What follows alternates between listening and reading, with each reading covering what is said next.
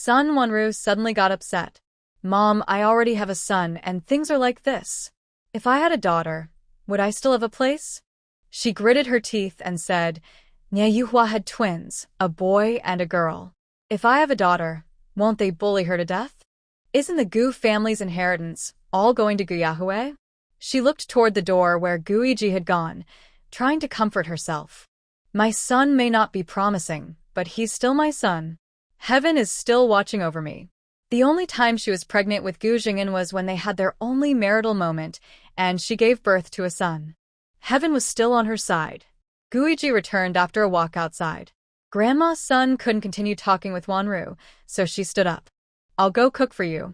Mom, today let's take Grandma out to eat, suggested Guiji. Grandma's son thought Guiji cared about her and wanted to take her out to improve her life. She was quite touched. But what he said next made her heart turn cold. Grandma's cooking is terrible. It's all vegetarian food. I can't eat it. Son Wanru also didn't want to trouble her mother with cooking, so she said, Mom, let's eat out later. Early in the morning, Gu Jing'an returned to Lanqing City. He didn't go home first. He called Gu Yahue and asked him to come out with big brother Gu Chang'an to discuss something. Gu Yahue didn't sleep all night, thinking about Guiji and Jiang Nan's backgrounds. When he received his second uncle's call in the morning, he quickly got up and called his father. Gu Yahue's sister, Gu Yuting, dressed in a black suit and wearing glasses, just came out of the house when she was scolded by Nya Yuhua. Look at how you're dressed. Yesterday, your father's brother's son asked you out and you didn't even think about it? I heard your dad say he's a good person. Gu Yuting poured a glass of water, speaking calmly. If I knew he wasn't drunk yesterday, I wouldn't have gone to the dinner with my dad. She glanced at Gu Yahue, who just came out of the bathroom, and deliberately changed the subject. Mom, if you have nothing to do, pay more attention to your son. Gu Yahue got anxious. You're the older sister, so you should go first. Just 1 minute, I can act like a younger sister.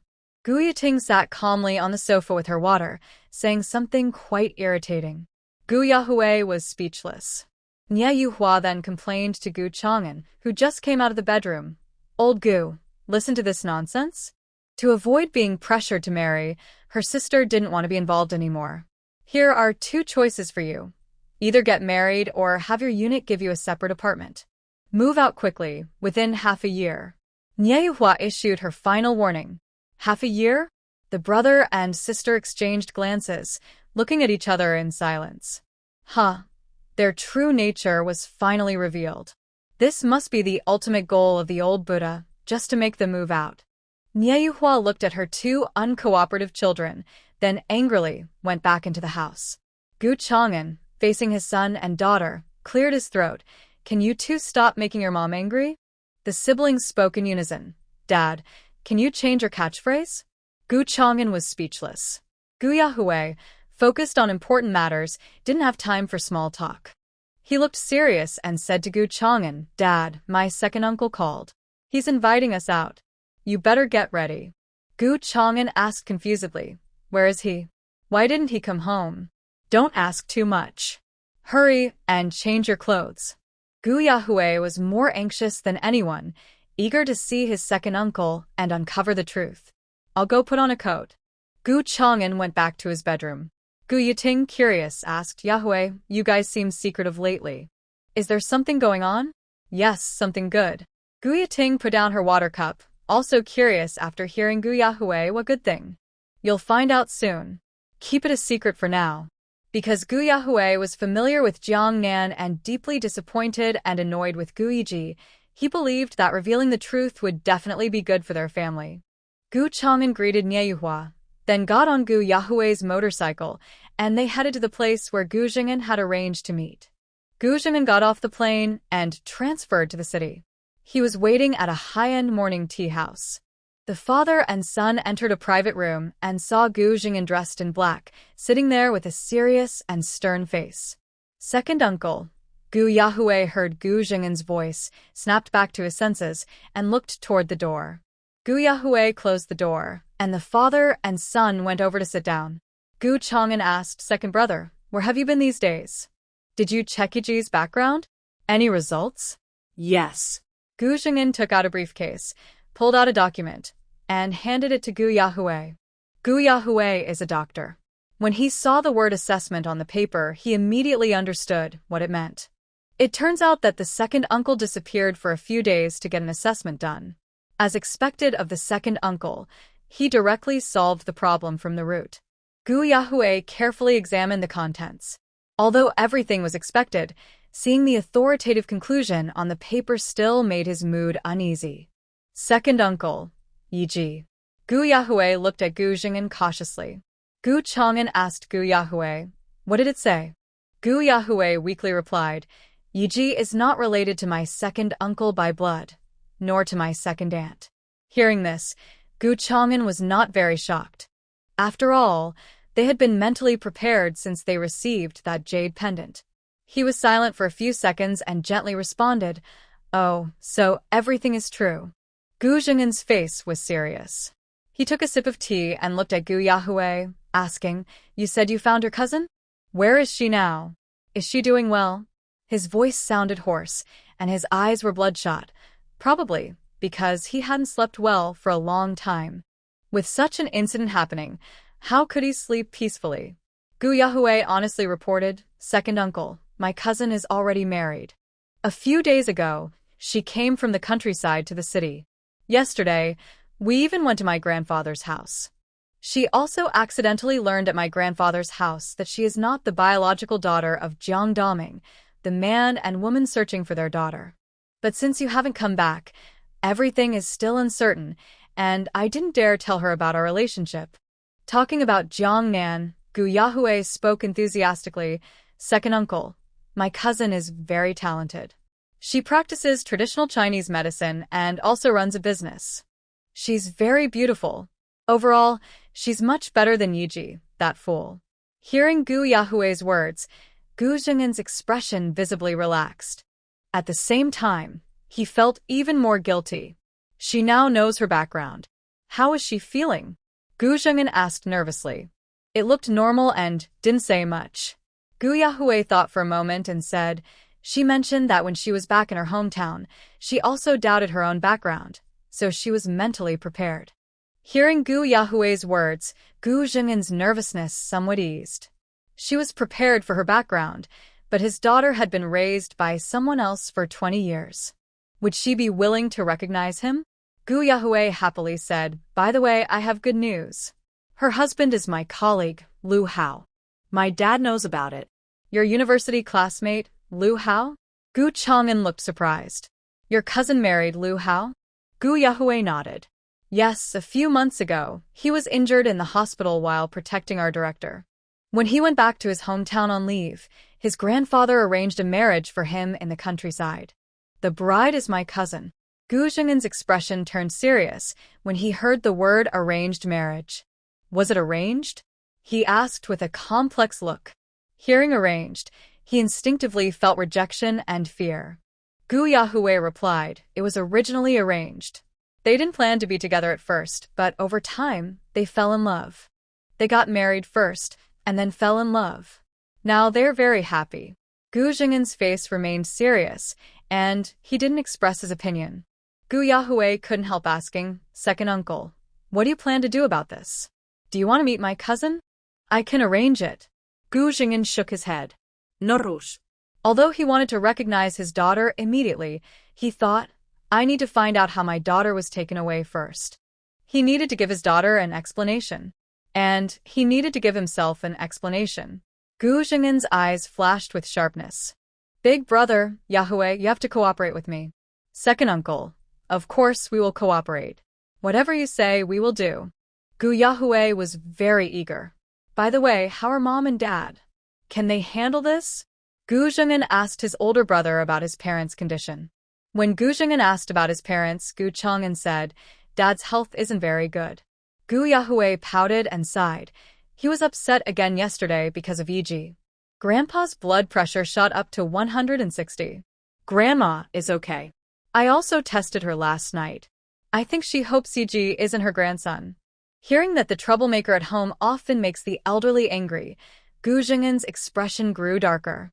He ordered him, "Go back now and check your grandfather's health."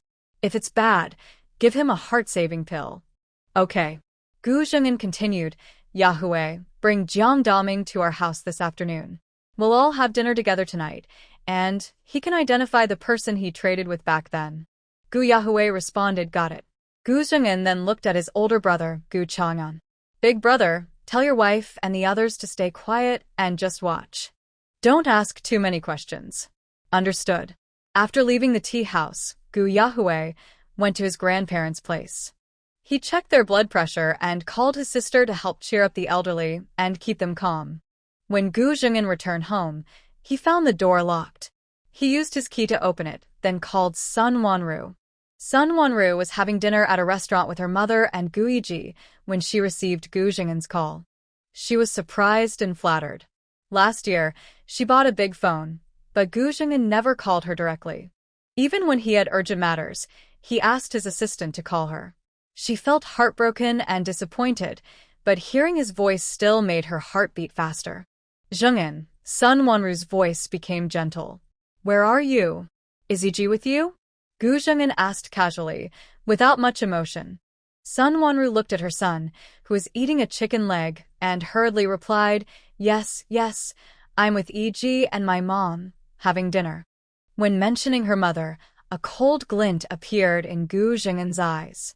Since that's the case, let's have your mother come over for dinner tonight. What? My mom coming to dinner? Son Wanru was surprised and asked to confirm. Yes. Hearing Gu Zhengin's words, son Wanru's mother's eyes flickered and she refused. Tell Zhengin I won't go. Mom, why not? Zhengin rarely invites you over. Son Wanru happily agreed. Okay, I'll tell my mom and we'll come tonight. Gu Zhengin nodded and hung up. Son Wanru's mother looked hesitant and declined. I won't go. You three enjoy a nice meal together. Son Wanru was unhappy and complained, Mom, what's wrong? Did I do something wrong? You haven't visited my house all these years. My brother and sister-in-law aren't close to you. Is staying home and praying all day interesting? Her mother lowered her head and said nothing. No, you must come to my place today. Zhengin rarely invites you over for dinner. Son Wanru's dead heart seemed to come back to life with Gu Zhengin's call. In the afternoon, she reluctantly took her mother home. Then, Gu Zhenin suggested everyone go to his parents' house to gather. Gu Zhenin's sudden change was so drastic that Son Wanru couldn't argue and simply followed him gently, bringing her mother and Gu Yiji to the old house just across the street. Gu Zhenin asked the housekeeper caring for his parents to prepare a big meal. He also informed his family that his mother-in-law would come too. His parents heard this and thought Gu Zhenin had changed his mind and wanted to mend their relationship with Son Wanru, so they invited her mother over to reconnect. Everyone felt happy about it. They knew well how their son and daughter-in-law had been living all these years. Seeing them suffer so much, the elderly felt even more distressed and anxious. Since Son Wanru refused to divorce, the best thing was for them to repair their relationship. At dinner time, Son Wanru and Gu Yiji brought her mother to the old house. Gu Yiji was worried about his shop. In the afternoon, he went shopping with Nana. Nana said that only if they secured that shop could they continue dating. Gu Yiji was very anxious. When he saw his grandparents, he nervously looked at Son Wanru, signaling her to quickly talk about the important matter. Son Wanru glared at him to calm down. Your mother-in-law is here? It's been a long time since I saw you. Are you doing well? Grandma Gu greeted her cheerfully upon seeing Son Wanru's mother.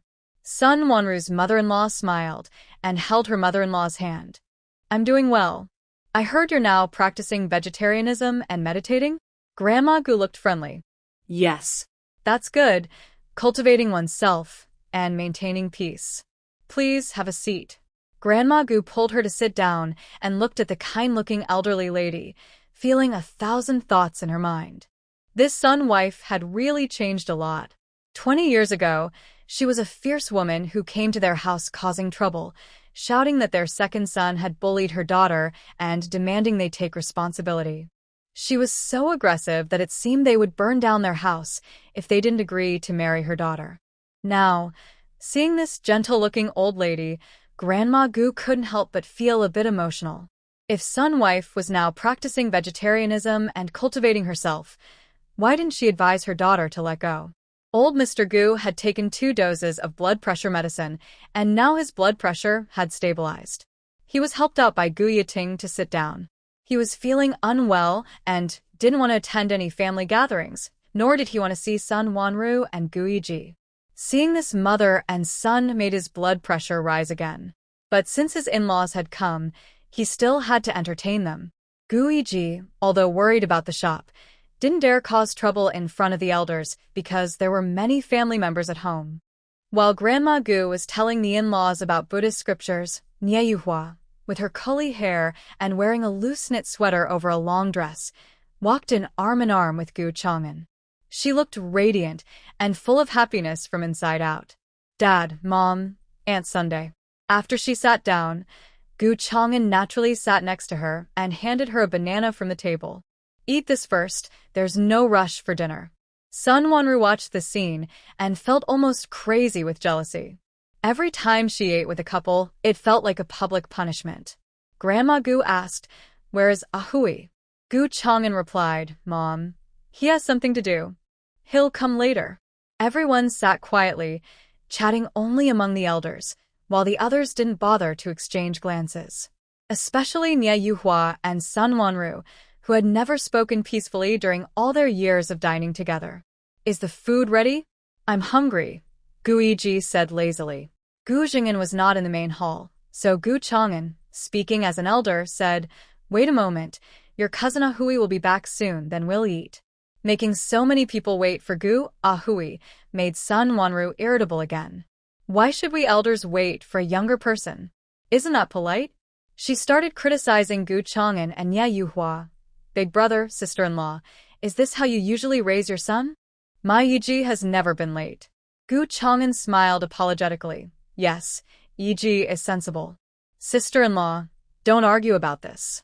Since Nie Yuhua found out that Gu Yiji was not Sun Wanru's biological son, she felt deep sympathy for her. No matter how much she provoked, Nie Yuhua ignored her. Gu Chang'an and Nie Yuhua didn't argue with fools. Sun Wanru, frustrated, hit the air with her fist. Humph. While waiting for Gu Ahui to arrive late, Sun Wanru took the opportunity to bring up the shop again. "Dad, Mom, about what I told you yesterday, have you thought about it? Since Yiji is dating someone and wants a shop, we should show some sincerity. The girl also wants to start her career." Old Mr. Gu's blood pressure, which had just stabilized, started rising again. Grandma Gu, who was discussing Buddhist scriptures with Sun's wife, frowned at her words. Sun Wanru, who is in her 40s, doesn't seem to care about her reputation. The elderly couple pretends not to hear and ignores them. At this moment, Gu Jing'an enters from outside, overhearing Sun Wanru's words. A hint of mockery flashes across his face as he calmly asks, "Are you looking for a shop?" Sun Wanru quickly replies, "Yes, my son has found someone, and they plan to open a hair salon." She didn't mention that she completely disagrees with Gu Yiji dating Nana. "Are you talking about the shop on Prosperity Road?" Gu Jing'an looks at them with a nonchalant tone. Gu Yiji nods heavily, "Yes. This might be a bit difficult. Your grandfather's shop is for his grandson." Gu Jing'an looks at Sun Wanru and her mother with deep eyes and meaningful words. Yiji might not be qualified. Sun's wife feels strangely that her son-in-law seems to be implying something. Sun Wanru and Gu Yiji don't understand anything. Sun Wanru thinks Gu Jing'an is blaming her son for being useless. She looks at Gu Jing'an and then at her disappointing son, feeling speechless. Since everyone rarely gathers together, Sun Wanru is afraid Gu Jing'an will get angry, so she wisely avoids continuing the topic about the shop. Meanwhile, Gu Yahue leaves his grandfather's house with Jiang Daming and Jiang Mei. Gu Yahue walks quickly with long legs, while Jiang Daming and Jiang Mei struggle to keep up, asking, "Yahue, you said you're not my son, but now you are? What does that mean?" Jiang Daming is also confused. This Gu Yahue, from the beginning in Longshan County, refused to admit he was his son. But he was willing to accept them and help find their relatives. Now he suddenly claims he's their son. They don't know which of his words are true or false. Gu Yahue walks briskly, sounding indifferent. "It was during the investigation phase, and I wasn't sure, so I didn't dare to acknowledge you. Now that it's clear, I can." Hearing Gu Yahui's explanation, Jiang Daming excitedly asks, "So, you really are my son?" "That's great." Gu Yahui looks very noble, like a young master. If he's his son, he's truly blessed from his ancestors. Don't celebrate too early. I still need to confirm one last step. Gu Yahui turns to look at Jiang Daming with a serious face. "Later, I will take you to meet some people. If you can accurately identify the person who took me away back then, it will be a true confirmation of your identity. Only then can we recognize each other." Jiang Daming feels anxious and nervous, asking, "Where are we going? Who are we meeting? Do your adoptive parents know your identity? Will it be exposed? Weren't you taken away by your grandmother and your foster mother?" I asked them, "Won't our relationship be exposed?" In front of his own interests, Jiang Daming was not foolish. His goal was to recognize his son and enjoy life with him, but not to reveal his son's identity. Otherwise, if his son was driven away, all their efforts would be in vain. Gu Yahui smiled confidently, looking very sure of himself. "Don't worry. My adoptive parents' assets are now all in my hands. Don't worry about their feelings. You only need to focus on recognizing the person who made the deal with you all those years ago." "Really? All of your adoptive parents' property is in your hands?" Jiang Daming and Jiang Mei were thrilled upon hearing this good news. Their eyes lit up, and they looked at Gu Yahui as if he were a treasure. So, he took their adoptive parents' property and plans to find his biological parents to enjoy wealth and happiness together? Oh my, what kind of amazing son is this? So, considerate? Gu Yahui met their shining eyes and acted very convincingly. "Yes, I have the property now. It's enough for us to live a wealthy and happy life in the future." He then boldly took a stack of money from his pocket and directly handed it to Jiang Daming. "This is your pocket money. Spend it all, and then ask me for more." Seeing the money Gu Yahui handed over, Jiang Daming and his daughter were so excited they couldn't speak. This thick stack must be over 1,000 yuan, right? Just casually giving them pocket money? Their good days are coming. They fully believed Gu Yahui when he said all the property was in his hands. Jiang Daming no longer had any worries. Recognizing his son was just for the money, after all. Since the property was in his hands, what was there to fear about the Gu family? There was no need to hide anymore, just openly face it and live happily with his son. So later, you don't need to be afraid. Be brave and honest. Make sure you recognize the person, and if... Gu Yahui looked at Jiang Daming with a smile. "If you can't recognize him or are afraid to, then our relationship won't be confirmed. I won't be sure if you're really my father."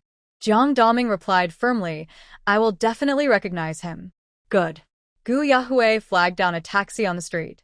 Father and daughter sat in the back seat, both immersed in the joy of soon being free from financial worries and reaching the peak of their lives.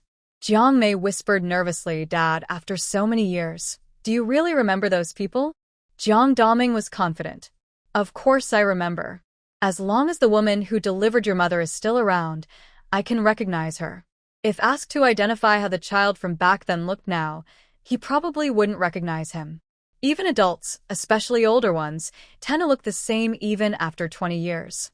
Like the elders in the village, they seem to have looked the same since their 40s or 50s, only with more wrinkles, but their appearance doesn't change much. Jiang Daming is so confident that Jiang Mei feels much more at ease. Although he's a handsome young man and her biological brother, she can't have romantic feelings for him, which she finds a bit disappointing. But her brother is rich. In the future, they can live a good life in the city with him. She wants to wear jewelry and marry a wealthy husband. Thinking about the future makes her excited. The taxi stops at the old Gu family house. Gu Yahui calls Gu Jing'an. "We've arrived." "Come in," the man on the phone says. Gu Yahui nods, hangs up, and leads Jiang Daming and his daughter into the house. Dinner is already served, and everyone is sitting around a round table. Besides their family, there is also Gu Yiji's grandmother. As Gu Yahui enters with the two strangers, everyone at the table looks over. Gu Jing'an sits at the very end, dressed in black, with a serious face and sharp eyes fixed on Jiang Daming and his daughter. Honestly, he doesn't remember this man at all. Gu Yahui's parents and sister seemed to have exchanged glances before, but they didn't say anything, just sitting quietly with serious expressions. Grandma Gu sees Gu Yahui bring two strangers in and is about to greet them, but Sun Wanru interrupts. "Oh, Yahui, you're really something, making so many people wait for you." After saying that, her gaze falls on the two old-fashioned-looking men and women beside Gu Yahui. Who are these people? Sun Wanru clearly doesn't recognize Jiang Daming, glances at Jiang Mei, and seizes the chance to criticize Gu Yahui. "Are these your girlfriend and her family?" Gu Yahui doesn't reply. He moves closer to Jiang Daming and softly comforts him. "Don't be nervous, just watch." He doesn't deny anything and whispers with the old-fashioned man, which Sun Wanru takes as approval, and she laughs sarcastically, "Calling us all here for dinner just for this?" She looks at the two people who clearly have a different style from everyone else and can't hide her mockery. They look like villagers. She just wants to insult them a few times to vent her anger. Guiji also sneers along with Sun Wanru. "Cousin, the girl you brought isn't as pretty as Nana, and she's so plain." The mother and son manage to hold onto Gu Yahui's weakness, each speaking one sentence, not giving others a chance to speak. Gu Jing'an looked grim and didn't stop Sun Wanru and Gu Yiji from embarrassing themselves. Let them have their moment of madness. Old Master Gu saw that the couple showed no concern for their son, and he couldn't bear to listen to Sun Wanru's words anymore. Finally, he broke the silence and asked, "Yahui, who are these two? They can't really be his girlfriend and future father-in-law, right? They don't look very promising." "Grandpa, I'll introduce them to you later," Gu Yahui said. After speaking, he looked at Jiang Daming, who was standing there in a daze, and asked, "Do you recognize him?" Facing this table full of well-dressed, elegant city people, Jiang Daming's palms sweat nervously. Their eyes, which were either very intimidating or openly contemptuous, made him feel anxious. He looked at Gu Yahui, trembling as he asked, "You didn't lie to me, right? If I recognize him, will there be trouble?" Gu Yahui patted his shoulder gently and comforted him. "Don't be afraid. With me here, I told you, all the assets are in my hands. Right now, I just want to find out the truth. After that, you can follow me and live a good life." Gu Yahui's sincere expression made Jiang Daming gradually relax. He nervously scanned the faces of everyone around. Seeing Gu Yahui whispering with this country bumpkin uncle and not taking a seat, Old Master Gu and Grandma Gu found it strange.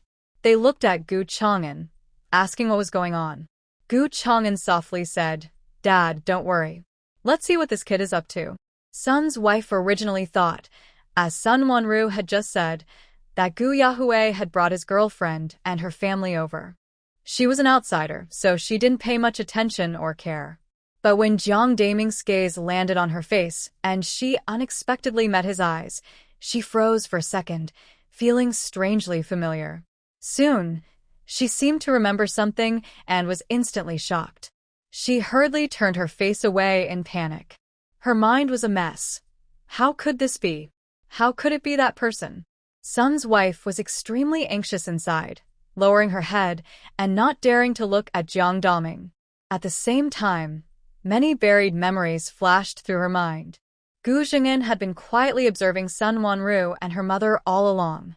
Now he saw all of Sun's wife's reactions clearly. He became more certain that the incident from back then was related to his mother-in-law. What he wanted to know now was what role Sun Wanru played in all this. Grandma Gu saw the two people standing there watching them. Everyone was hesitant to eat. She urged, "Yahui, invite the guests to come over and sit down for a meal. Also, introduce them. Where are they from? Child, do you understand manners?" "Grandma, no rush." Gu Yahui looked at Jiang Daming with his eyes and asked, "How is it?"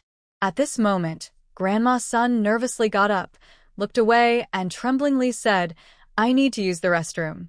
After saying that, she hurriedly walked outside.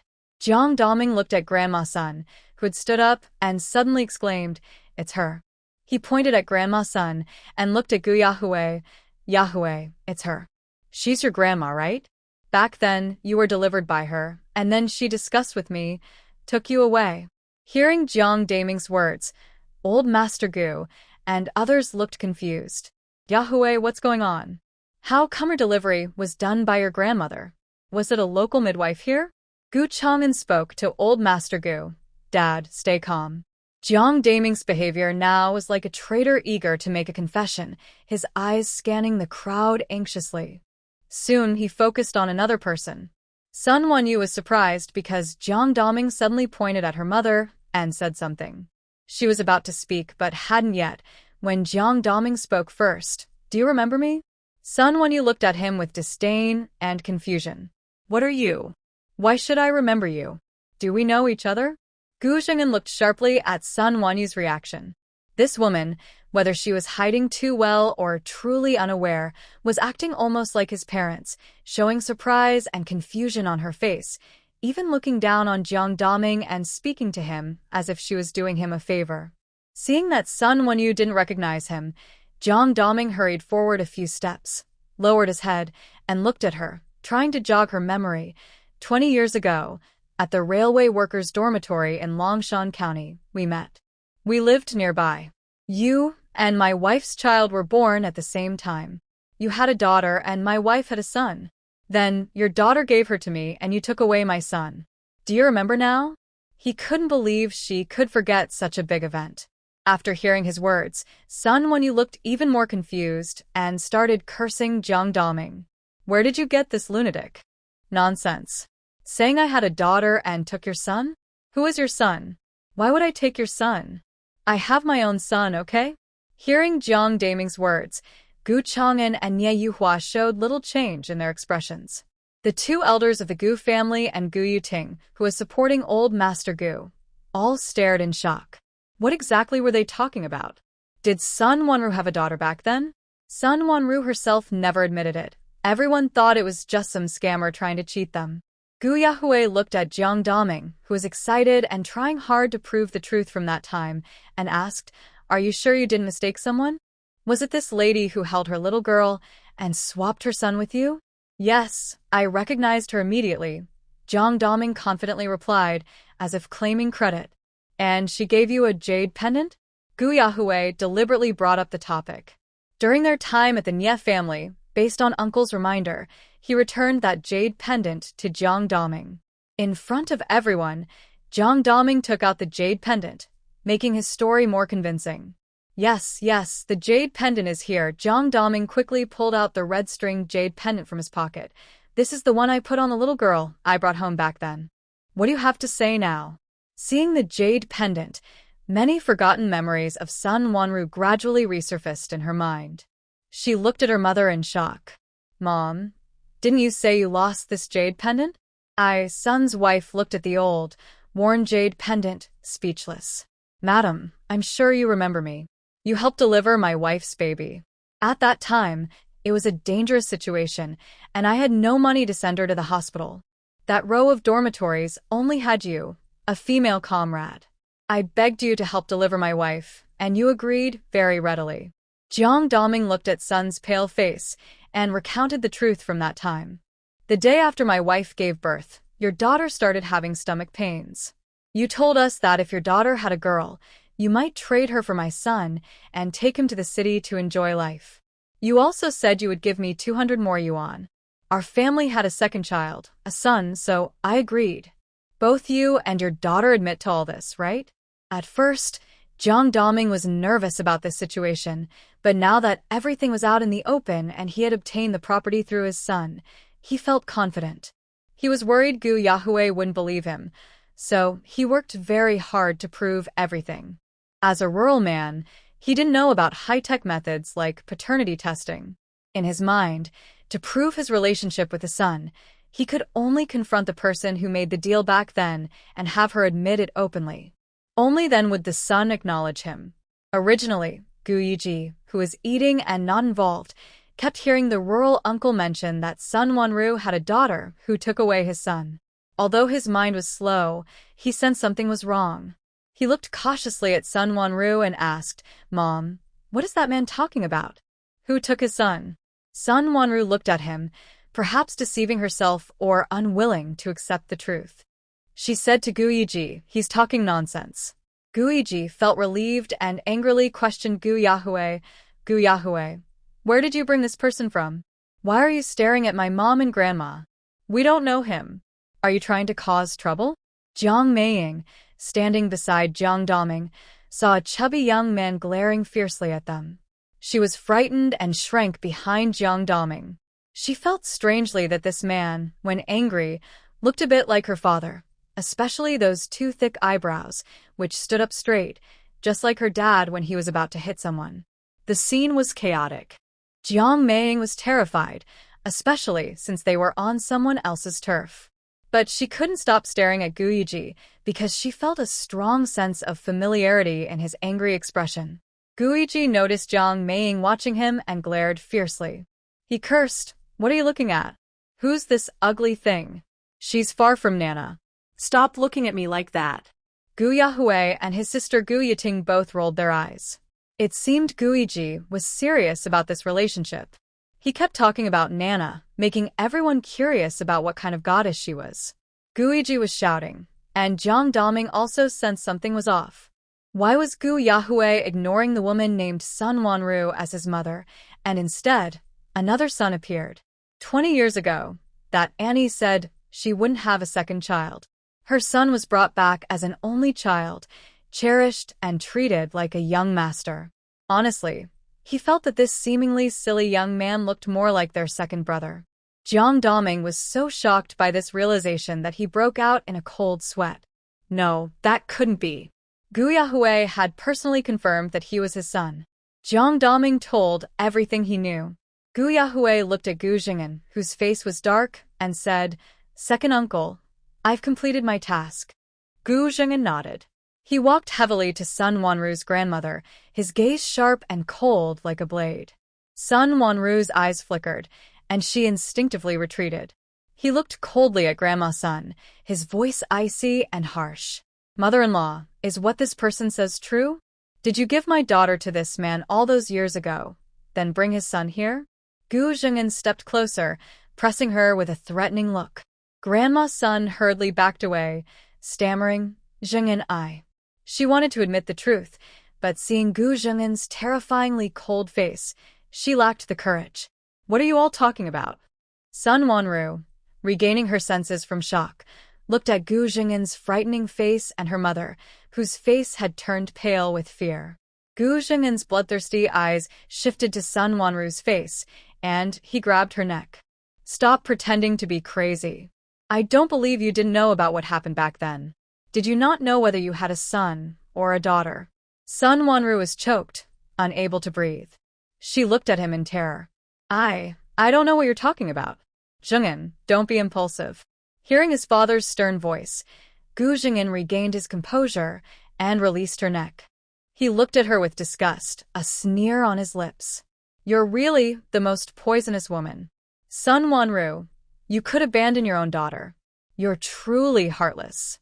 Sun Wanru's face turned red from his grip, and she gasped for air, still denying. "What daughter?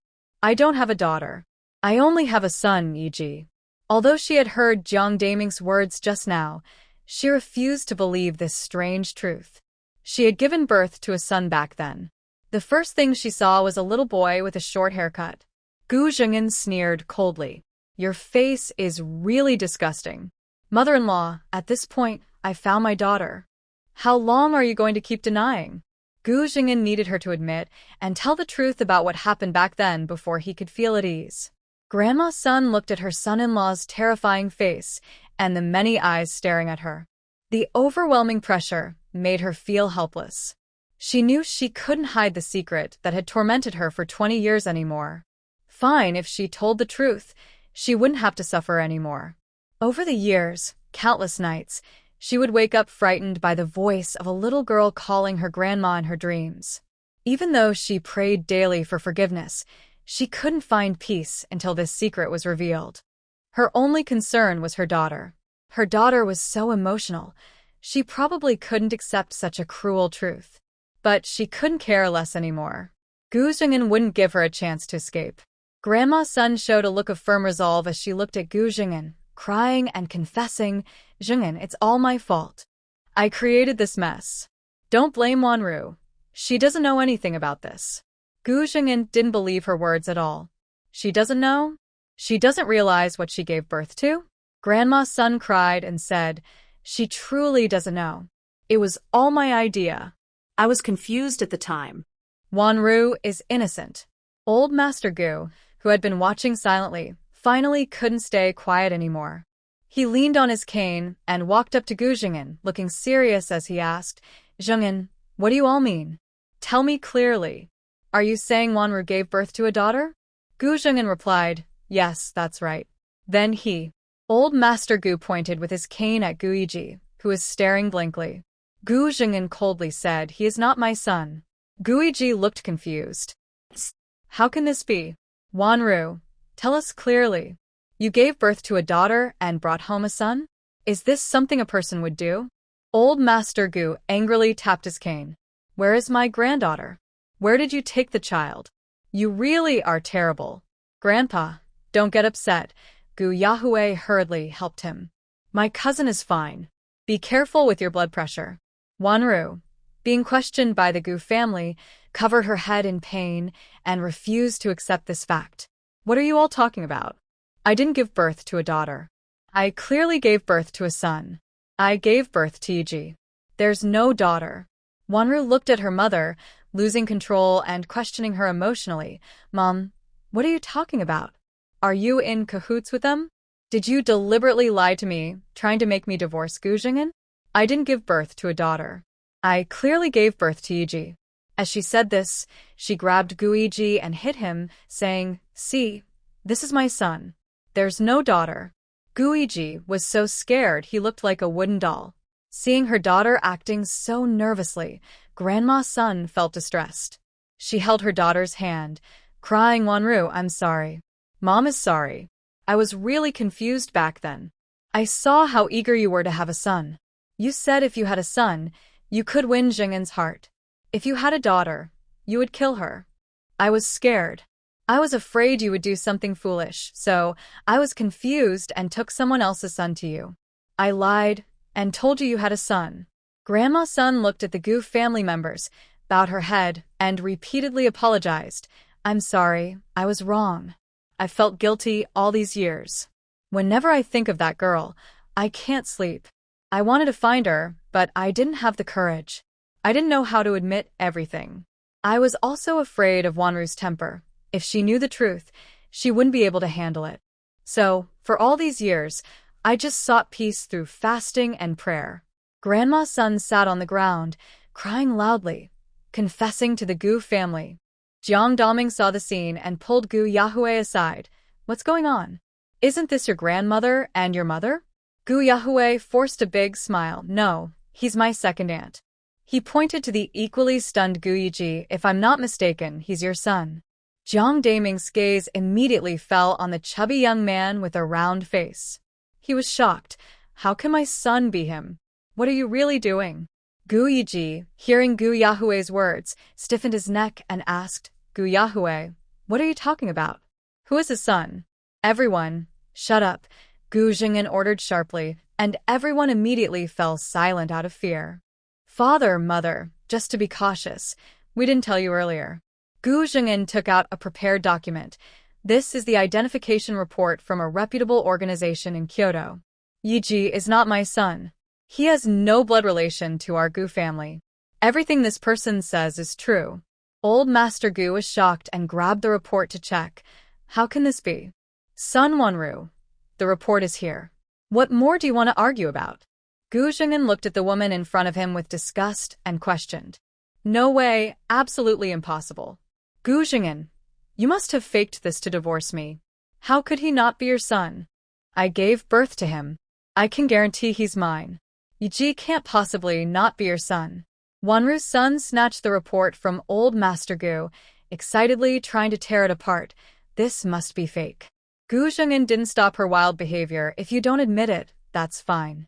Your mother has already admitted it. Wanru's son grabbed her mother again. Mom, what does this mean? What are you really confessing? I gave birth to a son, right? Son Grandma lowered her head and said nothing. Son Wanru has completely lost her mind. She grabs Gu Yiji again and begins to deceive herself, saying, Yiji, don't be afraid. It must be your dad who is confused and deliberately made a fake document to scare us. You are my flesh and blood. I depend on you for the rest of my life. How could you not be my son? Guiji looks at his emotionally agitated mother. Feeling sorry for her, he gently holds her hand and bitterly curses Jiang Daming. You old-fashioned rural man, where did you find this con artist? How could I have a father like you? He then turns his anger toward Gu Yahue. It must be my cousin who found this con artist. He just can't accept us. I don't want to shop anymore. Isn't that enough? Stop targeting me and my mother. By now, only Sun Wanru and Guiji refuse to accept the truth. Old Master Gu looks at the frantic Sun Wanru with a serious tone and says, Wanru, if you didn't know about this back then, you should ask your mother what she did. If you knew, then you're really something. How could you give away your own flesh and blood? You gave our Gu family's child to such a person. How can your conscience be so bad? Sun Wanru still refuses to accept reality. I don't have a daughter. I gave birth to a son. Wanru, accept reality. Mom was wrong. I shouldn't have taken your daughter away and swapped her for a son. I should have known this long ago. Even if you had a son, Gu Jing'an wouldn't look at you. I shouldn't have married you to him in the first place. Grandma Sun sighs deeply. Trying to force a melon to be sweet doesn't work. Sun Wanru refuses to listen to her mother's advice and refuses to believe that she had a daughter back then. She covers her head in pain and keeps talking to herself. Guiji also refuses to accept that he is the son of a rural man. The living room is in chaos. Jiang Daming finally realizes he has been tricked. He, with his scruffy beard, points at Gu Yahue and questions, Gu Yahue, was this a trap you set for me? Gu Yahue, with one hand in his pocket, smirks and says, if I didn't set a trap, how could I make you tell the truth? By the way, give me the 1,000 yuan I gave you. Knowing Jiang Daming's character, Gu Yahue despises him deeply. Before Jiang Daming can react, he quickly grabs him, slips his hand into his pants pocket, and takes out a stack of money. Jiang Daming's money is taken away, which hurts him more than losing his son. He desperately reaches out to grab the money, exclaiming, how can you do this? That was given to me by you. Uncle, you're really acting too deeply. I already told you it was a trap. Gu Yahue slowly put the money into his pocket. His gaze towards Jiang Daming became sharp, and his tone grew cold. You took someone else's daughter to let your son enjoy life, and you haven't treated my cousin well. She's suffered so much. Why would I still give you money? Jiang Daming pointed at Sun Laopa, who was still confessing, and defended himself. They wanted to exchange children with me. It was this woman who took the initiative. You're all the same kind of people. Gu Yahue felt a headache from the noise of these people. He supported old Master Gu and said, Grandpa, Grandma, everything is clear now. You should go inside and rest. Old Master Gu's cane hit the ground loudly, and his tone was strict. Zhang En kicked them all out. I don't want to see these people. By the way, Yahue, come in with us and tell us about your cousin. The two elders of the Gu family quickly accepted that Guiji was not their grandson. They even spoke to Gu Yahue with some expectation. Gu Chang'an and Nie Yuhua had been worried about the elders' health, afraid they couldn't handle the shock and their blood pressure would spike. Now, seeing the elders look quite spirited, they exchanged a glance and both felt relieved. Then they followed the elders to the study. Gu Zheng'an walked coldly towards Jiang Daming and his daughter. Get out of here. Go home and wait to be imprisoned. Jiang Daming and Jiang Mei saw his fierce face and ran away in fear. Then Gu Jing'an looked at Sun Wanru, who was pretending to be crazy and didn't accept reality, and only threw her one sentence, divorce.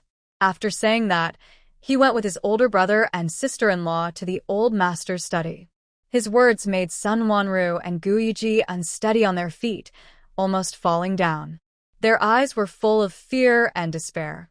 Jiang Daming and his daughter were kicked out, with nothing on them. They stood there looking at the long street.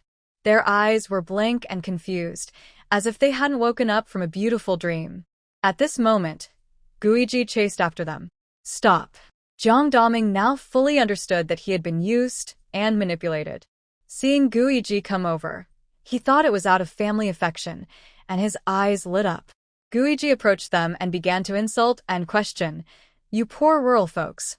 Why do you come to cause trouble at my house? Who would be your son? Jiang Mei looked at his fat face and retorted, whether you admit it or not, you are my brother. You look just like my dad. Ugly woman, stop talking nonsense here, Guiji said angrily, his face turning red and his neck thickening with frustration. How could he be the same as someone like her? He looked at Jiang Daming and sternly demanded, go find my dad now. Explain to him that you're just talking nonsense. Tell him Gu Yahweh tricked you and that everything you said is false. Jiang Daming also wanted to go explain things to the family and turn the situation around, but once words are spoken, they can't be taken back. The Gu family isn't stupid, and he had been led around by Gu Yahweh for so long, his secrets exposed. Now, claiming everything was fake, who would believe that? He remembered the intimidating Gu Jing'an, who even showed some high-tech proof to verify things. Everything seemed certain.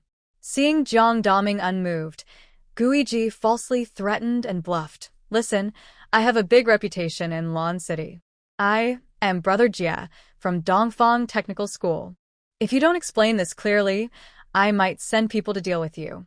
Guiji was dressed flashy, overweight, with a fierce face, shouting loudly. His intimidating presence was quite frightening. Jiang Mei shrank back behind Jiang Daming in fear. Although Jiang Daming was from the countryside, he had some experience in the village and wasn't easily scared.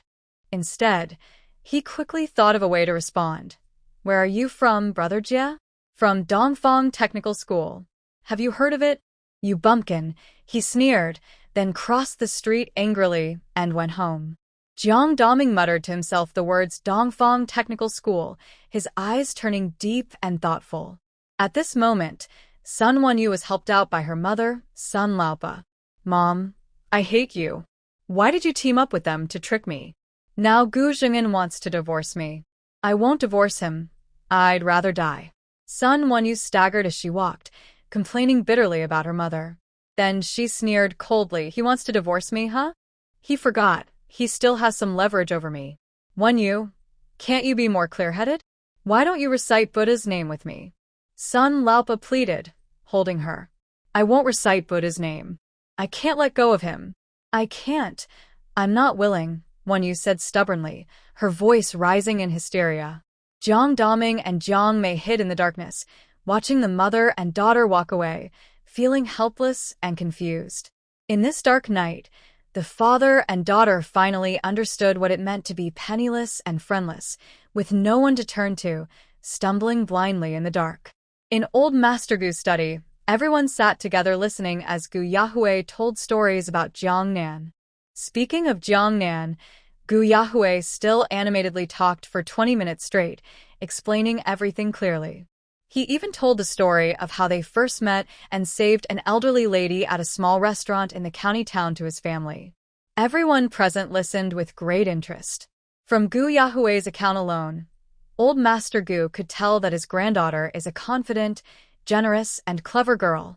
He looked at Gu Yahweh and asked, Yahweh, you said your cousin married your colleague? Gu Yahweh nodded. Yes, they just arrived in Binching a few days ago and are now living in our hospital staff housing. Your cousin is a traditional Chinese medicine doctor? Nie Yuhua also asked curiously. Because just now, her son mentioned that her father, who is very passionate about medicine, had his grandson introduce him to meet the girl named Jiang Nan. Gu Yahweh continued to nod. Yes, my grandfather highly praises her medical skills. Even before Jiang Nan came to Lanshan City, he kept mentioning that he wanted to meet her. Hearing this, everyone felt even more reassured. Old Master Gu smiled and said, if the family approves, then our granddaughter must be very outstanding. Grandma Gu also sighed happily. It's really good. Heaven has finally been kind to us. A few days ago, they were almost overwhelmed with anger at Guiji and felt hopeless about their future, but unexpectedly, a big turn of events happened. Everyone was very happy about the news brought by Gu Yahweh and wanted to hear more, eager to learn about the granddaughter they had never met. However, Gu Jing'an sat there with a heavy expression, saying nothing. Old Master Gu noticed his serious face and asked, Jing'an, say a few words. Dad, Mom, the more successful the child is, the more guilty I feel. Gu Jing'an wiped his face and spoke sadly. It's my failure as a father that caused this tragedy. Grandma Gu looked at her son's pained and guilty face with deep sympathy. Jing'an, you didn't do it on purpose. You had your work to do at the time. It was son Wanru who was too willful, insisting on going with the past. We tried to explain to her, and she would have listened. Gu Jing shook his head heavily, feeling very heavy-hearted. When he learned he had a daughter, he was happy. He had little feeling for Gu Yiji's son because the boy was never close to him. As he grew older, he became even more aligned with son Wanru, treating him as an enemy. Gu Chang'an looked at Gu Yahui and asked, Yahui, how much does your cousin know about her own background? Yes, now they know the truth, but after all, the child was taken away right after birth. Now she is a 20-year-old young woman who is married. The question is whether she is willing to reunite with her family. Gu Yahui thought for a moment and replied, she probably only knows that she is not Jiang Daming's daughter. As for everything else, Jiang Daming is definitely hiding the truth from her. That day, we unexpectedly met Jiang Daming at my grandfather's house because my second uncle was not there. I didn't dare to say much. Old Master Gu looked serious and said, so, she still doesn't know her background or that she has family members like us. Grandma Gu was more impulsive and said, we need to meet her and acknowledge her as our family soon. We owe her too much, and we must make it up to her. Gu Yahui was not optimistic and said, Grandpa, Grandma, this matter shouldn't be rushed. If we suddenly go to see her now, Jiang Nan won't be mentally prepared. He knew Jiang Nan well. She was smart, cheerful, outgoing, and capable. She knew medicine, was good at business, and could even melt the icy temper of someone like Lu Hao. They were very close. She seemed like a little sun, always shining on others. If their families suddenly appeared in front of her to acknowledge her, how would she react? Does she need this delayed love and care? The family sat in silence for a long time. After a while, old Master Gu spoke. Let's do this. Let Yahui visit his granddaughter's house first, talk to her, and give her some time to adjust. Once she is mentally prepared, we can go again. Everyone agreed with the old man's suggestion. Old Master Gu looked at his son and said seriously, Jing'an, this time, we support you in divorcing Wanru. In the past, he was afraid Wanru would cause trouble or even try to harm herself. To protect their family's reputation, he advised his son to be patient. But now, after what happened, they can no longer tolerate Wanru staying in the house. Although she didn't directly cause this tragedy, she was indirectly involved. Old Master Gu and others clearly heard Wanru say, if you give birth to a girl, I will kill her. I'm afraid you'll do something stupid. Wanru was obsessed with having a son. The idea of killing her own daughter was something that extreme women could do. But you must handle this properly. Wanru is very unstable now. She often talks about dying or hurting herself. Don't let this affect your reputation. Jing'an finally received his parents' support. His face relaxed a little, and he nodded. I understand. The next day, Jiang Nan and Lu Hao took old Master Lu to Lan City Hospital to see a respiratory specialist for a health check. Lu Hao had become well-known at Lan City Hospital after a serious injury, and many doctors recognized him. The respiratory expert examined old Master Lu carefully. After taking an X-ray of his lungs, the doctor went into the office with the film. Xiao Lu, your grandfather's condition isn't very serious. His breathing is stable, and his cough is mild. I'll prescribe some medicine and advise him to rest more. Old Master Lu listened to the doctor and let out a long sigh of relief. But when he heard the doctor was going to prescribe medication, his expression tightened. He had medicine at home and didn't want the hospital to give him more. It was a waste of money. He smiled and stepped forward, speaking to Dr. Zhang. Doctor, I won't hide it from you. I used to be very sick. Here's my previous checkup results. Old Master Lu had kept his original diagnosis report secretly, not letting his grandson see it. Today, he brought it along to compare. Dr. Zhang looked over the old report and then at the recent results. He smiled and said, Old mister, are you being treated somewhere else? Are you just here for a checkup today? Before Jiang Nan and Lu Hao could speak, old Master Lu quickly responded, Yes, I'm being treated. My granddaughter-in-law is taking care of me. You don't need to prescribe more medicine. I trust your skills, but I already have medicine at home. Because he knew Lu Hao, Dr. Zhang was interested in chatting with him. Your granddaughter-in-law is a doctor too? Old Master Lu quickly boasted and pointed at Jiang Nan, standing by the wall. Yes, she's my granddaughter-in-law, a traditional Chinese medicine doctor, treating me at home. Xiao Lu, is she your wife? Yes, Dr. Zhang. Jiang Nan came over politely to greet him. Hello, Dr. Zhang. You're truly talented at such a young age. Dr. Zhang handed them the checkup report. Let's continue the treatment and come back for another checkup in a while. Leaving the respiratory department, old Master Lu felt happier than ever, relaxed and at ease. Nothing was more important than good health. As he got older, he worried about being a burden to the younger generation. In a good mood, the old man decided to indulge himself. Nan, let's buy some meat this afternoon and make dumplings. For rural folks, the best food was always dumplings. Jiang Nan held her grandfather's arm with pride, feeling accomplished. All right, Grandpa, let's celebrate, but first we need to get your medicine. You still have to keep taking the herbal medicine, and Lu Hao's medicine is also finished, so we need to get more. Lu Hao followed behind the elderly man and young girl, his eyes full of affection. Let's go, first to the herbal shop. As they reached the outpatient hall, a clear, bright voice called out to them. Old Lu. Lu Hao turned around and saw Gu Yahui, dressed in a white coat, with a handsome face and a lazy smile, waving at them. Gu Yahui is about 1.8 meters tall, with a rebellious yet charming look. Walking through the outpatient department, many female nurses looked at him shyly and with admiration. Jiang Nan watched his confident stride and couldn't look away from him either. People in this era, especially doctors, tend to be reserved, so someone as flamboyant as him is quite rare. Gu Yahui approached them and first looked at Jiang Nan's face, feeling an instant sense of familiarity. He asked Lu Hao, Why are you here at the hospital? Are you here for rehab or planning to work? Lu Hao replied, No, I'm here to check on Grandpa. Is Grandpa all right? Gu Yahui asked with concern. Grandpa Lu stood straight and energetic. I'm fine, everything is good. Jiang Nan has cured me. Seeing Grandpa Lu so lively and healthy, Gu Yahui was happy. That's great to hear.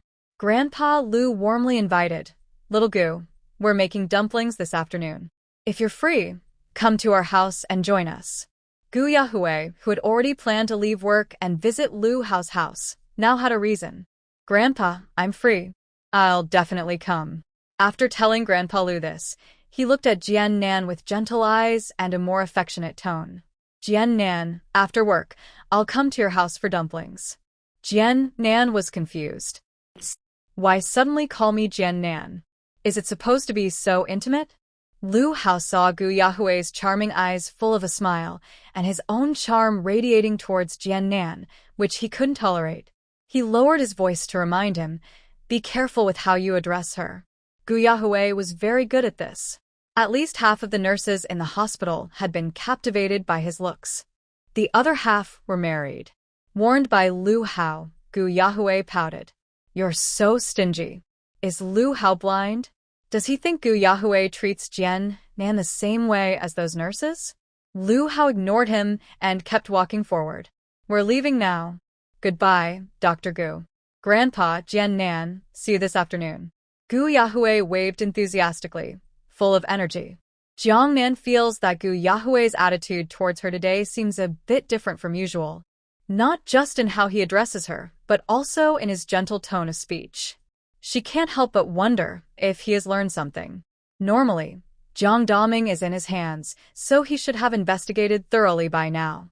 Lu Hao says he will first take Grandpa home, and he and Jiang Nan go to buy medicine. However, Grandpa refuses, insisting on going with them. Lu Hao has no choice but to take them to a traditional Chinese medicine shop near the hospital. Jiang Nan gives the young pharmacist 2 prepared prescriptions. Lu Hao's medicine needs to be ground into powder, which takes a little more time. While the doctor counts the bill with beads on an abacus, Grandpa suddenly pushes them aside, steps to the counter, and takes out several 10 yuan bills to pay. How much is it? Jiang Nan asks. Grandpa, let me pay, she offers. Nan, you don't need to worry, Grandpa says, as he starts counting money. Total is 36 yuan and 80 cents. Grandpa, worried that his grandson and daughter-in-law might pay, quickly pushes the money forward. Hao and Jiang Nan watch Grandpa's actions, their mouths twitching slightly. At the same time, they both feel very touched. The old man is really trying hard not to add to their burden. He is so careful, as if afraid that money can't be spent. On the way home with the medicine, passing through the vegetable market, Grandpa buys meat, shiitake mushrooms, and green onions, planning to improve their life by making some meat dumplings. When they get home, Jiang Nan sees the large and small packages and says, Grandpa, you've spent quite a bit today, buying so many things. Child, compared to the big expenses of hospital treatment, this is nothing. This morning, when I went to the hospital, my heart was so anxious, afraid they would find a serious illness. I was mentally shadowed by it, but luckily, everything is fine now. A year ago, he felt unwell and went to the hospital, initially just planning to register and take some medicine. But the doctor suddenly told him the condition was very serious, and if not treated properly, it could be life-threatening. Even with treatment, he would need long-term medication and avoid exhaustion. The doctor gave him many precautions. Even now, he still shivers when he remembers what the doctor said that day. Long-term treatment and avoiding fatigue. Does that make him a burden or useless? So, he arranged his grandson's marriage, hoping that once he has a family, he can give up himself. Now, with only a little Chinese medicine, his condition has improved, and he is very happy. The money saved will be used to better his grandson and daughter-in-law's life. Seeing his grandson and daughter-in-law so loving and hopeful about the future, Grandpa suddenly begins to fear death. He was overly hopeful that he could live a few more years to hold his great-grandchildren. Jiang Nan tidied up in the kitchen and said, Grandpa, take a nap. We'll make dumplings this afternoon. Okay. Grandpa went to rest. Hao followed Jiang Nan's instructions to prepare the medicine for the wound. Once the medicine was ready and cooled, he poured it into a bottle with a small hole in the cap for easy spraying. After finishing the medicine, the two of them went back to the room to apply ointment to the face and spray the medicine. Jiang Nan removed the gauze from his face and examined it. Then she said, It looks good. After a couple more rounds of medicine, you won't need ointment. Just spray the medicine and let it heal naturally. Not need ointment anymore? Hao's eyes brightened. Is it healed? Yes, after a certain point, medicine should give the body a natural healing process. The body's self-healing ability is very strong, and continuous medication won't help. Jiang Nan brought a mirror and handed it to him. Take a look. Is the wound almost flat? Hao looked at his half-face in the mirror. Although there were still scars and his skin was redder than the other side, the wound was flat and no longer had the deep, uneven scars. He felt a mix of shock and gratitude. I never thought it could recover to this extent. He looked at Jiang Nan, put down the mirror, and gave her a big hug. Don't you usually not care? Jiang Nan pouted proudly and pushed him away with a cold snort. She hadn't forgotten that he had torn off the gauze on his face without fear of infection, acting as if his face was his own to do as he pleased. Hao chuckled softly. At first, I didn't care. But after marrying a beautiful wife, I started to care. Got a match with my wife, right? Jiang Nan rolled her eyes at him. I'm not beautiful, and I don't know who said I have a big face. She touched her small, round face with a look of frustration. Thinking of Hao's sharp tongue, she felt an urge to hit him. But his teasing also motivated her, helping her persist in exercising and quickly recover her slim figure. Hao raised his hand and pinched her face. Every overweight person has potential. You used to have a big face, now you have an apple face. And look at those dimples, so pretty. Jiang Nan slapped his hand away. Basically, you still like pretty girls. Hao looked at her with deep affection and explained, It's not that I don't care. Even if you didn't lose weight, I wouldn't recognize you as the girl from the candy wrapper. I would still be attracted to you, really. When she was chubby, she was very cute. Her cuteness wasn't just in her appearance, but also in her lively and cheerful personality, which always caught his attention. A person's outer look is only one part. The real charm comes from inside, and is the most powerful. Jiang Nan heard his words, but wasn't very moved. Instead, she started to act spoiled and a little mischievous. You said I have sleep apnea and that I take up too much space, affecting your sleep, so you want me to leave. Thinking about Lu Hao's series of teasing actions, she decided to give him a good scolding. Lu Hao pulled her closer, rubbed her head, and said, "Don't hold a grudge. I was wrong. From now on, you can take up as much space as you want, even sleep on me." Jiang Nan was speechless. It's really hard to deal with a straightforward guy who finally gets it. Before Jiang Nan could get angry, Lu Hao held her hands and said, "All right, now let's do acupuncture. After that, we'll make dumplings." Jiang Nan pretended to be reluctant, but went to wash her hands, took out silver needles, and sat by the bed to give him an acupuncture on his arm. After inserting the needles, she stopped arguing with Lu Hao and sat quietly, lost in thought. "What's on your mind?" Lu Hao saw her resting her chin on her hand, looking thoughtful, and couldn't help asking. "I'm thinking about Jiang Daming looking for his son." When she mentioned this, Lu Hao's expression also became serious. He looked at her from the side and spoke softly, Nan, I thought about this last night too. Jiang Daming wouldn't just suddenly think of Gu Yahue as a son. There must be some deep connection. Either Gu Yahue is his biological son, or related to the family that adopted him. Honestly, Lu Hao wasn't surprised at all to learn that Jiang Nan wasn't Jiang Daming's biological daughter. After all, Jiang Daming's actions toward Jiang Nan resembled those of a cruel stepfather. But the bizarre act of exchanging his own son for a daughter was shocking and shattered his worldview. It also made him lose hope for Jiang Nan's biological parents. What kind of parents could do something so heartless? People of similar nature tend to gather, and Jiang Daming was probably just as wicked. Afraid Jiang Nan would be upset, Lu Hao kept avoiding this topic. But now that Jiang Nan brought it up herself, Lu Hao couldn't help but share his opinion. When he analyzed that Jiang Daming's biological son must be connected to Gu Yahue, Jiang Nan looked at him more carefully. Honestly, outsiders see things more clearly. In the past, Jiang Daming and his daughter colluded with Gu Yiji, and she foolishly thought that Jiang Mei had lured a rich man. He came over in the afternoon to ask about something. Lu Hao softly said, "No matter what, we should find out the truth and not let others take over our place." Whether Jiang Nan recognizes his biological parents is one thing, but he must expose those people's true nature. Lu Hao agreed with his idea, which made Jiang Nan very happy. He smiled slightly and said, "Yes, I'll listen to you." After acupuncture, Jiang Nan sprayed medicine on his face, then the two of them lay together and took a short nap.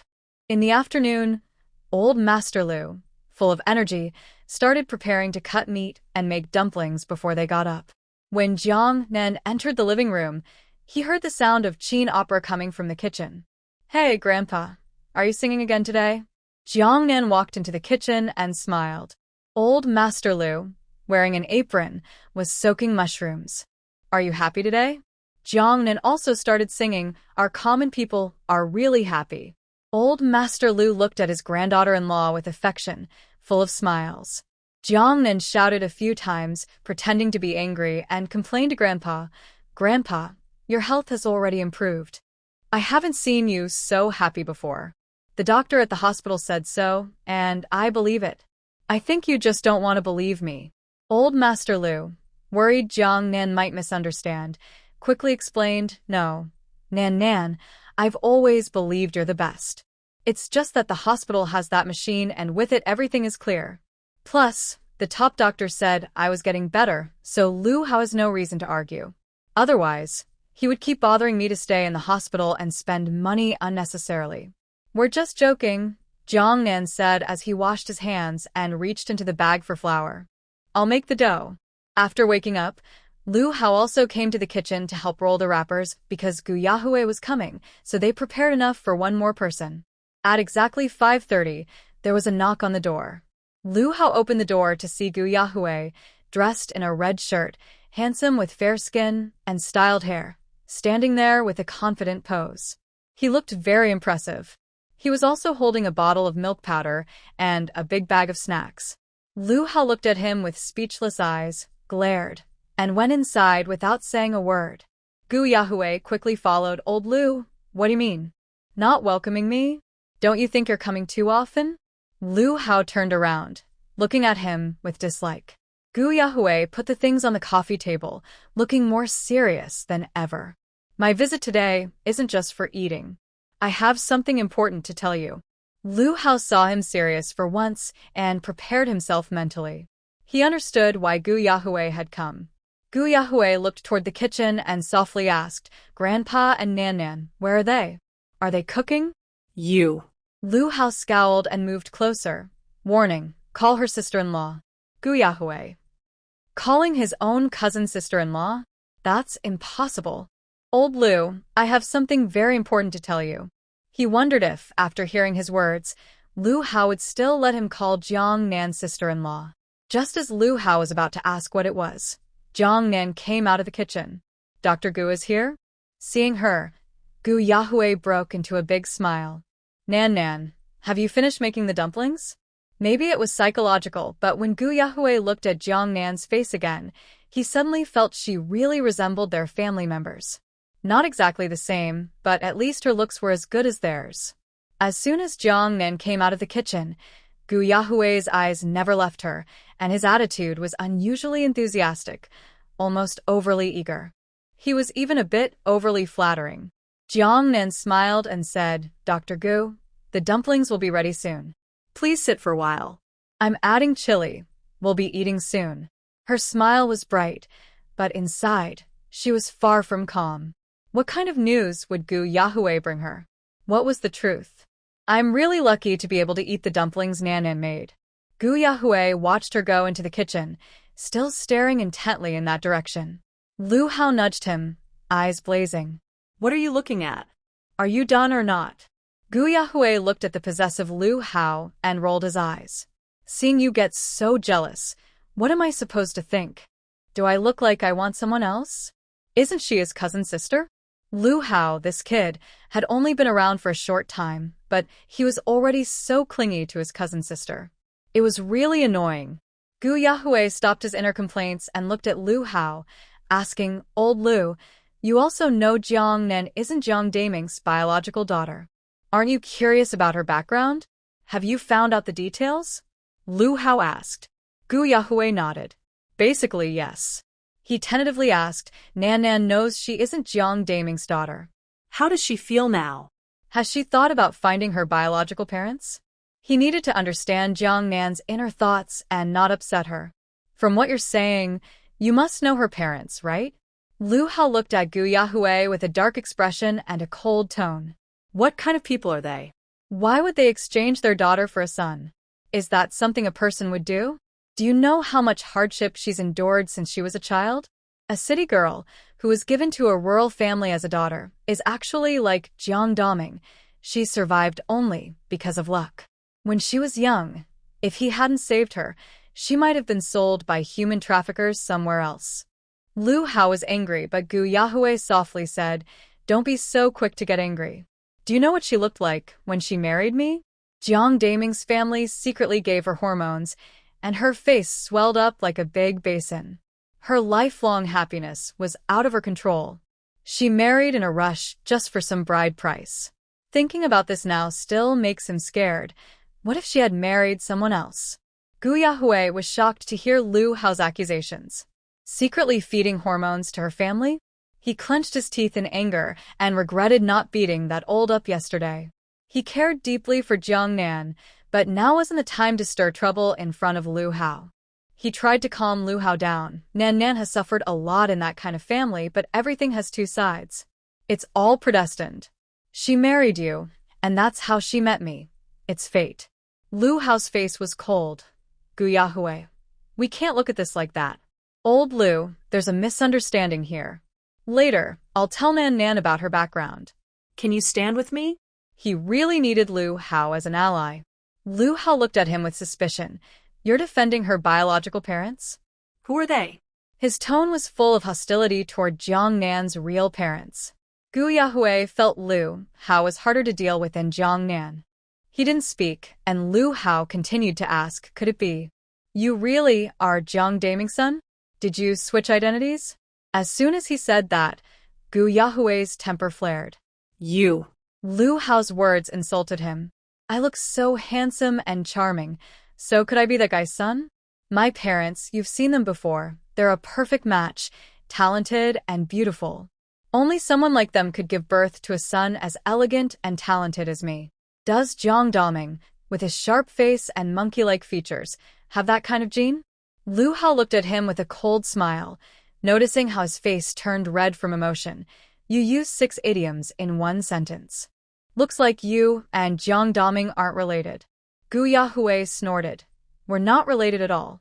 Because of this joke, the heavy atmosphere lightened. Lu Hao cleared his throat and asked seriously, now let's get to the point. Who are her parents? Well. Before Gu Yahui could finish speaking, old Master Lu suddenly came out of the kitchen carrying spicy oil and vinegar. The dumplings are ready. Seeing old Master Lu, Gu Yahui quickly stopped his words and stood up from the sofa. Yahui, you're lucky today. We made pork and mushroom dumplings. I tell you, pork dumplings won't be available until the new year. Old Master Lu spoke entirely based on rural life standards. His limited perspective, shaped by poverty, made it hard for him to imagine the usual living conditions of Gu Yahui's family. Gu Yahui said, Grandpa, you've worked hard. Sit down quickly, and we'll bring the dishes. Yahui, you sit, and Lu Hao will bring the dishes. Because there were guests, Jiang Nan also sliced some cucumber and stir-fried green chili peppers to go with the dumplings. When the dumplings were served, Gu Yahui didn't eat as carefree as he did at his hometown in Jinshui village last time. Today, he came with a purpose. The atmosphere at the table was light and happy, so he didn't dare to bring up Jiang Nan's background. Jiang Nan was focused on eating dumplings, occasionally discussing with old Master Lu whether certain seasonings were missing or not. Yahui, why aren't you eating? Is it not to your taste? Old Master Lu noticed Gu Yahui holding a dumpling for a long time without eating and looked puzzled. Such delicious pork dumplings, and this kid isn't eating? Gu Yahui quickly took a bite. Grandpa, it's to my taste. It's especially delicious. I like the dumplings you and Nan Nan made the most. He called Jiang Nan as Nan Nan affectionately, which made old Master Lu's expression tighten slightly, feeling a bit uncomfortable. These young kids, do they even understand manners? When he was young, he wouldn't even speak a word to his brother's wife. Why are all the young people like this now? He cleared his throat and asked subtly, Yahui, Lu Hao is older than you, right? Gu Yahui nodded. Yes, by a year, Grandpa. When Lu Hao transferred to the city for school, due to the large gap between urban and rural education, he fell behind and had to repeat a grade, so he ended up in the same class as Gu Yahui, who was a year younger. Since that's the case, then our Nan Nan is your sister-in-law. You should call her sister-in-law. Old Master Lu repeated his old trick, using the same method he used back home to discipline Qin Feng, to teach Gu Yahui a lesson. Gu Yahui was confused. Sister-in-law? Wow, that title is a bit too formal. He needed to acknowledge her properly. Gu Yahui's handsome face was difficult to describe. He seemed to dislike this title. Old Master Lu kindly explained, you are both doctors and you work together often.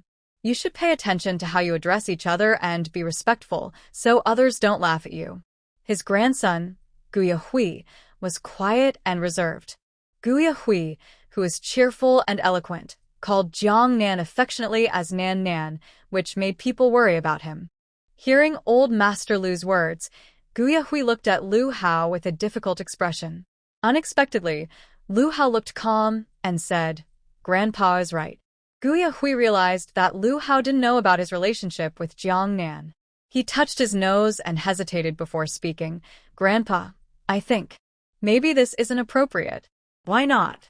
Qin Feng was also a bit unruly at first, but I scolded him, and now he's much more polite. Old Master Lu implied that not calling her sister-in-law was impolite. Gu Yahui wanted to agree, but didn't dare to openly acknowledge her as family, so he nodded insincerely. I understand, Grandpa. Jiang Nan was leisurely eating dumplings, watching Gu Yahui's awkward expression, and a smile appeared on her face. Sure enough, your grandpa will always be your grandpa. He makes these young men obedient. But she understood that Gu Yahui had already learned the truth about her background, which caused his attitude to change. Gu Yahui responded politely, but didn't call Jiang Nan's sister-in-law. She was his cousin, just one step away from revealing the truth. But in front of old Master Lu, he restrained himself and didn't dare to call her more affectionately. After finishing the dumplings, old Master Lu wanted to wash the dishes, but was stopped by Lu Hao. Grandpa, wash the dishes later. Go downstairs and take a walk to help digestion, or it might hurt your stomach. Doing chores also helps digestion, old Master Lu said, heading toward the kitchen. Lu Hao stopped him. A walk after a meal keeps you healthy. Old Master Lu looked at Jiang Nan, who wasn't rushing to do chores, then at Gu Yahui. He understood what was happening and smiled. All right, I'll go for a walk. Grandpa, be careful. After old Master Lu left, Gu Yahui sat up straight, his expression becoming serious. He was no longer the carefree person he usually was. The atmosphere in the room suddenly grew tense. Jiang Nan sat quietly beside Lu Hao, not speaking, just waiting to see what Gu Yahui would say. She knew why he had come today. She appeared calm, but was actually nervous inside. She didn't know what Gu Yahui would say next. Does his explanation match what Jiang Daming's past life told her? That she was abandoned by her biological mother? Nan, Gu Yahui called, took a deep breath, and looked at her seriously. Please allow me to call you that. I really can't call you sister-in-law. Dr. Gu, just say what you want to say. Jiang Nan kept smiling, trying to make the atmosphere lighter. Gu Yahui hesitated for a few seconds before continuing. Regarding your background, I think you really want to know the truth. The reason Jiang Daming and his daughter were placed at my grandfather's house is because it concerns our Gu family, Gu Yahui said. At this point, Lu Hao looked at him. Does it really involve the Gu family? What could be the relationship between Gu Yahui and Jiang Nan's biological parents? Suddenly, Lu Hao remembered Gu Yahui mentioning to his second uncle last time about taking railway photos in Longshan County. Could it be? Before he finished thinking, Gu Yahui cautiously probed, my second uncle built a railway in Longshan County years ago. At that time, my second aunt was pregnant and went with him. Almost instantly, Lu Hao understood the whole story. His pupils widened in shock. Jiang Nan remained expressionless. She didn't react much to Gu Yahui's words. She was completely unaware of the situation. Lu Hao was the first to speak in surprise. Your second uncle? So, Jiang Nan is Gu Yahui's cousin? Gu Yahui nodded seriously. Then, he and Lu Hao looked at Jiang Nan nervously. He thought, Jiang Nan is so smart. Since he had said this much, she must understand what he meant. Jiang Nan looked at their expectant and nervous eyes, and she smiled. Dr. Gu, are you going to tell me I am the daughter abandoned by your second uncle and second aunt? She emphasized the word abandoned. It was a pain in her heart from her past life to this life. That's not true. Gu Yahui looked at her, eager to explain. You weren't abandoned by them. At least, my second uncle didn't abandon you. He always thought my second aunt was expecting a boy. Gu Yahui tried hard to defend Gu Jing'an. He only learned the truth through Jiang Daming's search for relatives. Like you, he is also a victim of this event. Jiang Nan didn't object to Gu Yahui's explanation. Her conclusion, based on her memories of Jiang Daming from her past life, was mostly consistent with what Gu Yahui said. Gu Jing'an probably didn't know. In her past life, she didn't know Gu Jing'an and had never interacted with him, so she didn't understand his character. She looked at Gu Yahui with an unusually cold tone. So, I am abandoned by your second aunt? Your second uncle favors boys. So, after your second aunt had a daughter and was afraid of being disliked, she replaced her with a son? Other than that, she couldn't think of any other reason. Gu Yahui, upon hearing Jiang Nan misunderstood his second uncle, hurriedly explained to Gu Jing'an, no, my second uncle isn't someone who favors boys. Our Gu family doesn't have that kind of preference. It was my second aunt's mother, your grandmother, who handled everything. My second uncle and only just found out the truth. Hearing this, Jiang Nan's expression finally changed. Her hand, resting by her side, trembled slightly. She didn't know whether to believe Gu Yahui's words. Was it Sun Wanju's mother who did this? Did Sun Wanju also not know? She never expected the truth to be like this. She turned to look at Gu Yahui, her voice trembling slightly. Dr. Gu, are you sure? Is everything you said true? Are you not trying to protect them? Nan, trust me. Last night, my second uncle gathered the whole family. Jiang Daming confronted my second aunt's mother face to face, and they clarified everything. Grandpa and Grandma were very happy to learn that Guiji isn't part of our family. When I mentioned you to them, they were even happier. They originally wanted to come and acknowledge you, but they were afraid of scaring you, so they ordered me to go ahead and explain the situation first. Jiang Nan was stunned there, paused for a long time, then returned to her previous expressionless face, answering quite officially, "Okay, I understand." After saying that, she didn't say anything further. Gu Yahui looked at her calm face, but he couldn't quite understand her intentions. He cast a doubtful glance at Lu Hao. He felt that Jiang Nan's attitude now was just like when she was in school asking a teacher for leave, and the teacher's response was simply read and approved, not granted. Lu Hao naturally understood Jiang Nan's reaction at this moment. Processing such heavy information takes time. Moreover, although Gu Yahui just now made it clear that his second uncle and second aunt were completely uninvolved in this matter, he didn't think that bringing a boy home to raise was something her nominal grandmother would do unilaterally. If the couple's attitude was clear and they were full of expectations for the upcoming child, how could her grandmother have made such a move? He could see this clearly, but Jiang Nan probably couldn't think of it. At this moment, they needed to give Jiang Nan some time to adjust. Lu Hao didn't speak for him, so Gu Yahui had to go ahead. He looked sincere and said, Nan, I know you've suffered a lot. Now that everything is clear, give us a chance to make up for you. Let us restore the family love that was missing. Jiang Nan looked at him and spoke. Dr. Gu, honestly, I don't have high expectations for so-called family members. I just want to know the truth and find out who abandoned me. From her past life to now, the two words that tormented her the most were abandonment. She could never accept the cruel fact that she was abandoned by her biological mother. The words of Gu Yahui, whether true or false, still needed to be verified, but she desperately hoped everything he said was true. Jiang Nan spread her hands and said lightly, You've explained everything clearly, and that's enough.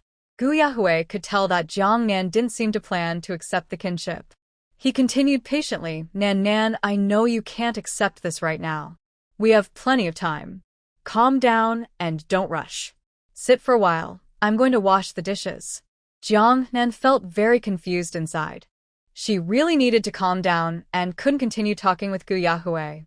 She decided to get up and go to the kitchen. Gu Yahui also couldn't sit any longer, so he stood up to leave. Lu Hao saw him to the door. Gu Yahui pulled Lu Hao downstairs, planning to start with him and persuade Jiang Nan to accept the idea. Downstairs, Gu Yahui suddenly grabbed Lu Hao's hand and earnestly said, Old Lu, you need to do a good job convincing Nan. Lu Hao was caught and looked pleading.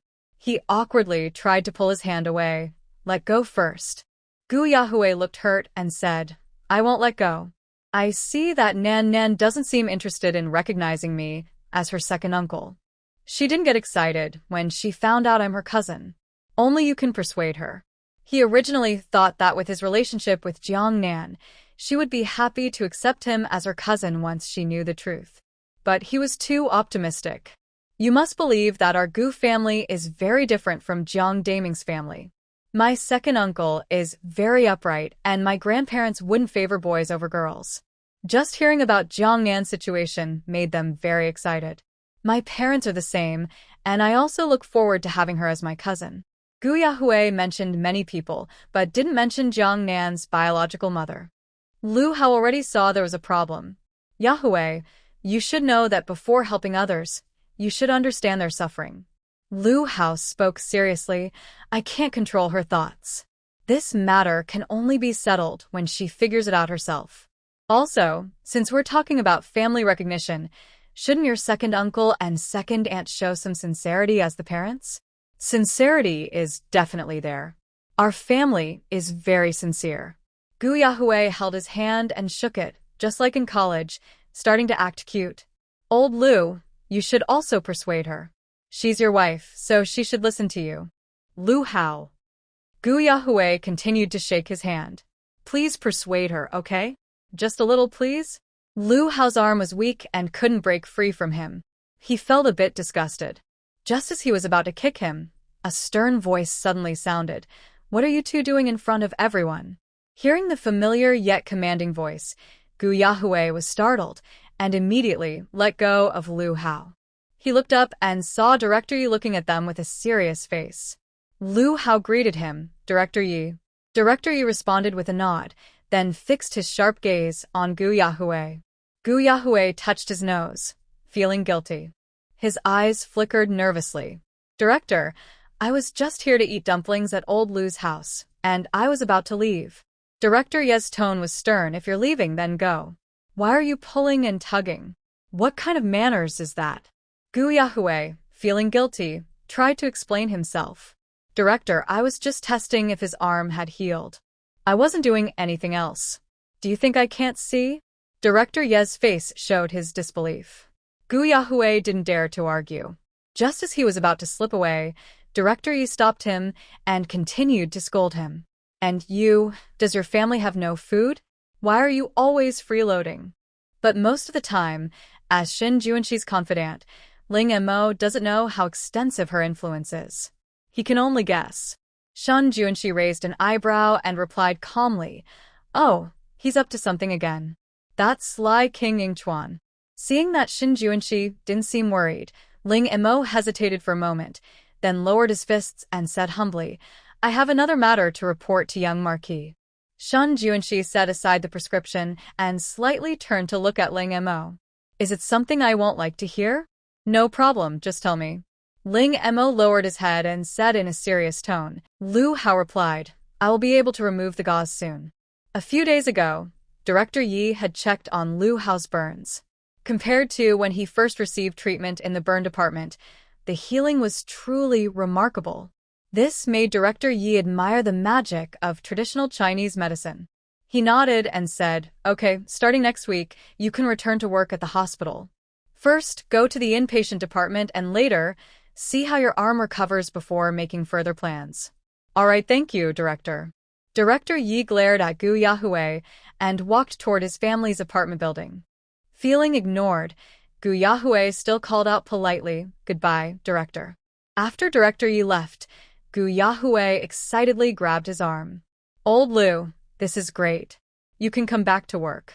Lu Hao pushed him away with a look of annoyance and gave him a warning glance. He chuckled softly, I'm used to this. Remember to talk to Nan about her thoughts. We're all one family in the future. Seeing Gu Yahui's hopeful look, Lu Hao couldn't refuse, so he said, I'll do my best. Just as Gu Yahui was about to leave, he turned around and saw old Master Lu struggling along with a bag of trash from the opposite family's building. Lu Hao watched the old man stoop over, feeling both worried and helpless.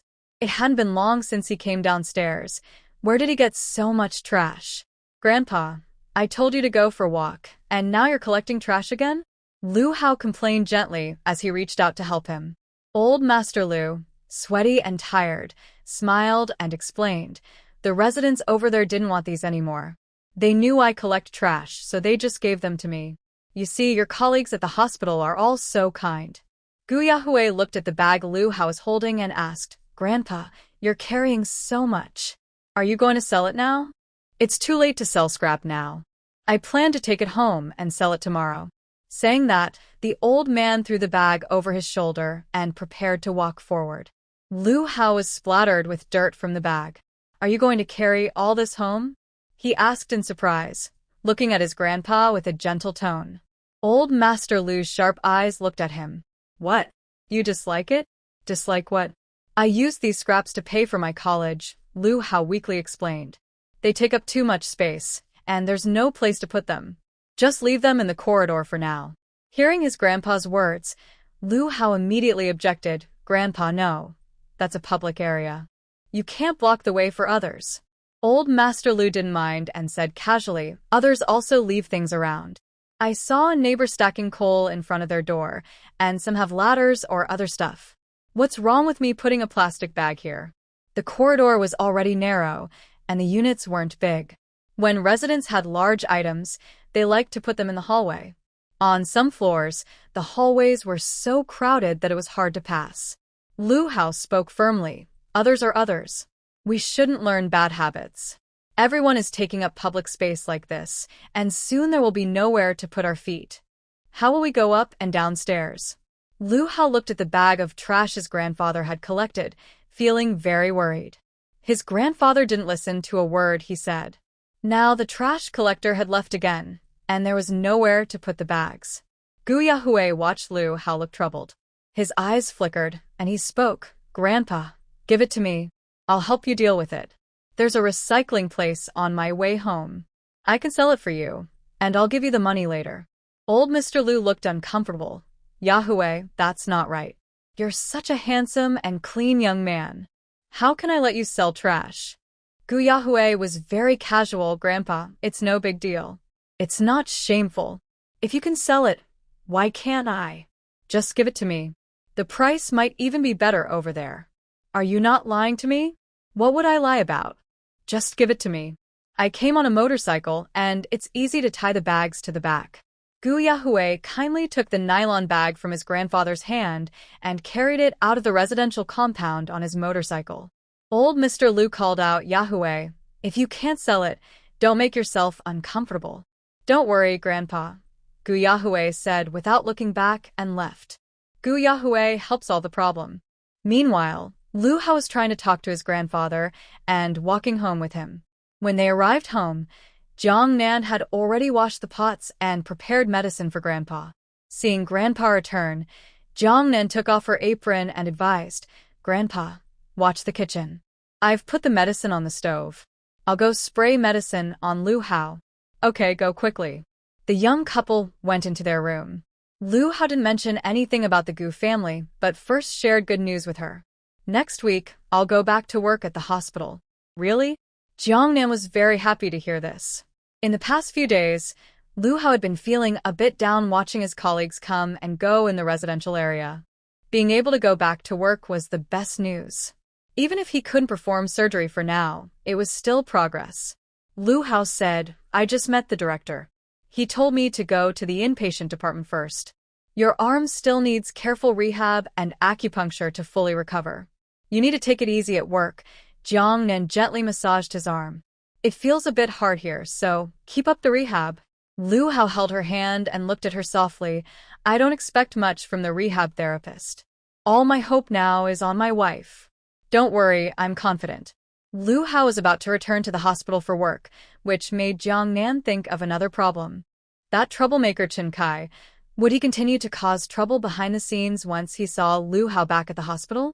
Jiang Nan casually asked, Lu Hao, can you find out where the patient who cut your arm is now? Is he still in detention? What's wrong? Lu Hao was surprised she asked about the patient. Is she trying to defend him? Jiang Nan didn't explain her reason and pouted playfully. Just ask, I want to know. Lu Hao has a good relationship with Chen Kai, so she couldn't casually tell him that his injury was caused by someone secretly stirring trouble behind his back.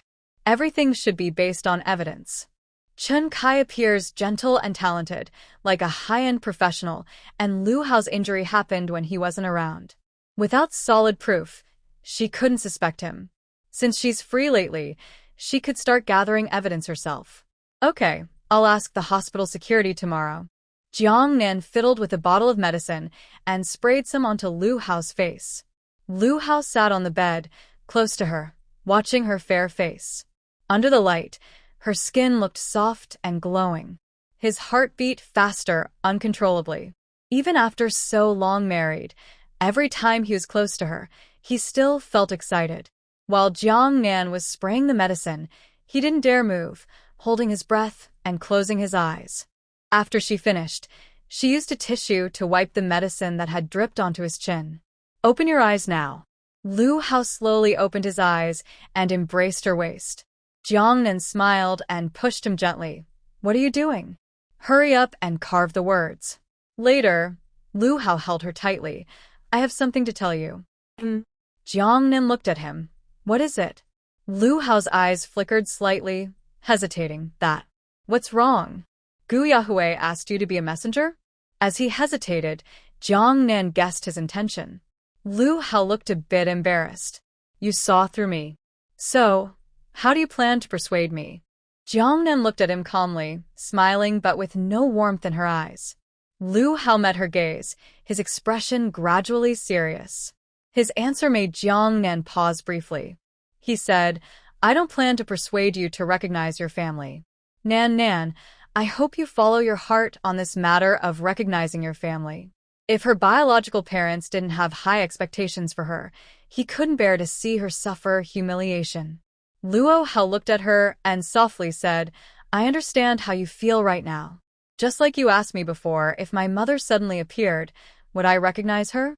Our feelings are the same. Because they shared the same situation, they could truly empathize with each other. To show his stance, he was willing to reveal his own scars. Jiang Nan felt relieved and also touched. She reached out and wrapped her arms around his neck. If they love you enough and you want family affection, then everything is easy to talk about. But if their appearance causes you trouble and burden, don't acknowledge them. No matter what, I stand behind you.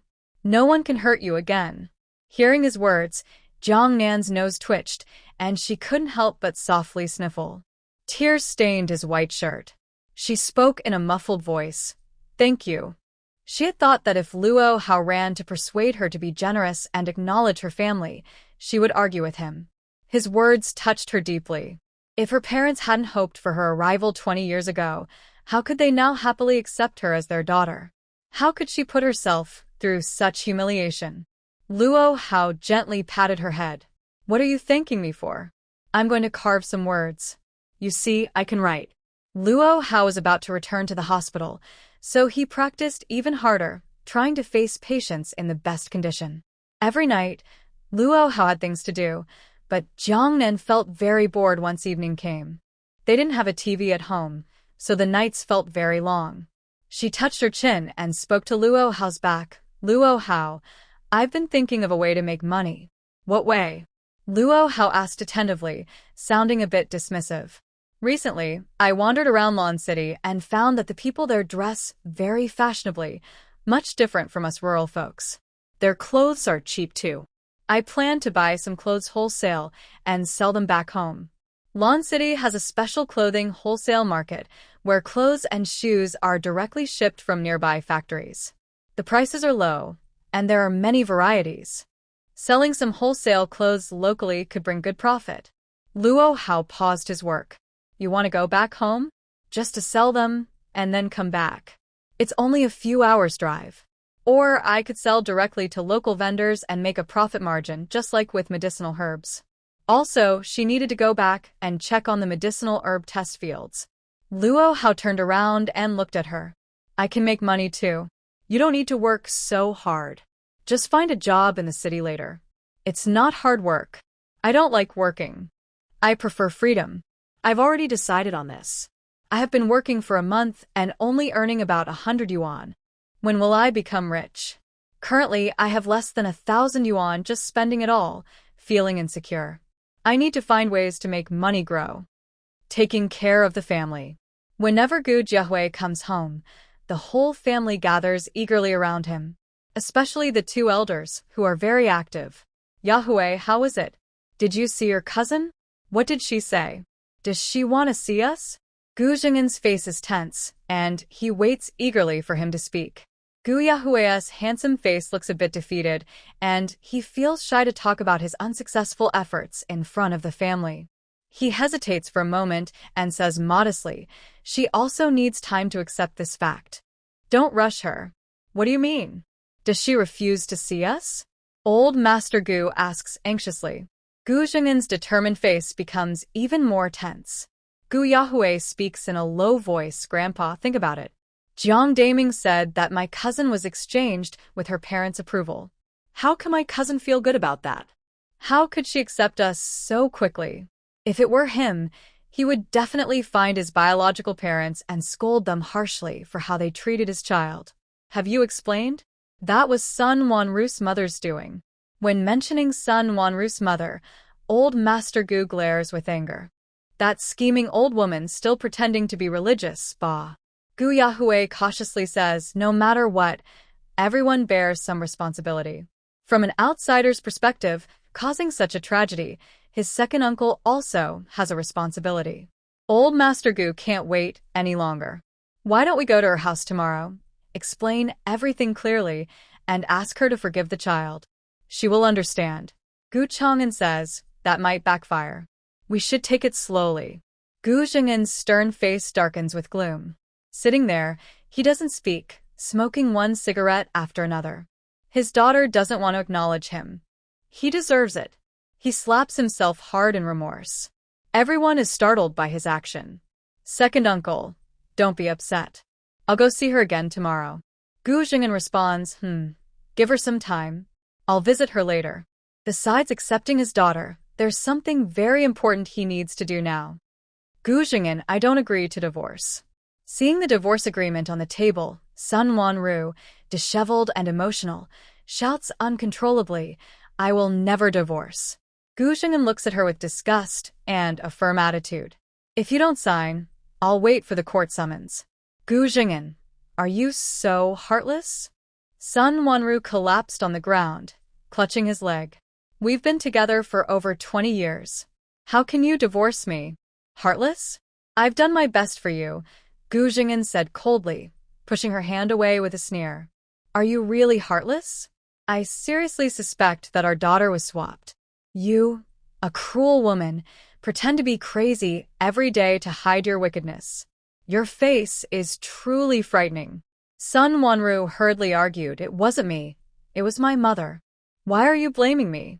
Her mind was foggy all day. This morning, when Guiji went to school, she cried holding him, unable to accept that her 20-year-old son was actually someone else's. Not you? If you didn't dislike your daughter, would your mother have done this? Sun Wanru, I find you disgusting. If you have any sense, sign the agreement now and leave this house. Disgusting? Sun Wanru sat on the ground, laughing crazily. Are you the one who's disgusting? The most disgusting thing is that you like your sister. Gu Jing'an's eyes turned red from her words. He angrily slapped her twice. Blood seeped from the corner of Sun Wanru's mouth. She looked at Gu Jing'an with a fierce face, laughing wildly as she threatened, if you dare to divorce me, I will reveal this secret to the world. Let everyone see what kind of perverted man Gu Boss is, and make your parents die of anger right here. Gu Jing'an trembled with anger, fists clenched, his face full of rage, radiating a terrifying aura. Seeing he was silent, Sun Wanru smugly said, What? Afraid to divorce now? She had threatened him with this secret for 20 years. And it still worked. She slowly got up from the ground and walked in front of Gu Jing'an, staring at him obsessively. I love you so much. Why do you treat me like this? In this world, only I, Sun Wanru, am the one who truly loves you. What is Gulan? She only sees you as a brother. Shut up. Gu Jing'an gritted his teeth and slapped her again on her disfigured face. Threatening me? He grabbed her neck fiercely, glaring at her fiercely. Regarding my daughter being swapped, that's about baby trafficking. I will investigate thoroughly. You and your mother, prepare to go to jail. Sun Wanru was choked, so she couldn't breathe. Gu Jing'an was so ruthless, even threatening to call the police. She thought of her elderly mother and feared she might end up in prison. Finally, she felt scared. Gu Jing'an, how dare you? Do you think I dare not? Gu Jing'an released her and threw the divorce agreement in her face. You crazy woman, you'd better be sensible. Before I come back, get out of this house. Come back to me. Sun Wanru sank to the ground again, weakly shouting. Gu Jing'an, exhausted, entered the old house. Old Master Gu saw his son come in and hurriedly asked, Where is Sun Wanru? When will she handle the paperwork? Gu Jing'an sat on the sofa, looking grim. She refuses to divorce. Old Master Gu, hearing this, sternly suggested, then sue her. With her here, this home won't be good. Hearing his parents' annoyed tone about son Wanru, Gu Jing'an wiped his face with his hands. Thoughts of son Wanru's words flashed through his mind. If you dare to divorce, I will reveal that secret and make your parents furious. He couldn't help but look at his aging parents. How could they tolerate son Wanru's harsh words and insults? While Gu Jing'an was lost in thought, the house phone rang. Old Master Gu answered. Hearing the voice on the other end, the old man excitedly said, "Hello, Lanlan." Hearing that name, Gu Jing'an's dull eyes flickered intensely as he looked at his father holding the phone. Old Master Gu, clearing his gloom, smiled happily. "Why are you calling at this time? It's evening over there, right?" A gentle female voice came from the phone. "Yes, Dad. I was just about to rest and wanted to call you and Mom. Grandma Gu also came over, is it Lanlan? Daughter, how are you doing?" "Everything's fine. Mom. Are you, Dad, and my brother all well?" "All good, all good." After saying this, Grandma Gu looked at Gu Jing'an, who sat silently on the sofa, and lowered her voice with a sigh. "However, something big has happened in our family. I need to tell you." Lanlan asked Mom, "What happened?" Grandma Gu said, "Your second brother has a daughter." What? Lanlan paused for a moment, then asked, "Did second sister-in-law have a second child?" "No." Grandma Gu looked at Gu Jing'an again and explained to her daughter, "Your second sister-in-law had a girl when she was pregnant, but she was swapped. We just found out the truth. Now we've found the real girl, but she hasn't been recognized yet." Across the ocean, Lanlan seemed shocked. She was silent for a long time before understanding what had happened. Her voice sounded full of concern. "Is my second brother okay?" "Say a few words to Lanlan." Grandma Gu handed the phone to Gu Jing'an. Gu Jing'an looked at the phone with a conflicted expression for a moment, but didn't answer. "No, you tell my dad. International calls are expensive." Old Master Gu looked at his son with a complicated gaze, took the phone, and said, "Lanlan, when do you plan to come back to the country? We miss you." "Dad, I will go back this year to visit you and Mom." "Really? That's great. When you come back, please tell us in advance so we can prepare." Gu Jing'an listened to his parents' voices on the phone, remained silent for a while, then expressionless, he got up and left the old house. He sat alone in the car, thinking about the overseas call he didn't dare to answer earlier, and angrily punched the steering wheel. Should he continue to be threatened by Sun Wanru? If Sun Wanru spoke recklessly, could he handle the pressure from all sides? After a long time, he made a decision. He had promised to give his daughter an explanation.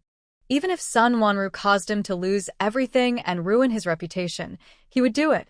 Moreover, he had never crossed any boundaries. He acted upright and proper, so he had nothing to fear from rumors. Gu Jing'an finished smoking slowly and made a decision in his heart. He drove toward the police station. At the entrance of Dongfang Technical School, two dirty, sneaky figures appeared at the school gate. Jiang Daming looked around and pulled Jiang Mei aside. "Mei, it should be here, no mistake." Jiang Mei looked up at the wide gate ahead and the prominent school sign on the wall, nodding. "Dad, this is the place." For Jiang Mei, who only finished middle school, the environment of this technical school was enough to make her look up with admiration. The two peeked at the school entrance. An old man at the security booth saw suspicious behavior and came out with a ceramic cup to chase them away. "What are you doing? Trespassers are not allowed inside." The old man's tone was sharp. Jiang Daming was frightened and took a step back, smiling politely and speaking deferentially. "Hello, we're looking for someone." "Who? Which major?" Jiang Daming and Jiang Mei didn't know Guiji's major. He said, "We're looking for someone named Guiji." "Guiji?" The old man was formal. "If you don't know the major, I can't help you find him. Please help us. We're looking for Guiji. He's a chubby guy with thick eyebrows." "I told you if I don't know the major, I can't help. I have work to do. I can't go from classroom to classroom asking. Just go in and call out Guiji's name." The old man was busy watching the mischievous students and had no time to look for anyone inside. Just as he was about to chase them away, a few fashionable girls passed by the main gate. One girl with shoulder-length hair pushed the girl with the big hair and stockings, saying, "Nana, isn't Guiji your boyfriend? Those two are looking for him." The girl with the big hair looked over and saw Jiang Daming and his daughter being pushed out by the guard at the reception. She asked, "Are you looking for Guiji?" Jiang Mei saw the stylish young people and cheerfully asked, "Yes, we're looking for Guiji. Do you know him? Could you help call him?" The girl with the big hair looked down at her and asked contemptuously, "Who are you to him? Why are you looking for him? Could they be poor relatives of Guiji?" Guiji was a young master. How could she know such a plain, old-fashioned person? Jiang Daming squeezed over, with a sly smile on his face, and said, "I'm his father. This is his sister. Miss, please go inside and help call him." Hearing this, the girl with the big hair spat out her gum and looked at him in disbelief. "Sir, what did you say? You're Guiji's father? What kind of joke is this?" Although she had never met Guiji's father, she had seen Guiji's mother, that wealthy-looking woman. How could she have such a husband?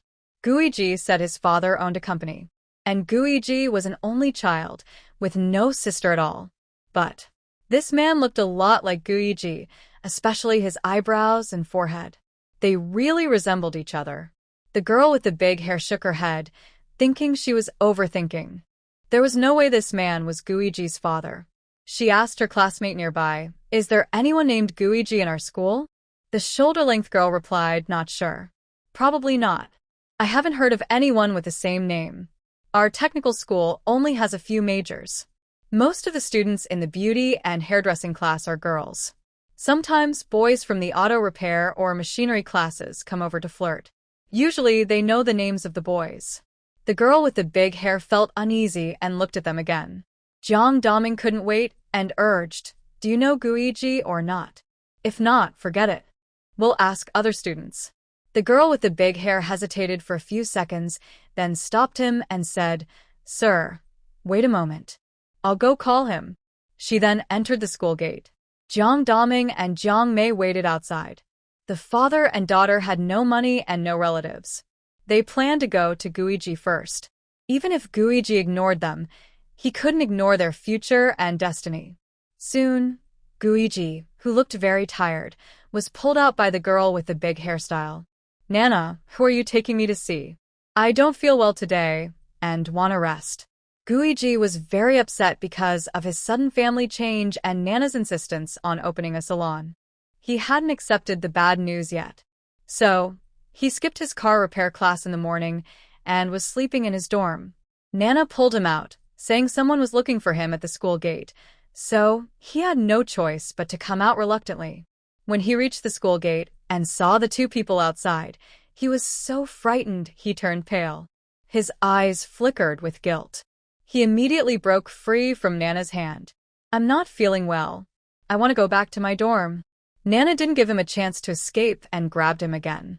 "Guiji, if you dare to leave, I will break up with you." Hearing this, Guiji was so scared he stopped in his tracks. Nana pulled him out of the school gate. "Do you know those two people?" Nana stared at him fiercely. Guiji denied it and waved his hand. "No, I don't know them. How could I know such poor people?" At this technical school, Guiji was like a rich kid. He was generous and dressed well. He looked like a wealthy young master in the eyes of others.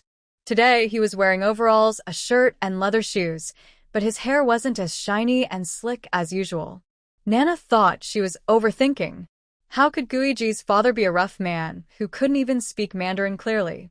She had seen Guiji's mother come to pick him up before, and she didn't look like someone from an ordinary family. His father should be more impressive. After Guiji denied it, Nana secretly felt relieved. She had been pretending to be his girlfriend all semester, and she was about to graduate. She couldn't lose her shop. Otherwise, she would have to work at a hair salon. Just after Guiji finished speaking, Jiang Daming rushed over quickly. "Yuji, what are you saying? How do you not know me?" He was so unkind, it was almost disrespectful. Jiang Daming also looked at Guiji with a bad attitude. "With such a big problem, you're still thinking about being the son of the Gu family? I think they will kick you out soon. You should discuss with me how to keep your status. If necessary, find some money. This was Jiang Daming's ultimate goal in finding Guiji. Since his son's background had been uncovered, he couldn't just be driven away in disgrace. He needed to make some money from this. Otherwise, if his son returned to their hometown, they would have to find a wife and build a house for him. Would all their efforts be wasted? What nonsense are you talking about? Do I know you? Guiji couldn't admit to being a fake prince in front of his partner. He looked at Jiang Daming and his daughter with contempt, eager to distance himself from them. At this point, why are you still pretending? Come over here and discuss a plan with me, Jiang Daming said, disappointed inside when he saw his own son acting so foolish. After all these years, he had missed and cared for his young master son. But now, seeing him, he was just a fool. It proved the saying, sometimes, it's better to cherish memories than to meet again. If not for personal gain, who would want to come here and cause themselves trouble? Guiji was feeling anxious and unsettled, but when he heard Jiang Daming speak, his face momentarily relaxed. Could these two have a plan to protect his status? However, when he saw Nana's curious look, he quickly denied it, feeling guilty. I told you I don't know you. I think you've mistaken me for someone else. Then he looked at Nana and said, Nana, I really don't know him. They must be mistaken. Let's go back. Jiang Mei couldn't stand it anymore and blocked their way, angrily reprimanding him. Guiji, what are you pretending for? It's not the time to fool yourself. The girl you swapped with is named Jiang Nan. She's in Lan City now and will soon return to the Jiang family. When that happens, you'll be like a rat in the street. You probably won't even get into school anymore. And you're still trying to date someone? You'd better unite with us and fight against the common enemy. Jiang Mei had now fully understood Guiji's character and abilities. He was completely brainless and incapable of fool. Hearing Jiang Mei mention the girl he swapped with, Guiji finally lost his temper. He suddenly felt scared and anxious, with no energy left to cheer Nana up. He told the girl with the spiky hair, Nana, go inside first. Nana crossed her arms, looked at him mockingly, and sneered, Guiji, what do you mean? Turns out, you're not even your father's biological son. Your real father is this person? A group of students had gathered around to watch the scene. After a few words from Jiang Daming, they understood the situation. Could this guy really be a fake prince? The male students just finished their practical class at the auto repair school. Their faces were smeared with engine oil, and they looked wild and carefree. They started teasing Guiji and Nana. Wow, Nana, you've caught a fake rich guy. Fatty, Jia, what's going on? Why aren't you the young master anymore? Are you pretending? That's so dramatic. No wonder your hair isn't standing up today. Huh, can Nana's shop even stay open? A group of male students openly mocked Guiji, laughing at him.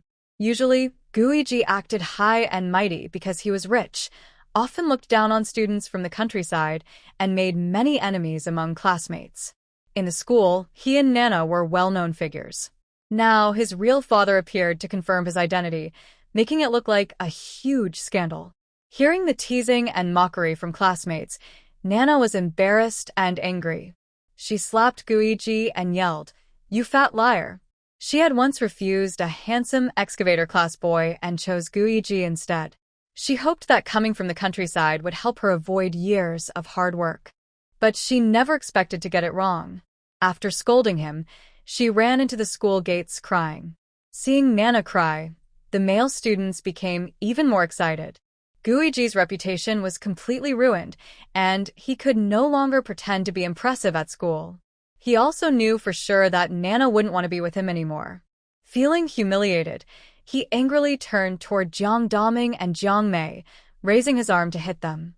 Jiang Daming, with a thick beard and a fierce look, was not someone to mess with. I'm your father. Try hitting me and see what happens. Idiot. Who do you think you are?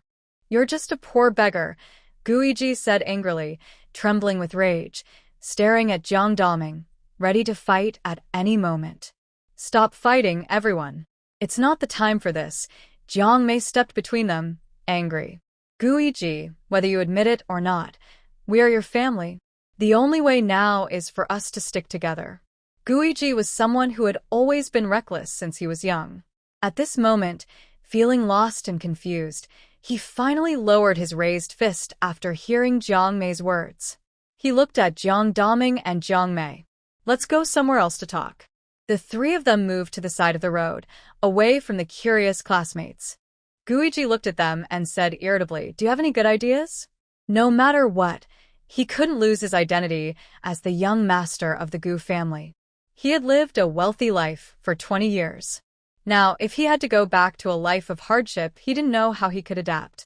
He can eat anything, but he can't handle hardship. Jiang Daming straightforwardly asked, "Over the years, have you saved any money while working for the Gu family?" Guiji snorted coldly.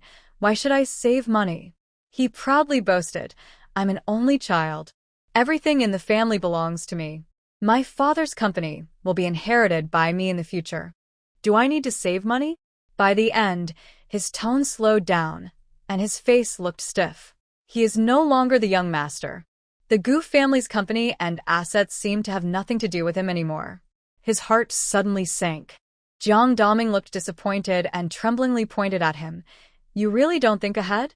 Guiji confidently replied, "How would I know I'm not their biological son? Why didn't you tell me earlier? Why didn't you come to tell me this news sooner? I need to prepare. Now, I don't have a single cent yesterday morning." He didn't dare wait for Gujing'an to wake up and left early for school. He didn't know if he could still go back to that home. He knew Gujing'an had never liked him. Now, he probably would cut ties with him directly. Jiang Mei was also very anxious. "What should we do?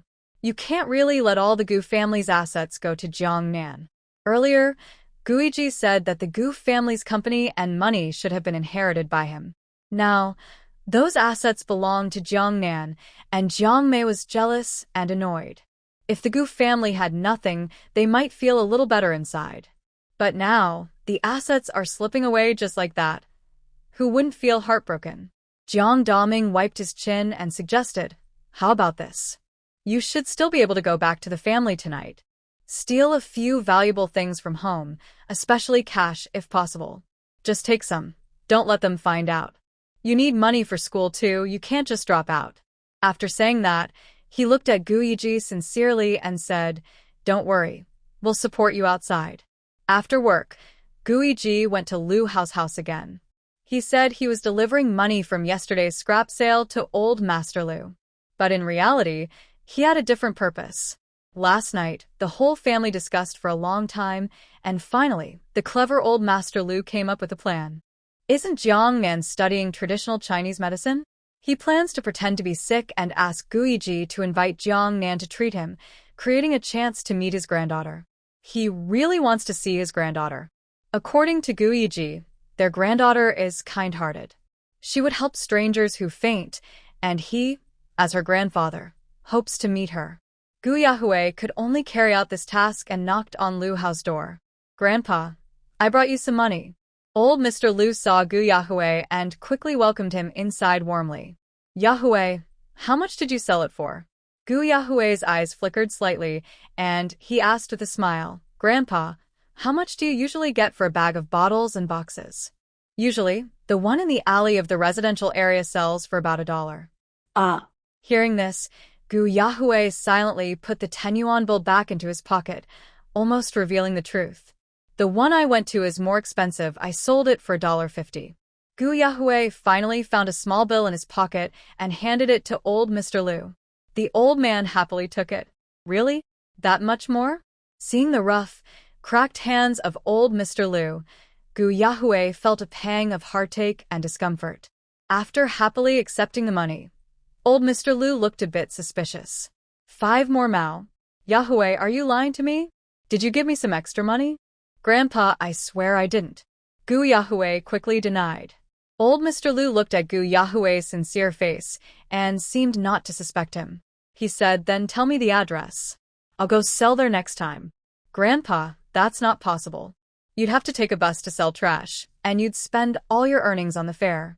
"That's true," old Mr. Lu replied with a disappointed tone. "It's too far to make it worth it." Gu Yahue couldn't bear to see old Mr. Lu disappointed. He looked at his rough hands and felt heartbroken. "Grandpa, After I finish work, I'll bring the money to you. Just keep collecting. No need. Grandpa won't go trash picking anymore, said the young couple as they came out of the bedroom after Lu Hao's acupuncture session. Jiang Nan saw Gu Yahue coming again and looked complicated. She poured him some water and handed it over. Lu Hao, with a serious tone, said to old Mr. Lu, "Do you remember how you got this illness? There are too many harmful substances in the trash, which greatly affect your lung condition. Just rest at home and take care of your health." Jiang Nan also agreed, "Yes, Grandpa, you're not allowed to go trash picking anymore." "All right, I'll listen to you," old Mr. Lu said like a spoiled child. He took a basket of vegetables and left, reminding Gu Yahue to stay home and eat. After old Mr. Lu left, Gu Yahue looked at Jiang Nan and asked directly, Nan, have you thought about it? Grandpa, Grandma, and second uncle really want to see you." Jiang Nan didn't seem interested in Gu Yahue's words. Instead of visiting relatives, she was more concerned about the current situation of Jiang Daming and others. What will the Gu family do to settle Gu Yiji? Where are Jiang Daming and Jiang Mei? Have they gone back to their hometown? Jiang Nan asked. "I don't know. They have no money on them, so they probably can't go back for now. Also, Uncle Air said that what happened back then was illegal. They are suspected of child trafficking and abandonment. He plans to use legal means to handle it. He has already reported it to the police. Jiang Daming is likely already being questioned at the police station." After hearing this, Jiang Nan's view of the father he never met changed a bit. Lu Hao said, reporting to the police was the right choice. In a society ruled by law, criminals should face the right punishment. Once the police get involved, the truth about what happened that year will come out quickly. The role son Wanru played in the middle will also be revealed. Gu Yahue asked her, Nan, our family feels very guilty toward you. Can you think about meeting Uncle Air? He's actually quite troubled inside. Maybe later. What should she say if she meets Gu Zheng'an? If she had crossed paths with someone from her past life, she might be more familiar with him. But to her, Gu Zheng'an is just a stranger. Should she question him about why he wasn't more caring as her father, leading to such a tragedy? What's the point of questioning? It won't change anything. The hurt that was meant to happen has already happened. Seeing Jiang Nan refuse him again, Gu Yahue could only try his last trick. Fine, I won't force this. Grandpa is sick because of Gu Yiji's anger. I want to ask if you can help him. Is that okay? Jiang Nan looked at him strangely and smiled. Dr. Gu, you're a doctor yourself. Do you need someone else to help? I perform surgeries. He has a chronic illness I can't cure, Gu Yahue added. Sending him to the hospital won't help either. Western medicine has been tried repeatedly without success. It needs traditional Chinese medicine to adjust. You can ask old Mia, Jiang Nan suggested.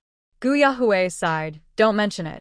My grandfather has a grudge against Grandpa. They don't even talk, let alone treat his illness. Dr. Gu, I understand what you mean. I hope you can see things from my perspective. I really don't know how to face them. If she knew nothing, maybe she would accept the Gu family more easily. But she has memories from her past life. She has seen son Wanru's nervous breakdown and heard Jiang Daming say she was abandoned by her biological mother.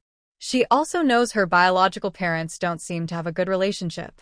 Gu Zheng'an doesn't care about what son Wanru gave birth to, so for 20 years, he never realized the child wasn't his. Now, just because he feels guilty for accepting her, what does it really mean? Gu Yiji is such a useless person. She knows very well that if Gu Yiji were as talented as Gu Yahue, would they still be so eager to accept her? In her past life, she gave her whole heart to the Jiang family, but in the end, they betrayed her completely. She has developed a psychological shadow and no longer expects genuine family affection. Jiang Nan is firm in her attitude, while Gu Yahue's handsome face shows disappointment as he looks at Lu Hao. Lu Hao is completely on Jiang Nan's side and would never speak up for him. If he were Gu Yahue, he would definitely side with Jiang Nan, but the problem is his own family. He knows that everyone at home is eagerly waiting to see her, and he understands that each family member truly wants to treat Jiang Nan with sincerity. But Jiang Nan refuses to accept him. What can he do? Just as the atmosphere froze, Gu Yahue's older brother's phone rang. Yahue, come back quickly. Something's wrong at home. His father's anxious voice came through. Nan is over here. Gu Yahue thought his family was urging him to bring Jiang Nan over and found it hard to speak. Put Nan's matter aside for now. Come back quickly. Gu Yahue could tell his father was really worried. What happened at home? Come back first and we'll explain. After hanging up, Gu Yahue stood up. There's something at home. I need to go. Nan, we'll give you time to process everything. Everyone at home is waiting for you to come back.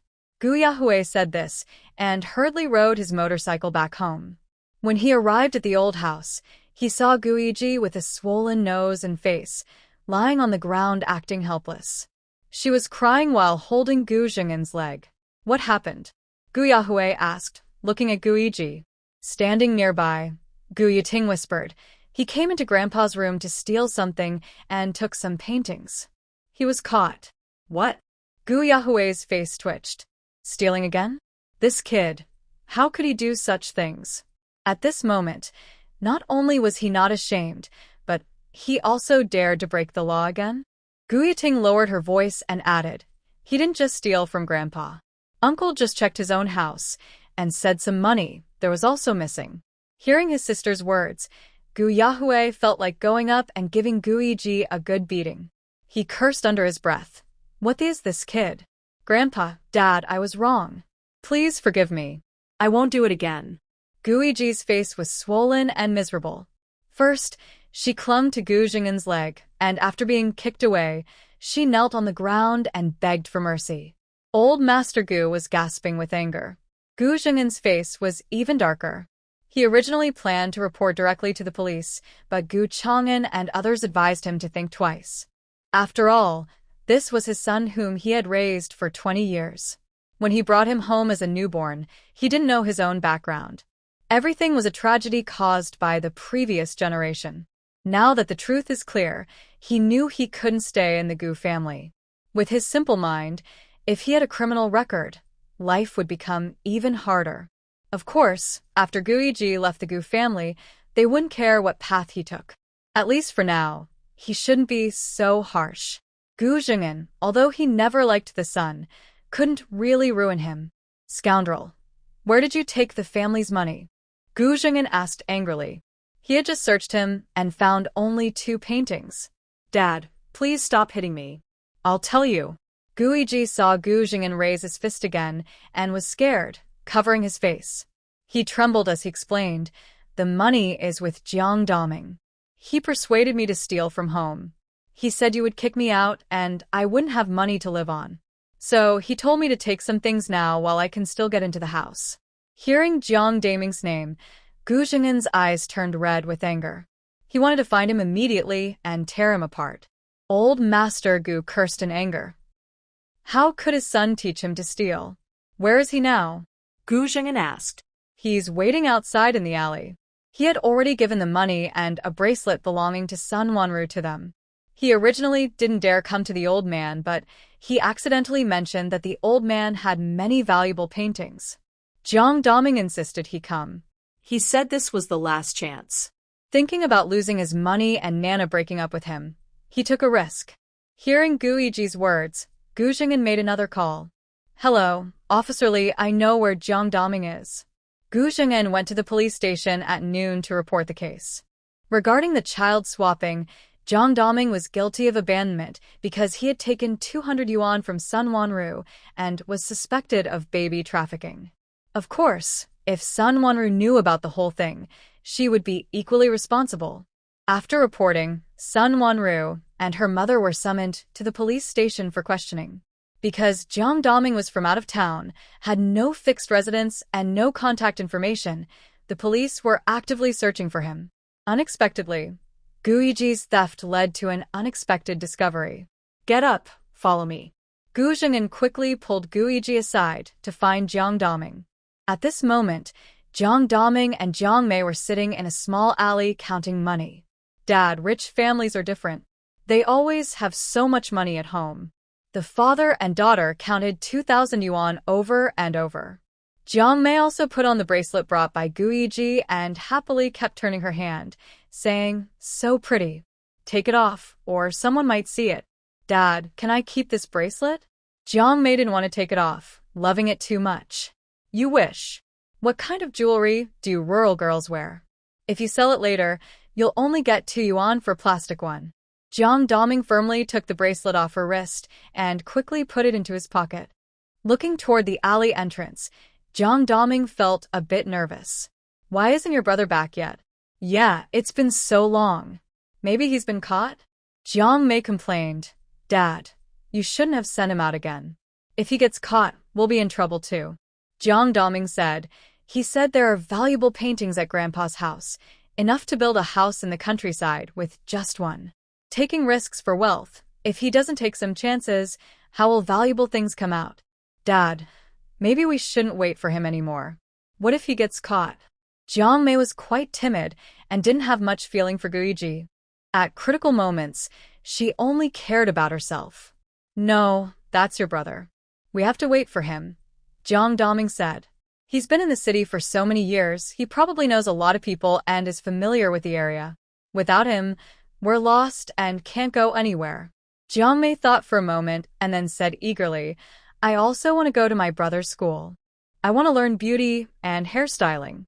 Seeing fashionable girls made her very envious. "You're already of marriageable age. Why do you still want to learn?" Jiang Daming had clear plans for her future. Find a city guy to marry early. That way, you'll have a stable life, and I can rest easy. Jiang Mei pouted and argued, "You need to know people to get married, right? My brother's technical school has many male students. Maybe some of them are well off. I need to get close to them to develop further," she said. Jiang Daming thought for a moment. That made sense. You can't catch a wolf if you're unwilling to let go of the child. Indeed, you need to create opportunities to meet wealthy people. "Okay, I'll ask your brother later if your situation is suitable for school." Just as the father and daughter were dreaming happily, Guiji came back panting, holding 2 paintings in his hands. Jiang Daming saw the injury on his face and was startled. "Guiji, you got caught?" "I fell," Guiji replied without looking at him, turning his face to hand over a painting. "Here for you." After saying that, he was about to leave. "I'm leaving now." "Where are you going?" Jiang Daming asked. "Just going home again." Jiang Daming didn't care about Guiji. Carefully, he spread out the painting, his eyes shining. Although he didn't understand calligraphy and painting, Guiji said it was valuable, so it must be worth something. After looking at it, he gently rolled it up. "Keep it safe, we're going to get rich." His tone was excited and hard to hide. Suddenly, 2 stern voices rang out, "Don't move." Jiang Daming and Jiang Mei shivered in fear and instinctively looked up. They saw 2 police officers in uniform rushing over. The police spoke firmly. "Are you Jiang Daming?" Jiang Daming stood up trembling, his legs shaking. "Yes." Without hesitation, the police put handcuffs on him. "Officer, what's going on?" Jiang Daming watched his hands being cuffed, the painting taken away, and felt cold again. "Jiang Daming, you are suspected of abandonment, child trafficking, and now theft." The police acted swiftly. "Take him away." "What abandonment? What did I abandon? Who trafficked a child? I didn't steal this. My son took it from his house. Do you understand?" Jiang Daming struggled and hurriedly explained himself after hearing the police. "Let's go back to the station and talk." Jiang Daming, Jiang Mei, and Guiji were all taken into police cars. Gu Zheng'an also got in, heading back to the station to claim the stolen items.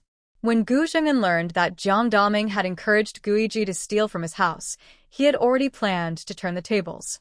He handed the calligraphy and paintings he found on Guiji back to him, telling him to give them to Jiang Daming. These 2 paintings were quite valuable. Just for theft, he could be imprisoned for a long time. In the afternoon, Gu Zheng'an returned from the police station. Old Master Gu and others had been waiting at home. Seeing him come in, they hurriedly asked, "How did it go?" Gu Zheng'an sat on the sofa, looking tired. "They're all at the police station now." Everyone sighed in relief. Jiang Daming and Sun Wana should pay for their actions back then. If Sun Wana truly didn't know, The police would surely be fair to her. But if she was involved in the child exchange, no one could protect her. Jiangnan, what are you going to do about E.G.? Old Master Gu asked. After all, he was their own child, and as elders, they had some feelings for him. Gu Jiangnan spoke seriously. Dad, his identity means he definitely can't stay at home. Everyone agreed with Gu Jiangnan's decision. That young man must be sent away. I used to think that kid was spoiled by son Wanru until I met that Jiang Daming. Old Master Gu shook his head in silence. That's just his nature. Grandma Gu spoke with a heavy tone. He's been with us for 20 years. Besides being a bit slow, he hasn't done anything to hurt anyone. Let the police teach him a lesson. Later, you can give him some living expenses so he can graduate from technical school and find a job. We've done our best. Yahweh Gu said, Grandpa, Grandma, you both say his nature is hard to change. He's stubborn and slow-witted. I'm worried he won't appreciate our kindness and might turn to the wrong path and hold a grudge. Let him graduate. Whatever path he takes in the future, it's not our concern. Old Master Gu looked serious. If we interfere again, it wouldn't be fair to my granddaughter. Gu Jiangnan agreed with the old man's suggestion. Dad, we'll do as you say. Yahweh Gu came twice to try to change her mind, and Jiang Nan was somewhat touched deep inside. Especially hearing Yahweh Gu, who is cheerful and lively, talk endlessly about how their family hopes to reunite with her, which awakened her longing for family bonds. In her past life, except for not meeting Gu Jiangnan, she had met the others in the Gu family. They were all good people, except son Wanru, who gave her a bad impression. In this new life, having found love didn't mean she didn't look forward to other feelings. Lu Hao noticed she was feeling down. To distract her, he planned to take her out after breakfast. Where to? Lu Hao said, Didn't you say you found a way to make money? Talking about it, but not acting? When Jiang Nan heard Lu Hao wanted to take her to the clothing wholesale market, she became interested immediately. She called out to old Master Lu, Grandpa, let's go shopping at the wholesale market together. You go ahead. I'll stay home and watch the house. Old Master Lu was eager for them to go out, giving him free time to do his own things, like collecting scrap. Jiang Nan linked her arm with his. Grandpa, come with us. Let's see if we can find cheap, good quality clothes to buy wholesale and sell back home. Old Master Lu looked at Jiang Nan in surprise. Nan, you want to buy clothes again? Jiang Nan explained, Grandpa, the medicinal herbs will have to wait until autumn. We need to do other things to make money first. During this time, transportation was inconvenient, rural and urban gaps were large, and information was not synchronized. Trends popular in the city couldn't reach the countryside quickly. If they were brave, careful, and hardworking, they could easily make money by bringing fresh things from the city to the countryside. Old Mr. Lu was interested when he heard his granddaughter-in-law wanted to start a business. Let's go. Jiang Nan ran back to her room and took all her assets. Old Mr. Lu also went inside, changed into clean clothes, and brought some money. Lu Hao took them on a bus to the wholesale market in Lan City. Old Mr. Lu looked around excitedly. Wow, this place is so big. I've been in Lan City for many years, but I never saw such a large wholesale market. He looked at Lu Hao with a bit of blame. You little guy, why didn't you tell me about this? If he had known earlier, he could have bought things here, and it would have been cheaper than outside.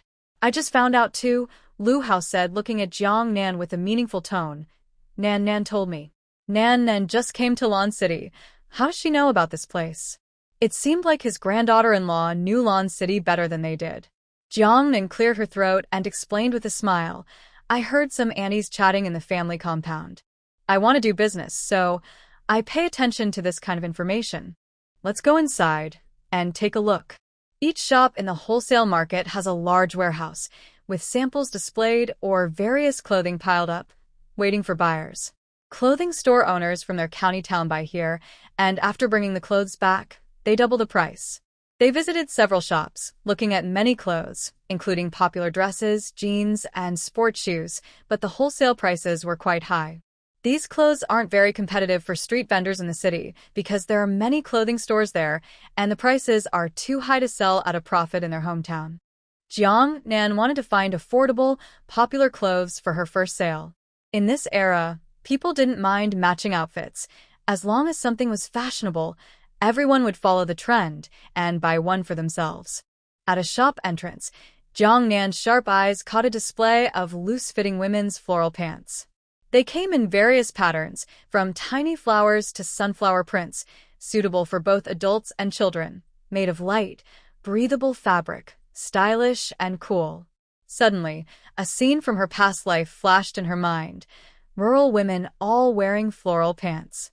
This was the kind of clothing suitable for ordinary people. She walked in and saw a fashionable, capable middle-aged woman with a perm arranging clothes. Jiang Nan politely asked, "Miss, do you have many of these floral pants?" A woman with styled hair looked up and saw a girl entering. She replied, "There are many. This year's popular style includes fitness pants. Women should own at least one pair. That's the fashion standard. Look, I'm wearing a pair myself." To attract small vendors, the shop owner acted as a model herself. Old Master Lu saw the pants on the shop owner and, worried that Jiang Nan might buy such goods, pulled her aside and warned, Nan, these pants might not be very good. They are too tight." Lu Hao also couldn't appreciate them. Lu Xiaoyu was wearing a pair, claiming they were brought from the south by her cousin. They really couldn't see what was attractive about them. Mainly, the tight fit around the hips looked awkward. Jiang Nan chuckled, "Grandpa, you're too old to keep up with the fashion. Maybe we should look at other options," Lu Hao also awkwardly suggested from behind. Seeing how he wanted to stop her but was trying to hold back, Jiang Nan smiled. "It's not like I'm wearing them." She pulled her grandpa and Lu Hao, both old-fashioned, and seriously gave them a lesson in modern thinking. Just because you guys think these clothes look bad doesn't mean others shouldn't buy them. Women have the right to choose their clothes. If they like it, that's enough. You need to respect women's taste. Also, in our hometown, this style is popular now, so we should seize the opportunity. Although she couldn't personally appreciate the beauty of fitness pants, she didn't mind that they were trendy. Every era has its popular elements. Since we are born in this time, we should go along with the trend. If we want to make money, we need to meet market demand. If we don't sell them, others will. After Jiang Nan's speech, Old Master Lu and Lu Hao had nothing to say. However, Lu Hao was a bit confused at this moment. He only took her out for a casual walk, so why were they buying stock? Isn't that a bit impulsive? Jiang Nan was very confident, and since she had her own money, she was being willful. Lu Hao had no right to stop her. He could only let her decide on the purchase. Jiang Nan tugged at the highly elastic fitness pants and asked, "Sister, how much is this? I want to buy more." The shop owner replied, "Wholesale price is 5 yuan each." "That's so expensive?" "Miss, these pants are of very good quality, with lots of stretch. We don't get them cheaply from the factory." "How about the floral pants?" Jiang Nan also touched the cool, smooth floral pants. "Floral pants are 4 yuan each." Jiang Nan hesitated for a few seconds, trying to bargain. "Can you make it 4 yuan for all? I want to buy 100 pairs. Jiang Nan's potential purchase was quite tempting, but the shop owner's wife gently refused, saying, "Sister, I can't sell you this. The price is fixed, and it's the same for acquaintances." She showed her the colorful pants, explaining, "You can sell these. Selling each for 10 or 8 yuan is no problem." These floral pants are very popular in summer, and many shop owners have bought several times. Jiang Nan quickly calculated in her mind. In the countryside, buying fabric and having a tailor make a pair of pants costs about 6 or 7 yuan for fabric, plus about 10 yuan for labor. If the fabric is better and the person taller, it costs even more. Buying a ready-made fashionable pair of pants for the same price is definitely more cost-effective. Jiang Nan discussed with Lu Hao, "Is this price okay?" Lu Hao said, "I don't know much about women's clothing prices, but with so much stock, do you think you can sell it all? Maybe try buying less first to test the market? Going back home to sell these will definitely work. It's not easy to make a trip, so I want to buy more." After a short discussion outside, they decided to go ahead with the purchase. Once they agreed, Jiang Nan went back into the shop to find the shop owner's wife. As soon as she entered, she saw her arguing with a young man. "You said you wanted these green rubber shoes, right? I've brought them out. If you told me you didn't want them earlier, I could have sold them to someone else." Now, they're just sitting here taking up space. The young man said, I can't take these shoes anymore. I need to buy some trendy shoes to sell. My shop is now in the county town, and I want to stock young people's shoes. These outdated old man's shoes won't sell. The shop owner's wife looked annoyed and complained, You're so slow at handling things. I kept these shoes for you. Now what am I supposed to do with them? The new stock can't come in. Just find someone to deal with them. I don't have much invested. After saying this, the young man left.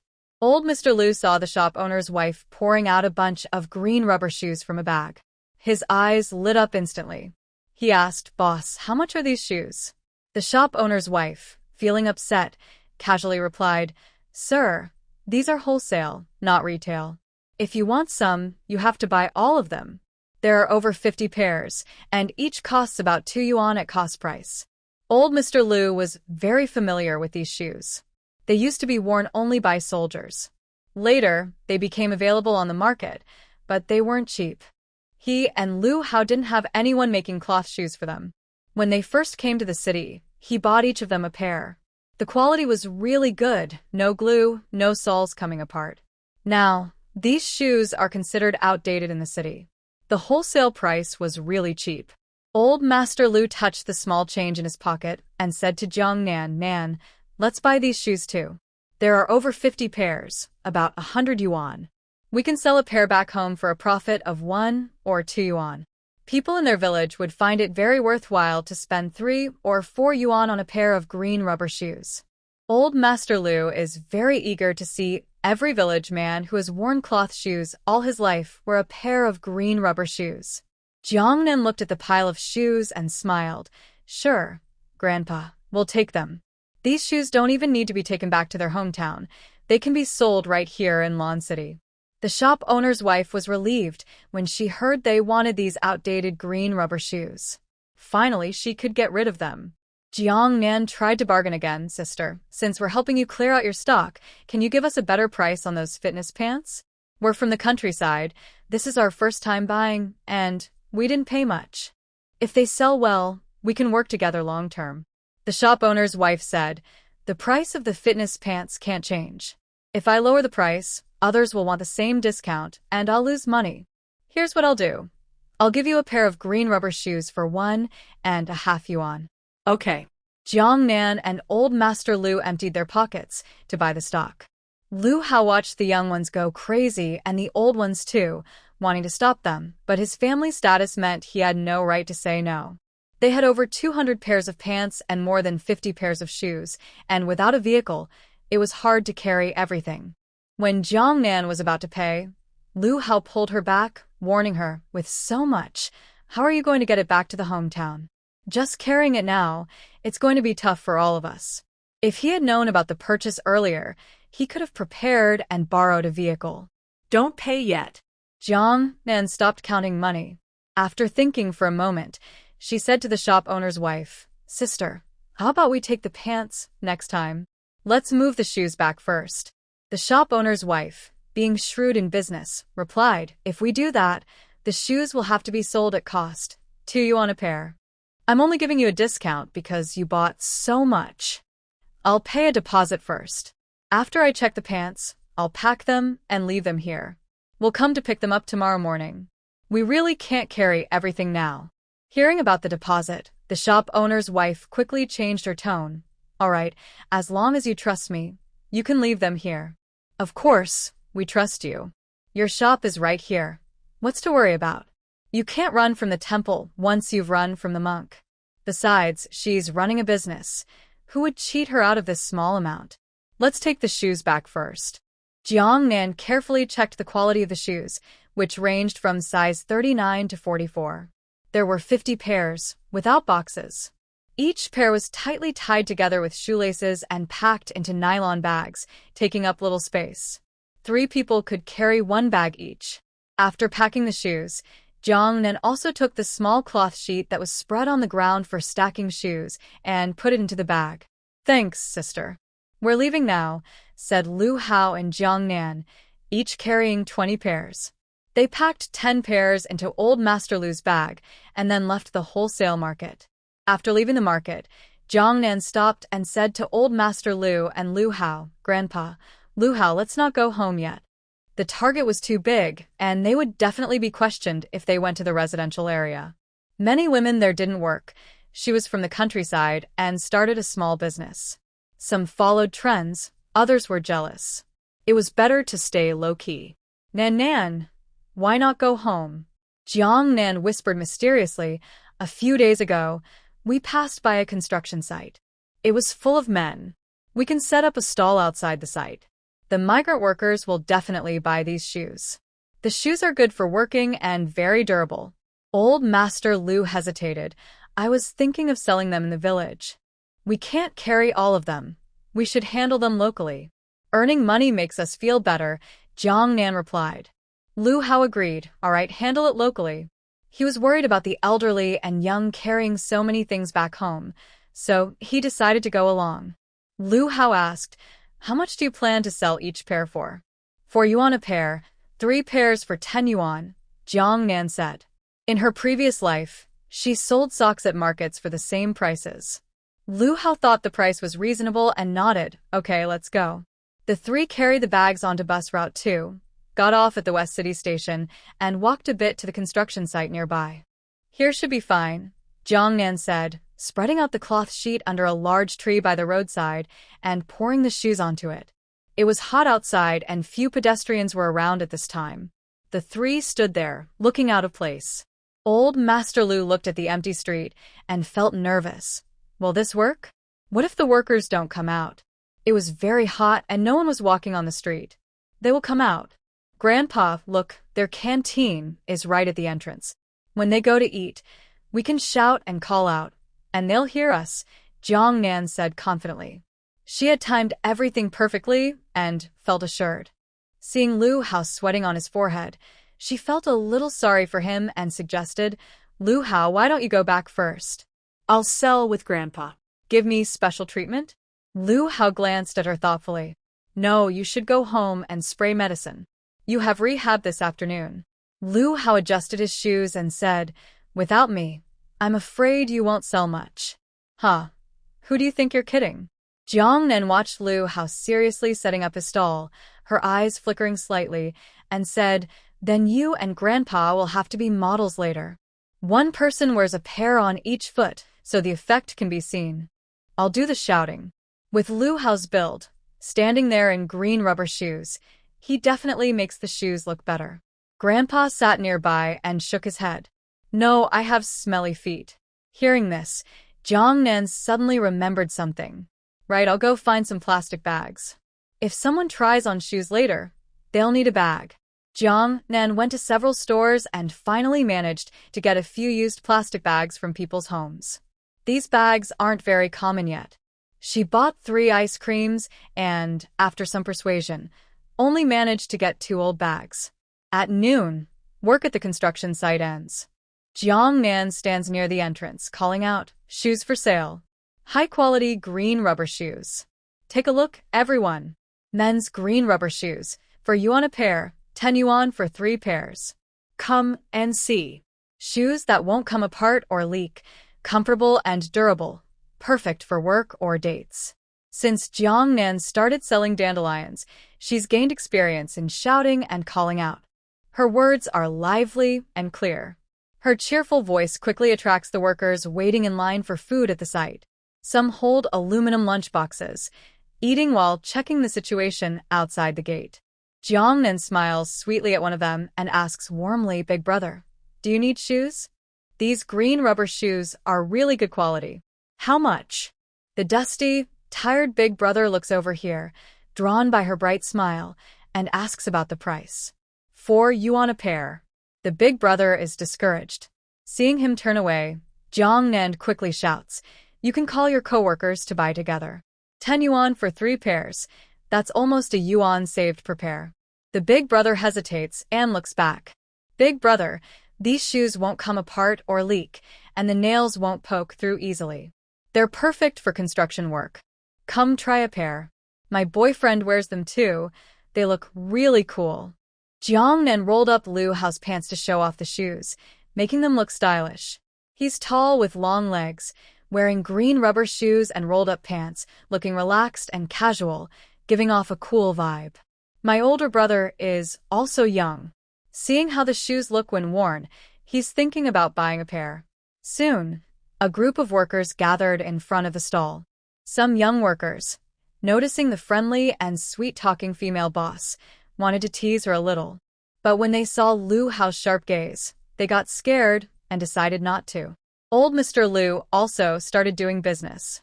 If young people don't like these shoes, you can buy a pair for your dad or uncle back home. They're affordable, durable, and good quality. Let's get 3 pairs, said 3 dark-skinned middle-aged men, who came together. Each paid 3 yuan and bought 3 pairs. Uncle, what size do you wear? I can help you choose. You can try them on. I wear size 43. I wear size 40. Oh, I need to put them in plastic bags. Jiang Nan explained with a smile. Uncle, if you try them and they don't fit, I can still sell them, right? Look at me, I put these on, and I look quite handsome, old Mr. Lu said, stretching his foot forward and acting as an elderly model. A young man teased, Grandpa, you still know how to look handsome. Young man, buy a pair for your dad. I hear your accent. We're not far from home. If you buy it for your dad, he'll be very happy. Okay, I'll buy a pair. The workers only had an hour and a half break. Jiang Nan and old Mr. Lu worked hard to promote and shout, trying to get close to local folks. Lu Hao quietly arranged the shoes that had been mixed up by others. When new customers came, he would walk over now and then to show how the shoes looked when worn. Some people just came to watch the fun, but other workers wanted to buy. They bought a pair even if it was a bit expensive, risking paying nearly a yuan less for a group discount. The spectators also joined in to increase the group size. Almost every worker had a pair of these shoes. Those who didn't want to wear them were convinced by old Mr. Lu to take them back home to show respect to their parents. Soon, the workers' break was over, and the lively stall became quiet. Jiang Nan counted the money and asked Lu Hao, how many pairs have we sold? Including the ones on me and Grandpa, there are 13 pairs. The workers went back to work. On the street, there weren't many pedestrians. It was hot and they were hungry. Jiang Nan worried that Grandpa's health might suffer, so she said, if we don't sell them all, just take them back. Okay, I'll pack these few pairs into my pants and take them back to sell at home. Just as they were about to pack up, an elderly couple with white hair came over, supporting each other as they strolled. The old man saw the pair of cloth shoes on the roadside, and his eyes lit up. He stopped walking. How much are these shoes? Seeing the elderly couple suddenly appear, Jiang Nan quickly greeted them. Grandpa, for you on a pair. She finished speaking and looked closely at the faces of the 2 elderly people. Her whole body suddenly stiffened. How could it be them? While Jiang Nan was lost in thought, old Master Lu had already started enthusiastically greeting customers. Brother, do you want to buy a pair? These shoes are treasures. You must have worn them when you were young, right? The old man dressed in a tang suit nodded with a smile. I have worn them. I used to wear them often. His wife tried to stop him. Husband, you already have several pairs of travel shoes and leather shoes bought by the family. Wear those up first. I just love these, he said. As they got older, their needs were provided for by the younger generation, and they rarely went out to buy things. But the things bought by the younger ones didn't always suit him. Lu Hao asked Grandpa, what size do you wear? Boy, I wear size 41, he replied. I'll find one for you, Lu Hao said. He looked through the remaining 11 pairs of shoes. Here's a size 41, the last one. You're really lucky, he said, handing the shoes to him for trying on. The old man, though dressed elegantly, had no airs. He sat directly on a burlap sack, took off his shoes, and started trying on the old plastic bag that someone had used before. He was very talkative and chatted casually with old Master Lu. Brother, are you from out of town? Old Master Lu replied, Yes, I used to be from out of town. My grandson has done well. He's settled in the city and now has a stall to earn a living. That's great, the old man said with a smile. Look at you, so healthy. At your age, still helping the younger generation. It's a blessing, he added. He tried on the shoes, stomped his feet, and nodded happily. They fit perfectly. This is the one, he said. He took off the shoes, put on his own, and confidently ordered, "Wife, pay the bill." His wife rolled her eyes at him and looked at Jiang Nan and the others. With kindness in her voice, she said, "Miss for yuan, right?" Jiang Nan, hearing her voice, snapped back to reality and blurted out, "Forget it." Just keep them. The elderly couple didn't seem to expect her generosity. "Miss, that's not right. Business isn't easy for you," she said. Jiang Nan glanced at old Master Lu, feeling a bit awkward, and spoke softly, "You're about the same age as my grandpa. It's fate. I'll give you a pair." Thank you.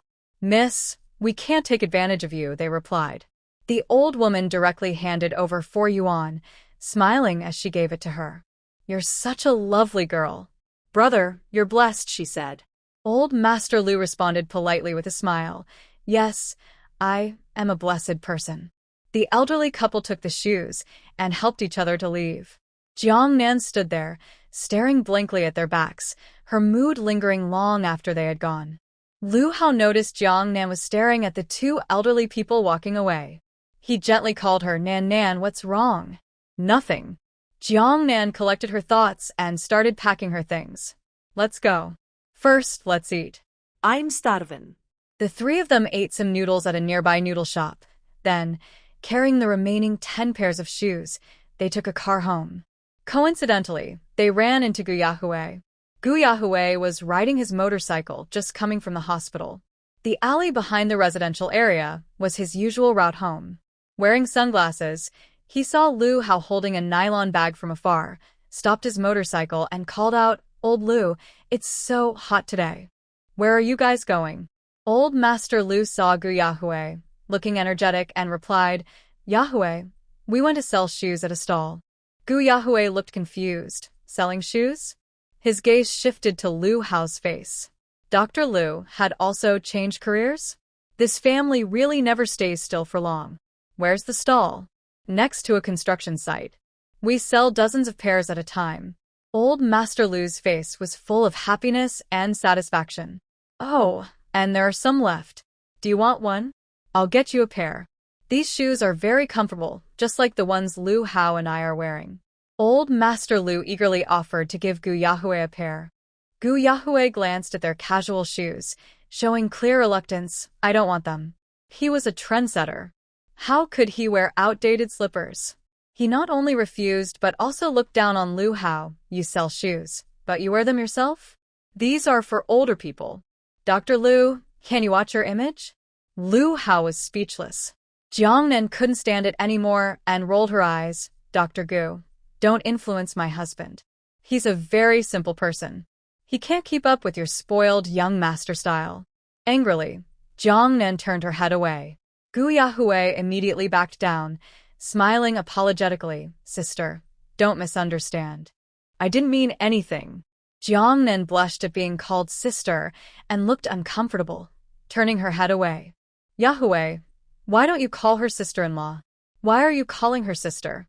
Old Master Lu was quite displeased with his way of addressing him.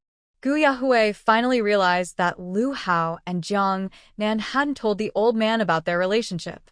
"Grandpa, just joking." He quickly refused when he saw old Master Lu trying to give him shoes. "Grandpa, these shoes suit you, but not us young people." "I don't want them." "Then you should get a pair for your grandpa." Old Master Lu was very enthusiastic. He took a nylon bag from Lu Hao and started choosing items. "Grandpa, you don't need to do that. Take it and wear it. You said before that these are for us seniors. I always hear you mention your grandpa, so I'll get a pair for him." Old Master Lu asked while picking, "What size does your grandpa wear?" Gu Yahue couldn't refuse the old man's kindness, so he replied, "Size 41 or 42 is fine." "There's no size 41 left. I found a pair of size 42. Take these."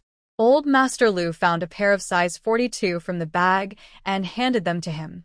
Gu Yahue held the shoes about to pay. "How much are these shoes?" "I'll pay." "No need to pay. We're friends. Just take them." Gu Yahue could only accept politely. Jiang Nan stood nearby, silent the whole time. She thought if the old man saw that Gu Yahue took home a pair of shoes exactly the same as the ones he bought, he would be very happy. "All right, I'm leaving." Gu Yahue started his motorcycle again. The three of them entered the residential compound and bumped into Wang Suiping downstairs. Wang Suiping hadn't seen Jiang Nan and old Master Lu for most of the day. Bored, she kept picking at her feet downstairs. When she saw them return, she finally had someone to talk to and hurried over. Nan, where did you go? What are you carrying? Her curious eyes fell on the nylon bag Lu Hao had on his shoulder.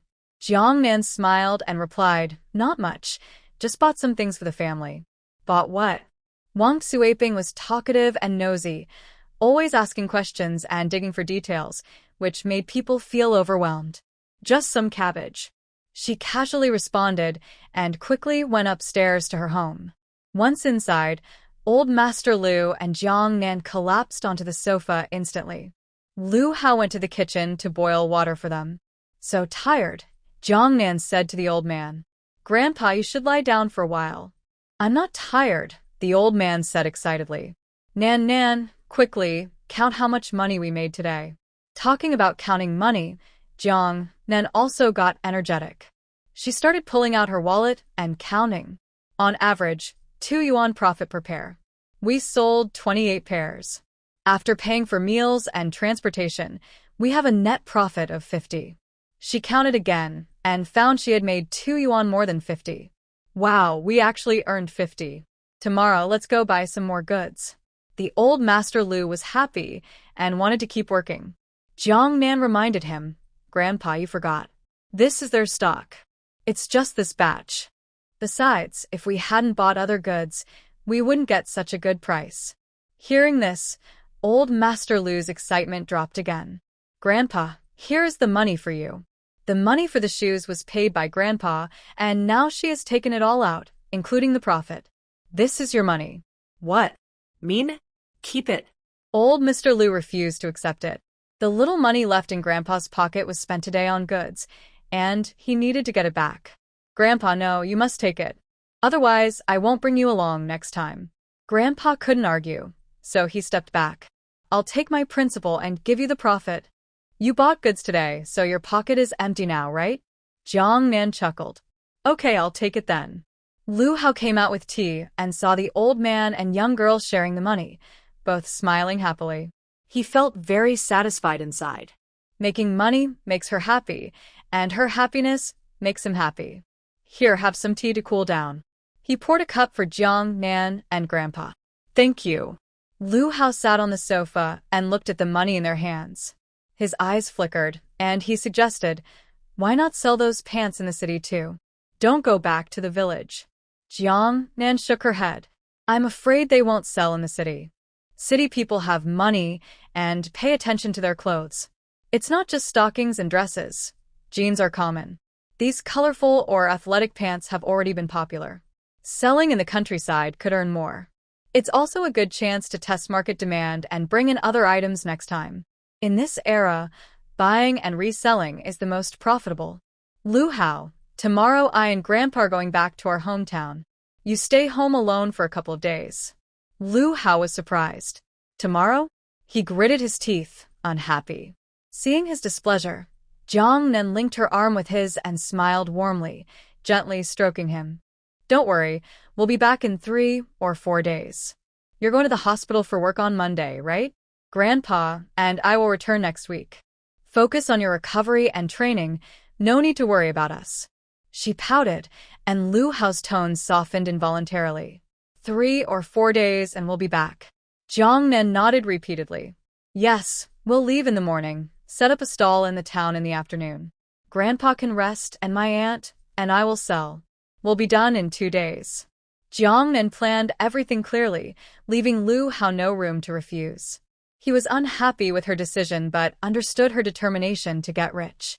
He didn't marry a quiet person. He could only support her. Grandpa Lu and Jiang Nan were on the same side. Yes, don't worry.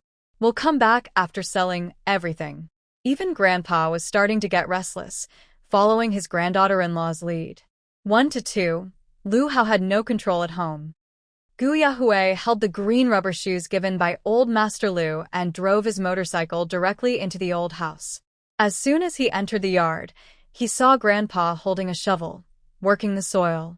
He was wearing a pair of green rubber shoes identical to the ones in his bag. Oh, Grandpa, are you working today? Old Master Lu worked hard. People need to move around to stay healthy. Being cared for all day makes you lazy. I plan to grow some cabbage for you to eat. Today, seeing that rural older brother helping his grandson and daughter-in-law set up a stall, even at his age, made old Master Lu feel he was living too lazily. He decided he needed to find something to do instead of just living passively. The shoes he bought today were perfect for working. Who bought these shoes for you? Gu Yahui looked at his grandfather's feet with curiosity. Why did he have a pair of green rubber shoes today? A thought arose in Gu Yahui's mind. Old Master Lu casually replied, I was out with your grandma and we saw a stall on the street, so I bought a pair. Stall? Gu Yahui's eyes flickered with interest. Where was it? Could it really be that coincidental? Near the construction site on the west side of the city. Construction site? Gu Yahui's eyes sparkled with excitement. He held back his enthusiasm and asked further, was the stall run by 3 people? An old man, a young girl, and a guy with a bandage on his face? Old Master Lu nodded. Yes, how do you know? Did you see them too? Gu Yahui silently took out a pair of green rubber shoes from his backpack and handed them over. Seeing the shoes Gu Yahui took out, old Master Lu looked down at his own shoes and asked, Did you buy these for me? He knew his grandson's personality. He wouldn't wear these shoes unless he was forced. His 2 sons, one a scholar and the other a boss, were now quite successful and particular about their appearance. They didn't understand the value of simple living. Old Master Lu's weathered face showed a smile. You little rascal, you finally bought me the right shoes. I have 2 pairs to swap around. What size did you buy? Gu Yahui didn't answer, but hugged his grandfather excitedly. Grandpa, congratulations. Old Master Lu threw down the shovel, pushing him away dismissively. You little rascal, what are you so excited about? Congratulations? Let go, or I'll hit you with a shovel. Gu Yahui was pushed away, his handsome face showing his excitement. Oh, Grandpa, congratulations. You saw your granddaughter. What? Old Master Lu looked at him in surprise. What do you mean? Gu Yahui excitedly shouted, That stall owner is Jiang Nan, your granddaughter. Old Master Gu was stunned for a few seconds and looked at Gu Yahui with disbelief. Are you serious? The person selling at the stall is my granddaughter? Gu Yahui nodded seriously. Yes, these shoes are leftovers they sold me. They asked me to bring them home for you to wear. Oh my goodness, I've actually seen my granddaughter? Hearing this, old Master Gu was so excited he spun around in circles. Is that really my granddaughter? Kid, are you lying to me? If the stall owner matches what I told you, then it's correct. It's exactly the same, all 3 of them. Gu Yahui looked at the very happy old man and couldn't help but smile a little. The old man spun around twice and then ran toward the hall. Old wife, come out quickly. Good news. Grandma Gu heard his call and hobbled out of the house, sounding a bit annoyed. What are you shouting about? Good news, good news. Old Master Gu's white beard trembled with excitement, his small eyes squinting happily as he looked at his angry wife. What good news? Grandma Gu asked impatiently. We saw our granddaughter today. Old Master Gu took a few steps and then started panting. The one selling shoes at the stall today. That's our granddaughter. Grandma Gu was stunned. Are you crazy? You're dreaming if you think the person at the stall is our granddaughter. Really? Gu Yahui said so. Old Master Gu took out the green rubber shoes Gu Yahui brought. Look, these are from Yahui. He said they're leftovers from his granddaughter's side. Yahui, is that true? Grandma Gu asked, turning to Gu Yahui who followed behind. Grandma, really? The person you saw is Nan Nan, along with her husband and grandpa. Since Gu Yahui confirmed it, Grandma Gu had to believe him. She was so excited she patted her thigh. Oh my goodness, that's my granddaughter. Such a lively, clever girl. She's really my granddaughter? Truly, heaven has eyes. In the hall, old Master Gu ordered Gu Yahui, Yahui, tell your parents and your second uncle to come home for a meeting. Okay. Gu Yahui took out his big phone and called his parents and his second uncle. When Gu Chang'an and Ye Yuhua arrived, old Master Gu looked radiant. sitting upright in the main seat, legs stretched out. The green rubber shoes on his feet looked especially eye-catching. They exchanged glances. Why does today feel different? Usually, whenever there was a meeting, old Master Gu would be angry at someone. In fact, these meetings were just big scolding sessions. Dad, why are you having another meeting? Xie Yuhua just finished work, still wearing high heels, and hasn't taken off her makeup. Her voice sounds weak and tired. Old Mr. Gu smiles at his daughter-in-law and says, Yuhua, I know work is tiring, but today is a good day. What good news? Did Nan agree with us? Gu Jing'an just happened to walk over, hearing the old man's words, and looks at Gu Yahui with anticipation. Old Mr. Gu looks proud and says, Your mom and I saw her today. Grandma also smiles happily and nods. When the old man said this, everyone except Gu Yahui looked surprised. Gu Chang'an scolds them. You saw her? Why didn't you tell everyone? We should have gone together. Even the father is kept in the dark. How did the old folks go alone? Gu Jing'an's tense face relaxes suddenly because of what the old man said. He asks Gu Yahui what happened. Did you take your grandparents to see your cousin? It wasn't him, Gu Yahui replies. The old Mr. Gu happily talks about buying shoes at Jiang Nan's stall. Nan is selling things at a stall? Gu Jing'an hears this and suddenly gets very emotional. He looks serious and stands up excitedly, full of concern and guilt. His daughter has fallen so low as to sell things at a stall? How hard must those days have been? Gu Yahui pulls him down and says, Second uncle, don't get so worked up. She does everything. When she was in Longshan County, she collected medicinal herbs. As soon as she moved to the city, she started her business again. She's naturally talented for this, just as you say. Gu Yahui's last words comfort Gu Jing'an greatly.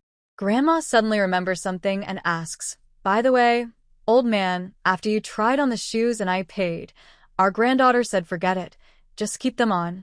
Does she know us? Old Mr. Gu looks at the shoes on his feet, smiling and nodding. Yes, now that you mention it, I remember. She didn't plan to take the money. She's very friendly to us, and even called me Grandpa sweetly. Thinking about the brief meeting with his granddaughter, the old couple shows a look of love and kindness. Yahui, did you show your cousin our photos? Old Mr. Gu asks. No. Jiang Nan's mouth is always warm and friendly with everyone. When doing business, her words are even sweeter. Gu Yahui doesn't want to hurt her grandparents by saying they are imagining things. But not expecting her grandfather to accept money? That's a bit strange. Teacher Gu Chang'an gave a reasonable answer. Dad, this is called telepathy. The children feel a subconscious closeness when they see you and my mom. That's the wonderful thing about blood relations. Since the grandson is cultured, the elders naturally believe his words. If their granddaughter has telepathic feelings for them and shows such warmth and kindness, then when they meet her, she definitely won't turn them away. Is the person with the bandage on her face her loved one? Grandma Gu asked. Talking about Lu Hao, Grandpa Gu angrily patted his thigh. Oh, Hui, I think Hui mentioned that his colleague had an injury. Why didn't we think of that earlier? Hui replied, Grandpa, that's Lu Hao, and his grandfather too. The injury on his face was treated by Nan, and the bandage will come off soon. My granddaughter is really capable. Grandpa Gu looked at Hui with hope. They sell shoes at the stall. Will they sell again tomorrow? Maybe we should go buy a couple more pairs then. Chang'an suggested to Gu Jing'an, yes, second brother, you should go buy some too, to get familiar with them. Hui also agreed with this idea. They could create a chance encounter starting as customers. I'll ask Lu Hao. Hui sent a message to Lu Hao. After a while, Lu Hao called back. Hui asked if they would continue selling shoes tomorrow. Lu Hao, sounding helpless, told him that Jiang Nan and Grandpa would go to their hometown to sell clothes in the morning. Hui ended the call and addressed everyone in the room. They won't sell shoes tomorrow. They're going back to their hometown. What? Going back to their hometown? Gu Jing'an was again upset. The usually calm second uncle had lost his composure several times. Hui understood better Jiang Nan's importance in his heart. He truly cared about that daughter he had never met. Hui hurriedly explained, they're just going to sell clothes. They should be back after selling.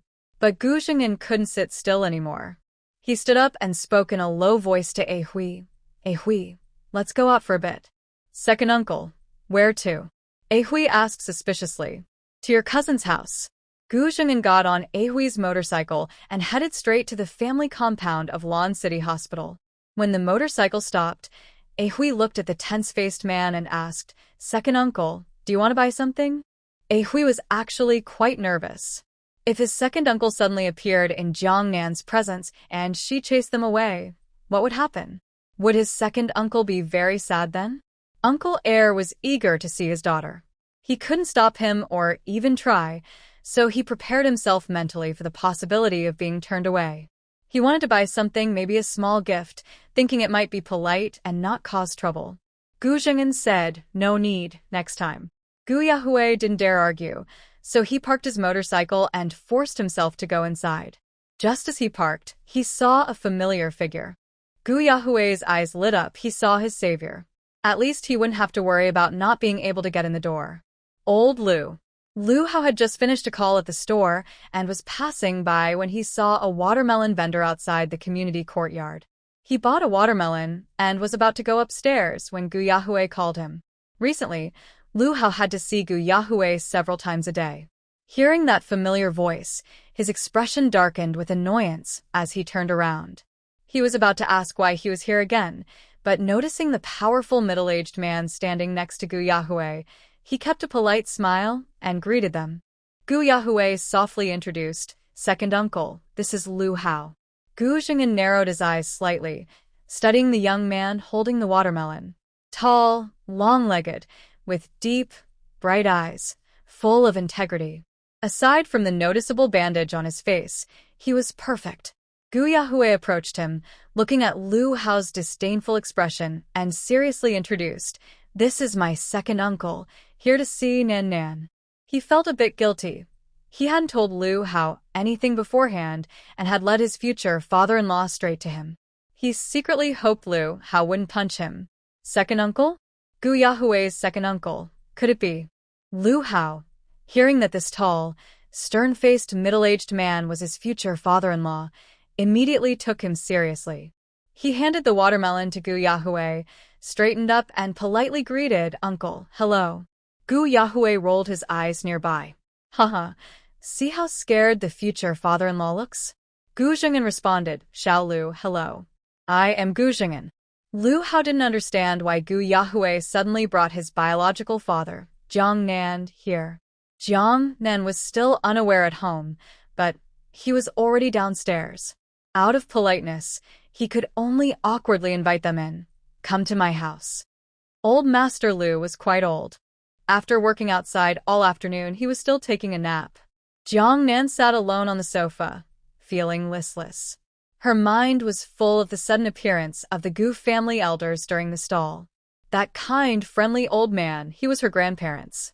She is easy to get along with at first glance. She is completely different from her greedy and harsh grandmother in the Jiang family. The vague shadows from her past life are now becoming clear. Originally calm and composed, she is gradually beginning to look forward to her family. She thinks that once she sells clothes back home, she will see them.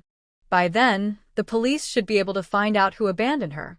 As she was thinking, she heard a knocking sound. Jiang Nan stood up. Coming. Didn't you lock the door? She unlocked the door and complained to the person outside. But when she opened the door, she was caught off guard to see 3 tall men standing there. Her expression froze instantly. The 3 men standing side by side looked very serious. Especially the middle-aged man in the center, whose face was tense, with deep, experienced eyes showing complex emotions, staring straight at her. Gu Yahui was holding a watermelon and gently waved to her with one hand, trying to ease the awkwardness.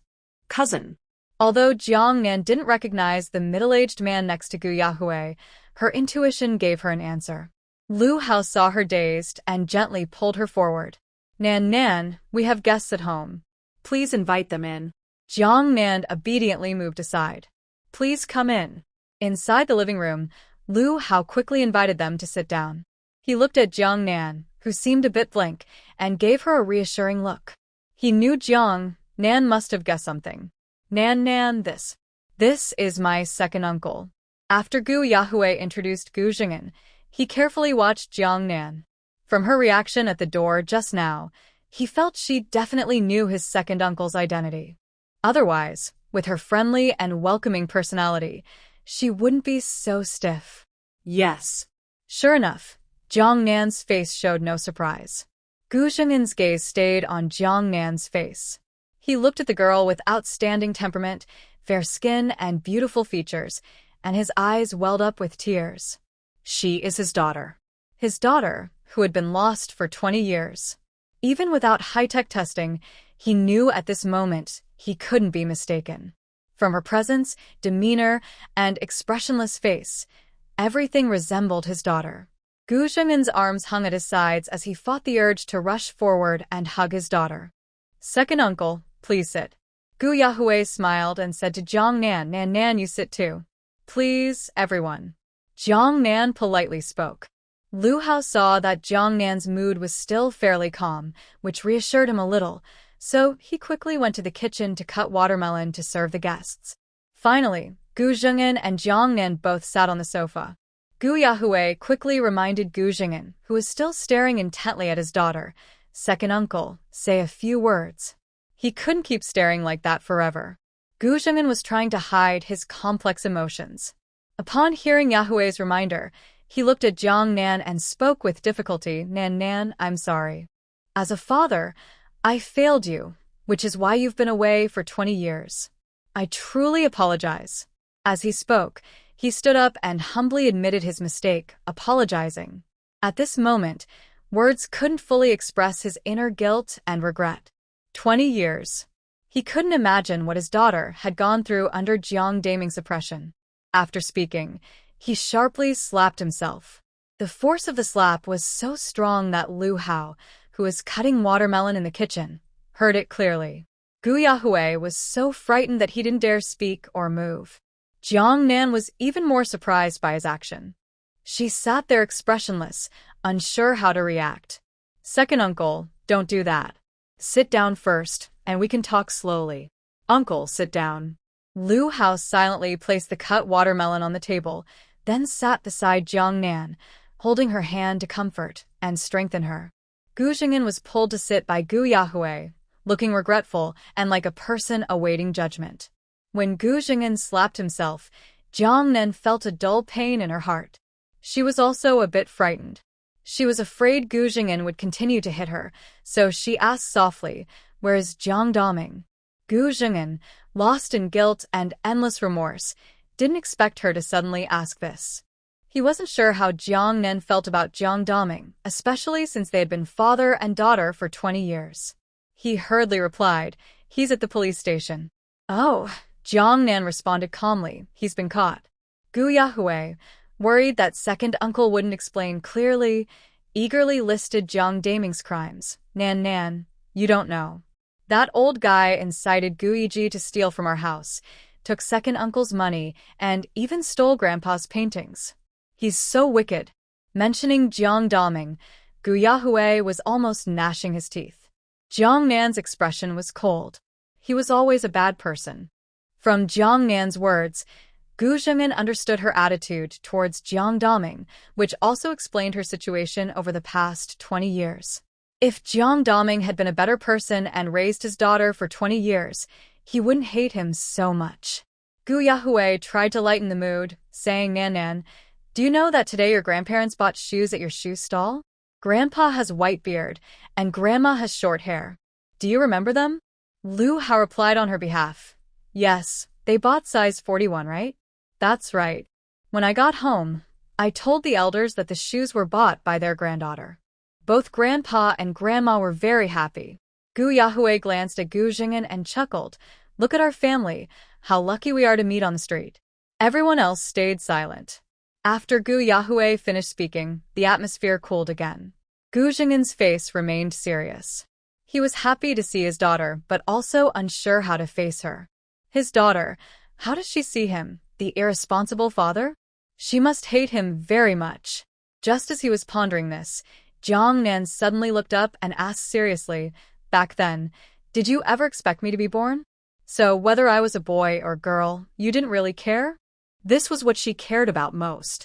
Her biological father came to acknowledge her, and her feelings were complicated.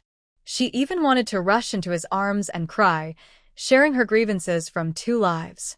But before she could resolve her inner doubts, she remained calm, with no tears. She wanted to know how she was born, under what circumstances. If he had paid a little more attention, the child's gender wouldn't have been mistaken. Looking into Jiang Nan's eyes, Gu Jing'an quickly shook his head. No, that's not true. Actually, when his daughter brought up this topic, Gu Jing'an felt guilty. Did he expect this child back then? Honestly, he didn't willingly have this child. Son Wanru had planned to trap him and got pregnant on purpose.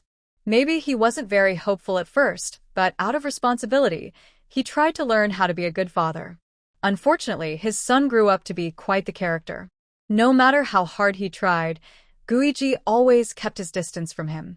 After 20 years of suffering, when he learned his child was someone else, a girl, his first reaction was relief. Gu Jing'an was glad Jiang Nan took the initiative to ask about this, giving him a chance to explain. He looked at her gently and said, Nan, please allow me to explain.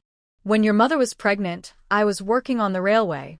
Conditions were very tough then, and our workload was heavy. As a technician, I had to stay almost 24 hours at the construction site. Your mother suddenly came to Longshan pregnant, and I could only arrange for her to stay in the workers' dormitory. Back then, society emphasized sacrificing personal family for the greater good, so I couldn't leave my work to care for her. Later, your grandmother went to take care of her. When she gave birth, I was still on the construction site and couldn't go back. By the time I finally found time to rush home, the baby had already been born 3 days earlier. He remembered clearly how his mother-in-law held the baby and excitedly told him that Wanru had a son. He looked at Wanru lying weak and pale on a small, shabby bed. That was the only time in his life he felt guilty about Wanru. In such harsh conditions, she endured the pain of childbirth. As her husband, he couldn't be there by her side. Although she insisted on traveling from Lanzhou to that small town to suffer, because Gulan was working in the countryside at Longshan County. Gu Jing'an wiped his face and continued, in the past 20 years, I haven't been close to Guiji. It's been painful for me. I tried to be a good father and to get along with him, but it didn't go well. He's afraid of me and resists forming a bond. He only gets close to your mother. I always thought it was my fault. But when I found out my child was someone else's, I suddenly understood. As your uncle said, blood ties are a very strange thing. Nan, I apologize for my neglect. These 20 years, I know life in the countryside hasn't been easy for you. Give me a chance. Let's start over, father and daughter. I will try to be a good father and make up for what I owe you. Can we do that? Jiang Nan listened to his sincere and honest explanation and understood everything. Her heart was deeply touched. She believed everything Gu Jing'an said and could feel his pain and helplessness over the years. Although he briefly mentioned Wanru, she could still sense that their marriage hadn't been harmonious from the start. Suddenly, she felt a bit sorry for this middle-aged man. A successful businessman on the outside, yet at home, he had such a wife and children. She couldn't help but wonder, since from the beginning, his relationship with Wanru was wrong, why didn't he divorce? Why stay and endure until now? In her past life, when she was treating Wanru's illness, they had already divorced. At that time, she heard that Gu Jing'an had gone abroad. After the divorce, son Wanru still nervously insisted on being called Mrs. Gu. Perhaps in that marriage, son Wanru was always singing a solo. Gu Jing'an finished explaining everything, and the living room became quiet again. 3 pairs of eyes looked at her, waiting for her to speak. Lu Hao tightly held her hand, using this way to show her he would always support her. When facing Gu Jing'an's deep gaze, Jiang Nan adjusted her emotions and casually said, "Cherish the present." These 4 simple words immediately relaxed Gu Jing'an's tense, stern face. He let out a long breath, and his eyes became misty. He finally couldn't hold back his emotions, covering his face and softly crying. After a while, He calmed down, with tears in his eyes, and in a hoarse voice, he asked, "Child, have you forgiven me?" Jiang Nan spoke calmly. "What I've always cared about is your attitude as a father toward your children. I want to know whether the tragedy 20 years ago was caused by your neglect, or if there was another reason. Now I understand. I may not have been born to your expectations, but at least you are a responsible person." He was different from son Wanru. After so many years, facing such a rebellious son and an extreme, stubborn woman, he must have been in pain too. Gu Zheng'an never expected Jiang Nan to be so calm and rational. He thought he would see a young girl crying and blaming him for her hardships over the years, complaining, resenting, unable to forgive him. Looking at the sensible girl, who was already tearful and voice hoarse, Gu Zheng'an felt heartache and said, thank you, my daughter." In front of this unfamiliar father, Jiang Nan tried hard to control her emotions, not wanting to appear too vulnerable. But when she heard Gu Zheng'an's tearful words, "Thank you, my daughter," she couldn't hold back and cried out loud. Her tears carried too many feelings: sorrow, frustration, relief. Lu Hao saw his wife crying and quickly went to comfort her. However, when he reached out to hug her, Jiang Nan suddenly threw herself into another person's arms. Lu Hao froze in place, his face showing confusion. Gu Zheng'an, being a reserved man, wanted to embrace his daughter when he saw her enter, but he held back, afraid she would dislike it. He didn't expect her to suddenly throw herself into his arms. He was stunned for a moment, then his heart filled with happiness. He raised his hand and hugged the person into his arms. The father and daughter both put aside their masks and cried loudly, holding each other's heads. Usually calm and rational, at this moment, they let go of their worries and cried out loudly without caring about others. Seeing this scene, Gu Yahui and Lu Hao were also moved by their emotions. They were very touched. Gu Yahui was a sensitive person. He was naturally optimistic and hated seeing others cry. Especially when such a tough man like Uncle Air was crying, it touched people's hearts deeply. At this moment, Gu Yahui also wiped his tears. He couldn't just cry himself. He playfully hugged Lu Hao, wanting to use his shoulder for support. Lu Hao, being hugged, looked angry and pushed him away hard. He also kept an eye on his wife's movements from time to time. "Let me hold you for a moment." "I'm so touched," Gu Yahui said, wrapping his arms around Lu Hao's neck, making it hard for him to push away.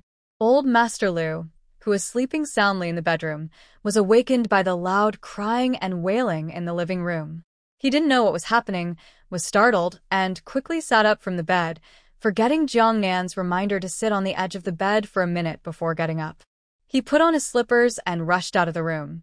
As soon as he reached the living room, he saw his granddaughter-in-law crying with a man, while Gu Yahui was hugging Lu Hao's neck and crying loudly. Gu Yahui was holding on to him and howling. "What's going on, Lu Hao?" Old Master Lu's face was stern, and his tone was very serious. Who was this stranger, crying and hugging his granddaughter-in-law?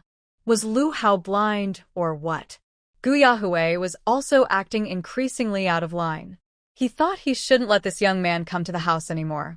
Old Master Lu shouted angrily, and the four people who were hugging each other in the living room immediately separated. Gu Zheng'an was lost in the joy of his daughter hugging him. He didn't care about others' opinions and gently wiped her tears when he saw her crying.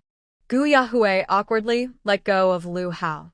When he saw old Master Lu's dark, stern face, he cleared his throat and explained, "Grandpa, listen to our explanation."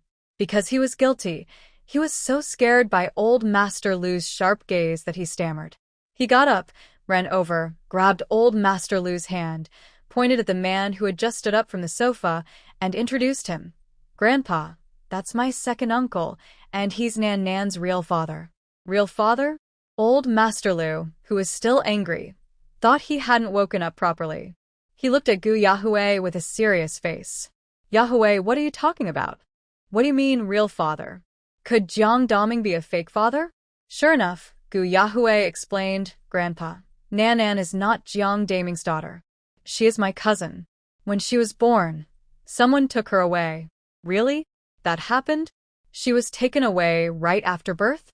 He didn't quite believe Gu Yahweh and looked at Lu Hao for confirmation. Lu Hao nodded. Grandpa, Yahweh is right. Grandpa was very shocked by this news.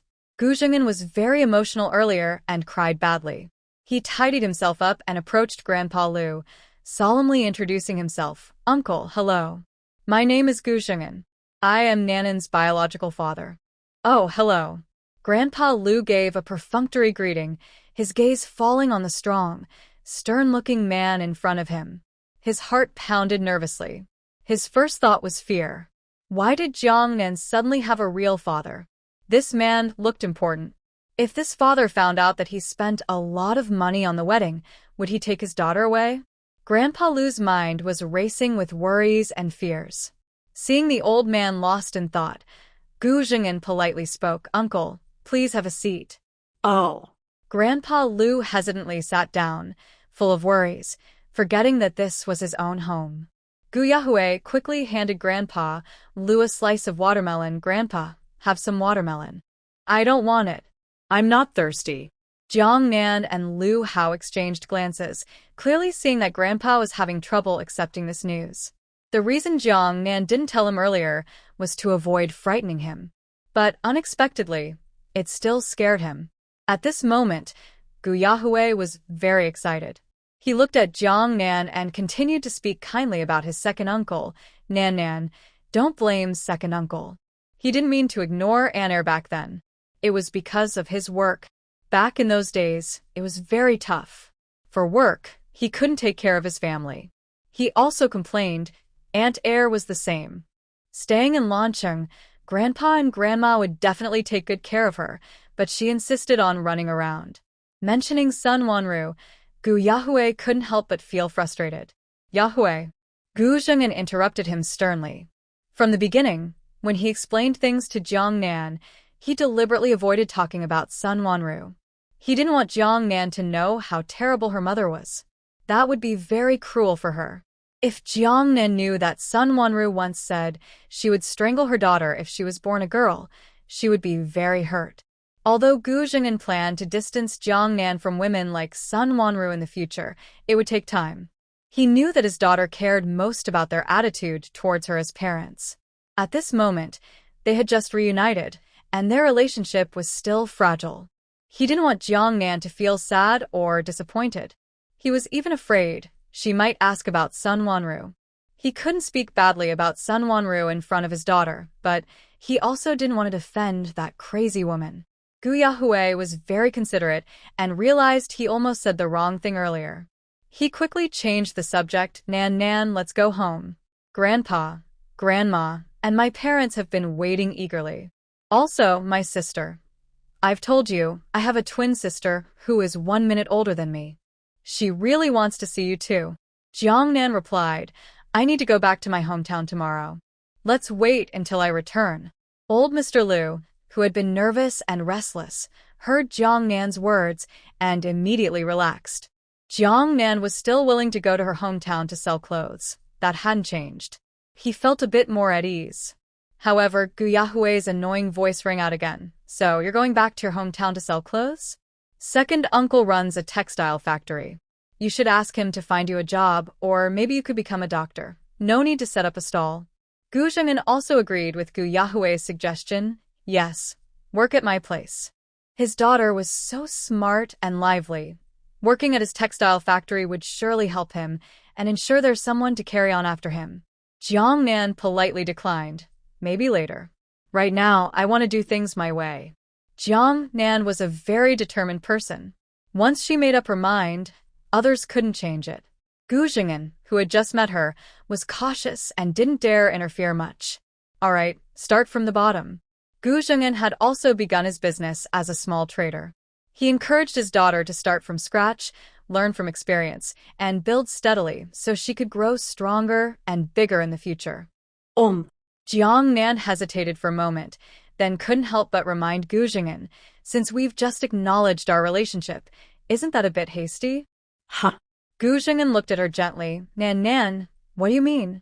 I mean, maybe we should do a paternity test to confirm our relationship. What if we've mistaken someone? No way.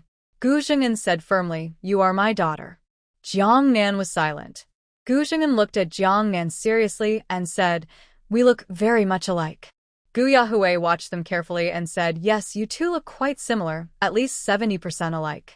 Gu Yahui said this, but he felt a little regretful about bringing his second uncle over so quickly. He should have had an appraisal done first before recognizing the family. He had already made a mistake once. He must not make another now. If Jiang Nan wasn't his second uncle's daughter, his whole family would go crazy. Gu Xing'an immediately approved based on appearance, and Jiang Nan couldn't say much. She was sure she was the daughter of Sun Wanru. If Gu Xing'an could confirm that Sun Wanru was pregnant with his child, then it would be correct. As he said, they really do look somewhat alike. Lu Hao and Grandpa looked at the father and daughter and agreed with Gu Yahui's words. Yes, they look very similar, clearly family members. It's not just about physical resemblance, but mainly about their aura. Talking about this, the atmosphere in the room became much more relaxed, and everyone had smiles on their faces. Lu Hao glanced at the clock and suggested, "It's mealtime. Let's not cook today. Let's go out to eat together." Since the father-in-law and daughter-in-law recognized each other, he felt he should warmly invite everyone for a meal. "Let's go." "Nan Nan, what would you like to eat?" Gu Xing'an had already gotten used to having a daughter. When talking to Jiang Nan, his tone was gentle, very different from his usual quiet, reserved, and stern boss persona. With Gu Xing'an around, Lu Hao had no room to show off. It was difficult for him to even stand beside Jiang Nan. "I'm fine with anything." It was late, and the four of them casually ate at a small stir-fry restaurant near the residential compound. After the meal, they finally saw off Gu Yahui and Gu Xing'an. Back home, Jiang Nan was about to clean up the watermelon peels on the table, but Grandpa Lu went ahead and did it first. Jiang Nan wanted to go to the kitchen to boil water, but he immediately stopped her. "Nan Nan, don't move. I'll do it. You sit and rest. From now on, we will handle all the chores at home." Jiang Nan looked at Grandpa, who suddenly seemed eager to show his caring side, and she couldn't help but smile. She asked, "Grandpa, what are you doing?" Lu Hao came out of the bathroom and explained in a calm tone, "Grandpa thinks you're a young lady from the city, so he doesn't want you to do any work." Jiang Nan went over, took Grandpa's arm, and smiled warmly. "Grandpa, please don't think like that. I'm your granddaughter-in-law. We're family. Whatever I was before, I am still the same now. You can't give me special treatment, or I'll get angry." However, Jiang Nan's words did not dispel old Master Lu's doubts. He glanced at Lu Hao, sighed, and said, "Nan Nan, when I married you into the family, I already felt that Lu Hao is trying to climb higher. You're cheerful and capable, and you know how to live well. He's dull and shy, and his face was injured. He doesn't match you at all. The only advantage he has is a secure job. Now, even that isn't in his favor. Do you think I can feel at ease?" Lu Hao. His words were quite insulting. Was the old man really going to belittle his own grandson like this? Lu Hao looked angry and stared. Seeing that Lu Hao showed no sense of crisis, the old man got even angrier. "You brat, what are you staring at? Hurry up and say something nice to Nan Nan. Be good to her in the future." Lu Hao stepped forward, took Jiang Nan's hand, and looked at his wife with love in his eyes. He said, "Grandpa, we are together because of love." The old man was confused by his words and only commented with 2 words, "Nonsense." Can love really feed a person? Lu Hao was confident and looked at Jiang Nan with deep affection. "Just like my uncle and aunt, because they love each other, their hearts are tightly connected. No one, no difficulty, can separate them. Your worries are unnecessary. If there's no love, then being well-matched by family background is pointless." "That's right," Jiang Nan said, linking her arm with his. She looked at him with affection and suddenly spoke in English, "I love you." Her sweet declaration made his heart flutter. Looking into her eyes, he felt a sudden warmth. He quickly said to the old man, "Grandpa, you should rest now. We're going back to the room to spray medicine." After saying that, he pulled her along and hurried back to their room. The bedroom door was slammed shut forcefully. Old Master Lu was startled by the sound. He looked at the closed door, full of doubt. Was the power of love in the young people's words really that strong? In their generation, marriage was mostly arranged by parents.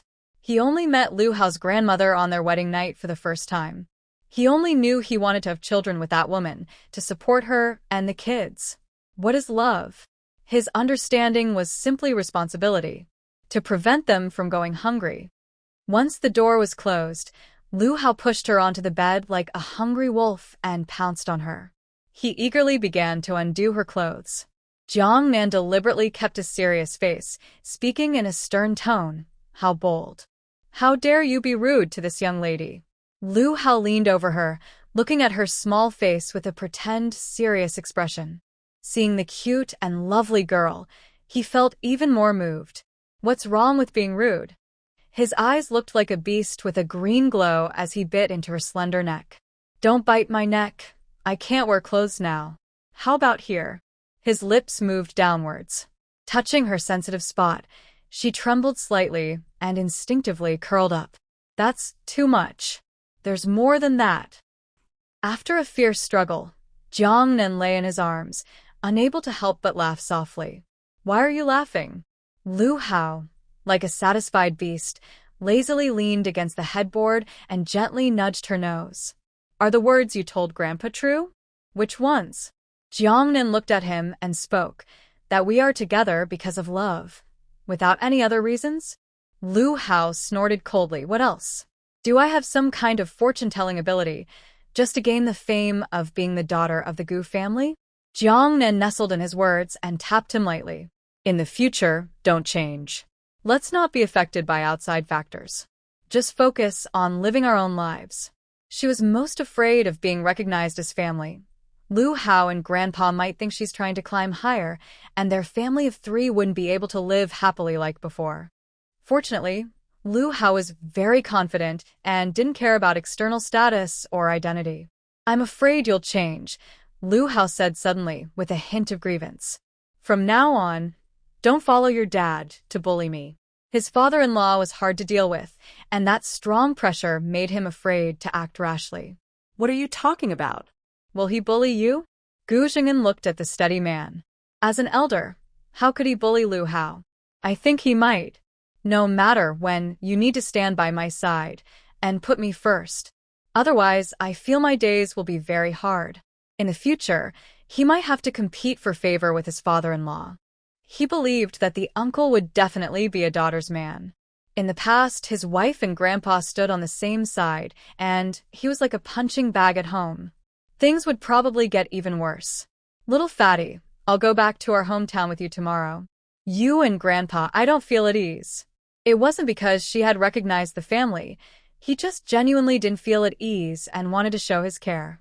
Jiang Nan refused immediately. No, you have to work on Monday. Rest well at home and go to work in the best condition. From now on, Lu Hao's battlefield was at the hospital. She didn't want him to be distracted because of her. Jiang Nan looked at him carefully and kindly advised, you should practice calligraphy at home these days, spray some medicine regularly, and when I return, we will remove the bandages and face the new life with a fresh look. Jiang Nan became more confident, and Lu Hao couldn't argue with her, so he obediently followed her plan. All right, stay safe. I'll call Qin Feng later. Jiang Nan suddenly remembered something and continued to remind him, by the way, don't forget to ask about that patient's news. When she returns from her hometown, she will start investigating how Lu Hao was injured. The next morning, Lu Hao got up early to prepare breakfast. By the time Grandpa and Jiang Nan woke up, the meal was ready and on the table. Grandpa was very pleased with his grandson's sense of responsibility. It was just right to be so thoughtful. After breakfast, the 3 of them went to the wholesale market to buy supplies, then headed straight to the station. The wholesale market was close to the station, so it was convenient and didn't take much time. However, when they finished packing and went downstairs, Gu Xing'an was unexpectedly waiting there. Lu Hao was the first to see the tall figure standing there and tugged Jiang Nan. Little fatty, look over there. Jiang Nan looked up and saw that figure. She was momentarily stunned, then a gentle smile appeared on her face. That tall, broad back resembled her childhood fantasy of an ideal father. When she was young, her teacher asked her to write an essay titled My Father. She always automatically ignored the fierce appearance of Jiang Daming. In her mind, she imagined her father as tall and mighty, upright and righteous, supporting her with his broad back. Just like the tall figure in front of her now. "Uncle, why are you here so early?" Lu Hao stepped forward to greet him first. Faced with this imposing father-in-law, honestly, he didn't feel very relaxed. "Didn't we say yesterday that Nan would go back to her hometown to sell goods today? I came to see her off. By the way, where are the things? I drove here, so I'll load them into the car later." Drove here? Lu Hao suddenly felt a bit insecure. But he couldn't show weakness, so he helped Jiang Nan carry her bag and held her hand with one hand. This was his way of asserting his position. Jiang Nan said, "The things are still at the wholesale market. We plan to go there now, and then head to the station. Then let's go. I'll drive and take you." Gu Zhengin didn't give them a chance to refuse. He took a long stride and led the way.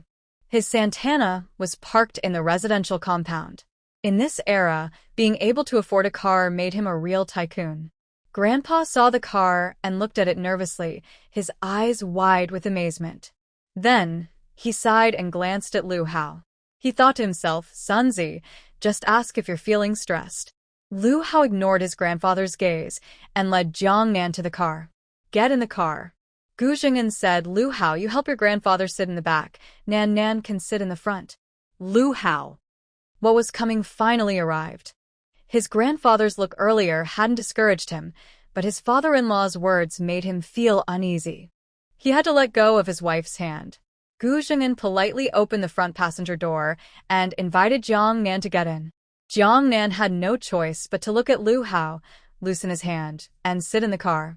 Gu Zhengin started the engine and, while driving, tried to chat with Jiang Nan.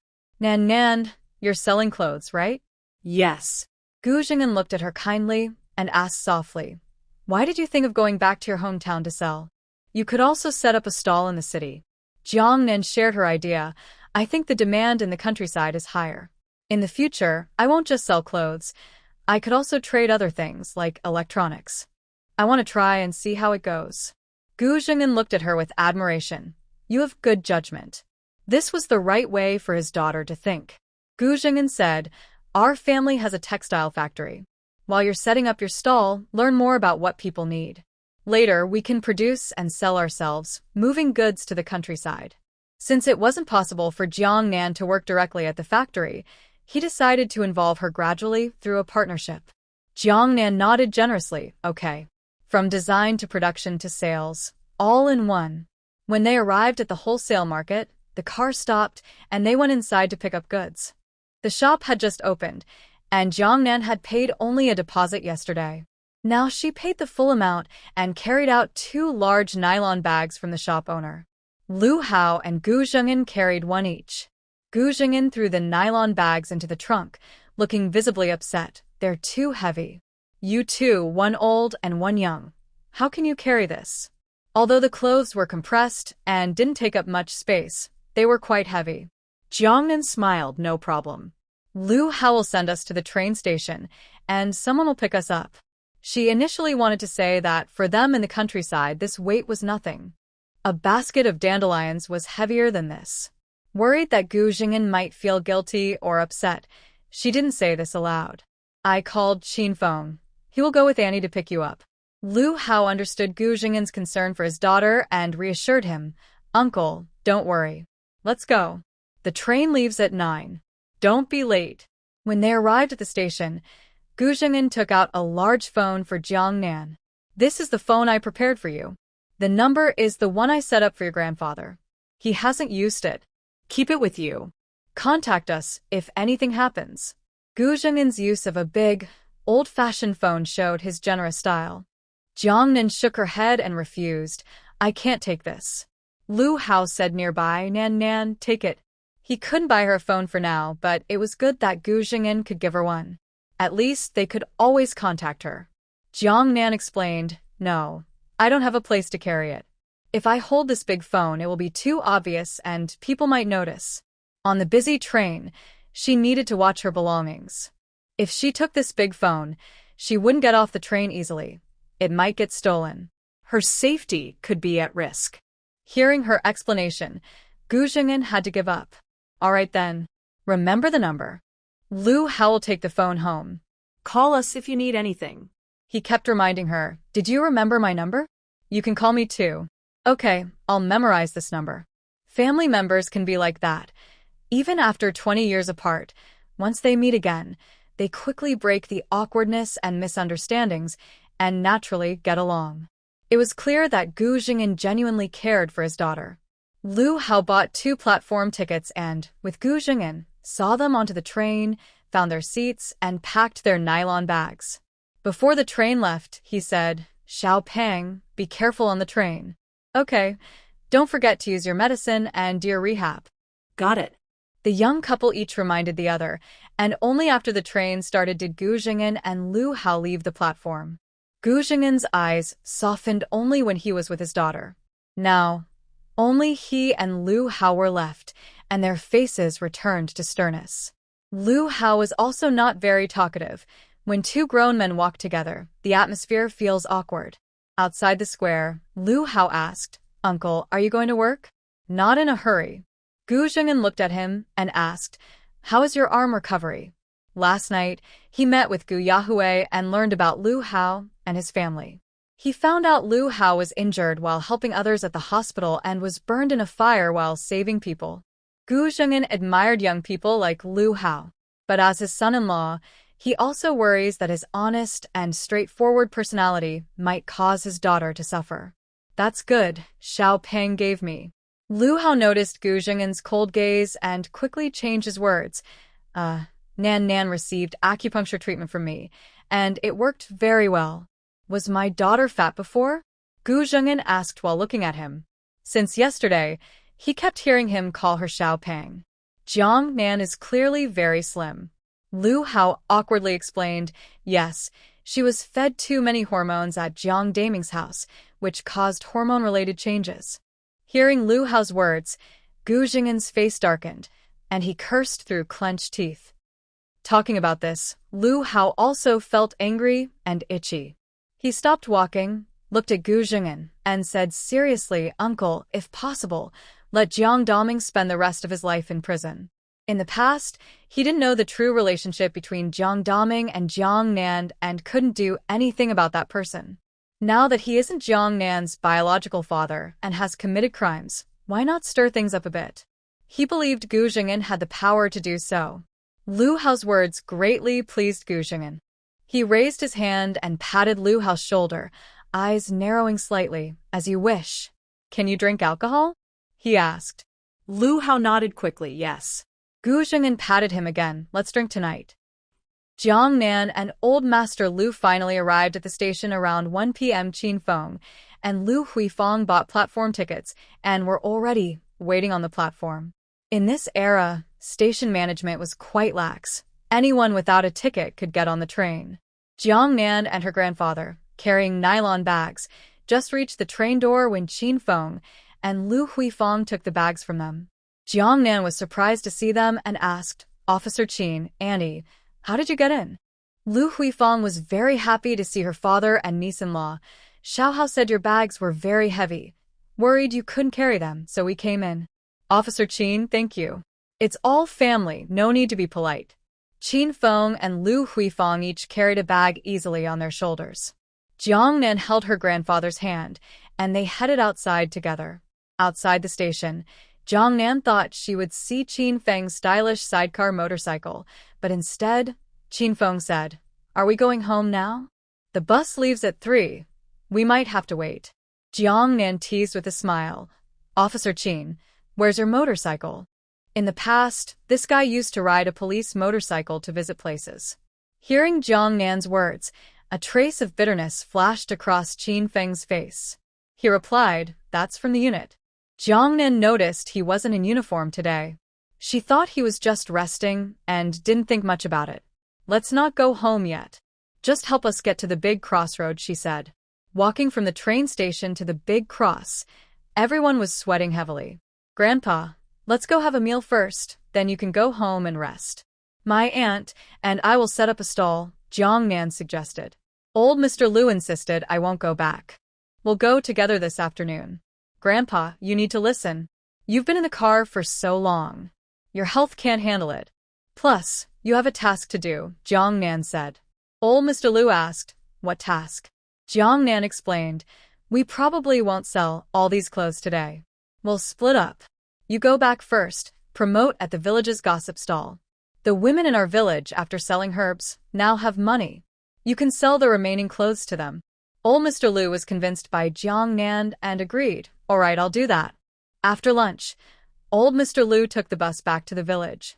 Jiang Nan and Lu Huifeng prepared their stall. Qin Feng was still wandering around with them. I have nothing to do. Can I help set up the stall too? Officer Qin, with your status, how can you set up a street stall? Go to your work, Jiang Nan said. I'm free today and bored. Just looking for something to do, Qin Feng replied.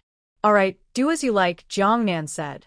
Jiang Nan took out a bedsheet from her bag, laid it out, then took clothes out of a nylon bag and piled them on top. What are these? Colorful pants and fitness pants? Qin Feng looked at the pile of clothes and rolled his eyes. You go to the city once, and you can't bring back some high-end stuff? Jiang Nan was arranging the stall and explained casually, high-end clothes won't sell many. Clothes for working people sell best.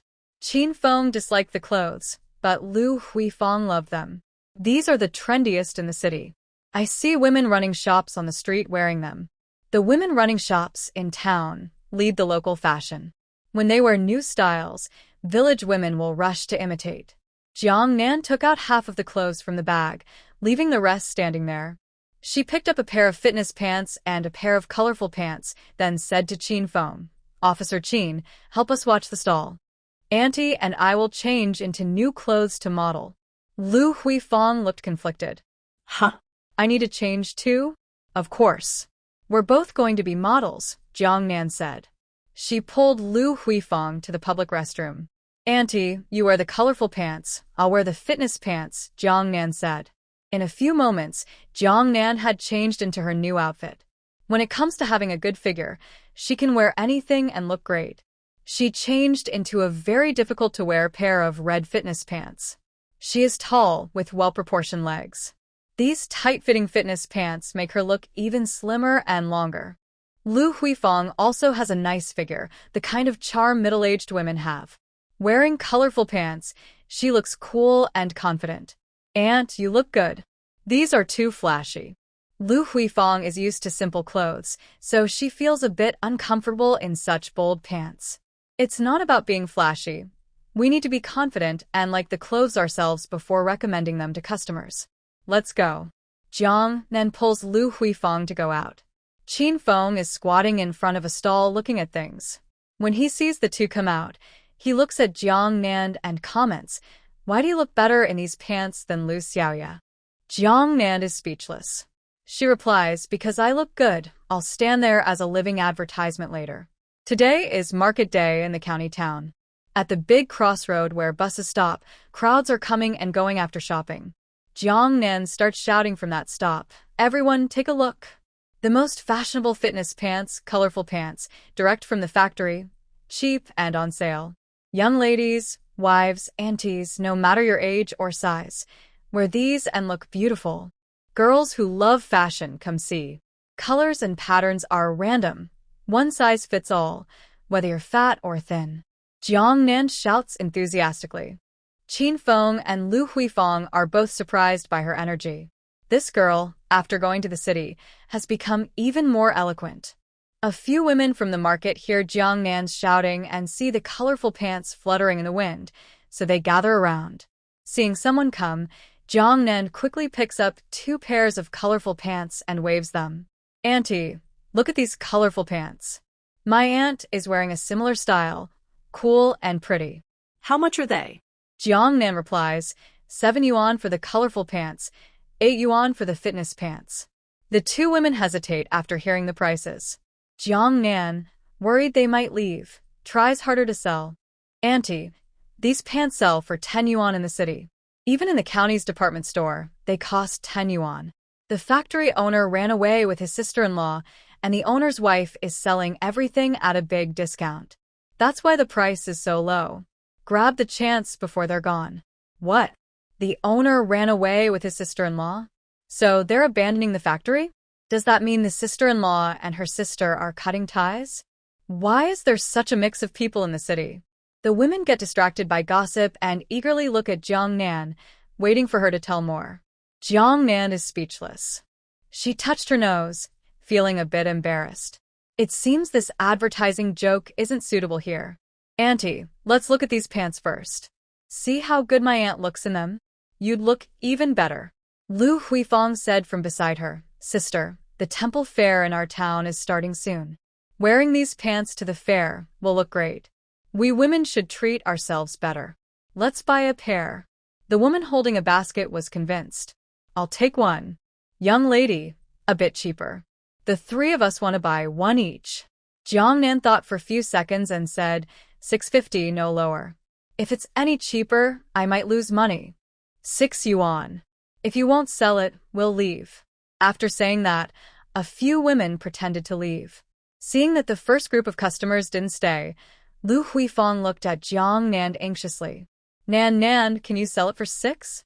Jiang Nan nodded, then turned to the women, who were still on the roadside stepping on ants, and called out casually, All right, take them.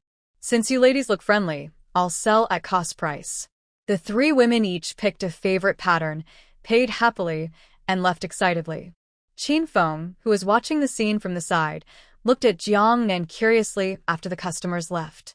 Did the factory boss really run away with his sister-in-law?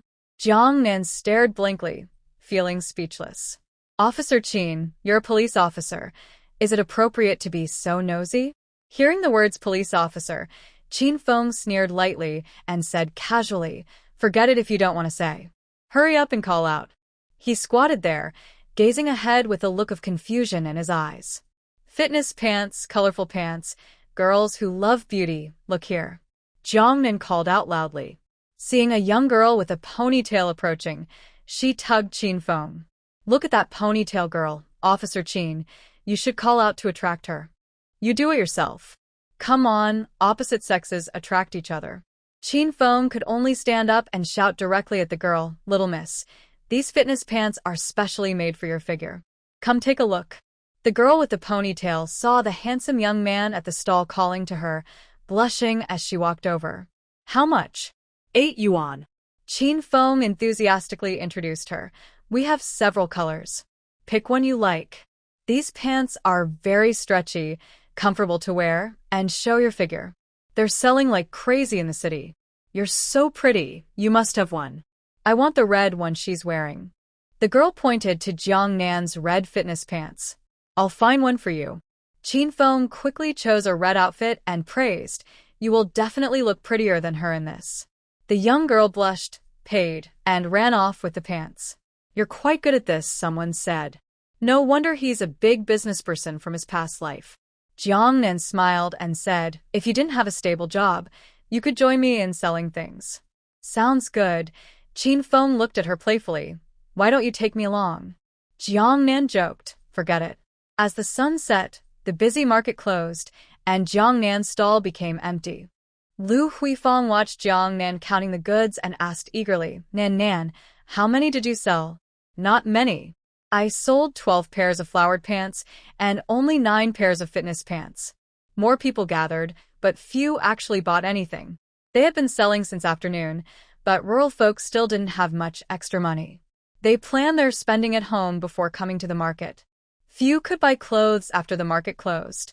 A few aunties asked if they would come again tomorrow, probably wanting to buy, but lacking funds. When packing up, Jiang Nan casually asked Qin Feng, Officer Qin, has your sister opened her tailor shop yet? Qin Feng helped pack clothes, lowering his head, Not yet. Where is she? Jiang Nan asked. At home. Qin Feng didn't mention his sister Qin Yin much. He tightened the nylon bag's opening and asked, Will you come again to sell tomorrow? No, I'll go to the town to sell, Jiang Nan replied. While waiting for the bus, Jiang Nan went into a nearby convenience store, bought 2 packs of cigarettes, and handed one to Qin Feng. Thanks for today. I don't know how to thank you. I see you smoke, so here, take these. Don't be so polite. If Lu Hao knew I took your cigarettes, he'd be mad at me, Qin Feng said. Can't let you help for nothing, Jiang Nan insisted, pushing the cigarette pack into Qin Feng's hand. Just take one pack, the other for Grandpa. The bus is here, hurry up and pack things. Qin Feng saw the bus off and waved goodbye. When Jiang Nan saw Qin Feng again, she felt he seemed troubled. Although he kept smiling, his eyes looked lonely. Especially since he wasn't wearing his uniform or riding his motorcycle. With her memories from the past, Jiang Nan couldn't help but think more. Jiang Nan and Lu Huifeng carried the remaining clothes back to the village. As they reached the edge of the wheat field, they saw several women looking from afar. When they returned, the women gathered around. Nan is back. Grandpa said you went to the city and bought fashionable clothes. Did you sell everything? They then looked at Lu Huifeng. A gust of wind blew by, making Lu Huifeng's clothes flutter beautifully and look very stylish. Mamu, these pants are nice. They're so cool to wear, right? Lu Huifeng immediately started advertising, very cool, like I'm not wearing anything, so comfortable. Are there any more? A few older women asked. Jiang Nan cheerfully replied, yes, I kept some for you. Come on, let's go to my aunt's house and take a look. Recently, after selling some herbs, the women's wallets were full, and they happily followed. When they arrived at Lu Huifeng's yard, they saw Fong Guoping walking around without his crutches. Wow, uncle, your leg is better? Usually, neighbors were surprised to see Fong Guoping walking without his crutches. Jiang Nan was startled and quickly stopped him from showing off. Uncle, put your crutches away first. Don't walk like that, it's not good for your leg. Fong Guoping saw Jiang Nan come back, smiled shyly, and obediently used his crutches to walk. Lu Huifeng and Jiang Nan brought a group of women inside and showed them the pants. Annies, take a look and see if you like any. Feel free to choose your favorite pattern. How much does it cost? Wang Aunt asked. Jiang Nan explained, they're at cost price for our village. I brought them for you. I'm not making money. 6 yuan for a pair of casual pants, 8 yuan for fitness pants. They sell for about 10 yuan in the county. If you like any, just take one. If not, that's okay. Lu Huifeng was trying to persuade everyone, just buy one. Perfect for the temple fair. Can I wear this? I'm so fat. Can I try one on? How's the quality of these pants? Don't let them tear after wearing a few times. Everyone was busy trying on pants, chatting and choosing happily. Jiang Nan said with a smile, feel free to try. The quality is definitely good. When Su Yuqin heard Jiang Nan and the old man had gone home, she hurried over. She saw a group of women in Lu Huifeng's yard, dressed brightly, comparing their figures. Su Yuqin greeted Lu Laoyizi, Dad, you're back? Lu Laoyizi nodded. Yes, we're back. The women in the yard, showing off their figures, smiled and said, your daughter-in-law brought these pants from the city. We each bought one. You should go try one on. Hearing Su Yuqin's voice, Jiang Nan had already picked a plain, patterned pair from the pile of pants. Yuan come try it on. Su Yuqin was surprised and happily followed Jiang Nan into the small house to change into the floral pants. Aunt Wang looked at Su Yuqin coming out of the small house and said, oh, Xiaoya's mom, why do you look so pretty today? Su Yuqin spun around proudly and said, my daughter-in-law gave me this. Do you think I can look bad? Her words made everyone laugh happily. Jiang Nan was also surprised, not expecting Su Yuqin to admit that she was her daughter-in-law. You are really lucky. Having such a capable daughter-in-law means you won't have to worry about new clothes in the future. Hearing this, Jiang Nan smiled and said, Auntie, with me here, the whole village won't have to worry about new clothes. Just tell me what kind you like, and next time I go to the city, I'll bring it for you. It will definitely be cheaper than shopping at the department store. Really? That's great. Of course, really, Jiang Nan replied confidently. In a few days, we'll go back to the city. When that happens, make a list of what you need, and I'll bring it for you. A young wife from the village looked at Jiang Nan eagerly and asked, can I buy a tape recorder? One that can hold 2 tapes. Jiang Nan confidently answered, a double cassette recorder? Of course, no problem. Even a TV is fine. She could earn a lot from these electronic products, but they took up space. When the women heard Jiang Nan could even get a color TV, they praised her again, saying, Nan Nan is really capable. She's the most capable young wife in the whole village. She helps us make money and helps us look pretty. A group of women, dressed in new clothes, happily chatted in Lu Hui's yard. Suddenly, old Wang from the village appeared at the gate and loudly shouted at his wife, What time is it? Are you still not cooking? Are you trying to starve us and our son? Seeing the angry man, Aunt Wang quickly said goodbye to her friends. I have to go now. Talk to you later. The other women also realized they had been chatting too happily and forgotten to cook. Everyone quickly dispersed, running away in all directions. Su Yuqin looked at her floral pants and asked Jiang Nan, how much are these pants? I'll pay you. Aunt Su, we're family. No need to pay. Just wear them. All right, I'll accept them, Jiang Nan said warmly. Aunt Su was no longer polite and said, Let's eat at my house tonight. The old kitchen hasn't been used for a while, so no fire there. We'll eat at my aunt's tonight and go to your place tomorrow. While Lu Hui was preparing dinner, Fang Guoping anxiously asked Jiang Nan to check his pulse. Nan, please see how my health is recovering. Do I need to change my medicine? After finishing the pulse check, Jiang Nan said, Brother-in-law, I will give you a new prescription. Once the medicine at home is finished, get a new one. You still need to use crutches at home. Your nerve area is in a weight-bearing part, so be careful. Don't rush, take it slowly. Fang Guoping, feeling confident because the treatment was working, said, Okay, I'll listen to you. I won't worry so much anymore. Mainly, the pain isn't so bad now, and I can walk a few steps without crutches. I often forget to use them. Brother-in-law, follow the treatment plan for better results. Old Master Lu looked at Fang Guoping with a cold face and spoke harshly. Did you hear that? Don't think you can do everything yourself or show off. Fang Guoping obediently responded, Dad, I understand. Old Master Lu was annoyed when he saw Fang Guoping. If it weren't for my daughter, who would bother to take care of you? Fang Guoping sheepishly touched his nose and didn't dare speak. Jiang Nan quickly tried to smooth things over. Grandpa, don't be so angry. After dinner at Lu Huifang's house, Jiang Nan went to the village chief's house and used the public phone to call Lu Hao to report safety. Gu Zheng'an's big brother phone was with Lu Hao, so today he didn't need to send a pager to call him back. She dialed that number directly, but it rang many times without anyone answering.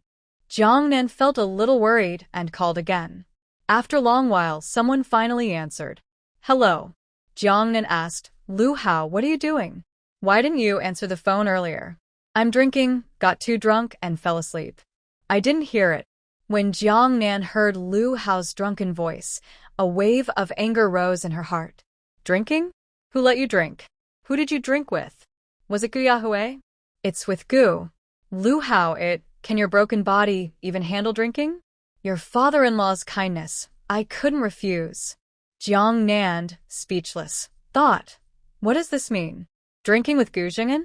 Is the father-in-law involved? His words are really sweet. Lu Hao was clearly drunk. Hearing Jiang Nan's angry voice, he handed the phone to another man nearby. Father-in-law, you answer.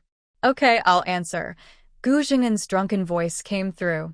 Nan, we're back in the hometown. I'm happy today. I had a couple of drinks with my son-in-law. Don't scold him.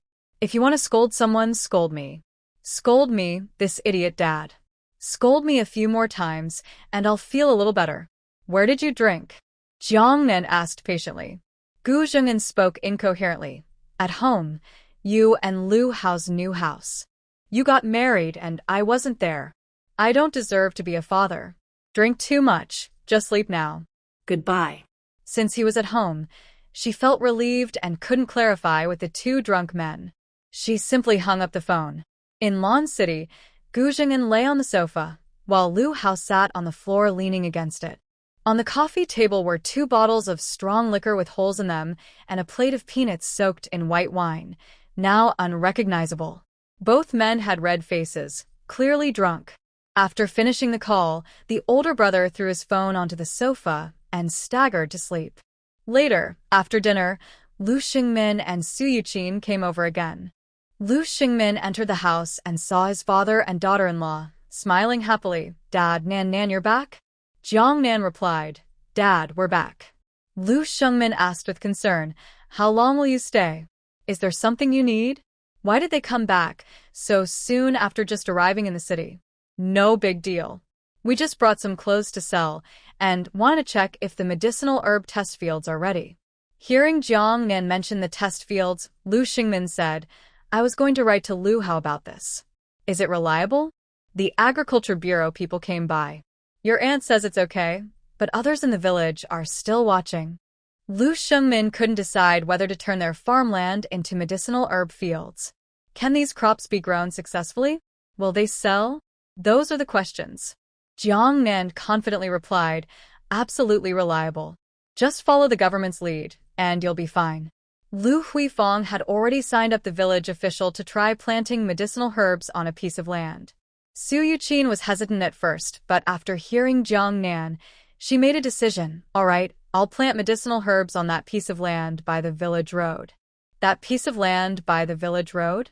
Jiang Nan's eyes flickered slightly as she looked at Lu Xingmin and Su Yuqin, asking, "Dad, Aunt Su, can we not plant on that land?" "Why not?" Su Yuqin looked puzzled and asked. Jiang Nan replied, "I want to sell that land or exchange it with other land from my grandfather's side. If we exchange, we can give more land." Lu Xingmin looked confused and asked, "What do you want that land for?" Grandpa was about to say Jiang Nan planned to open a medicinal herb processing factory, but Jiang Nan gave him a look to stop him from speaking. She said, "We want to build a house there in the future so we can live in the village.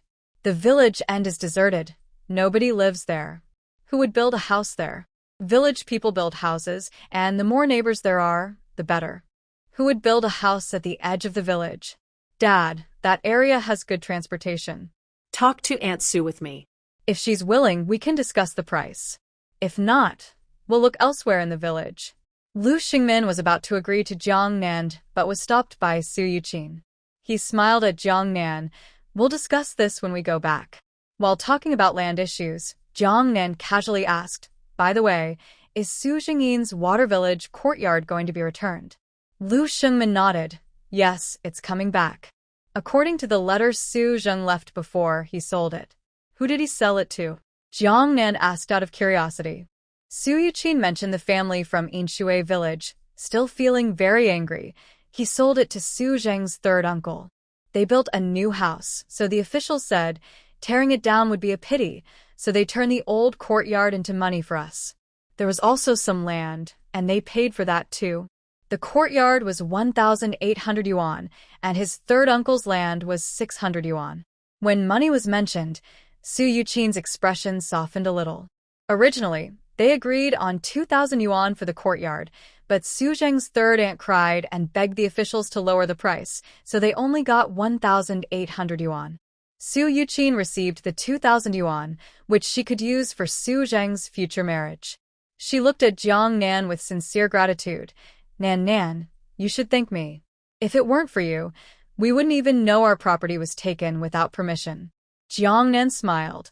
"What are you thanking me for? It was always yours." Old Master Lu heard that Su Zheng's uncles compensated them with 2,000 yuan, which eased his mood.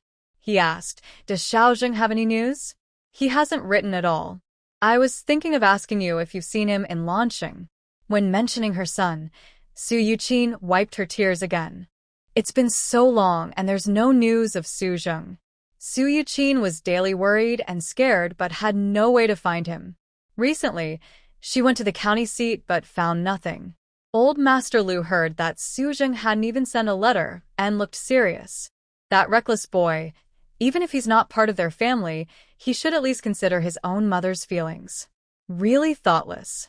Seeing Su Yuqin wipe tears, Jiang Nan hurried to comfort her. "Aunt Su, don't worry. He's a grown-up, he won't get lost."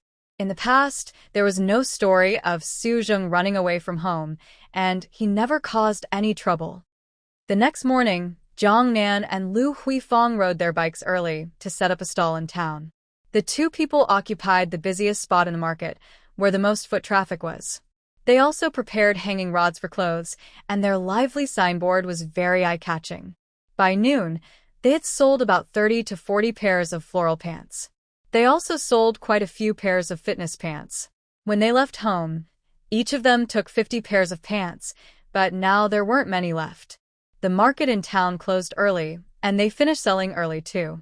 After closing up shop, Jiang Nan took 2 pairs of pants from the leftovers and told Lu Huifang to go home first. She then went to the county town. She planned to visit Boss Yang to see Jiang Ping. Along the way, each of them took a pair of floral pants to work in. Her plan was to see Jiang Ping, then stop by the police station to find Qin Feng. Because she noticed yesterday that Qin Feng seemed upset and was worried something had happened, she wanted to check. After Lu Huifang took the 4-wheeled cart back to the village, Jiang Nan rode her bike to the county town. She headed straight to the Nongguan herbal shop. When she arrived near Boss Yang's herbal shop, she stopped her bike and took down a cloth bag filled with pants. Just as she was about to lock her bike, she glanced casually and saw a young man carrying a burlap sack heading into the herbal shop from afar. Looking at his back, he didn't seem like the usual Lu. Has Boss Yang hired a new person? That person's back looked strangely familiar. Jiang Nan was just thinking about who that might be when the man had already carried the burlap sack into the shop.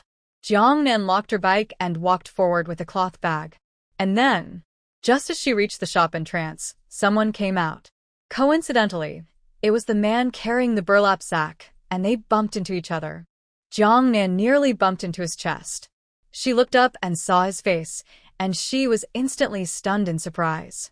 The man who came out was also caught off guard and looked at Jiang Nan with a shocked expression, as if he had seen a ghost. No, you. Jiang Nan saw him and immediately glared. Su Zheng, so you've been hiding here to escape? Do you know your mom is going crazy at home? You unfilial son. Su Zheng, suddenly scolded by Jiang Nan, looked tense and dark-faced, with flickering eyes. His tone was also unfriendly. Who's avoiding? I came out to earn money. It's unbelievable. Weren't they supposed to have left their hometown? Why did she suddenly appear? Jiang Nan looked into the herbal shop and questioned him. Who introduced you to come here? Jiang Ping was also here, so doesn't that mean he's working with Jiang Ping? This scoundrel. Has he been bullying Jiang Ping?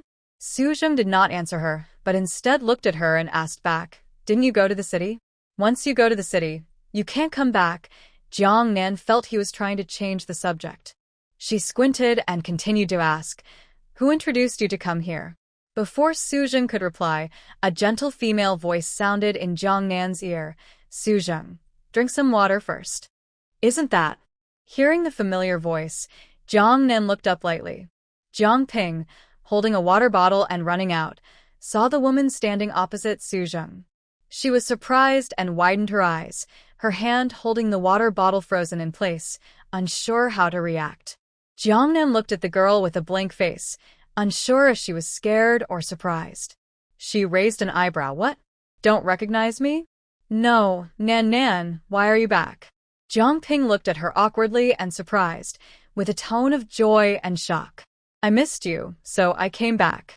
After saying that, her gaze slowly shifted from Jiang Ping's face to Su Zheng, her tone light and airy. You two seem pretty close? Jiang Ping lowered her head awkwardly, afraid to look at Jiang Nan. Did you bring water? Looking at this, it seemed their relationship was unusual. Facing Jiang Nan's teasing gaze, Jiang Ping blushed and hurriedly spoke. No, don't misunderstand. We have no relationship at all. Really, I have nothing to do with him. Jiang Ping quickly denied twice, afraid Jiang Nan wouldn't believe her. Seeing Jiang Ping desperately trying to clear things up with him, Su Zheng's eyes dimmed, his face darkening slightly, and his tone grew colder. No relationship at all? Hearing his words, Jiang Ping clenched her water bottle nervously, afraid he would say something inappropriate in front of Jiang Nan. She looked at him nervously and mustered her courage to speak. Don't talk nonsense. Who hurt my foot and caused it to be injured? How did I lose my job? Su Zheng's copyrighty. You want to deny all this? Jiang Ping was speechless after being questioned. Jiang Nan looked at Jiang Ping, who was like a frightened little rabbit in front of Su Zheng. She was still upset that she was being controlled over her sprained ankle. She sighed in frustration. Then she stepped in front of Jiang Ping to protect her. So, Are you trying to blackmail her? Su Zheng's face darkened. I'm just stating the facts. Is your foot still not healed? Jiang Nan looked down at his foot and asked lightly. Su Zheng. Not yet. Jiang Nan. This is just fooling Jiang Ping, that naive girl. Jiang Nan snorted coldly. I saw you carrying a sack just now, and you looked pretty strong. The coolie can do any work, and now he's pretending again? Is he trying to make her and you responsible for something? Her instincts told her that Su Zheng, this guy, had unclear motives. What exactly his purpose was, she couldn't be sure because he was too sneaky. But between young men and women, besides love, what else could there be? If it were the Su Zheng from her past life, filled with hatred, he might have hurt Jiang Ping out of revenge. Now that all misunderstandings are cleared up, he probably wouldn't do that, right? Jiang Nan didn't dare to let her guard down. She glared at him cautiously and quickly pulled Jiang Ping away. Ping, let's go find Aunt Yang, ask for a day off, and go out to eat. I also want to talk to you about the jobs in the city. Hearing Jiang Nan's words, Su Zheng, who was already looking grim, immediately grew impatient. Do you want to take her into the city? Why? Do you oppose it? Jiang Nan shot him a sidelong glance and asked back. Su Zheng, with a dark face, was speechless. Let's go. Jiang Nan took Jiang Ping to see Aunt Yang and also gave her a pair of floral pants. Aunt Yang was very happy to see Jiang Nan again and quickly approved Jiang Ping's day off. Jiang Nan took Jiang Ping out, planning to find a small restaurant where the two sisters could chat comfortably. Most importantly, Jiang Nan needed to find out what her relationship with Su Zheng really was. As they just left the herbal shop, they saw Su Zheng follow right behind them. Jiang Nan turned her head and glared fiercely at him. Why are you following us? Su Zheng stiffened his neck and snorted coldly. Who's following you? It's mealtime. I'm going to eat too. Jiang Nan was speechless. She didn't expect this guy to be as bad as before. When she ran away from home, he wrote all sorts of things in his letter, even apologized to her and Lu Hao. But when they met, he still acted arrogantly. Jiang Nan pulled Jiang Ping along. They were planning to eat fried noodles, but when they passed a street stall, they stopped. She pointed at a stall selling sweet fermented rice and said to Jiang Ping, "It's too hot today. Let's have some sweet fermented rice." Jiang Ping nodded. "Whatever you say, I'll eat whatever you choose." Before sitting down, Jiang Nan gave Su Zheng a meaningful look. Once, when she was at the Lu family, a neighbor aunt made sweet fermented rice and brought her a bowl. She overheard Su Yuqin say that Su Zheng disliked sweet fermented rice the most because he couldn't stand the smell of the yeast. She wanted to see if this guy was deliberately following them or just genuinely here to eat out. Jiang Nan sat down with Jiang Ping and ordered a bowl of sweet fermented rice. She told the stall owner, "Auntie, pour more honey water, please." All right. The stall auntie efficiently served sweet fermented rice, poured water from a pot, and handed the first bowl to Jiang Nan. Ping, you eat first. Just as Jiang Nan handed the bowl to Jiang Ping, a calm male voice sounded nearby. "I'll have a bowl too." Hearing Su Zheng's voice, Jiang Nan looked at him with a strange expression. It seemed he was deliberately following them. Why was he following them? Jiang Nan glanced at Jiang Ping, who was eating the sweet fermented rice less naturally because of Su Zheng's arrival. There was probably something going on between these two. Was he just overly eager, or had they already fallen for each other? "Miss, yours is ready."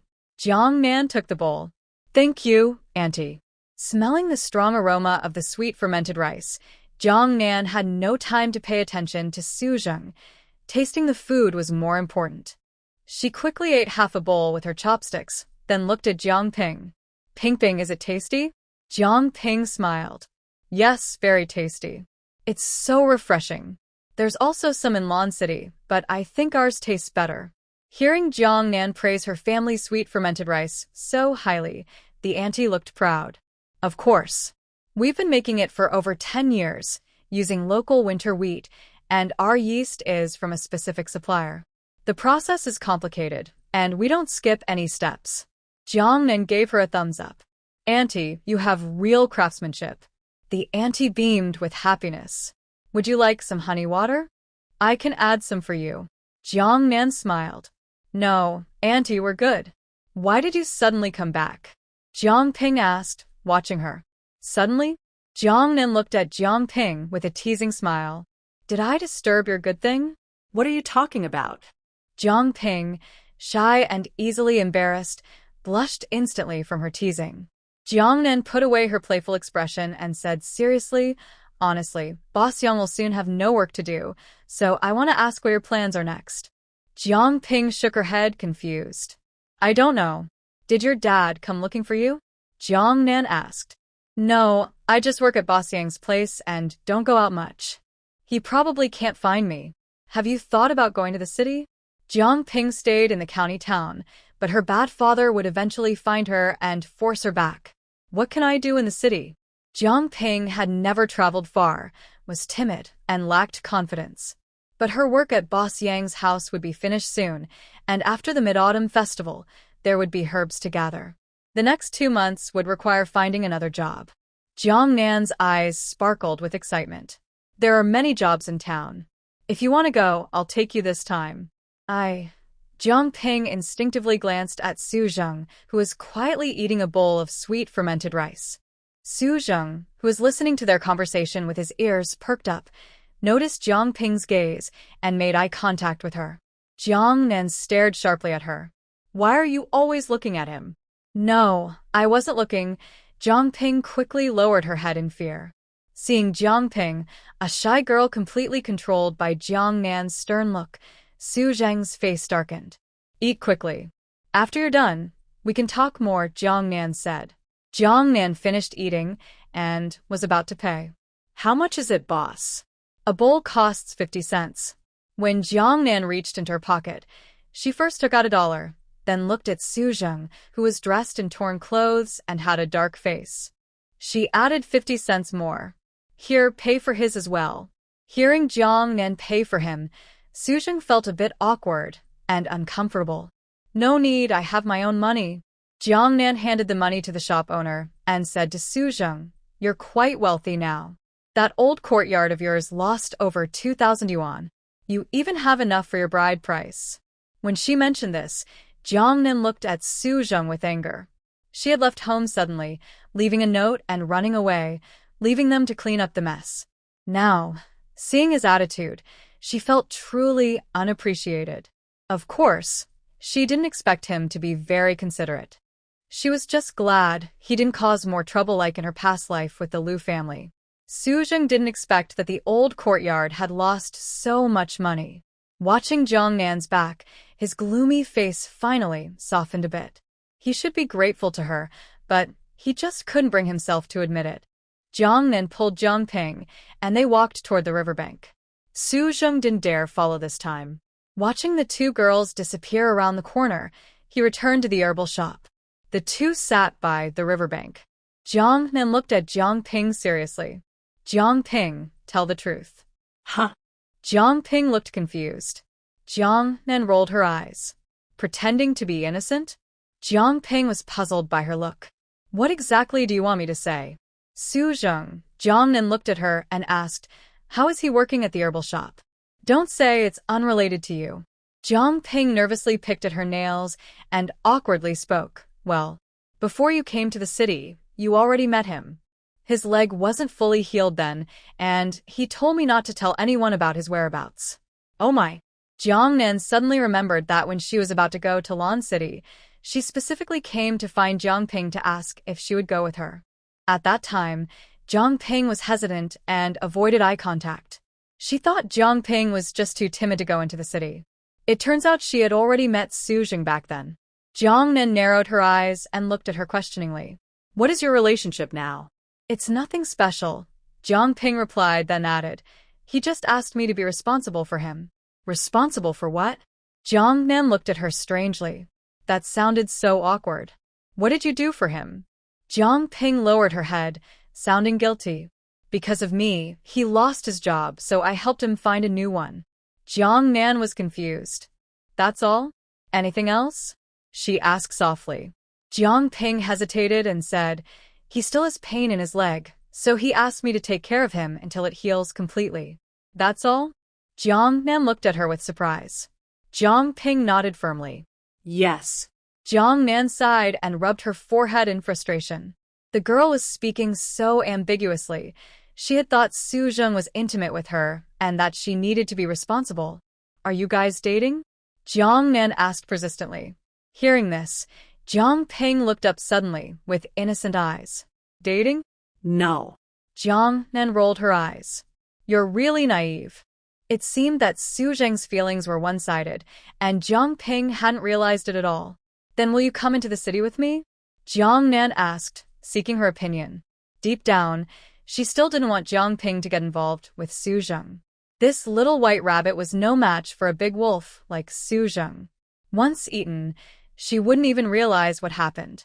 Jiang Ping hesitated. But Su Zheng's leg isn't fully healed yet. I caused trouble, and I have to take responsibility. Jiang Nan angrily tapped her on the head. Do you have a problem with your eyes or your brain? All right, think about it carefully. I'll come back to find you before I leave. When they returned to the herbal shop, Su Zheng was nervously looking around at the entrance. This season, the stored herbs were running low, and there wasn't much work to do in the shop. Seeing them return, Su Zheng pretended to be busy with work, but was secretly glancing in their direction. After Jiang Nan sent Jiang Ping inside, she stopped Su Zheng. Are you not planning to go home? Su Zheng's eyes flickered with hesitation as he hesitated before speaking.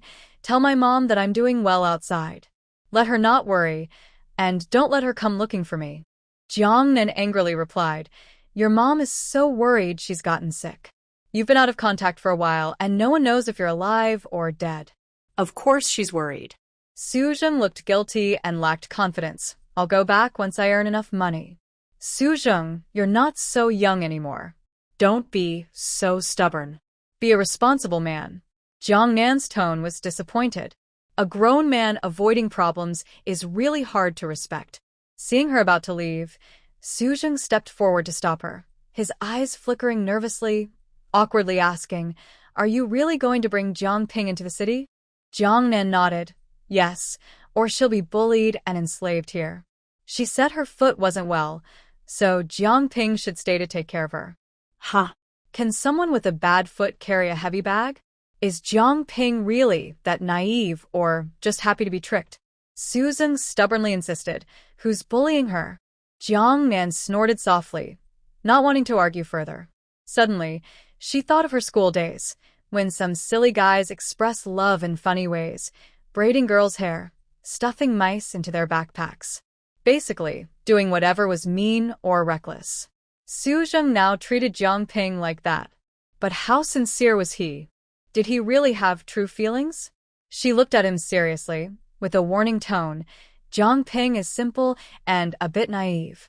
She's not on the same path as you. I don't want her to get hurt. Her words made Su Zheng, who had planned to chat nicely with her, suddenly become very emotional, his face flushing red. What kind of person do you think I am? What do I look like in your eyes? Jiang Nan met his reddening eyes and said calmly, You are what you show. Su Zheng was speechless after her sharp reply. Jiang Nan looked at him sharply and said, Jiang Ping almost got sold by her father before. I don't want her to go from one danger to another. Su Zheng sneered. What if she wants to? I don't want that. Jiang Nan replied firmly, her gaze sharp as she stared him down. Su Zheng gritted his teeth. What right do you have to decide for her? Because I've been with her through 20 years of reign, so now I want to be the one holding the umbrella for her, Jiang Nan said, then turned and left.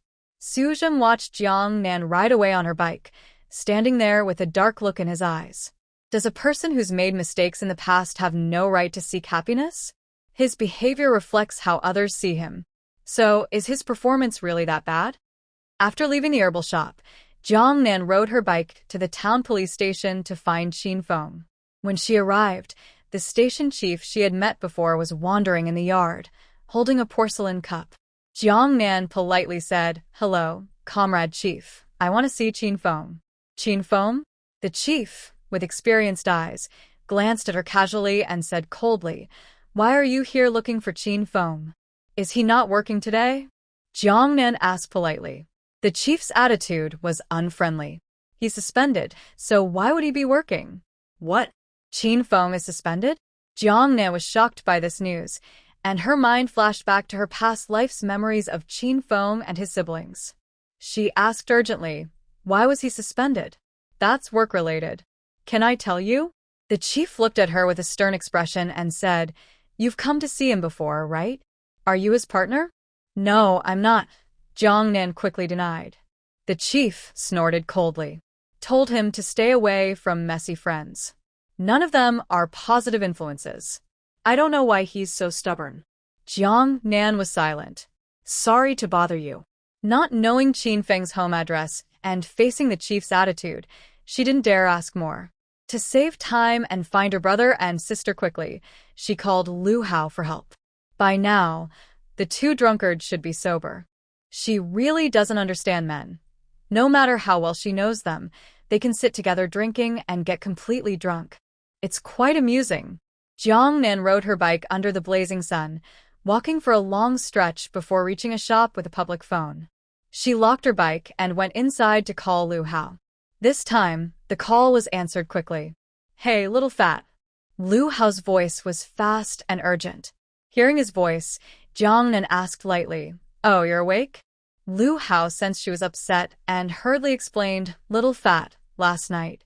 I was just being polite. Uncle Gu wasn't in a good mood, so I had a couple of drinks with him." Who can understand how humble a new son-in-law feels in front of his father-in-law? Jiang Nan teased, "Changed Uncle Gu to Gu Uncle now? Not calling him father-in-law anymore?" Lu Hao was silent. Thinking about his embarrassing behavior last night, he felt so awkward he wanted to slap himself. He didn't tell Jiang Nan that he not only called his father-in-law on the phone but also called him more affectionately face-to-face. Gu Zheng'an also agreed happily and became addicted, always asking him to call his father-in-law. The stern and calm big boss after drinking showed a big contrast. Gu Zheng'an only left after waking up in the morning. He praised his loyal behavior and advised him to drink less in the future. After Jiang Nan got the address of Qin Feng's house, she bought a big watermelon from a street stall and hung it on her bike. Then she rode toward Nan's street village. After asking around, she quickly found Qin Feng's house. The dark red iron gate was closed. She knocked on the door, and after a long while, someone came to open it. "Who are you?" asked a middle-aged woman wearing a floral shirt. "Annie, is this Qin Feng's house?" Jiang Nan asked as she looked at the woman opening the door. The middle-aged woman nodded, her expression brightening a little. "Yes. Are you Fengzi's friend?" Jiang Nan smiled and said, "Yes, I am also Qin Yun's friend. My name is Jiang Nan. Are they at home?" Qin Feng's mother warmly replied, Yun is at home. Fengzi went to work. Come inside quickly." Fengzi went to work? Does she still not know that Qin Feng was suspended? And more importantly, where did he go to work? Yun, your friend is here," Qin Feng's mother called out as she led Jiang Nan into the yard, calling toward the east room. "Mom, I'll be right there. Go to the main hall first." Jiang Nan followed Qin Feng's mother into the main hall. She took the watermelon from her hand and smiled. "You said you just came, and you brought something too." Jiang Nan spoke. "Auntie, I bought it from the roadside. It's grown by a farmer. I saw it was fresh, so I bought one. Sit quickly. I'll pour you some water."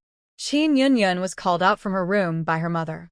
She looked disheveled, as if she had just woken up, with a slightly swollen face. Seeing the visitor was Jiang Nan, she was surprised. "Sister-in-law, why are you here?" Qin Feng's mother, hearing Qin Yun call Jiang Nan that, suddenly brightened up. "Sister-in-law? Is it as she thought?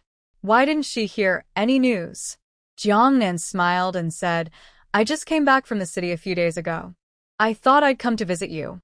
Qin Feng's mother, standing beside her, gently pulled her daughter and whispered, Yun, introduce her to me.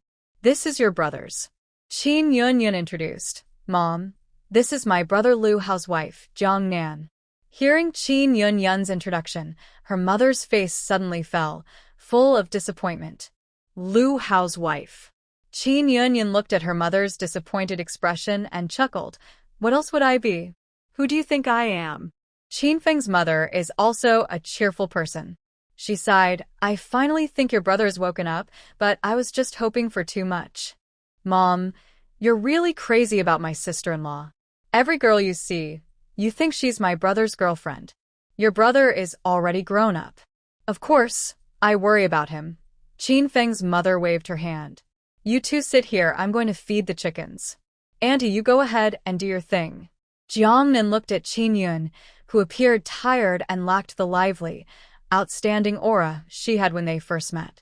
She felt worried but didn't dare ask directly, afraid of touching her sad feelings.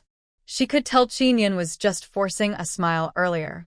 Sitting beside her, Jiang Nan tentatively spoke. I went to the police station. Your brother wasn't there, so I came to your house. Qin Yun didn't expect Jiang Nan to go to the police station. She looked down and spoke sadly. My brother has been suspended. He's worried my mom might find out, so he's been hiding it. He should be wandering the streets now, and will only come back after work. Hearing this, Jiang Nan also felt uncomfortable. Did Qin Feng stay out until after work because he was afraid to tell his mother about the suspension? No wonder he insisted on following them to the market yesterday.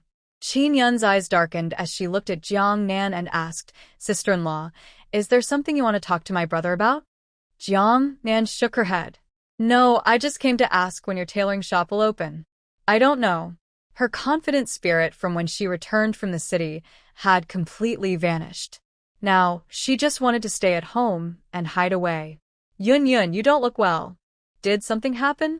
Seeing Jiang Nan's worried and caring look, Qin Yun, who had been tense, looked at her for a few seconds, then suddenly threw herself into her arms, crying softly. Jiang Nan didn't push her away, gently patting her back. Yun, what's wrong? Sister-in-law, I want to thank you. Qin Yun held her tightly, crying as she spoke. Thank me for what? Jiang Nan felt a bit relieved. At least, the tragedies from her past life probably didn't happen. Qin Yun looked conflicted for a long time, then sniffed and said, From the first time I met you, I knew I could trust you. I won't hide anything from you now. Lately, she had been feeling frustrated and upset, but didn't dare show it in front of her mother. Seeing Jiang Nan now felt like finding a way to vent. I was almost bullied by my ex. When my brother found out, he broke that guy's head. That wouldn't give up and reported it to the police station. My brother was suspended. Jiang Nan caught on to one key word almost. She sighed in relief and asked with concern, Are you okay? Sister-in-law, after hearing the story you told me about your friend, I became more cautious. I always carry something for self-defense when I go out. He didn't succeed. Qin Yun lowered her head, crossed her arms, and looked downcast, her eyes dull and unfocused. She seemed lost in thought. But I still feel very disgusting. I don't dare go outside or see people. I'm afraid everyone will know I was bullied and my reputation will be ruined. I can't tell my mom. My brother was suspended from his job and I feel very sad. These past few nights, she kept having nightmares about the man tearing her clothes. She was almost driven crazy by these dreams. As long as you're safe, that's what matters. You need to move on from this quickly. For someone like Qin Yun, she probably needed psychological counseling, but she wasn't good at that. All she could do was be a friend, stay with her, and offer comfort. Jiang Nan looked at her sincerely and said, Thank you, sister-in-law, for telling me that story. She was surprised at how familiar the girl seemed, how she talked about so many things right away, even though it was their first meeting. After what happened, she kept wondering if Jiang Nan intentionally told her that story to make her more alert. But how did Jiang Nan find out about her breakup with her boyfriend? She had kept her relationship secret from her family. Neither her mother nor her brother knew. Maybe she was overthinking. Jiang Nan just happened to tell her story about her friend. In any case, she should be grateful to Jiang Nan. Jiang Nan gently patted her hand and softly comforted her. It's good that you're okay. Don't worry about what others think. No one else needs to know about this. Even if they do, you are just defending yourself successfully. You're setting an example for other girls, showing them how to protect themselves. Qin Yun looked terrified and said, I always feel like someone is pointing fingers at me. Jiang Nan tried to comfort her. That's just your mind playing tricks. Don't put too much pressure on yourself. As girls, we need to protect ourselves when we go out. The most important thing isn't what others think, but making sure you don't get hurt. I don't even dare to go outside now. Whenever I do, I feel like someone is following me. Qin Yun hated that scoundrel and hated herself for learning to date. She felt betrayed. Her breakup was used to ruin her. In the hot weather, Qin Yun was dressed very warmly, clearly shaken by the incident. She spoke in a sad tone. My mom keeps scolding me, saying that even after learning tailoring, I don't know how to open a shop or take on work. I really don't dare tell her what happened.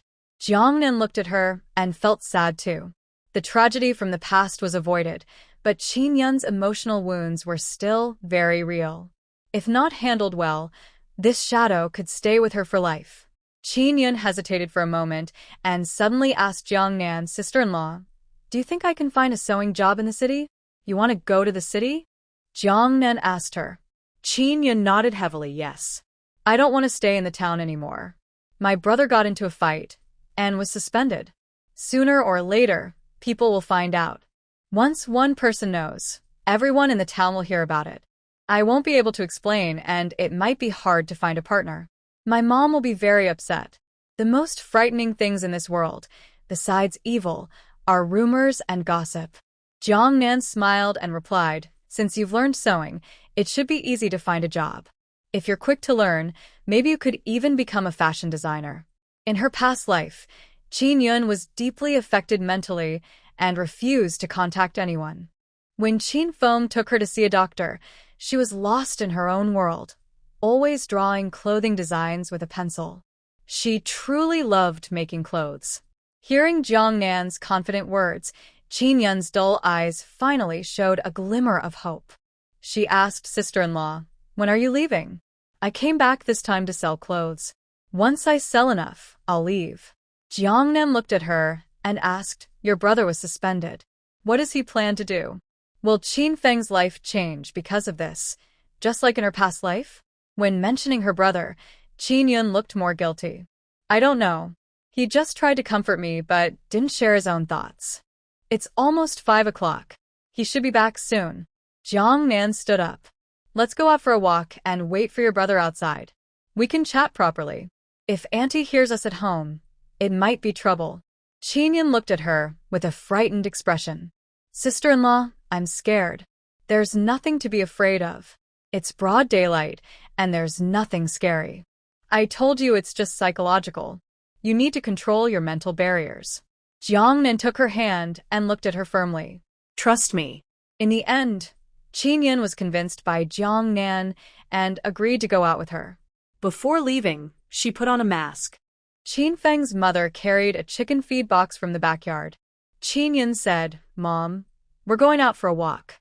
You finally moved away." Qin Yun's mother looked at Jiang Nan warmly and said, "Jiang Nan, come back with her later. Have dinner first, then go home." "Okay, Auntie." Since leaving the main door, Jiang Nan held Qin Yun's hand, giving her a sense of safety. As they walked from the alley onto the street, they saw a figure squatting at the alley entrance, smoking and blowing clouds. They exchanged glances, recognizing who it was. Qin Yun looked at the confused young man squatting there, smoking. She sniffed and felt sad, almost crying, "Sister-in-law, I'm really sorry for my brother. If it weren't for me, he wouldn't have lost his job." Jiang Nan gently patted her shoulder. "Compared to losing his job, your brother cares more about your safety. For your brother, you need to cheer up. Otherwise, he might go and confront that bad person, and things could get worse."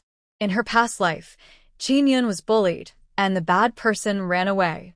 Qin Feng quit his job and searched everywhere for the culprit, taking over a year to find him and finally send him to jail. In this life, luckily, Qin Yun was safe. Qin Yun looked at the figure in the distance, her eyes becoming firm. "Sister-in-law, I understand. I will cheer up. Let's go." Jiang Nan quietly tiptoed behind him and deliberately scared him. "Hey, Officer Qin, just relaxing here?" Qin Feng was lost in thought, relaxed and unguarded. Suddenly, he was tapped on the shoulder, making him jump. He turned around and saw 2 girls standing behind him. He looked at Qin Yun, who was holding Jiang Nan's hand, then at Jiang Nan himself, his handsome face full of surprise. "Little fatty Yun Yun, you guys. Jiang Nan smiled and asked, "It's about time. Why aren't you home?" Hearing her, Qin Feng stood up and rubbed his nose. "You knew too?" Jiang Nan pretended to be annoyed and said, "I went to the police station to find you. The director scolded me because you hang out with a bunch of troublemakers. As your sister-in-law, I feel wronged, you know? If you get promoted, you definitely won't take the credit for yourself." Hearing Jiang Nan complain about the director, Qin Feng finally felt relieved. Don't bother with people like him. I've been suspended, so I don't have to see his poker face. Jiang Nan looked at him regretfully. "If I'd known you were just hanging out here, I'd have asked you to join us at the stall, attracting young customers. I went to the county town and didn't see you at the stall." He had been riding his bike around the county all morning, wandering until now. He also paid special attention to see if Jiang Nan and Lu Huifang had set up a stall. "This morning, we were in town, and by noon, we had packed up. Let's go for a walk along the street."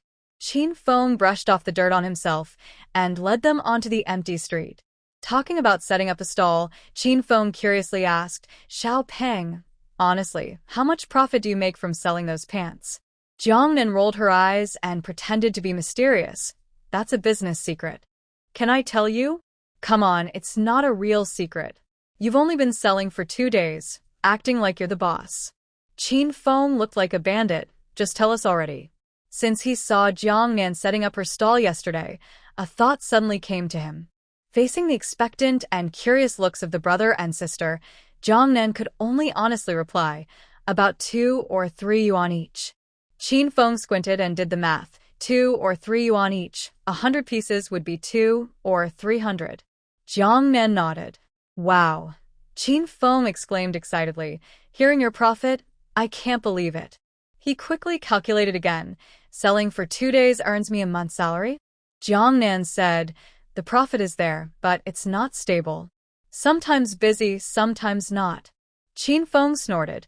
"A steady job is stable, and your salary is more stable.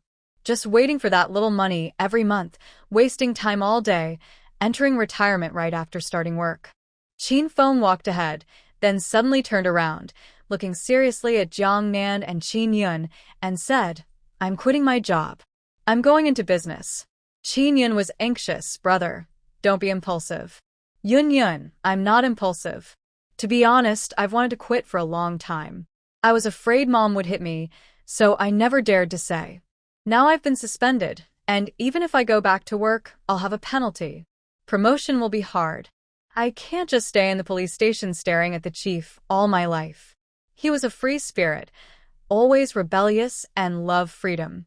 As a child, his dream was to push a bicycle on the street selling ice pops. But his mother, who wanted him to learn from a heroic goat that sacrificed itself for the people, insisted he go to police school and become a policeman. He liked being a policeman, and at school, he once imagined himself confidently catching bad guys.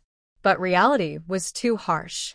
Living in a simple, honest town as a police officer, he was bored out of his mind, only riding around on a tricycle motorcycle, helping old ladies fetch water, or finding a cat. Yes, the community's matters are never small. But he always couldn't settle down. He felt he shouldn't live this way. Now, he's suspended, with no motorcycle to ride, only cycling around the street aimlessly. If it weren't for this incident, he might not have had the courage to resign. Qin Yun hesitated, "But Mom won't agree. If she finds out you resigned, she'll be furious. Her mother's biggest wish is for her brother to serve the people like their father did." Qin Feng stroked his chin, thought for a moment, and then had an idea. "Let's keep this a secret for now. I'll say I'm going out for further training, and I'll get a promotion later. She'll be very happy." Hearing the siblings talk, Jiang Nan looked at Qin Feng strangely. "You're going to quit and set up a stall?" "I'm not selling clothes. I can resell other things. Bring agricultural products out, bring electronics back, making money both ways." Talking about business, Qin Feng looked excited, as if he was about to make a lot of money. Jiang Nan felt a bit complicated. Since her rebirth, she had changed the fate of these siblings. But not completely. Anyway, Qin Yun was safe, which was a good thing. As for Qin Feng, judging by his look, he was really tired of his current job. Qin Feng looked at her with bright eyes and asked, "Where are we setting up the stall tomorrow?" "I'll go help Yun Yun." He added, "It's better not to do it in town, or Mom might see us." Jiang Nan said, "There's a market in the county tomorrow. Go early, get a good spot, and try to handle the remaining 100 items. I'll go back to Lawn City early. Then we'll meet at the big crossroad in the county tomorrow morning." Before going home, Jiang Nan left Qin Feng her older brother's phone number so he could call Lu Hao to get in touch.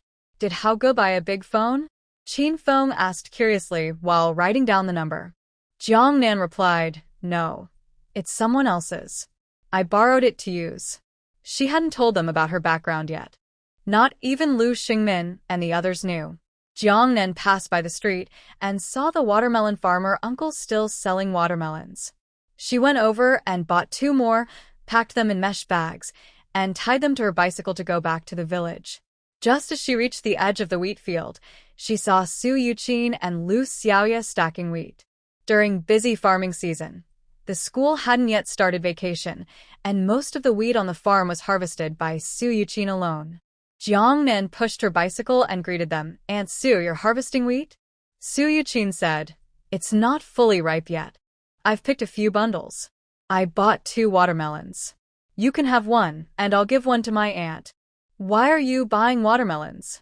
"During the day, the villagers exchange watermelons, and I traded 10 jin of wheat." Su Yuqin said, "Take this to your aunt. She doesn't want to trade food, so everything is given to Qingqing and Xiuyu. Let's go home, and Xiao you can take it over." Su Yuqin directly handed the watermelon bag to Lu Xiaoya, asking her to deliver it to Lu Huifeng's house. Lu Xiaoya has become much more obedient than before. She took the watermelon and turned to walk to her aunt's house. On the way home, Jiang Nan said to Su Yuqin, "Aunt Su, I have good news to tell you." "What news? Is it that Xiaozheng has received a letter?" "Yes." "Really?" Su Yuqin looked at her in disbelief. Nan, Xiaozheng really got a letter?" She had only asked casually without expecting anything. "He's working part-time. He said once he earns some money, he'll come back." "Don't worry." Su Yuqin eagerly asked, "Where is he working?" Who told you that? Jiang Nan replied, "In the county town. Anyway, he's doing well now. You don't need to worry." Nan, are you telling the truth?" Su Yuqin excitedly held Jiang Nan's hand. "Take me to find him quickly." Su Yuqin was so excited that she really wanted to go to the county town to find Xiaozheng. Jiang Nan hurried to comfort her. "He said he'll come back after he gets his salary. He didn't tell you the address because he was afraid you'd go looking for him. He's a grown-up now and should be out gaining experience. Just relax." Because of the news about Xiaozheng, the house finally felt relaxed and happy. When Old Master Lu and Lu Xingmin learned that Xiaozheng was working in the county town, their worried hearts finally settled. Over the years, they had always treated Xiaozheng as their own child. When he left without saying goodbye, they were very worried. Su Yuqin picked many vegetables from her garden and cooked a big pot of rice. Lu Xiaoya heard that Jiang Nan had found her second brother and looked at Jiang Nan with new respect. She used to think that her family had always overpraised her, but after experiencing so much, she had to admit that Jiang Nan was smarter, more diligent, and capable than other girls her age. And she was not proud or boastful when doing things. If it were her, she wouldn't have the great achievement of finding her second brother. In the past, she would even ask her mom to buy her a popsicle just to wash a pot. After dinner, Jiang Nan was about to leave the old house, but Lu Xiaoya awkwardly stopped her. "Is something wrong?" Lu Xiaoya hesitated for a few seconds but finally asked, "Didn't you say you would introduce me to a sewing master?" Lu Xiaoya added, "The sister of Officer Qin. Did you mention taking me as an apprentice?" Jiang Nan shook her head. She might not open a sewing shop anymore. Lu Xiaoya was surprised. Hasn't she returned after finishing her studies? Why isn't she opening a tailoring shop? She probably plans to go to the city. She can't teach you anymore. Go to the city? Why is everyone moving there? Seeing her disappointed look, Jiang Nan couldn't help but ask, "Why do you want to become a tailor?" "Learning to sew means I can wear many pretty clothes and also earn money." "Do you think you're suited to be a tailor? This isn't something you do on a whim. Of course I am. I love making clothes, Lu Xiaoya said proudly. I've already made many pieces using my mom's sewing machine. Altered old clothes. Do you want to see? I even changed a shirt for Qingqing. Sure, let me see. Jiang Nan was rarely interested in her clothes, so Lu Xiaoya happily took her to her room. She took out several old clothes and bed sheets she had transformed to show Jiang Nan. These are all my practice pieces, she said nervously, waiting for her opinion. Jiang Nan looked at the altered clothes and was surprised. Did you come up with this style yourself? The design looked quite creative. Lu Xiaoya replied, I based it on styles I saw on TV. I wanted to make something similar for myself, but I didn't have enough money for fabric. Old clothes that have been altered are hard to wear now. The fabric is too outdated. Jiang Nan was not good at sewing. She had never learned to mend clothes properly. As a child, her sewn sandbags even leaked sand, so she was teased as a foolish girl who wouldn't get married when she grew up. Seeing Lu Xiaoya teach herself and succeed, Jiang Nan felt quite impressed. Everyone has their strengths, even someone like Lu Xiaoya, who is lazy and temperamental but has a pair of skillful hands. Looking at her clothes, Jiang Nan approved her craftsmanship, not bad at all. Finally, Jiang Nan acknowledged her efforts. Lu Xiaoya, feeling encouraged, tested the waters. Jiang Nan, could you introduce me to a tailor in the city? The clothes there are definitely better. Tailors in the city no longer make clothes to order. They mostly sell ready-made garments. Then where do they make ready-made clothes? Lu Xiaoya asked curiously. In clothing factories. Lu Xiaoya asked again, can I go to a clothing factory? Seeing her hopeful expression, Jiang Nan snorted. With your laziness and bad habits, no factory would want you. Jiang Nan kept bringing up her laziness as an excuse, and Lu Xiaoya got annoyed. I've changed. Who knows if you've really changed? You might revert to your old ways in a few days. You. Jiang Nan said this, but she also noticed the change in Lu Xiaoya. If she could keep this attitude, she would be happy to help her find a job at the clothing factory. After a moment, she said, when I go to the city, I'll ask around for you. If she didn't help Lu Xiaoya find a job, that silly girl would eventually be taken away by her cousin, and the tragic events from the past would happen again. Lu Xiaoya heard this and immediately smiled happily. Okay, I'll wait for your news. Please think of me. The next day, because the family was busy with farm work, Jiang Nan didn't let Lu Huifang help with the market stall. She rode her bike, tied a nylon bag to the back seat, and went to the county town. Qin Feng and Qin Yun were already waiting at the big crossroad. Today, Qin Yun took off her mask and looked quite cheerful. Yesterday, Jiang Nan's encouragement and advice had worked. You two came so early, Qin Yun said. Sister-in-law, my brother said the market outside has a lot of people and stalls. Sounds good. Anyway, these clothes need to go where there are many older women. Girls in the county town are into fashion, wearing jeans, short skirts, and stockings. Qin Feng looked at the nylon bag full of clothes and started to complain again. Why did you buy such old-fashioned clothes?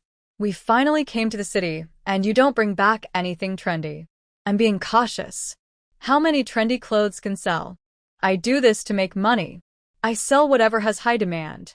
Qin Feng thought about Jiang Nan's profit from the stall and was speechless. She was right. She sold what was in high demand, all to make money. Qin Feng pushed the bicycle with the nylon bag, and the three of them stopped at the market entrance. This is it. Soon, everyone heading to the market will come through here. There were no cars or city management, and soon this place would be filled with vendors selling farm produce. They arrived early, quickly laid out a cloth, piled up pants, set up racks, and started calling out to attract customers. Jiang Nan and Qin Yun also changed into fitness pants. Qin Yun was initially shy, feeling nervous seeing the continuous flow of people coming to the market. But with Jiang Nan's comfort and encouragement, she gradually relaxed. When Qin Feng saw the young women and girls coming over, their shouting was energetic, just like experienced vendors. On market days, the crowd was lively, especially with the upcoming temple fair, and many women came to buy new clothes. By noon, more than half of the 100 pairs of pants had been sold. Among the remaining pants, The sunflower pattern is the most common. Older sister-in-law, these sunflower-patterned pants sell very slowly. The flowers are too big, and nobody likes them. Jiang Nan looked at the pile of clothes and said, I also think these don't look good. Qin Feng glanced at her and complained, if they don't look good, why did you buy them? When we ordered the stock, we took a bit of every color. Who knew these wouldn't sell? Jiang Nan was also worried. It was her first time doing business, and she had no experience or understanding of what older women like to wear. Qin Yan looked at the pants and said, if little girls wear these, they'll look very pretty. But for adults, they might be a bit too flashy. How many pairs are there in total? Jiang Nan asked. 16 pairs. I'll go to the bathroom and change into one, then try to sell it again. Jiang Nan put on a pair of sunflower-patterned pants and started calling out to sell them. Even with her standing there as a live model, sales were still very slow. At noon, the three of them took turns eating, and it wasn't until after 2 o'clock that the market dispersed, and they decided to pack up. The sunflower pants really turned out to be a loss. Qin Yan looked at the pile of sunflower pants and suggested, why don't I modify these into little girls' pants to sell? If they don't sell, taking them home wouldn't help. They all cost money. Hearing her words, Jiang Nan's eyes lit up. Can you modify them? Qin Yan nodded. Yes, but I'll be slower working alone. Yun, try to modify one. If it works, we can sell it after. It would be best if they could turn these into little girls' pants and sell them. Otherwise, they'd be stuck with them, and it would be a loss. After we finish packing up, come to my house with me. I'll modify one first. Brother Lu Hao's aunt has a little girl, so I can try making one based on her size. Okay, let's pack up now. Over 60 pairs sold. That's amazing. Qin Feng finished counting the pants and started calculating the profit. If I make 3 yuan per pair, that's almost 200 yuan. His eyes sparkled with excitement. With just this little effort, they could make nearly 200 yuan in profit.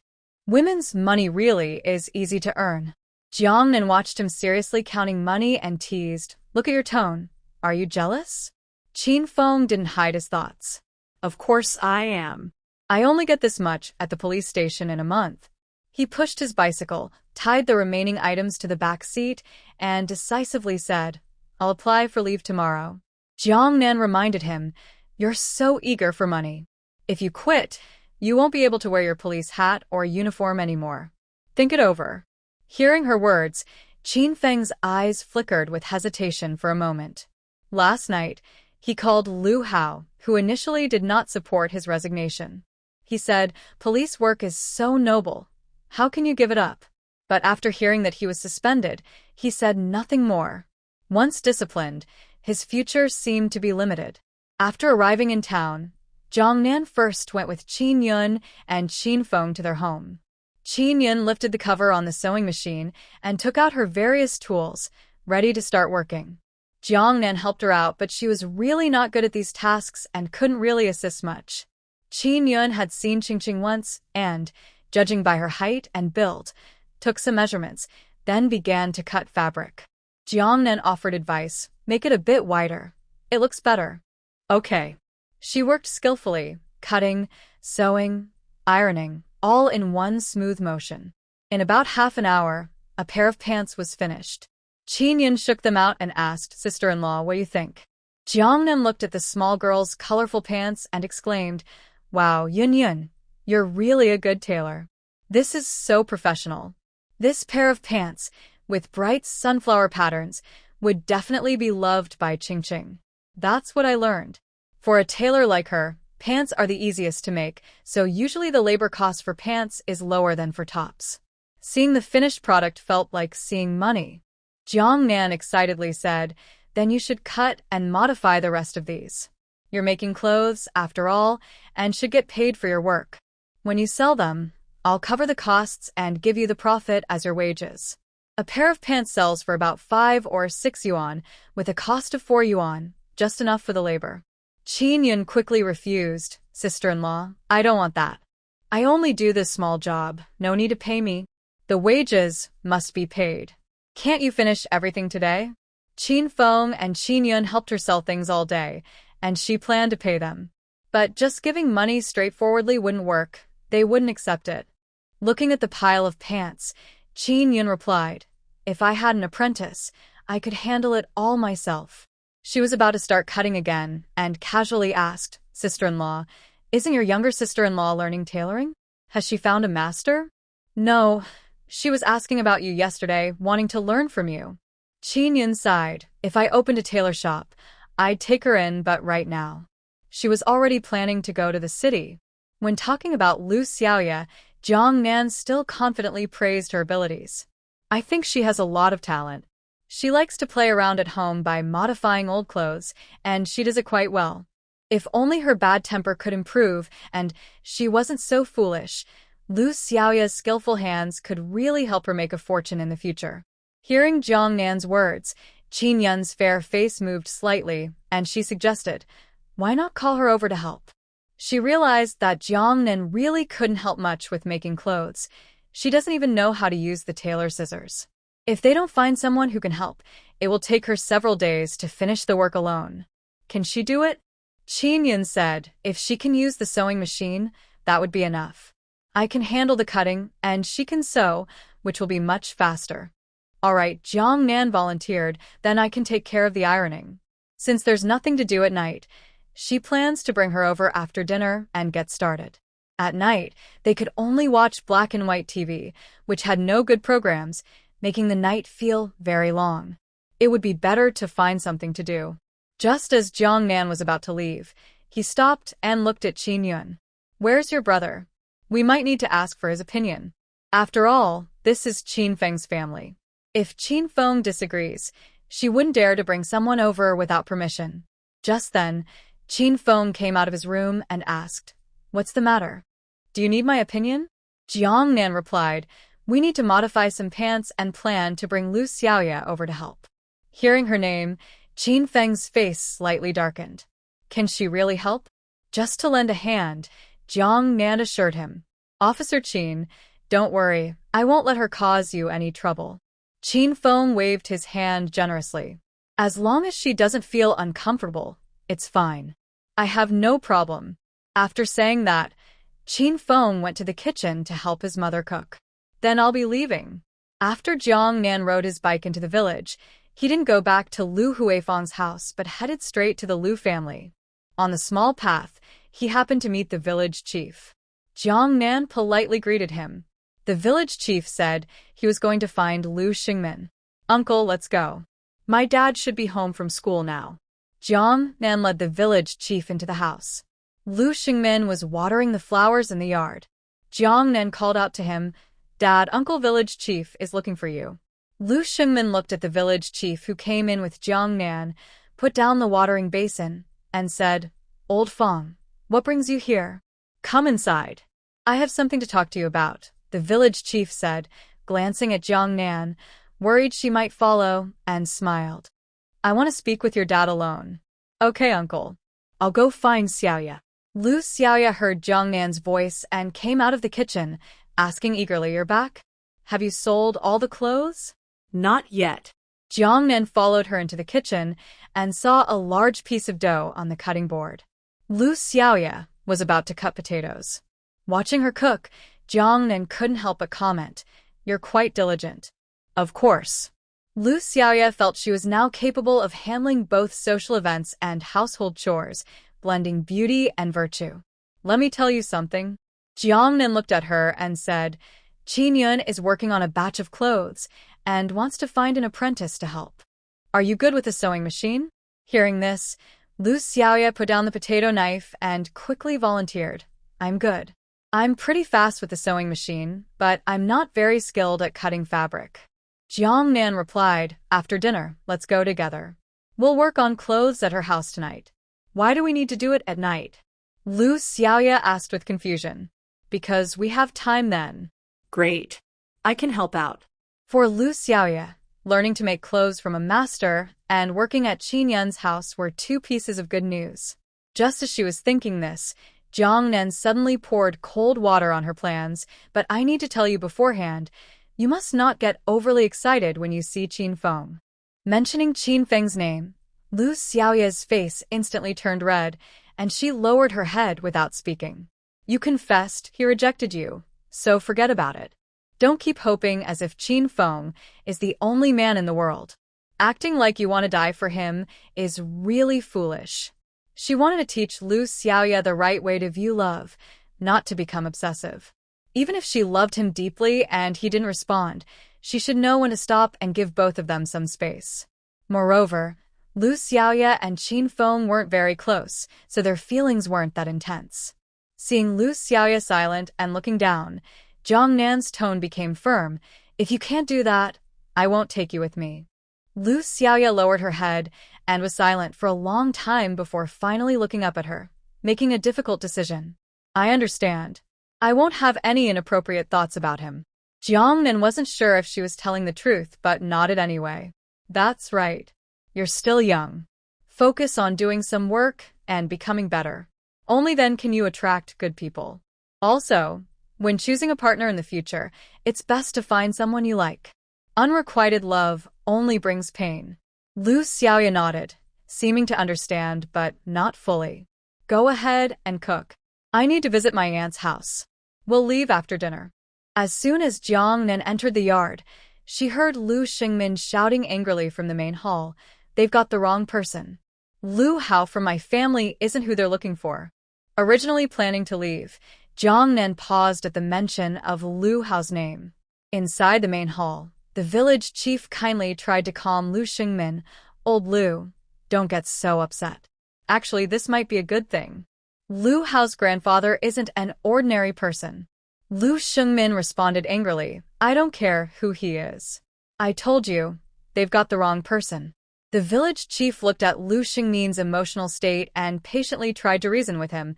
You may not want to see him, but you should think about Lu Hao. His grandfather traveled a long way to find someone. He probably wants to meet him. Where were they when Lu Hao was suffering as a child? I can do what I want for Lu Hao. He doesn't want to see anyone. You don't need to say more about this. Usually gentle and easy to talk to, Lu Xingmin was unusually forceful today, refusing to listen. The village chief sighed helplessly. Sigh, you're just stubborn. Their conversation fell into an awkward silence, and the village chief didn't know what to say. After a while, the angry Lu Xingmin broke the silence. You said the person looking for him is an old man? Are there any others? He couldn't help but want to find out more about that person. The village chief replied, I'm not sure. When I went to the town for a meeting today, the local leaders said that the old man came to Longshan but left because he wasn't feeling well. They don't know his grandson's exact address or his name.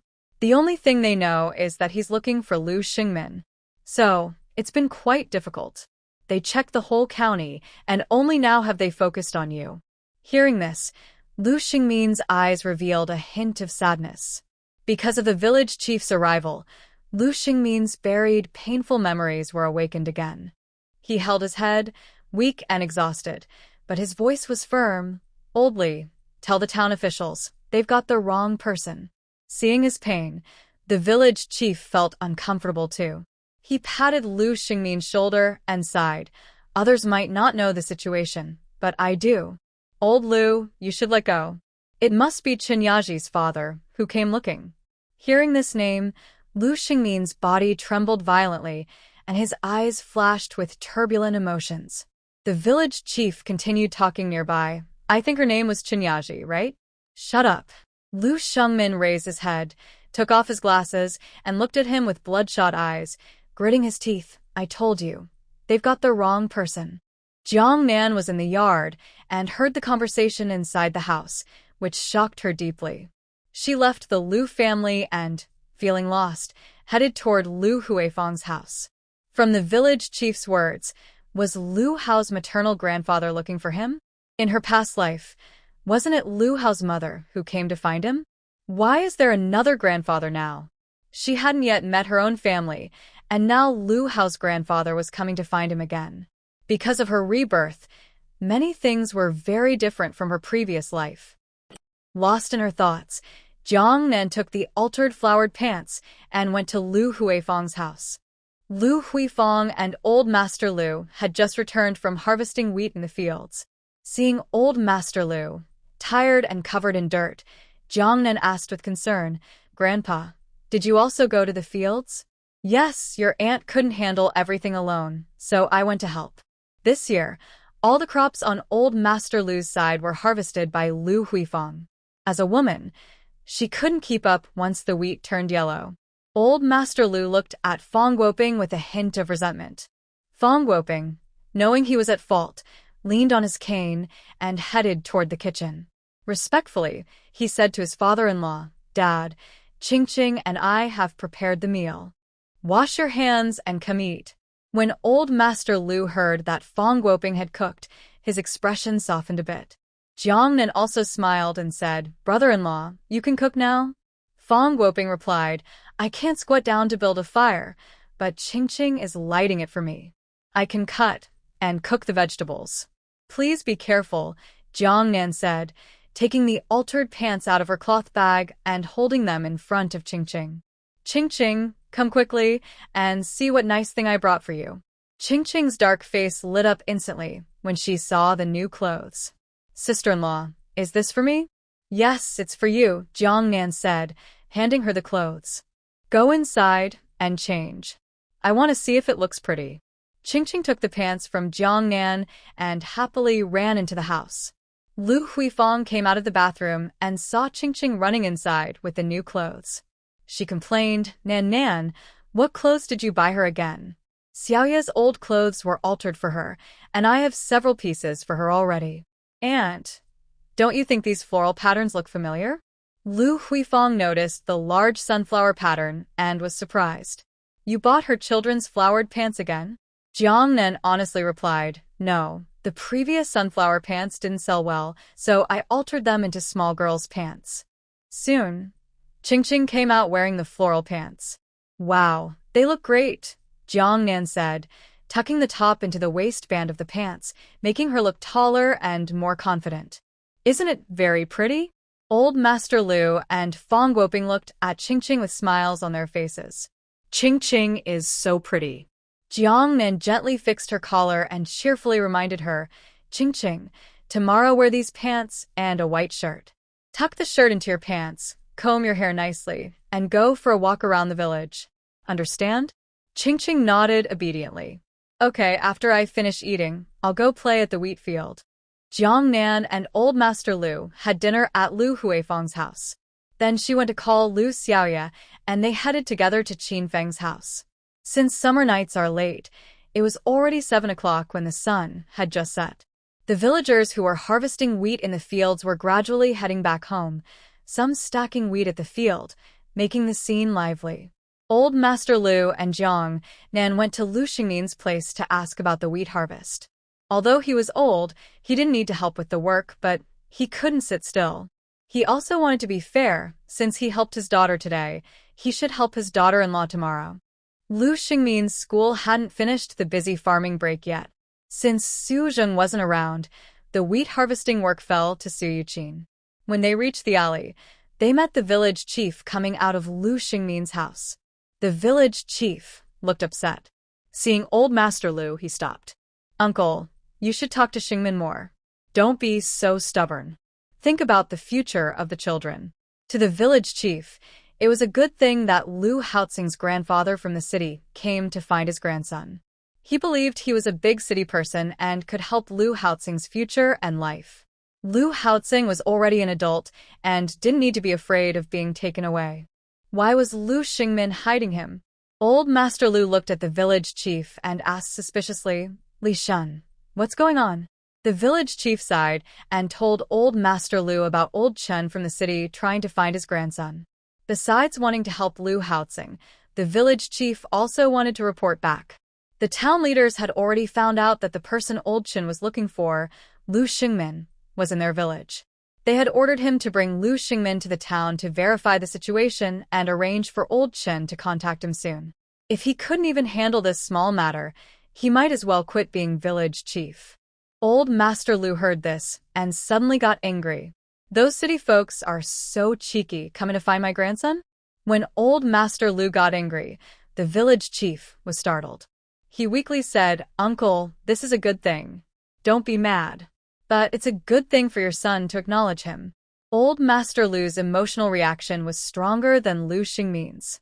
Let me tell you, go tell those city folks not to bother my grandson's life, or I will fight him. The village chief was scolded harshly by Old Master Lu and could only leave with a dejected look. Because of the news brought by the village chief, Old Master Lu looked very unhappy and was in a low mood. Jiang Nan followed behind him, not daring to speak to him first. When they entered the yard, Old Master Lu, with a serious face, asked Lu Xiaoya, who was dressed flamboyantly, "Where is your father?" Lu Xiaoya saw her grandfather's stern face and pointed to the backyard. "He went to feed the pigs." Old Master Lu turned and told Jiang Nan, Nan, aren't you supposed to be making clothes? Go early, it will get dark soon." Jiang Nan obediently nodded. "Grandpa, we're leaving now." Lu Xiaoya greeted Su Yuqin, then Jiang Nan rode his bike, carrying Lu Xiaoya, heading towards the town. Su Yuqin had just returned from the fields and was eating inside when she saw her father-in-law approaching. She said to Old Master Lu, "Dad, come inside." Old Master Lu replied, "No, I want to replace the light bulb for Xingmin. Tomorrow, where will you go to harvest wheat?" "I'll help. Dad, you don't need to worry. The yellow crop isn't fully ripe yet. I'll harvest it myself." At this moment, Lu Xingmin came out from the backyard carrying a pig bucket. Old Master Lu looked at him with a stern expression. "Come with me to the old house." Lu Xingmin, already feeling heavy-hearted, said nothing, put down the pig bucket and followed. Su Yuqin watched the father and son leave, her face serious. Just now, she had returned from the fields and faintly heard the village chief talking to Lu Xingmin about Lu Hao's mother. When she entered, Lu Xingmin signaled the village chief to stop the topic and dismissed him. Now, Old Master Lu had called Lu Xingmin away behind her back. Could it be that there was some news about Lu Hao's mother? Su Yuqin sat alone on the steps, her face darkened by the sun, looking somber and heavy-hearted. If that woman suddenly returned and wanted to start over with Lu Xingmin, what would he choose? Would they rekindle their old love? Su Yuqin couldn't help but think of the black-and-white photo hidden in Lu Xingmin's drawer. She knew that Lu Xingmin had been thinking about that woman all these years. He simply couldn't forget her. And she, a rough rural woman, could never compare to city folks. Su Yuqin sat there sadly, beginning to regret. If she had known it would turn out like this, she shouldn't have sold the yard in Silver Water Village to Lu Zheng's uncle. She and Su Zheng might someday become homeless. Lu Xingmin followed Old Master Lu to the old house. As soon as they entered, Old Master Lu looked at him with a dark face and asked, "What did Li Shun want from you?" Lu Xingmin could tell from his grandfather's expression that something was wrong. He asked carefully, "Dad, did he tell you everything? What's going on? Who is looking for Lu Hao?" Old Master Lu asked angrily again. Lu Xingmin lowered his eyes and whispered, "Li Shun said it's Lu Hao's maternal grandfather, wanting to see him." Hearing this, Old Master Lu's face darkened with anger. Seeing him? Why didn't he come earlier? When the child was born, they didn't want him and left him to you. Now, after more than 20 years, the kid has grown up and comes to find his grandparents? Isn't that shameless? Old Master Lu remembered the hardships he endured over the years raising Lu Hao, and now he was furious at the thought that someone wanted to take him in easily. Lu Xingmin was also angry but dared not show his true feelings in front of his father, afraid it would make him even angrier. After venting his anger for a while, Old Master Lu looked at Lu Xingmin and asked in a harsh tone, "Is it only Lu Hao's grandfather? What about his mother?" Hearing that Lu Hao's mother was not present and an old man came to look for relatives, Lu Xingmin's eyes flickered slightly. He shook his head and said, "I don't know. Li Shun didn't say." Old Master Lu ordered him, "If they come again, just scold them and say you don't recognize them." "I told him I was mistaken about who I was looking for," Lu Xingmin replied. Old Master Lu disdainfully rolled his eyes at him. "You bookworm, if they can find the village, they wouldn't be mistaken. Just be firm and refuse to meet." Lu Xingmin nodded. "Don't tell Lu Hao about this for now." While talking to his father, Lu Xingmin's gaze casually fell on the banner hanging on the wall, which honored a hero. His eyes lingered on the signature, Chen Yud. Suddenly, his mind recalled what the village chief had said. Chun Lao went to the county town but returned due to health issues. He stared at those 3 words and couldn't help but think. Could this Chen Yud on the banner be the person seeking relatives? Thinking of this, Lu Xingmin's heart skipped a beat. If his guess was correct, then Lu Hao might have already met that person?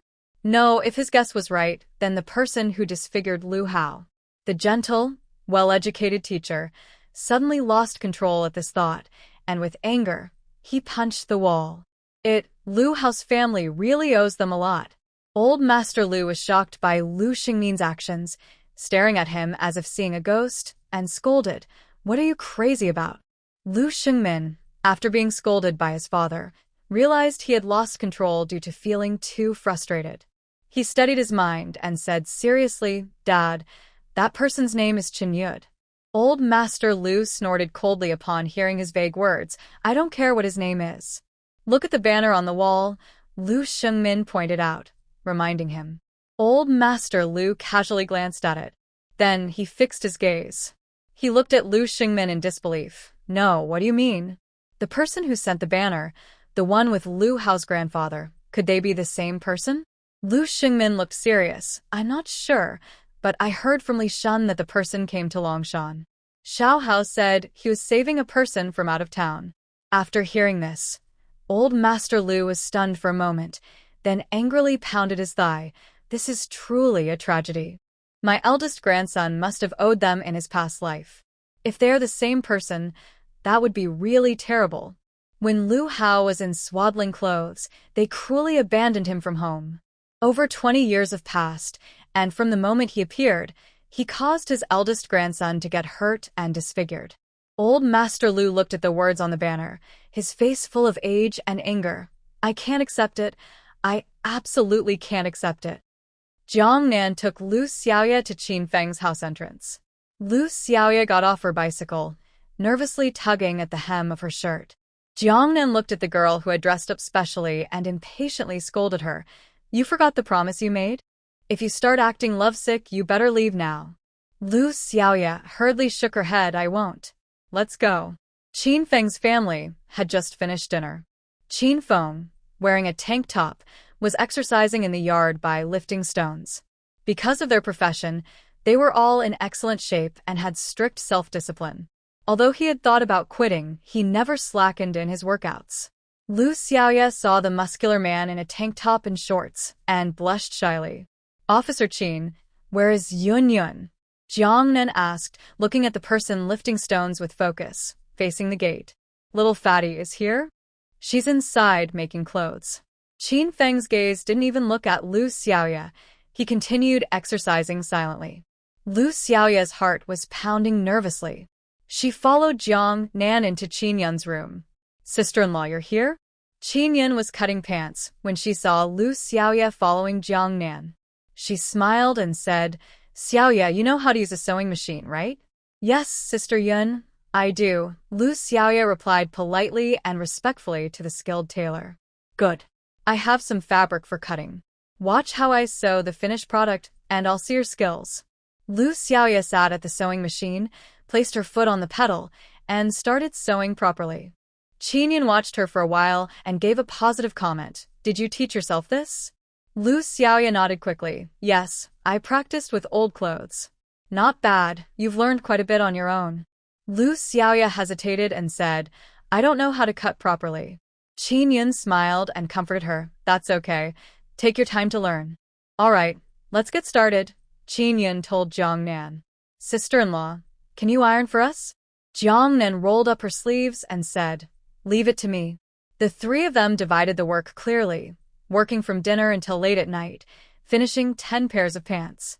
Lu Xiaoya, tired from sewing, almost hit her head on the sewing table.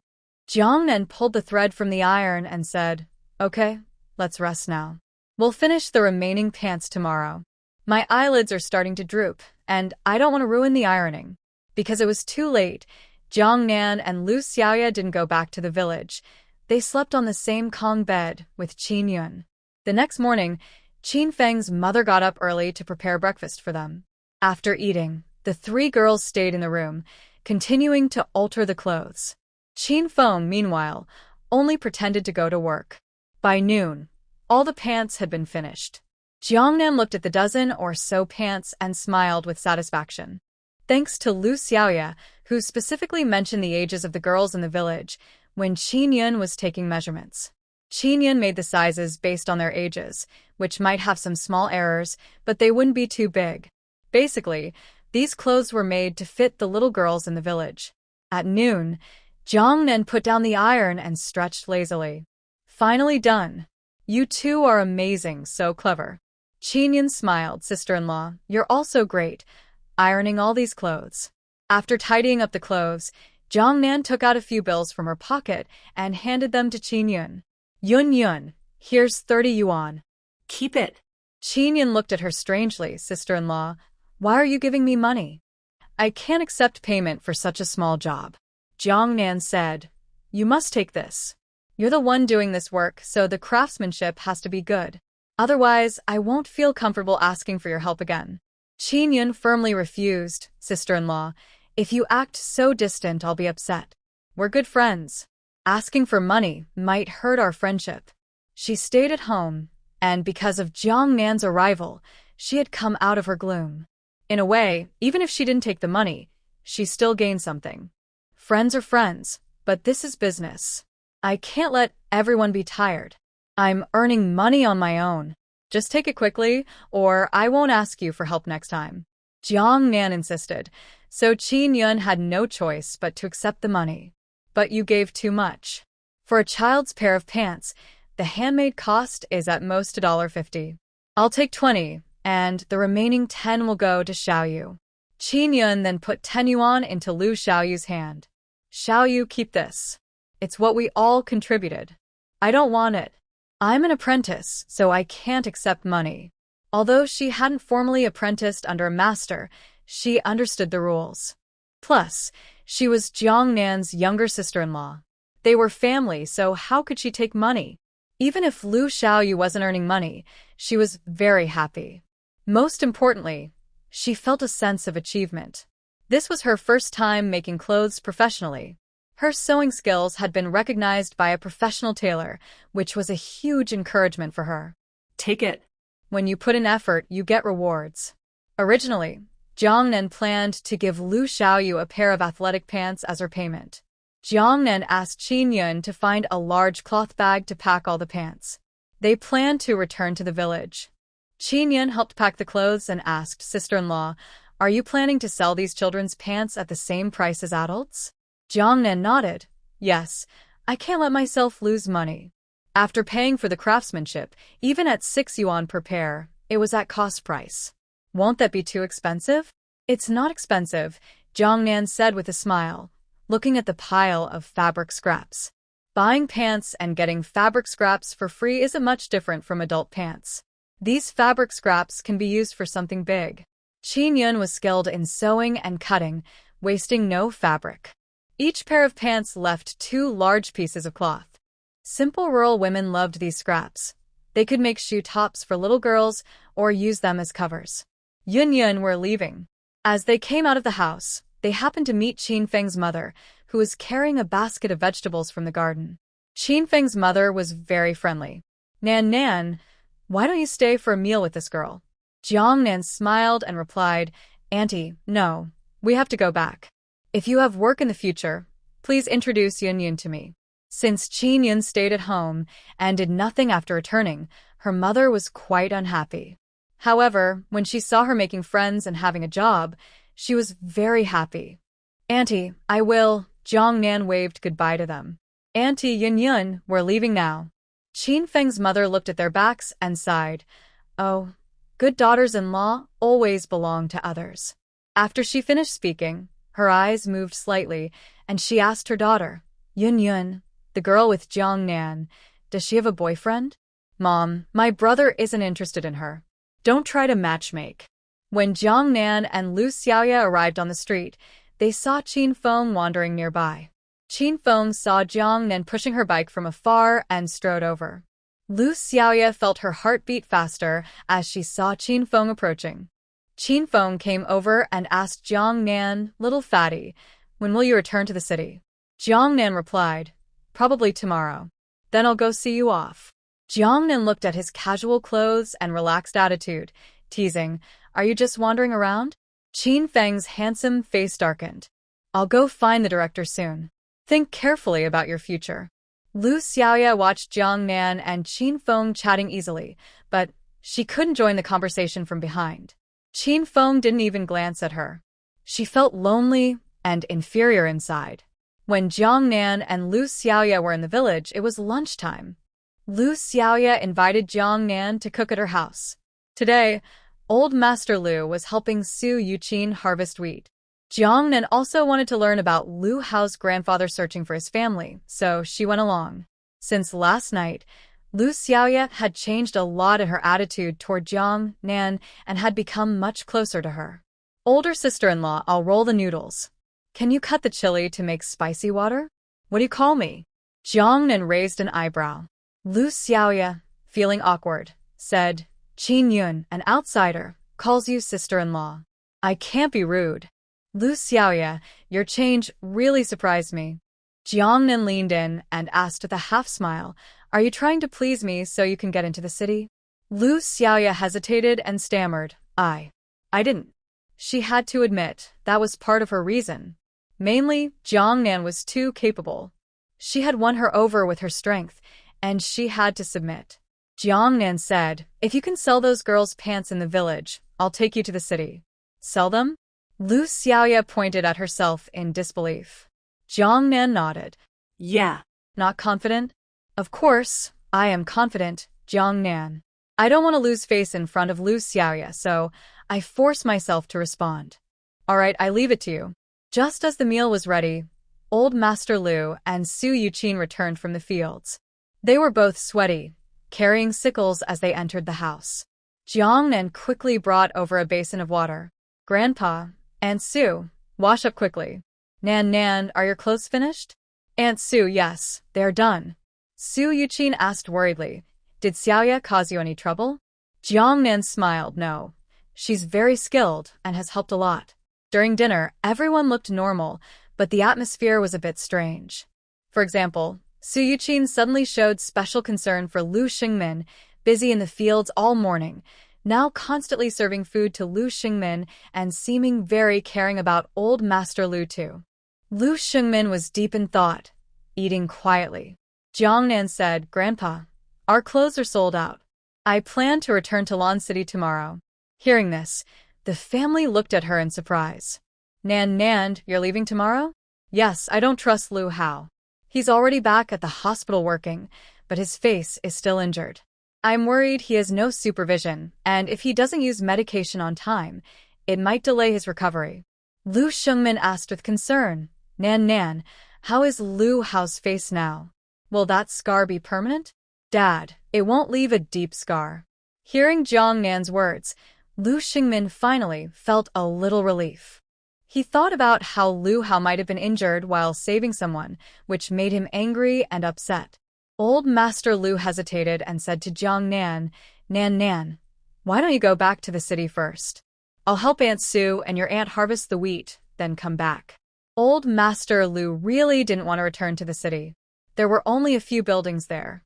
Staying at home was boring, and going out meant not knowing anyone. Even collecting scrap was criticized by Lu Hao. There was a lot of work at home, and he felt staying idle in the city was a waste of effort. Although old Master Lu was over 70, he still considered himself capable of working.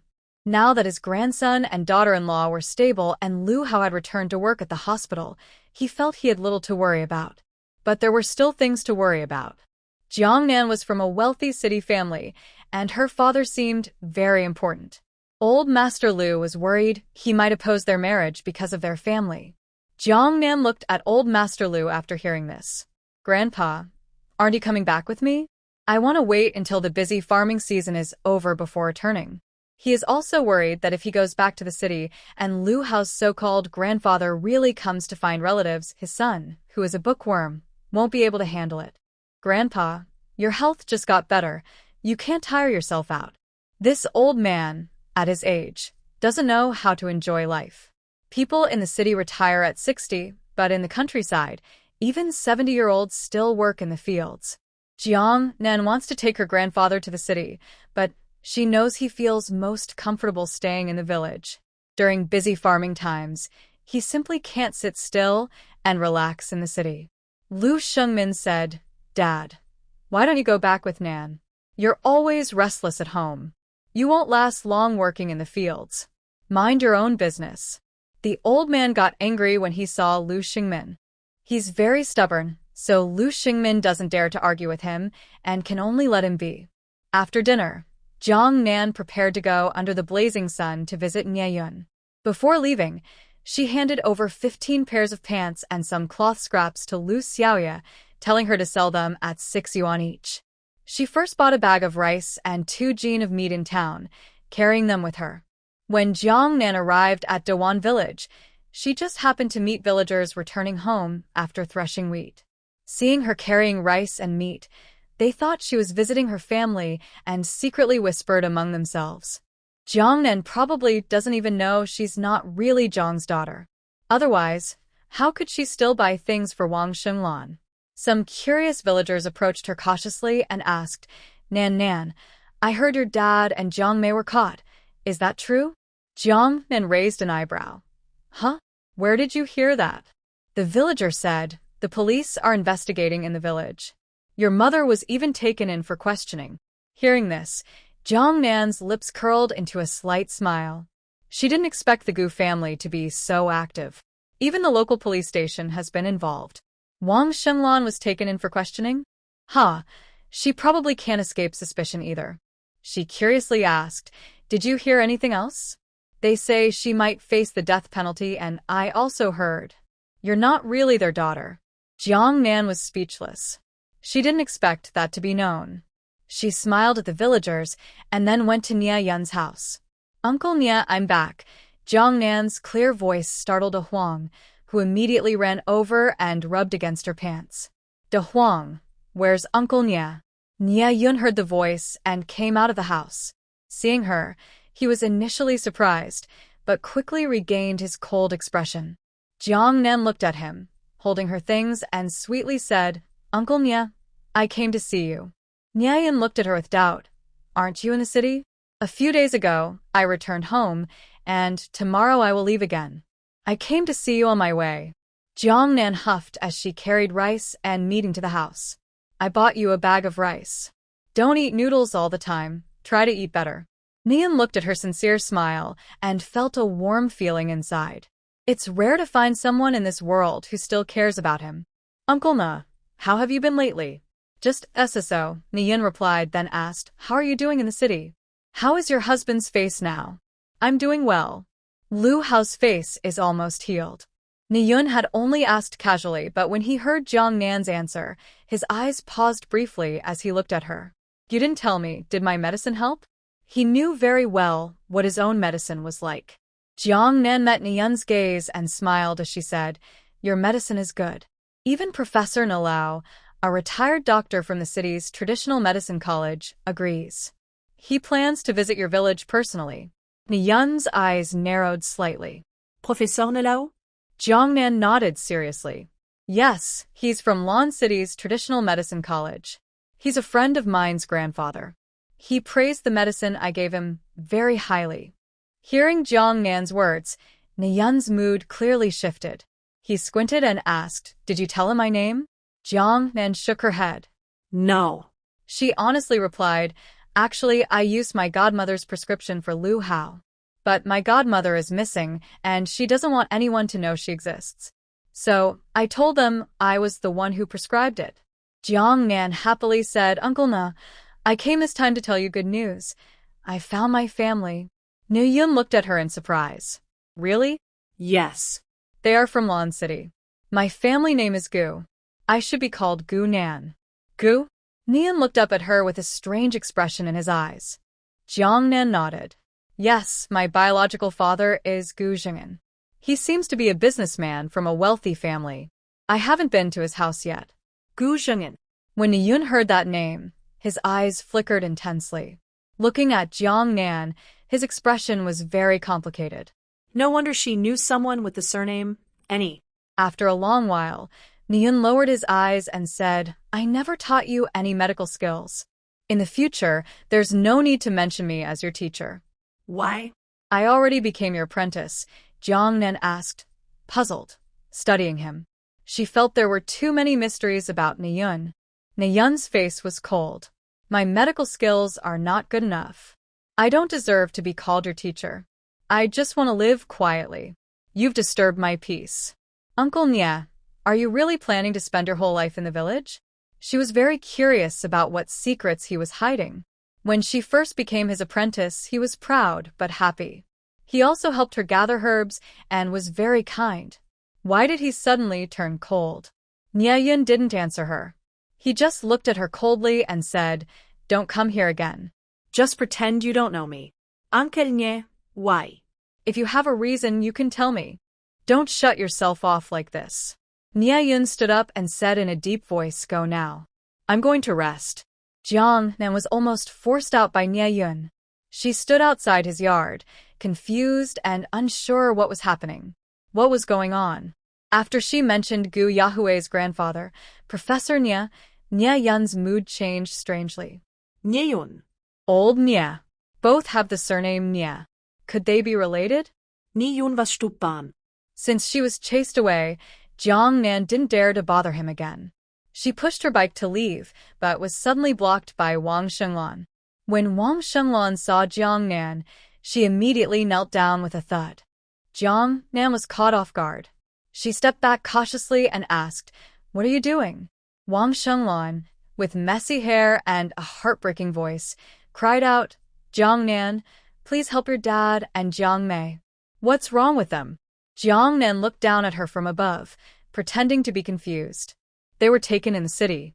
I don't know what they did, or where they are being held. Please find out what's going on. A few days ago, police came to ask about Jiang Nan's background, saying they committed crimes like abandonment and child trafficking. Wang Shenglan claimed she didn't know anything and shifted all the blame onto Jiang Daming. In the end, she was released again. After returning to the village, she was criticized by the villagers.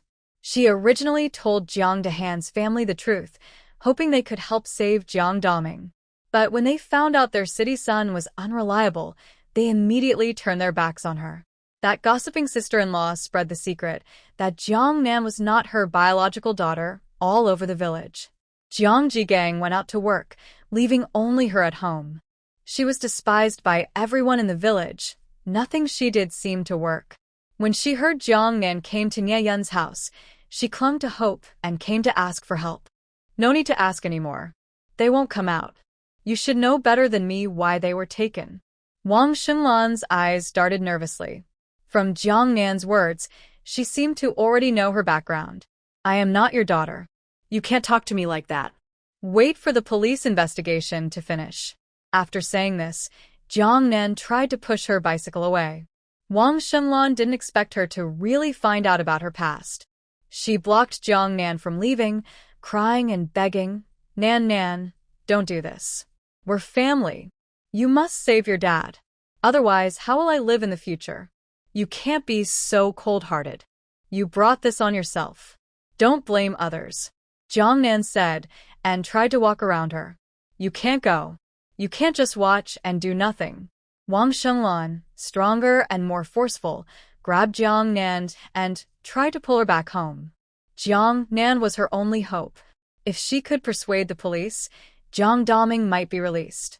Her family's Jigang was also looking for work, but she didn't know where. It all depended on Jiang Nan to contact them. Jiang Nan was thin and weak, and they were much stronger. It was a hot day, and there were no people around. Wang Shenglan pulled at her, and Jiang Nan struggled but couldn't break free. She absolutely couldn't let Wang Shenglan drag her to the Jiang family, or who knew what this crazy woman might do. Turning her head, Jiang Nan saw a wooden stick discarded by the roadside. She picked it up and, taking advantage of Wang Shenglan's unguarded moment, swung it at her arm. Caught off guard, Wang Shenglan was hit and immediately released her. You brat, have you gone crazy? What the if I have? You're not my mom. I've wanted to hit you for a long time. Angered, Jiang Nan, holding the stick for self-defense, chased after Wang Shenglan like she was mad, swinging at her. Does she really think she can just take her family's trouble and let her go? She felt like a fool, thinking they'd use her and hurt her family. At that moment, memories of how they had used and hurt her in her past life flooded back. Jiang Nan lost control and ruthlessly swung the stick again at Wang Shenglan. Just as she was hitting her fiercely, Jiang Dahai and his wife arrived. Jiang Dahai cursed, "Jiang Nan, you ungrateful girl. How dare you hit your mother? Where is Pingping? Did you sell her?" Seeing Jiang Dahai, that Jiang Nan knew she was in trouble, outnumbered 3-1. She couldn't fight them all. It seemed too late to run now. Jiang Nan raised the stick, planning to run toward Nie Yun's house. But before she could move, a stern male voice suddenly rang out. "Let her go." Nie Yun, with a serious face, stepped out from the gate and quickly pulled Jiang Dahai away from Jiang Nan. Jiang Dahai saw Nie Yun, puffed up his chest, and shouted angrily, "Mind your own business. She is my apprentice. If you untrouble her, you first need to ask for my permission." Nie Yun didn't take them seriously at all. He suddenly pulled away from their grip and said to Jiang Nan, "Why don't you just get lost?" Jiang Nan hesitated for a moment. She was worried that Nie Yun might get into trouble, but then she thought about his status in the village and felt reassured. She immediately pushed her bicycle and said, "Uncle Nie, I'll come to see you again next time." Jiang Nan pedaled her bike quickly. Nie Yun stood in front of them, blocking their way. No matter how they threw a tantrum, he didn't let them chase after them. When Jiang Nan arrived near the village's wheat field, she saw a group of people surrounding Lu Xiaoya and Qingqing. Lu Xiaoya had her arm resting on her pants and was talking to everyone. When someone saw Jiang Nan return, they immediately moved away from Lu Xiaoya and gathered around Jiang Nan. Lu Xiaoya pouted her lips, stomping her foot in anger. Nan, can you make these pants cheaper? Why are they the same price for kids and adults?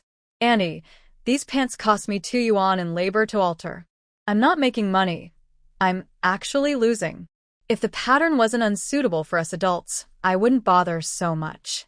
She told a woman holding her daughter. Besides, since we're friends, I even gave you the fabric scraps. 6 yuan is already cheap. The women hesitated. 6 yuan for fabric scraps wasn't expensive, but they still wanted to bargain. A woman weaving grass braids nearby asked, Nan, can I have a piece of that fabric? Jiang Nan smiled and refused. Annie, that's not possible. You only get fabric scraps when you buy pants. Li's daughter tugged at her mother's arm, acting spoiled. Mom, I want Qingqing's pants. Mom, I want some too, another little girl pleaded with her mother. In the end, a few women, worn down by their children's fussing, bought the pants and left. Some adults refused to spend money no matter how much their children cried and left empty-handed. Lu Xiaoya carried the remaining pants and followed Jiang Nan home. Just now, she had once again been overwhelmed by Jiang Nan's skills. Jiang Nan told her, leave these few pants at home. If someone wants them, just handle it and give the money to Grandpa. Oh, okay. Lu Xiaoya followed her, timidly asking, you said you'd find me a job in the city. Be patient. When I find something suitable, I'll call the village chief's family.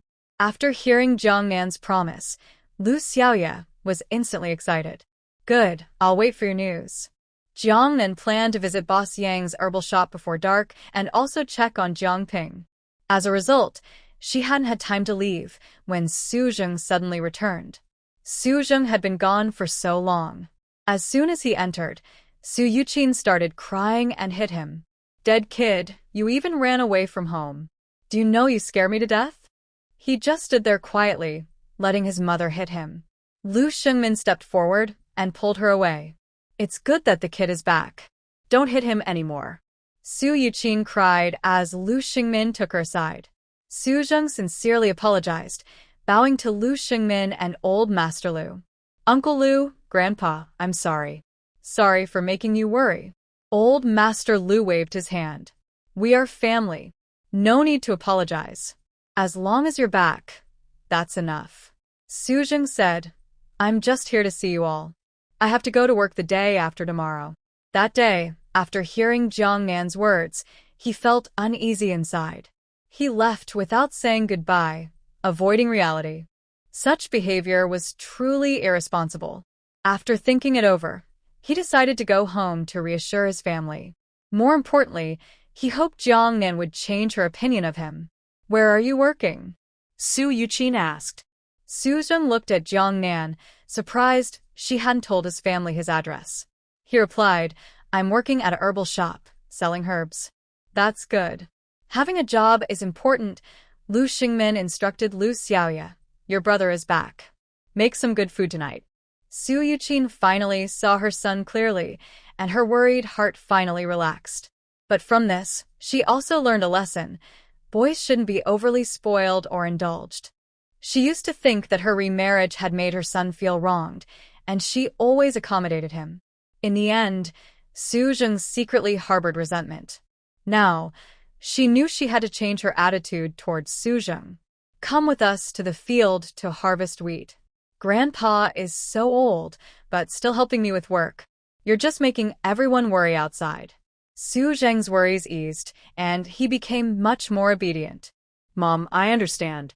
When Jiang Nan was about to leave for the old house, Su Zheng followed her.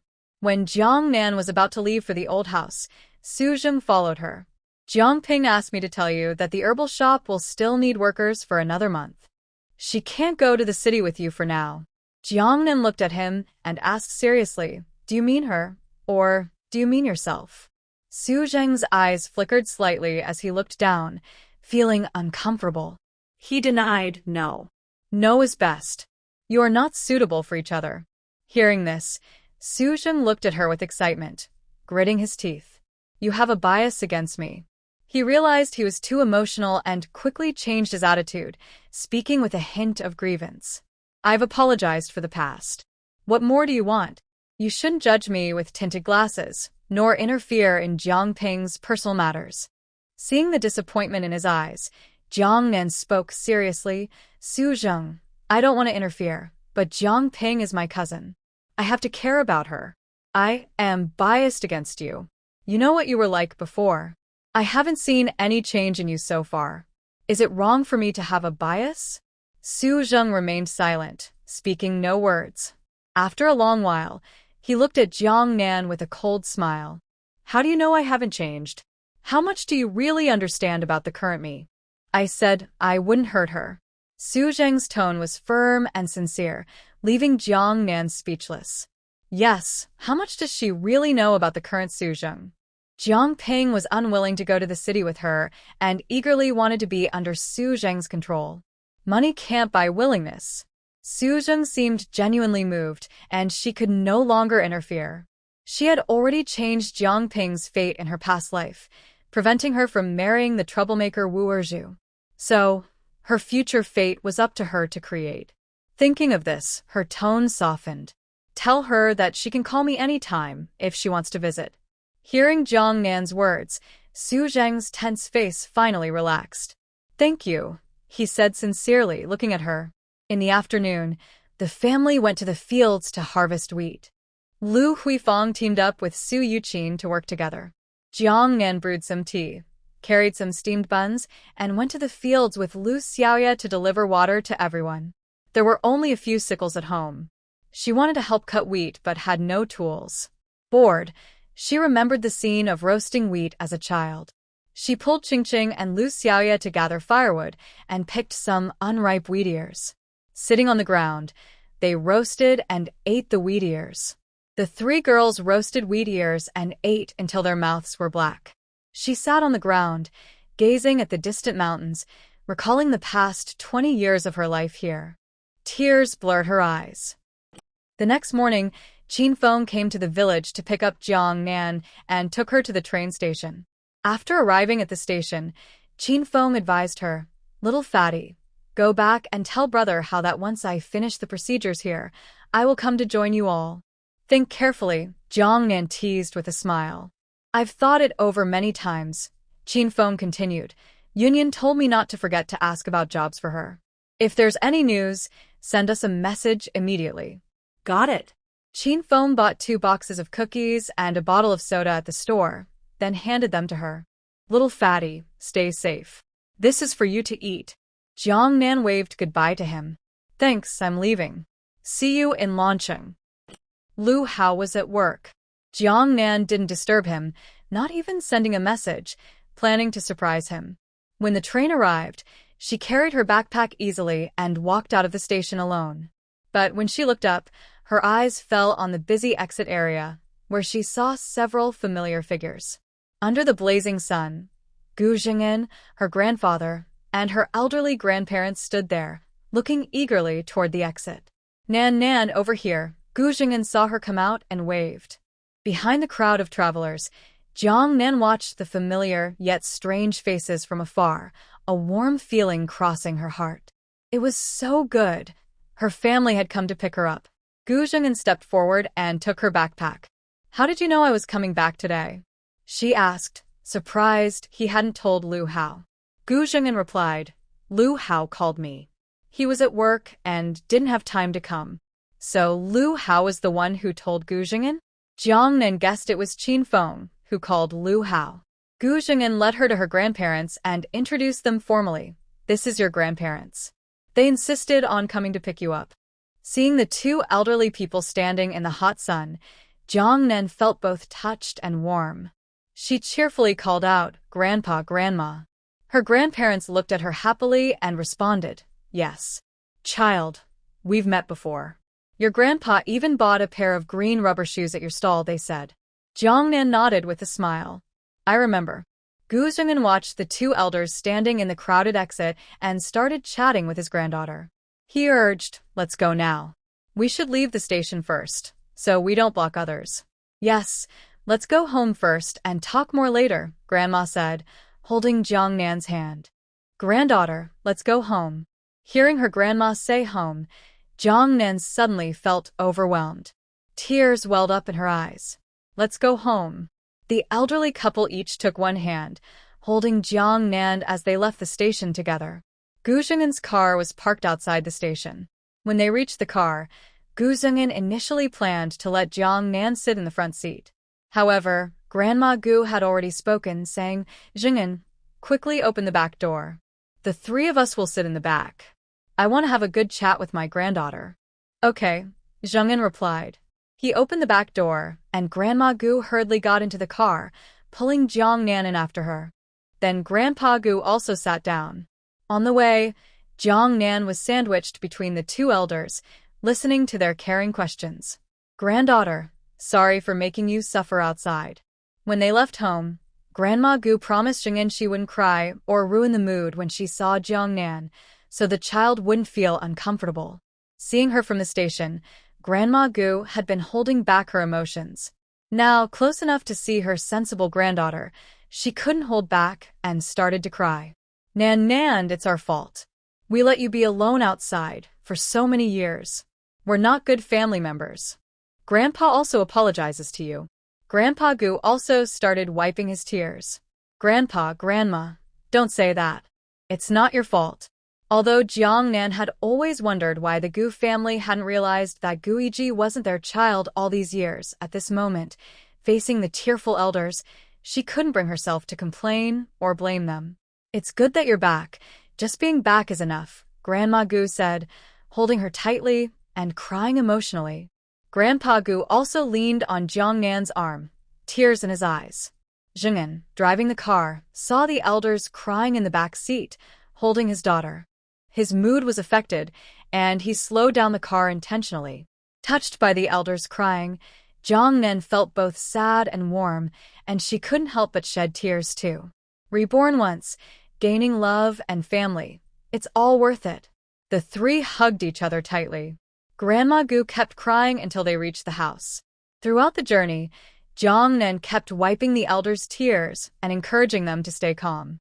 Only when Jing'an's car stopped did she realize that Jing'an hadn't taken her back to the residential area but to the Gu family's house. In her previous life, she had never been here, but she vaguely remembered that the Gu family lived nearby. Jing'an opened the car door and said, Dad, Mom, Nan, we're home.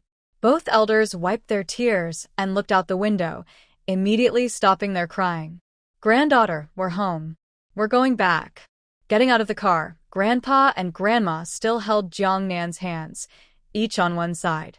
She remained the main seat, calmly being led into the old house. As soon as they entered the yard, Grandpa Gu shouted loudly, "Xiao Zhang, my granddaughter is back. Hurry and bring the food to the table." Xiao Zhang, wearing an apron, came out from the kitchen and warmly greeted Jiang Nan. Nan is back. The food will be ready soon." Even the housemaid was so kind to her, which showed that the old man often mentioned her at home. Although Jiang Nan was visiting the Gu family for the first time, standing in the yard, she felt like she was returning home. Grandpa Gu finished instructing the housemaid and then looked at Gu Jing'an, commanding, "Jing'an, call your brother and sister-in-law and tell them to come home for a meeting." "Jing'an, tell your brother and them to come home for a meeting." Gu Jing'an replied, "Dad, they're at work now. They will come back after work. Let's first let Nan eat and rest a bit." Hearing this, Grandpa Gu nodded. "All right, let them finish work and come over."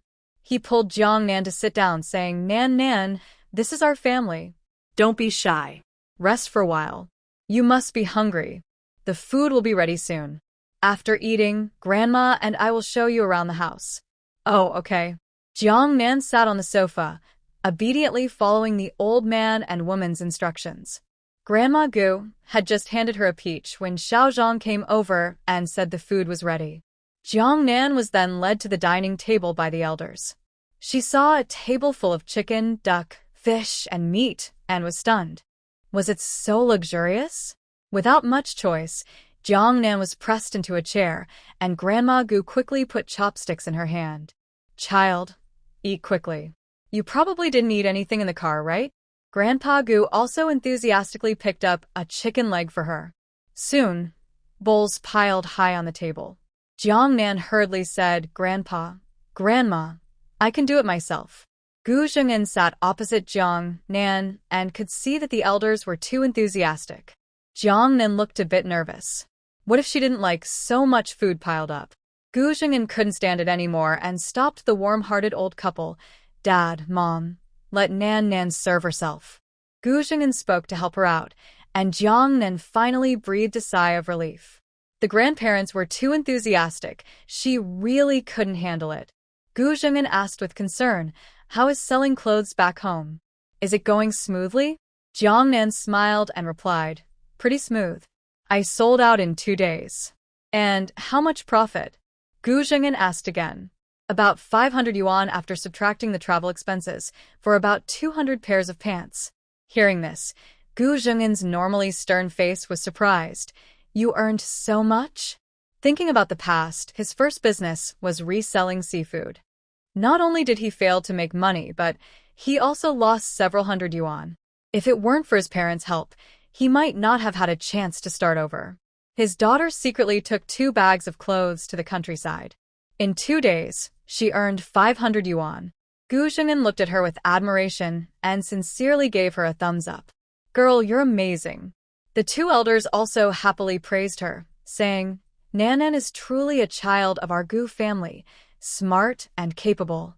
It really runs in the family, showing business talent.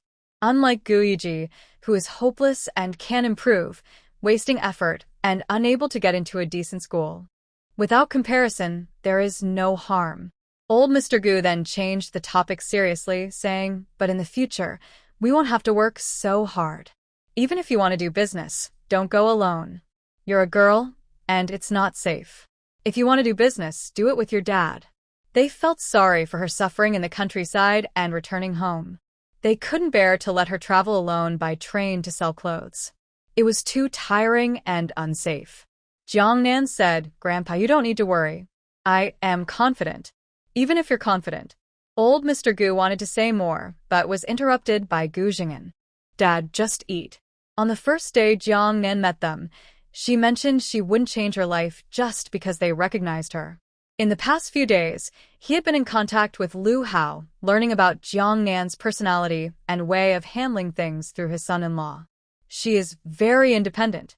Even Lu Hao has no right to interfere with her. Gu Jing'an was worried that the elders' concern might turn into interference, making Jiang Nan distant from them. He wanted Jiang Nan to do business with him, but he needed to persuade her gradually. Of course, he also wanted her to gain more experience. After dinner, the two elders wanted to take her around the old house to get familiar with the environment. Jiang Nan was eager to go home early, but the elders' enthusiasm left her no choice but to accept. Gu Zheng'an noticed Jiang Nan seemed distracted and felt a bit sad inside. His daughter already had her own little home. Even if she recognized her family, it was more like visiting her parents, not truly going back home. He said, I called Yahweh. After work, I asked him to bring Lu Hao over. Hearing this, Jiang Nan hesitated. Maybe next time. Having Lu Hao come to Gu's today would catch him unprepared. Old Mr. Gu firmly insisted. Why next time? After work, let your son-in-law and Yahweh come over, so we can all meet properly. Yes, we have already met that child. Today, we are officially getting to know each other. Let's go see your room. Grandma led Jiang Nan upstairs again. She opened a door upstairs, pulled Jiang Nan inside, and smilingly introduced, This is the room prepared for you. From now on, you will live here. Grandma, the hospital assigned a room for Lu Hao. Grandma said, That doesn't matter. We can take turns living there. Jiang Nan looked at the bright, spacious room and felt very touched inside. The Gu family really put a lot of thought into it. The room had items for both boys and girls, as if Lu Hao was also staying here. This made Jiang Nan feel even warmer inside. In just half a day, she could tell that her grandparents were very kind and caring. They genuinely loved her, their new granddaughter.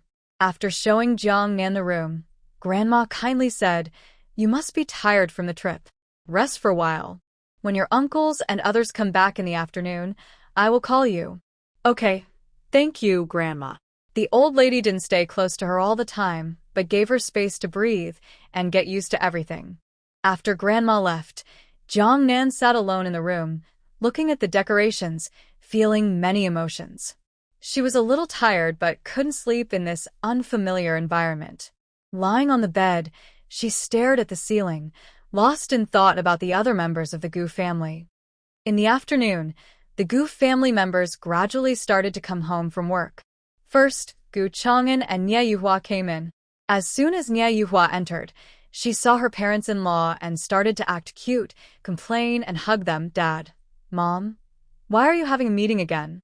Chang'an and I wanted to go to the Yellow River after work. Hearing her complain, Grandma greeted her with a smile. Did Jing'an tell you anything? No, Gu Chang'an asked. What's going on? Another meeting? Could it be that Sun Wanru and Guiji have been released? Recently, the tension in the house was high because of that mother and son. They kept having meetings. Old Master Gu immediately looked serious. Why bring them up? For no reason. Grandma also looked reproachful at her eldest son. Exactly. On such a happy day, don't mention unlucky things. After being scolded, Gu Chang'an rubbed his nose and asked, What good news? Where's the second son? He went to buy wine. Jiang Nan had not fallen asleep and lay on the bed, lost in her thoughts. She looked at the time, which was almost when her family would finish work. Afraid Lu Hao would come to see her and find her gone, she got up to go downstairs. Just as she reached the staircase, her grandma's words happened to reach her ears. Unlucky person. Hearing the Gu family's comments about Sun Wanru, she couldn't quite tell how she felt inside.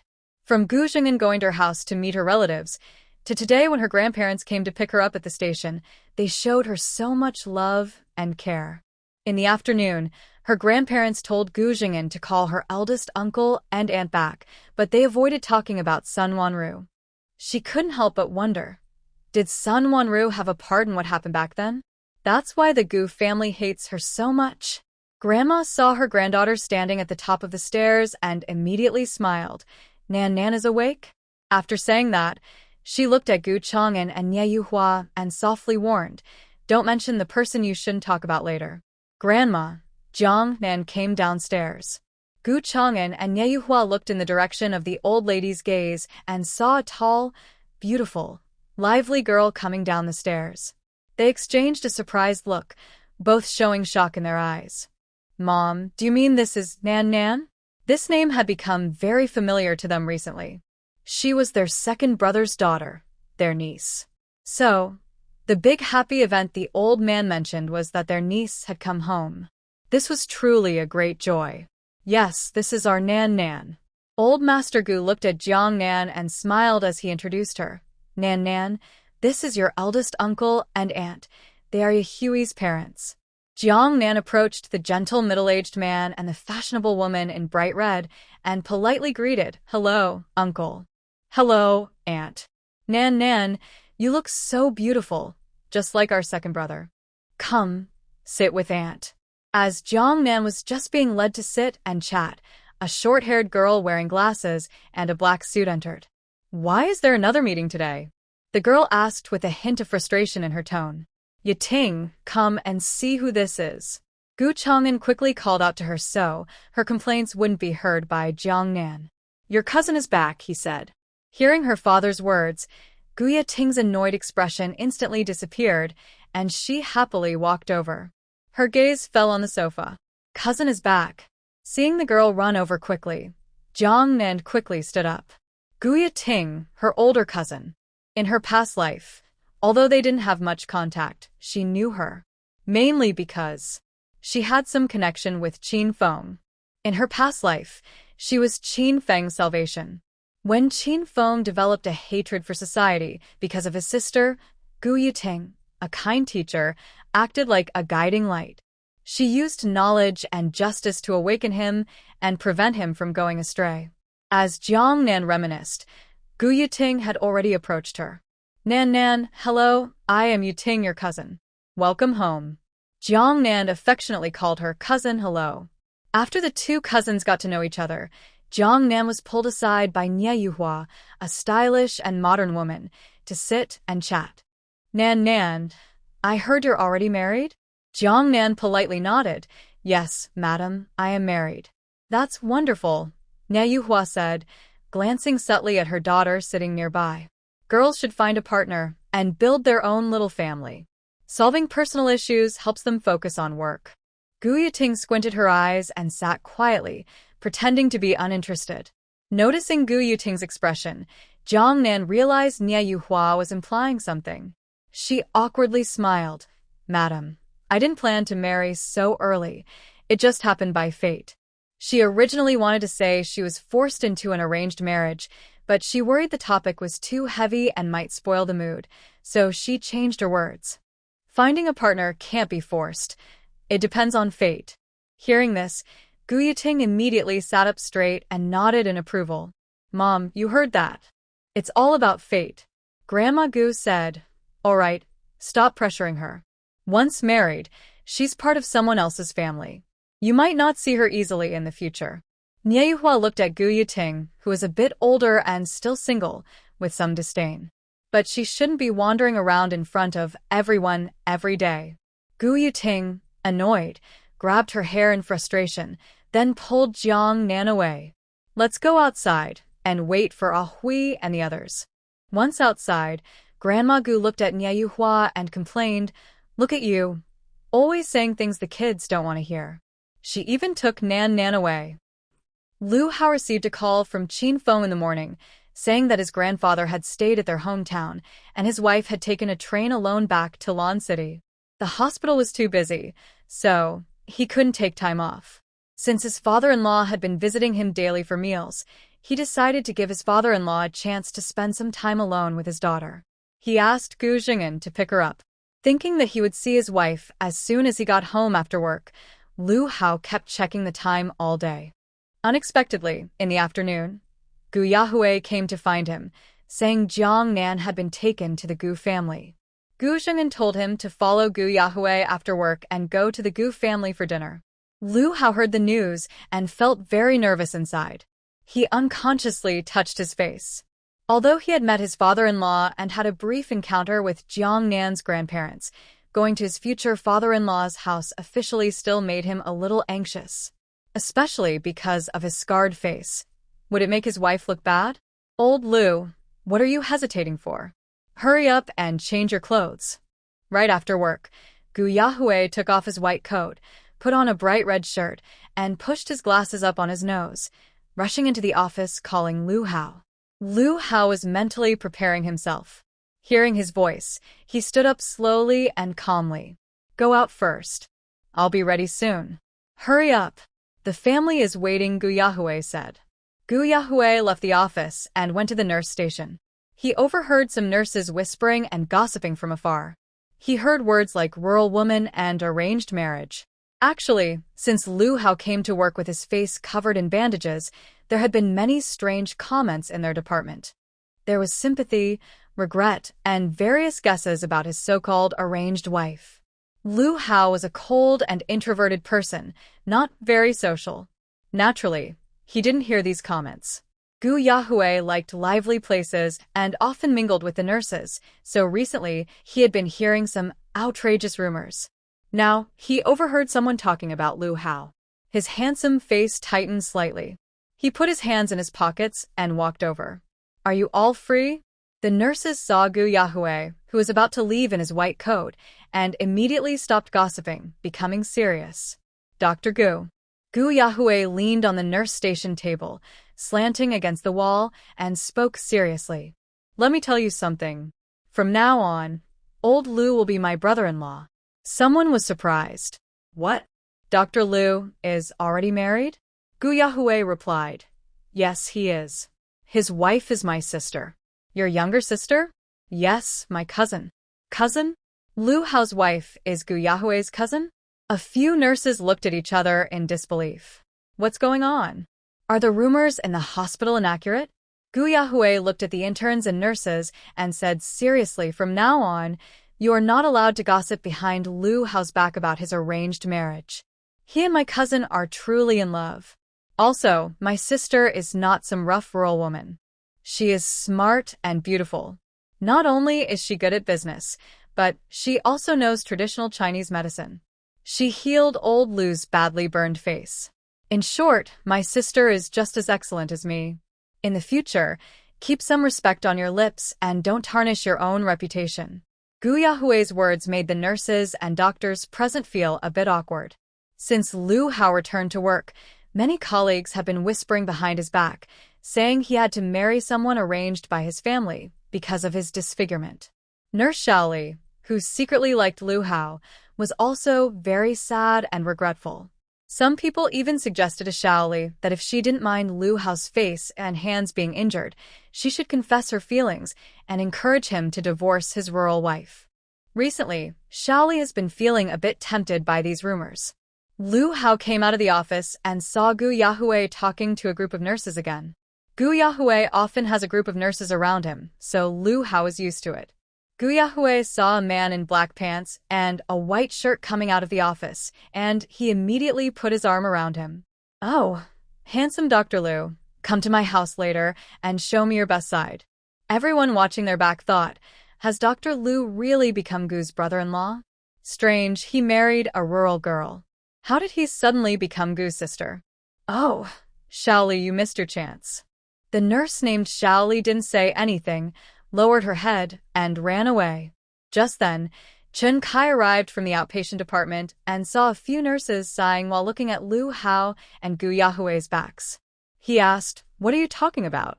Chen Kai is usually gentle with everyone, whether interns or nurses, and they all like to follow him. Dr. Chen, we're talking about Lu Hao. How did he suddenly become Gu's brother-in-law? Chen Kai furrowed his brow slightly. Gu's brother-in-law? Yes, Gu said Lu's partner is his cousin. Is that true? Since Chen Kai has a good relationship with both of them, everyone was curious and asked him to verify. Gu said so it should be true, Chen Kai replied with a gentle smile and went into his office.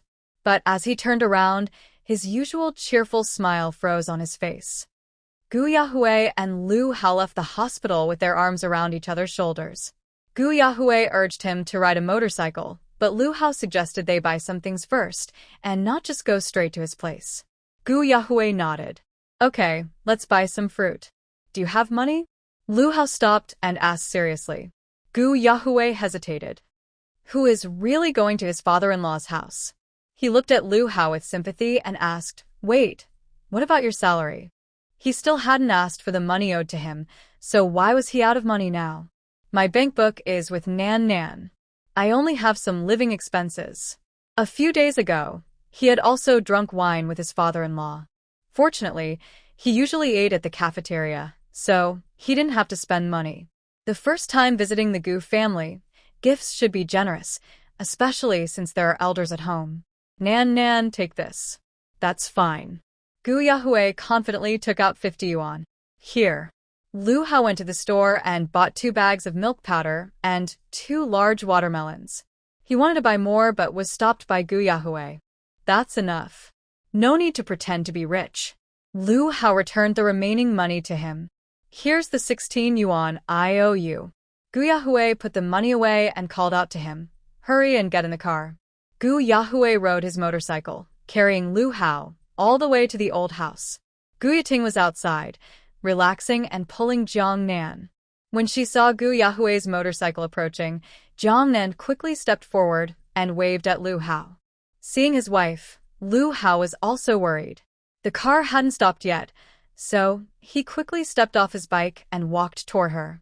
Lu Hao handed the things he took off the motorcycle to Gu Yahui, then hurried over to Jiang Nan.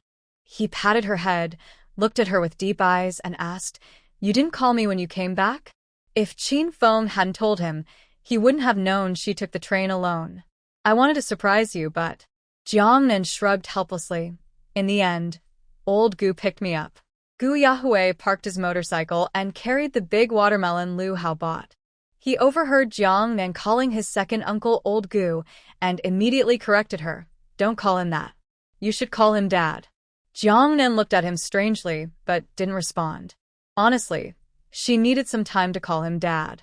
For some reason, she could easily call others by their names, but when she saw Gu Jing'an, she just couldn't say that word. That word carried too much meaning. Gu Jing'an was very understanding and never asked her to change how she addressed him. Lu Hao shot a warning glance at Gu Yahui, telling him not to pressure Jiang Nan. Gu Yahui was sensible and took Lu Hao to introduce him to Gu Yiting. "Sister, this is Lu Hao." Gu Yiting saw the bandage on Lu Hao's face, understood it was a badge of honor for his bravery, and admired him. She introduced herself seriously. "Dr. Lu, hello. I am Jiang Nan's cousin, Gu Yiting, the twin sister of Gu Yahui." Lu Hao politely responded, "Hello." He had always known Gu Yahui had a twin sister but had never met her. Seeing her now, Lu Hao was quite surprised. "I didn't expect Gu Yahui's twin sister to have a completely different personality from him." Gu Yahui looked at Jiang Nan and Gu Yiting with confusion and asked, "Why aren't you staying inside talking with the elders?" Grandpa and Grandma had been eagerly waiting for their granddaughter. When she finally arrived, why did she come outside? Is she in such a hurry to see Lu Hao? Gu Yiting adjusted her glasses and said helplessly, "Mom is here. Can we talk properly?" Hearing her words, Gu Yahui was also surprised. "Grandpa has arrived? Oh no. What's wrong?" Gu Yiting looked at him lightly. "Why are you overreacting?" Gu Yahui looked down at his red shirt and asked Gu Yiting, "Did I match clothes with her again?" Jiang Nan, Lu Hao. Gu Yahui turned to leave, saying, "I'm going to change my clothes." Gu Yiting's eyes flickered and called out to stop him. "Come on, everyone is waiting. Today you didn't match." Gu Yahui turned back, patting his chest. "That scared me." Lu Hao and Jiang Nan exchanged glances, surprised that Gu Yahui was afraid of his mother.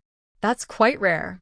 But Jiang Nan looked at Gu Yahui's red silk shirt and slightly smiled. The 4 of them entered the hall. When Old Master Gu and Grandma Gu saw their grandson-in-law, they quickly greeted him warmly. Because they had met him at the market stall before, they were familiar with him now. "Did your son-in-law finish work?" Gu Chang'an and Nie Yuhua also stood up, looking expectantly. The young man in black pants and a white shirt, with neat short hair, ignoring the bandage on his face, had an outstanding presence. He looked brave and handsome, clearly a straightforward and capable young man. Lu Hao nodded slightly at everyone in the room. Gu Yahui put down the net bag in his hand and said excitedly to the elderly, "Lu Hao bought some health-boosting milk powder for you, and there's also fruit." "Child, you're so polite. Come to our home. What are you buying?" Old Master Gu and Grandma Gu stepped forward and held Lu Hao's hand, starting to ask about his well-being. "Child, is your face okay? I heard your arm was injured too?" Lu Hao replied, Grandpa, Grandma, I'm recovering quickly. Old Master Gu gave him a thumbs up. All for saving others. Such a good kid, such a good doctor. Gu Jing'an came in from outside and saw his father holding Lu Hao's hand without letting go. He reached out and pulled his father's arm, saying, Dad, let Lu Hao get to know everyone first. Looking at his older brother and sister-in-law, Gu Jing'an introduced, This is your eldest uncle and aunt. Luo Haobin was polite. Big uncle, big auntie. Gu Chang'an was familiar with Luo Hao's name and warmly shook his hand. Little Luo, we are truly destined to meet. Please sit down. Gu Chang'an pulled Luo Hao to sit, then asked about his work. Nie Yuhua was about to speak to Jiang Nan when she suddenly saw Gu Yahui and glared at him sharply. Gu Yahui pouted and looked resentfully at Gu Yuting, using his eyes to blame her. They were wearing the same outfit. Luckily, today, the old master's attention wasn't on him. During dinner, old Master Gu stood up very formally, raised his glass, and spoke excitedly. Today is a very happy day for our Gu family, comparable to New Year's celebrations. Our granddaughter, who is away, has returned. Welcome home, Nan Nan. And also, welcome Nan Nan to bring back a grandson-in-law. From now on, this will be your home. We've prepared your rooms. You two can live here. Hearing old Master Gu's words, Jiang Nan and Luo Hao looked at each other with slight surprise. Especially Luo Hao, who looked genuinely shocked. He was going to live with Jiang Nan at the Gu family's house? He didn't speak but looked at Jiang Nan. His little fat son had been away for 20 years. Now that he was back, he should live with family to build bonds. As long as she agreed, he had no real objection. Where she went, he would follow, as long as everyone in the Gu family didn't see him as a burden. Jiang Nan politely declined old Master Gu's request. Grandpa, let's live in our own house. We'll come to visit you and Grandma when we have time. Child, we haven't been together all these years. You've finally come back. A family should live together to make up for lost affection. Jiang Nan looked at Luo Hao and smiled. Luo Hao needs treatment for his face. It's easier for us to stay in the staff quarters. We'll come to visit you and Grandma on weekends. Gu Jing'an was worried that the old man might be bossy and make things difficult for the children, so he spoke to smooth things over. Mom and Dad, give the kids some space. Hearing this, old Master Gu could only nod disappointedly. Gu Yahui smiled and said, Nan Nan, you and old Luo need to be prepared. Grandpa will call you for a family meeting, and you must come immediately. A family meeting. Jiang Nan's lips twitched slightly. She suddenly remembered a TV drama she had watched before, where the old man also called meetings all the time, exhausting the younger generation. But her grandfather was reasonable and understanding. The meetings were probably to make the family more harmonious and united. After finishing their meal, Lu Hao and Jiang Nan planned to go home. They originally wanted to take the bus, but Gu Jing'an insisted on driving them. Jiang Nan could tell that Lu Hao and Gu Jing'an had become quite close. He kept calling him father-in-law.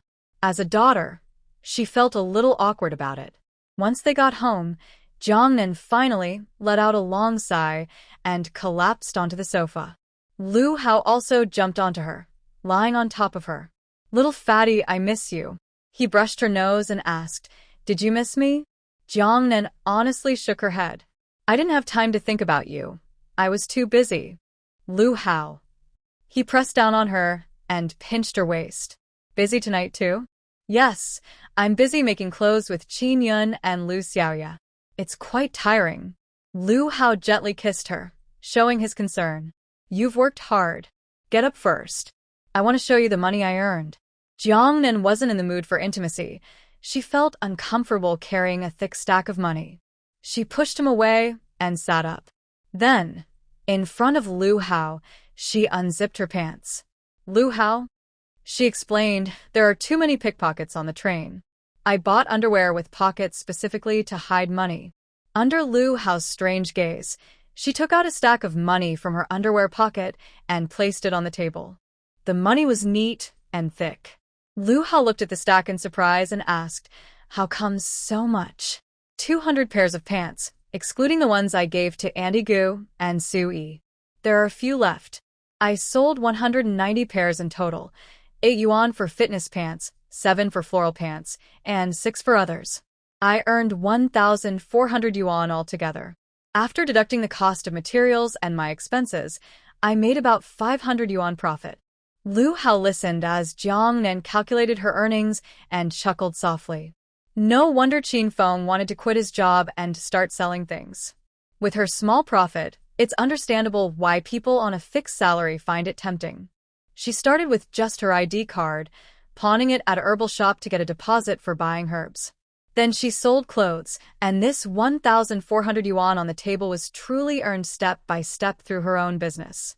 Lu Hao looked at her with a mix of concern and admiration. When Lu Hao mentioned Qin Feng, Jiang Nan leaned back on the sofa and sighed. He was suspended. He might not resign, but he probably can't stay at his job anymore. What exactly happened? Lu Hao asked, puzzled. Qin Feng called him to say he was disciplined and planned to resign. The phone signal was poor, with frequent disconnections, and Lu Hao still didn't know exactly what had happened. It's because of Qin Yun. Jiang Nan explained in detail what had happened to Qin Yun.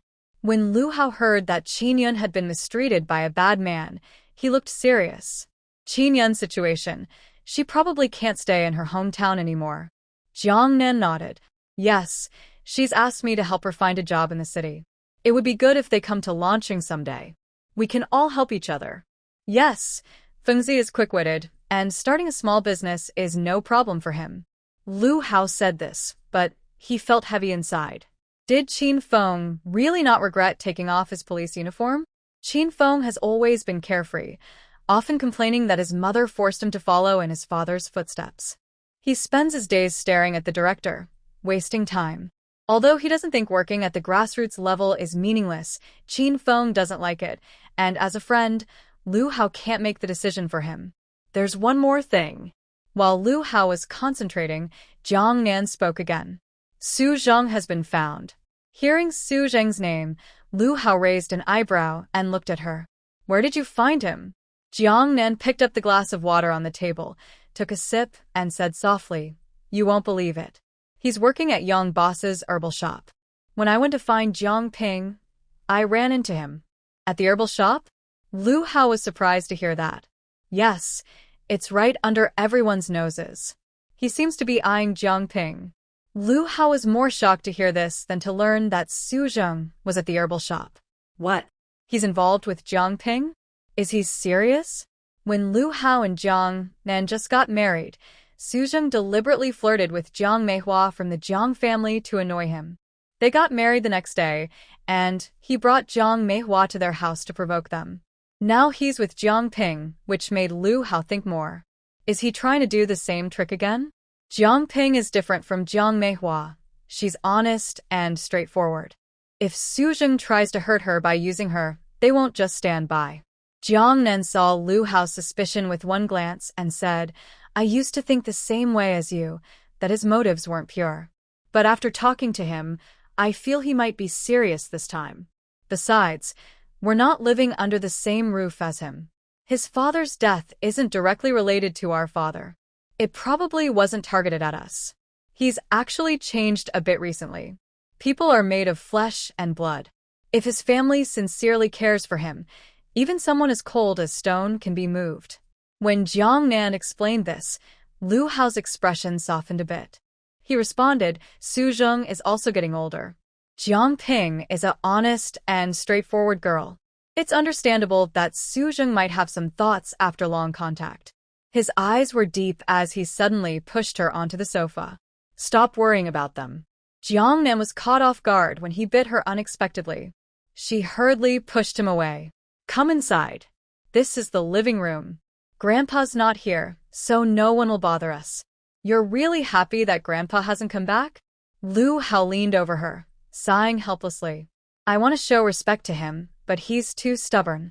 He's worked hard all his life. When he was leaving, I felt he wouldn't come back. I didn't expect to be right. Talking about Grandpa, Jiang Nan also felt a headache. He's too restless at his age and insists on staying in the old home to help with farming. He truly is a hardworking man. Suddenly, when she mentioned her family's old master, Jiang Nan remembered something about the village chief and the Lu family. Although her grandfather and Lu Xingmin both tried to avoid mentioning why the village chief came to their house, they didn't know she overheard their conversation in the yard. What they also didn't know was that she had memories from her previous life. At this moment, looking at Lu Hao, Jiang Nan felt very conflicted. She wasn't sure whether she should tell Lu Hao or keep it a secret with them. She thought Lu Hao deserved to know that his grandfather was looking for him. But she also had to consider how he would react if he found out. Would he acknowledge his grandfather? If he did, her grandfather and her father-in-law would definitely be very angry and upset. What are you thinking about? Jiang Nan looked at the ceiling as if lost in thought. Lu Hao gently patted her cheek. Jiang Nan snapped back to reality, sat up, and tidied her hair. Nothing. Let's go to the room. I want to see your face. Today, we're going to remove the gauze. Today, they would remove the gauze. A trace of nervousness crossed Lu Hao's eyes.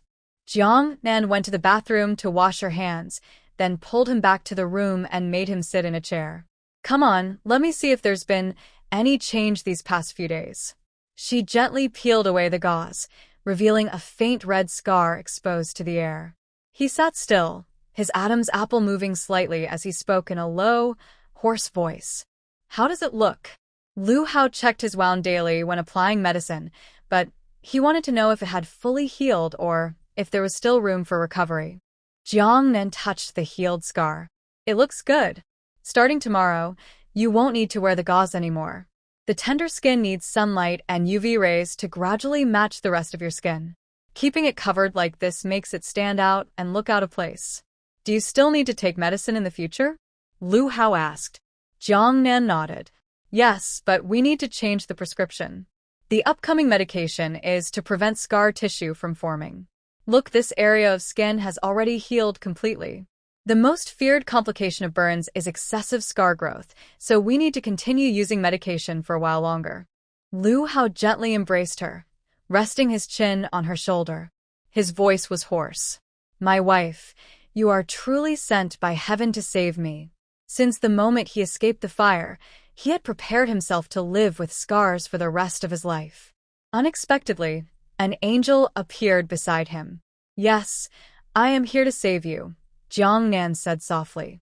She caressed his face, her eyes full of admiration. You deserve to be saved. In a crisis, you bravely stepped in to help a stranger. You are a true hero. Lu Hao held her hand that was resting on his cheek, looked into her eyes, and spoke firmly. I am a man, and I am a doctor who saves lives. When danger arises, I must act quickly. Others would do the same. Jiang Nan leaned into his embrace, rubbing against him. I know. You are the embodiment of justice. She looked up at him and asked, by the way, did the person you saved contact you again? You risked so much to save him. He should thank you properly. Lu Hao asked back, didn't they present a banner of thanks? After they received the banner, did they stop contacting you? The person he saved was also hospitalized in the same hospital as Lu Hao. He must have known about Lu Hao's disfigurement at the time. A young man risking his life to save someone in a fire, losing his handsome face. If the person didn't care about his recovery afterward, that would be hard to believe. Lu Hao thought for a few seconds and recalled, they sent me a message once, but I didn't reply. Why not reply? Jiang Nan asked with confusion. That elderly man is from Lan City too. I was worried that if I answered, he might come to the hospital or my home. There's no need for that. Later, I'll call him to check on his safety. He probably cares about my injury too. Lu Hao was naturally a modest person, especially the old man, Chen Lao, who was very frail and needed assistance to go out.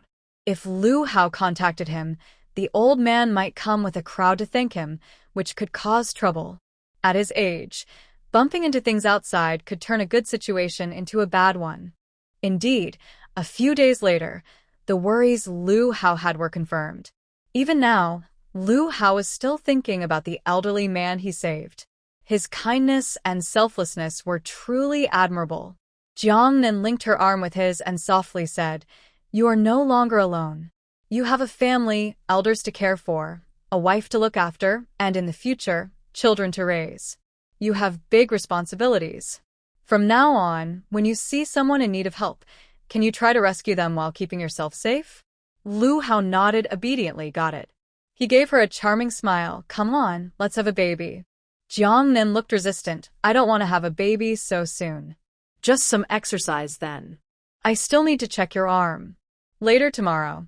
Lu Hao suddenly pushed her onto the bed and started to undress. On the weekend, Dr. Lu, who is usually diligent and disciplined, was lying still in bed. Jiang Nan was also pressed against him, lying still.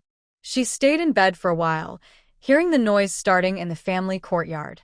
The voices of street vendors wandering through alleys sounded very loud. Jiang Nan felt a bit restless. She nudged him and reminded, I think we should get up. Aren't you going for a run? Surgeons, to some extent, needed physical strength, so they had high standards for their fitness. Even though Lu Hao couldn't perform surgery today, he maintained a disciplined daily routine of exercise. But today, the sun was very high, and he still hadn't gotten up. Lu Hao rested his hand behind his head and said in a low voice, I'm a bit tired. Jiang Nan looked at him, poking his chest sarcastically. Ha, even you get tired? They had spent the night tossing and turning like hungry wolves, almost hurting her back. Now she understood tiredness. But in the novels she read before, the male leads would work all night and then wake up lively in the morning, bringing breakfast into the bedroom. Her husband, however, couldn't even get out of bed. This was reality. Hearing her teasing voice, Lu Hao defended his body. Last night's activity was more intense than a whole day of surgery. I should be tired. He gently touched her waist and looked at her with deep eyes. Marrying such a charming wife, I really can't handle it. Is it my fault? Jiang Nan rolled over, turning her back to him, pretending to be angry. Then don't touch me anymore. Go sleep in Grandpa's room. Would you really let me? Lu Hao suddenly hugged her from behind and pounced on her again. Hey, isn't that tiring? They stayed affectionate until the sun was high, before getting up. Lu Hao still acted like a gentleman. While she was getting dressed, he already prepared a glass of malted milk to help her regain energy. It's rare to get a break today. I'll take you around and buy some skincare products. He often heard nurses at the hospital talking about face oils and shampoos. His little chubby one only applies a colorful lotion every day. Girls love beauty, so Lu Hao plans to take her shopping at the department store. To buy skincare products, fashionable clothes, and more. You still know about skincare? Did you buy it for your ex before? Jiang Nan, with her hair neatly styled, turned around and gave him a deadly stare. I've liked you since I was a teenager. Where would I have a former partner? Afraid she might misunderstand, he quickly explained, I heard the nurses talking about it. He helped her tidy her bangs and suggested, let's go shopping later. Since they came to Lan City, they haven't gone shopping yet. Jiang Nan said, let's go in the afternoon. We can also visit the wholesale market and buy some goods to sell. Are you going back to your hometown to sell again? Lu Hao looked a bit overwhelmed by her business enthusiasm. It felt like he was being left alone at home again. Just to check it out. We can also set up a stall here in Lan City. By the way, have you asked about that patient who was arguing with you? Where is he now? Jiang Nan was still thinking about the important matter. She planned to resolve this problem during the weekend. Until the bad guy hiding behind Lu Hao was caught, Lu Hao wouldn't be safe at the hospital. Talking about that patient, Lu Hao's expression darkened. He was in detention. His arm was still in a sling. I heard he applied for bail, so he should be at home now. Jiang Nan asked, do you know his personal details? Yes, I do. I got his address from the hospital. Why did he suddenly lose control and attack someone with a knife? Has the police finished their investigation? Lu Hao explained that patient had a broken arm before and was hospitalized. He had a steel plate inserted during surgery. He recovered and was discharged. This year, when they tried to remove the steel plate, they found that because he hadn't paid attention and worked too much, his bones didn't heal properly. So, he had another surgery. He mistakenly thought the first surgery failed, which made him angry and he wanted revenge on the doctor. Jiang Nan listened carefully, nodded in understanding. It matched what she knew from her previous life. Because his fracture didn't heal well, he was incited to blame the doctor. Jiang Nan sipped her milk and said slowly, "Today, we should go to their house." Lu Hao was surprised. Why go to his house? Just to see. Jiang Nan lowered the blanket, her eyes filled with a gentle smile. Let's go see how his arm is healing now. Concerned about the injury of the person who attacked him, Lu Hao looked at her suspiciously and asked, "Xiao Peng, what are you really up to?" She is kind-hearted and beautiful, but she isn't overly compassionate to the point of foolishness. Jiang Nan knows very well how protective he is. When they were back home, if Su Zheng made a snide remark, she would always reply back. She even uncovered the truth about Su Zheng's father's death to defend him and his family. How could she possibly care about someone who attacked him? Lu Hao's brow furrowed slightly. She was going to visit that patient's home today, but it wasn't out of sympathy. Jiang Nan honestly said, "I just want to know why he attacked someone." "I explained earlier," she replied. "He believed the first surgery failed, which caused his bones not to heal properly." But Lu Hao didn't think so. When he was discharged after the fracture, the doctor must have given instructions. He knows himself whether he's been taking care of himself. Why did he suddenly lose control and blame the hospital? Have you thought about the reasons behind this? Hearing Jiang Nan's analysis, Lu Hao also realized there was something strange about this case. He remembered that when the patient was first admitted for tests, he learned that the bones weren't healing well and there were signs of necrosis at the tips. The patient was just very upset, regretting not taking better care of himself. His family members were also complaining and insisting he work despite his condition.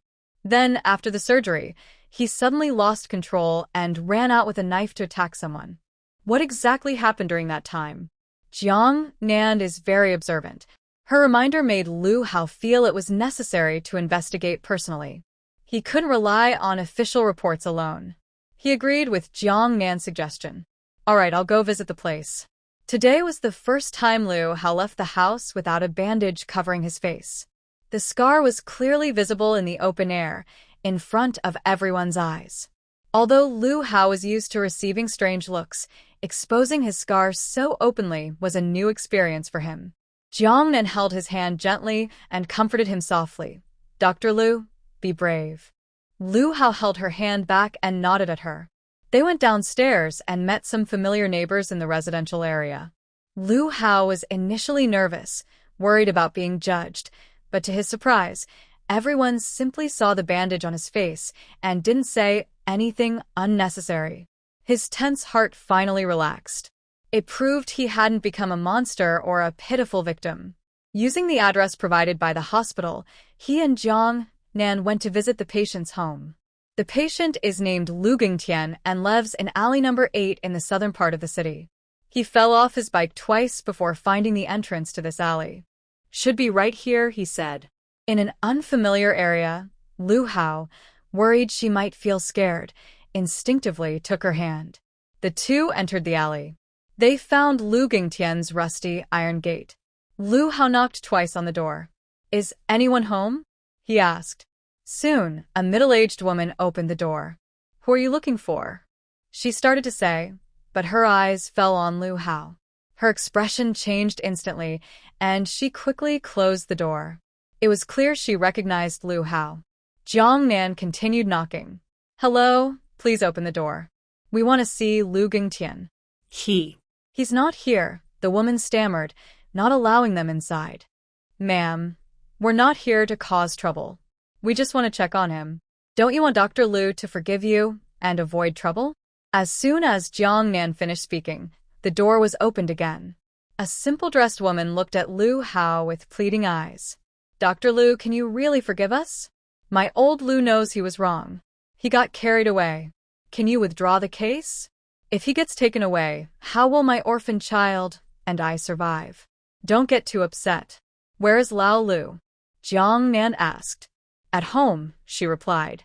Jiang Nan and Lu Hao followed inside.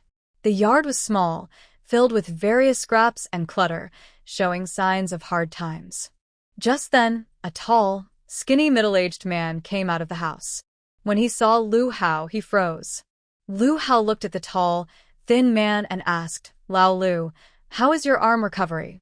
Lu Gingtian looked at Lu Hao with guilty eyes, his face pale. "Knowing it's you, I ask anyway," he said nervously. Lao Lu's wife stepped forward and quietly scolded him. "Don't offend them.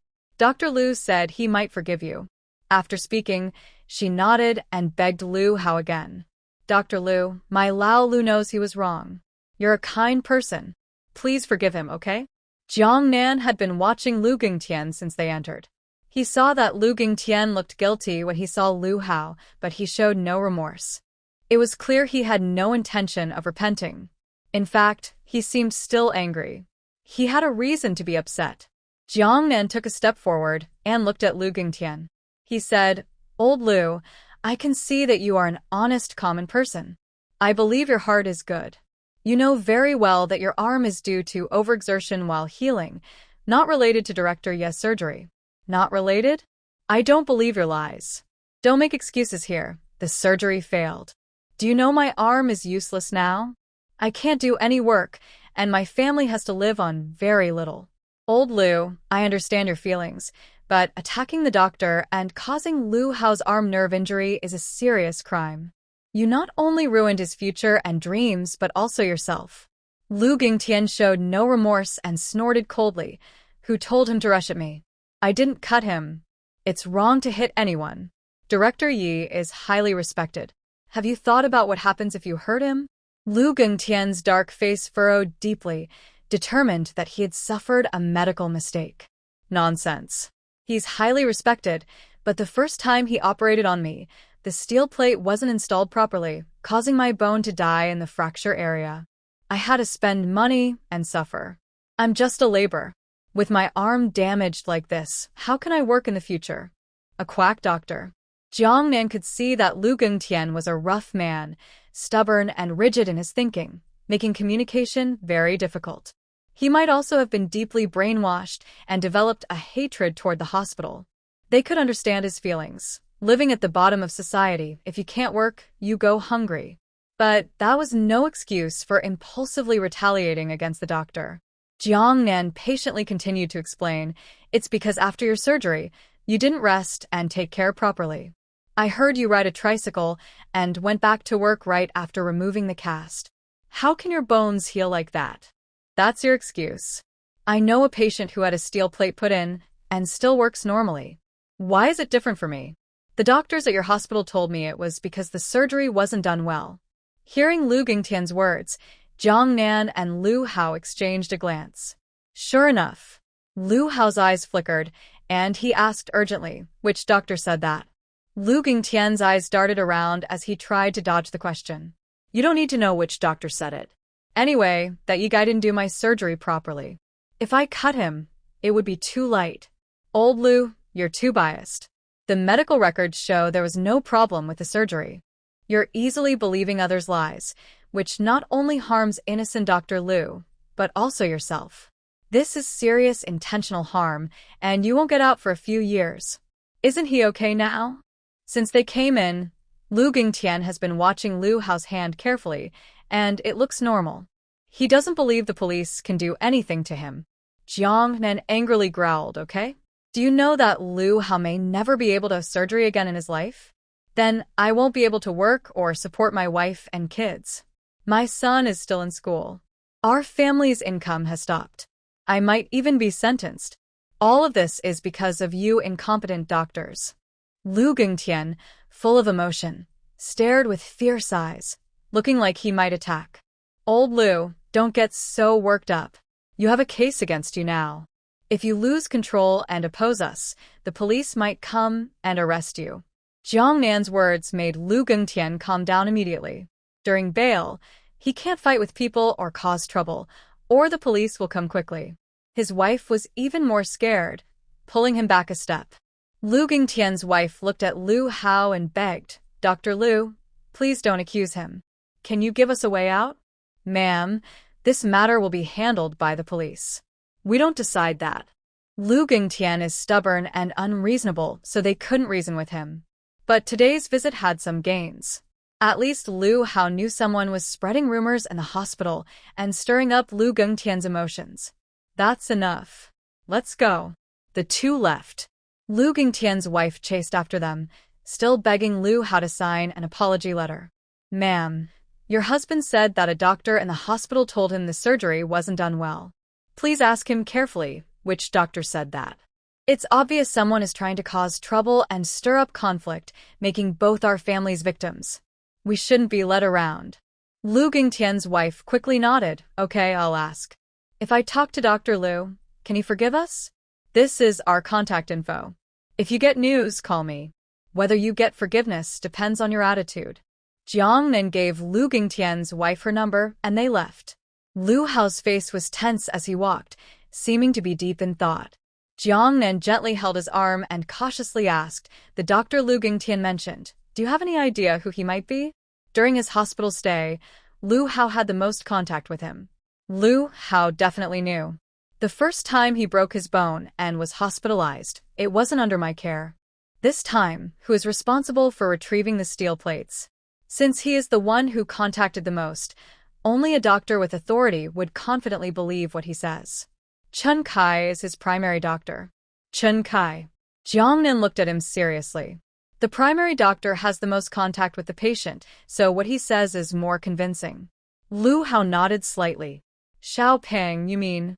He immediately denied the idea. No conspiracy theory. Chen Kai is a careful and professional doctor. He would never let the patient spread false information or cause doctor-patient conflicts. I also hope it's just a conspiracy theory.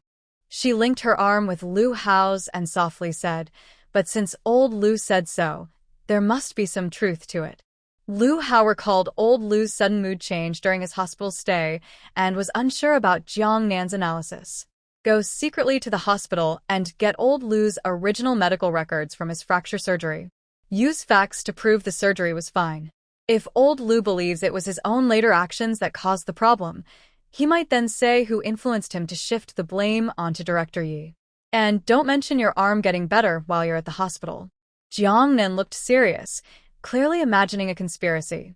Lu Hao actually thought it might just be a slip of the tongue that caused old Lu to misunderstand. Their colleagues are all well-educated professional doctors. Even the nurses wouldn't make such mistakes.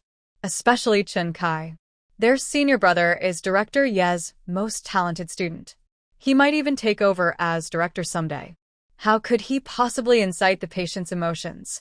Of course, he wouldn't suspect others lightly, but if something went wrong, an investigation was necessary. Jiang Nan saw he wasn't speaking and reminded him again, did you hear me? Don't tell anyone outside that I gave you acupuncture. Lu Hao replied, I understand. They ate outside and planned to go shopping, but because of what happened earlier at Lu Gengtian's house, Lu Hao looked very thoughtful. Jiang Nan understood his mood well. After all, Chen Kai is his senior brother, someone he has known for many years, and their relationship is very close. If it turns out that the person who betrayed him was his senior brother, he wouldn't be able to accept such a cruel truth. Let's go home, Lu Hao suggested. Maybe we can also stop by the department store to buy some things. Forget it, it's too hot outside. Let's do it another afternoon. I want to go home and take a nap. Jiang Nan leaned on his arm, acting cute and cuddling close. Lu Hao gently patted her head and smiled affectionately, saying, as you wish. Jiang Nan held his hand and took the bus home. When they arrived at the residential area, they saw some familiar figures from afar, sitting under the tree where they had rested when they first arrived with their grandfather. Gu Yahue was leaning against the tree, dozing off with his arms crossed. Gu Yahue was dozing under the tree, with Wang Suaping nearby, chatting animatedly with Grandma Gu. On such a hot day, the elderly were sitting downstairs. Jiang Nan felt very touched and quickened her pace to run over with Lu Hao. Gu Yahue slightly lifted his eyelids and saw them approaching. He noticed that the gauze on Lu Hao's face had been removed, and since he had seen it before, he was mentally prepared. Compared to the bloody mess he saw the first time, his recovery was surprisingly good. He stood up straight and walked over loudly, accusing Lu Hao, Old Lu, what's going on? Why didn't you reply to my message? And is the second uncle's big brother's phone just for show? Lu Hao explained, We went out without our communication devices. Seeing the figures of the Gu family elders, he didn't dare slack off and quickly went over to greet them. Old Master Gu and Grandma Gu, seeing Jiang Nan return, helped each other to stand up. Wang Suiping called out to her, "Jiang Nan, you're back. Your grandpa and grandma have been waiting for you here all this time." Jiang Nan took Grandma Gu's hand and said, "Grandpa, Grandma, why didn't you tell us earlier? I went out with Lu Hao. Isn't today the weekend? We thought since Lu Hao isn't working, you'd be at home. We didn't expect you to go out." Grandma Gu looked at Wang Suiping and smiled. "Thanks to your caring neighbor for chatting with us." Jiang Nan said to Wang Suiping, "Thank you so much." Wang Suiping smiled. "No need to thank me. I was free anyway. I invited them to come over, but they refused, so we just sat downstairs." Seeing that the gauze on Lu Hao's face had been removed and his scars weren't very noticeable, the elders only glanced briefly, avoiding hurting Lu Hao's pride by not asking anything. "Let's go home." Jiang Nan helped Grandma Gu and led the way. Lu Hao quickly supported Grandpa. Gu Yahue, puffing and panting, carried 2 big bags of gifts brought by the elders and followed behind. He initially wanted Lu Hao to help share the load, but Lu Hao was already supporting the elderly without needing help. So, he had to carry everything alone. He asked curiously, "Old Lu, where did you all go this morning?" "Just took a walk in the park." Lu Hao didn't mention Lu Gingtian. Jiang Nan led her grandparents upstairs. At the door, she said to Wang Suiping behind her, "Sister Suiping, come to our house." Wang Suiping was very friendly and not polite at all. "All right, then I'll stay and chat with Grandma Gu." Jiang Nan was about to say something when the door across opened. Wang Suiping's son angrily shouted, "Mom, the potatoes you cooked are burnt. Don't you want to check?" Wang Suiping slapped her forehead. "Oh no, I forgot I was boiling potatoes." She looked at her son with a worried face. "Tai Dan, why didn't you call me earlier?" Tai Dan's face was tight, and his tone was quite sharp. "I was doing my homework. I really don't know what you do all day. No wonder Dad doesn't come home for dinner." Embarrassed, Wang Suiping smiled awkwardly. "Jiang Nan, Grandma, we'll talk next time." After saying that, she frowned and pushed her son inside to close the door. Grandma Gu looked at the closed door and smiled. Nan, your neighbor is quite interesting. She talked with us for a long time." "Grandma, Sister Suiping is just like me, from the countryside. She's very friendly." When Jiang Nan mentioned the countryside, Old Master Gu and Grandma looked a bit complicated. It wasn't that they disliked rural areas, but thinking of their granddaughter's 20 years of hard life in the countryside made them sad. Jiang Nan opened the door and invited them in. "Grandpa, Grandma, come inside." The elderly looked around the cozy little house and smiled. "This house is quite nice, and the decoration is good." Gu Yahue, who had just put down 2 big bags, immediately came over to take credit. "Not bad, right? I helped with everything, and I chose the furniture myself." Lu Hao also said yes, Yahue helped a lot. Old Master Gu gave Gu Yahue a thumbs up. "Good job." It all seemed like it was destined somehow. His son Yahue not only worked with Lu Hao, but also helped with the renovation and furniture without knowing Jiang Nan's connection. After sitting down, Lu Hao quickly went to make tea. Old Master Gu said, Nan, today we came here so that your cousin can help us recognize our family name so we can visit each other more easily. Also, I discussed with your dad, we should have a formal family reunion ceremony, visit our ancestors, and officially recognize our roots. And your household registration issue needs to be fixed. We should change the surname back. His granddaughter should have the family name Gu, but she is always called Jiang Nan, which sounds strange and awkward. Jiang Nan thought for a moment, and then shared her idea. Grandpa, I and old Gu. No, I want to do a paternity test with Boss Gu first. After all, it concerns blood relations, and if Jiang Nan calls Gu Zheng old Gu and Boss Gu, the expressions of the people present become subtle. However, her suggestion is quite reasonable. Although they believe Jiang Nan is part of the Gu family, they now prefer to rely on science. A paternity test, if medically confirmed, would prove they are truly family. Seeing Jiang Nan, old Mr. Gu's eyes are full of admiration. He strongly hopes and believes she is their child, honest, kind, and not craving wealth or fame. If some children grow up in hardship and later live comfortably in the city, they might insist on a test just to be sure there is no relation. Alright, I'll talk to Jiang Nan. You all do the test, and once the results are out, we can discuss ancestor worship. Grandma Gu said, honestly, I think it's unnecessary. Look at Nan Nan and Jiang, and they look alike and have similar personalities. It's obvious they're related.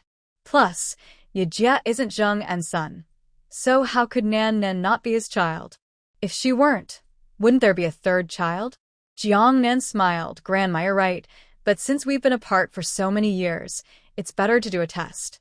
Using science can save a lot of trouble later. In TV dramas, there are often dramatic plots where someone impersonates another child, fooling the whole family. A simple test can prevent such drama. Grandma Gu waved her hand. Fine, if you want to do it, go ahead. Anyway, Nan Nan is definitely our Gu family's granddaughter, no doubt. Hearing the old lady, Jiang Nan's face softened. She liked the two elders more and more. The Gu family members are all very nice, except for the so-called mother, who has not appeared yet. While everyone was chatting, Gu Yahui's phone rang. Old Mr. Gu looked at him and said coldly, "You're quite busy with work." Gu Yahui felt helpless. Every time he came to Jiang Nan's place, he always received calls. He answered the phone, and upon hearing the voice, he immediately became respectful. Grandpa. When Gu Yahui called out, Old Master Gu and Old Lady Gu looked over quickly. Yahui, I want to ask you, what is Xiao Jiang doing lately? Last time you left in a hurry, saying there were issues with her background. Have you found out anything? Did you locate her family? Old Nya asked with concern and curiosity over the phone. Gu Yahui replied, Yes, I found them. That's good. By the way, it's the weekend today and you're not working, right? I want to visit Xiao Jiang and discuss medical skills with her. Can you ask if she's available? If yes, please give me her address. Grandpa, are you visiting Nan Nan again? I'll ask her if she's free to meet you. Gu Yahui covered the phone and looked at Jiang Nan. My grandpa wants to visit you. Do you want to see him? Hearing this, Jiang Nan looked hesitant and turned to the Gu parents. Of course, she wanted to meet old Nia. She regretted not being able to discuss medical skills with him last time. But since these two haven't left yet and don't seem to be going home soon, she had to consider their opinions. When old Nia's visit was mentioned, the Gu parents naturally welcomed it. Old Master Gu said to Gu Yahui, It's rare for your grandpa to have such good judgment. Nan, since Grandpa Yahui wants to come, let him. It's been a while since we saw our in-laws. Let's chat together. Most importantly, he wanted to surprise the in-laws. Hearing this, Jiang Nan nodded politely, okay. Grandpa, come on over. Nan is at home now. Gu Yahui asked, Should I go pick you up? No need, just send me the address. I'll have Xiao Lu take a taxi over. After sharing the address, Gu Yahui hung up. He estimated it would take less than half an hour to get from his grandpa's house to the residential compound. Holding his phone, he stood up. I'll wait for him by the roadside. I really don't want to leave the old man alone. Go ahead. Old Master Gu was especially looking forward to the visit from his son-in-law. He mainly wanted him to know that the young traditional Chinese doctor he admired was his granddaughter. He thought Professor Nia would definitely be shocked when he learned this. Half an hour later, Gu Yahui met his grandpa at the entrance of the residential compound as he got out of the taxi. The old man was dressed in a white tang suit, looking elegant and wise. He was carrying a bag of fruit with an old notebook inside. Gu Yahui quickly helped him and took the red cloth bag. Gu Yahui felt that the fruit was quite heavy. He complained, Grandpa, why did you bring something? You usually come to my house empty-handed. Why are you here? Old Nia asked. Gu Yahui replied, I'm here to see Nan.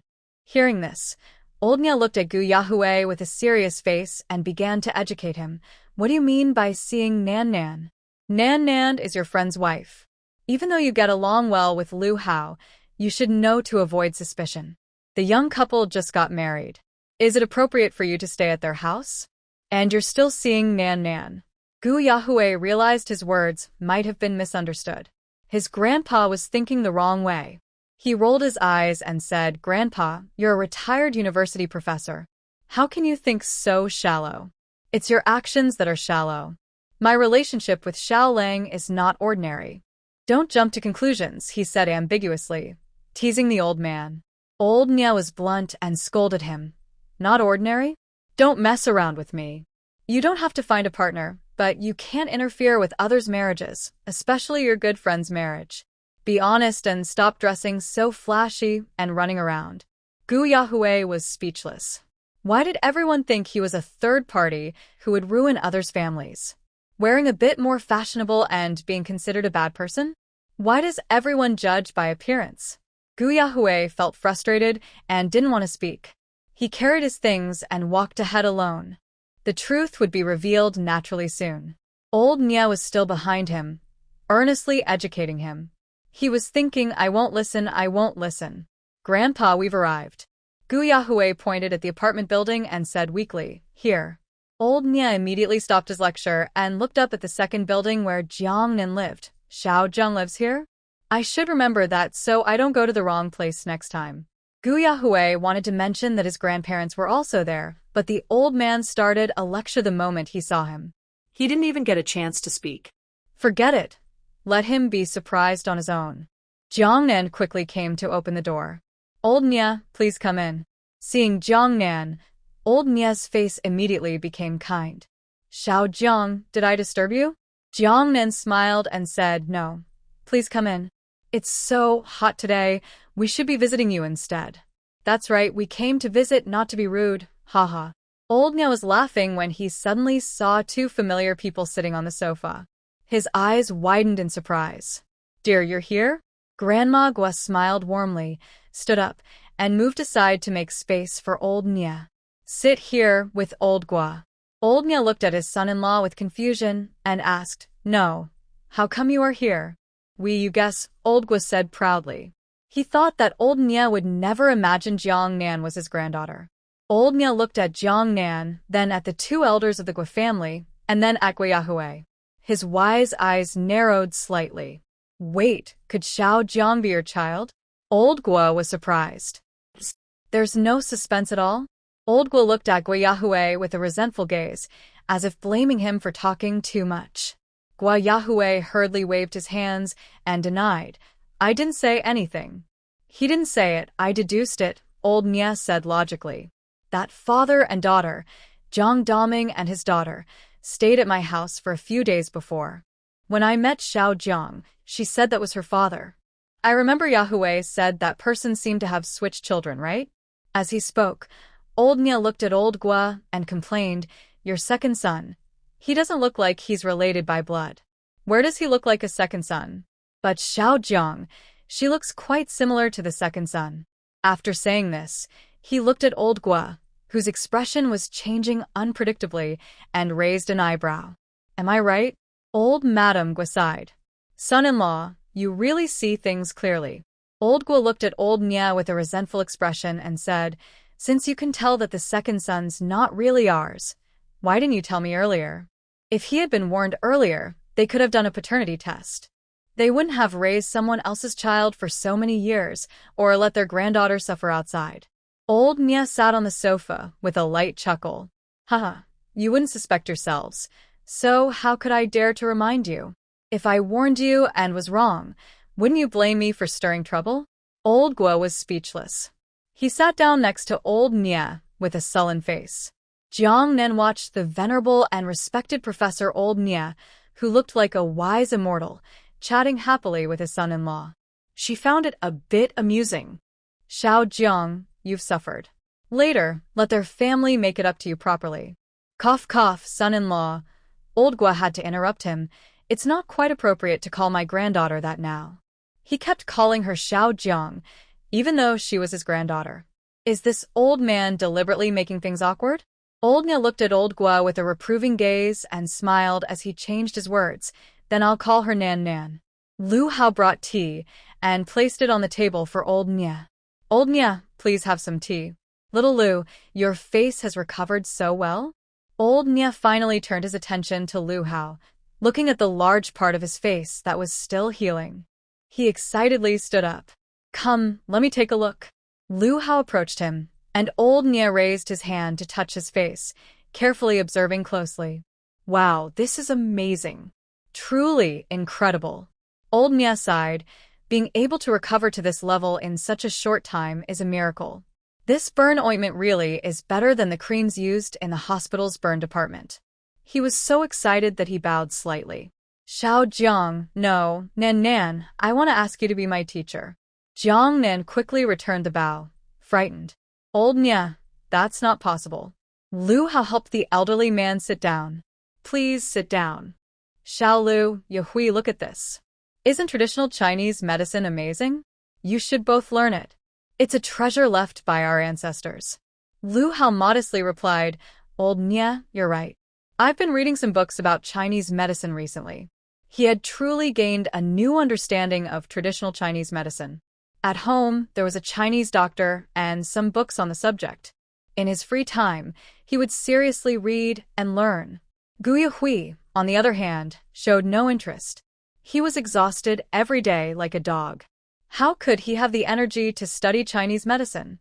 Old Nya looked at Gu Yahui with disdain, then turned to admire Lu Hao and Jiang Nan, and envyingly said to Grandpa Gu, Really good, old Gu. Look at your granddaughter and grandson-in-law. They're so outstanding. You must be so happy. Grandpa Gu's face was filled with happiness. Yes, very happy, but also a bit guilty. We need to make it up to the kids. The elders looked at the young couple, feeling very pleased. However, they always had a strange habit. After praising a couple, they would inevitably turn their attention to single people. Gu Yahui, who was busy eating watermelon, was the target now. Yahui, your sister is married now. Shouldn't you hurry up too? Heudawi. Grandma Gu also agreed. Yes, hurry up and bring back a daughter-in-law.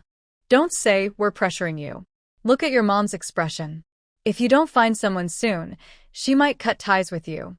When mentioning Grandpa Gu, Gu Yahui's watermelon lost its appeal. Old Nya saw his grandson's face fall and said angrily, Don't listen to your mom. She's just bored. Is everyone as love-struck as her? Everyone gasped. Old Nya continued to criticize Grandpa Gu. It's all because of your son. You spoil him so much. Yahui, focus on your career. Don't follow their example. Gu Yahui saw a savior and pushed a piece of watermelon in front of Old Nya. Grandpa, you understand me. I'll move in with you. Old Nya pushed away the watermelon he handed over and squinted at Gu Yahui. He hesitated and said, But you haven't looked for a partner yet. Are you still holding on to that girl from Old Chen's family? Gu Yahui's handsome face immediately stiffened. What girl from Old Chen's family? Old Master Gu asked curiously. His grandson having a girlfriend? They had never heard him seriously date anyone before. Jiang Nan also looked at him with a subtle expression. Old Nya was talking about the girl from the Chen family, probably Chen Roland. In his past life, Gu Yahui's first love. For some reason they broke up. After the breakup, Gu Yahui was very upset and became someone who seemed carefree and reckless on the surface. Seeing the puzzled look on his future son-in-law's face, Old Nya asked, Don't you know? Old Master Gu nodded. No, what's going on? Never mind. It's in the past, Old Nya muttered. Anyway, the Chin family isn't good people. It's best not to get involved with them. Gu Yahui's face darkened, and he raised his voice, Grandpa. Old Nya was startled by his grandson's emotional change. Gu Yahui was usually carefree, even quite spoiled. Old Nya didn't expect that after so many years, when mentioning the girl from the Chin family, he would react so strongly. It truly surprised him. He was probably still not over that girl. That carefree kid was actually quite sentimental. Old Nya looked at him, feeling guilty for revealing his grandson's sadness by speaking too quickly. He cleared his throat and quickly changed the subject. By the way, Nan Nan, I came today to bring some prescriptions I've been working on recently. Let me see what you think. Old Nya quickly took out his old notebook, flipped it open, and avoided his grandson's gaze as he carefully discussed medical techniques with Jiang Nan. Jiang Nan looked at the prescriptions and asked, Old Nya, is this a medicine for treating gout? Old Nya gave her a thumbs up. You're very perceptive. Yes, it's for gout. Jiang Nan was silent. As a doctor, isn't that basic? Old man really likes to flatter people. How do you feel about this prescription? Old Nia looked at her expectantly. Jiang Nan finished reading the notebook and smiled. Old Nia, your prescription is perfect, but traditional Chinese medicine emphasizes syndrome differentiation and treatment. When treating patients, the herbs should be adjusted based on their specific condition. This prescription is probably Xian Bai Tang, mainly for acute gout attacks, right? Jiang Nan could accurately see how the prescriptions he prescribed were effective. Old Nia seemed to have found a kindred spirit and became more interested. Nan, you're right. My main focus is on patients with sudden attacks. Gout has many different cases. Usually, we treat it with formulas like white tiger cinnamon twig decoction, bamboo leaf gypsum decoction, or the Four Marvels. We choose the right formula based on the patient's specific situation for targeted treatment. Jiang Nan also gave him a thumbs up. Old Nia, after hearing you, I've learned a lot. The old and young doctor carefully discussed the prescriptions. Lu Hao sat nearby, listening attentively to their conversation. He was now very interested in traditional Chinese medicine. Gu Yahui, however, was upset because his grandfather's words touched a sensitive spot. His eyes dimmed as he went to the bathroom, but he quickly adjusted his mood. When he came out, he looked lively again. Seeing the two still deep in discussion, his grandfather praised Jiang Nan highly. Gu Yahui said, "Grandpa, you don't know. Nan not only studies Chinese medicine but also has some knowledge of Western medicine." Old Nia looked at Jiang Nan and spoke seriously. Nan, just learn one thing well. Focus on it. Don't try to learn everything. If you do, you won't become an expert in anything. We should stick to Chinese medicine and avoid those invasive procedures.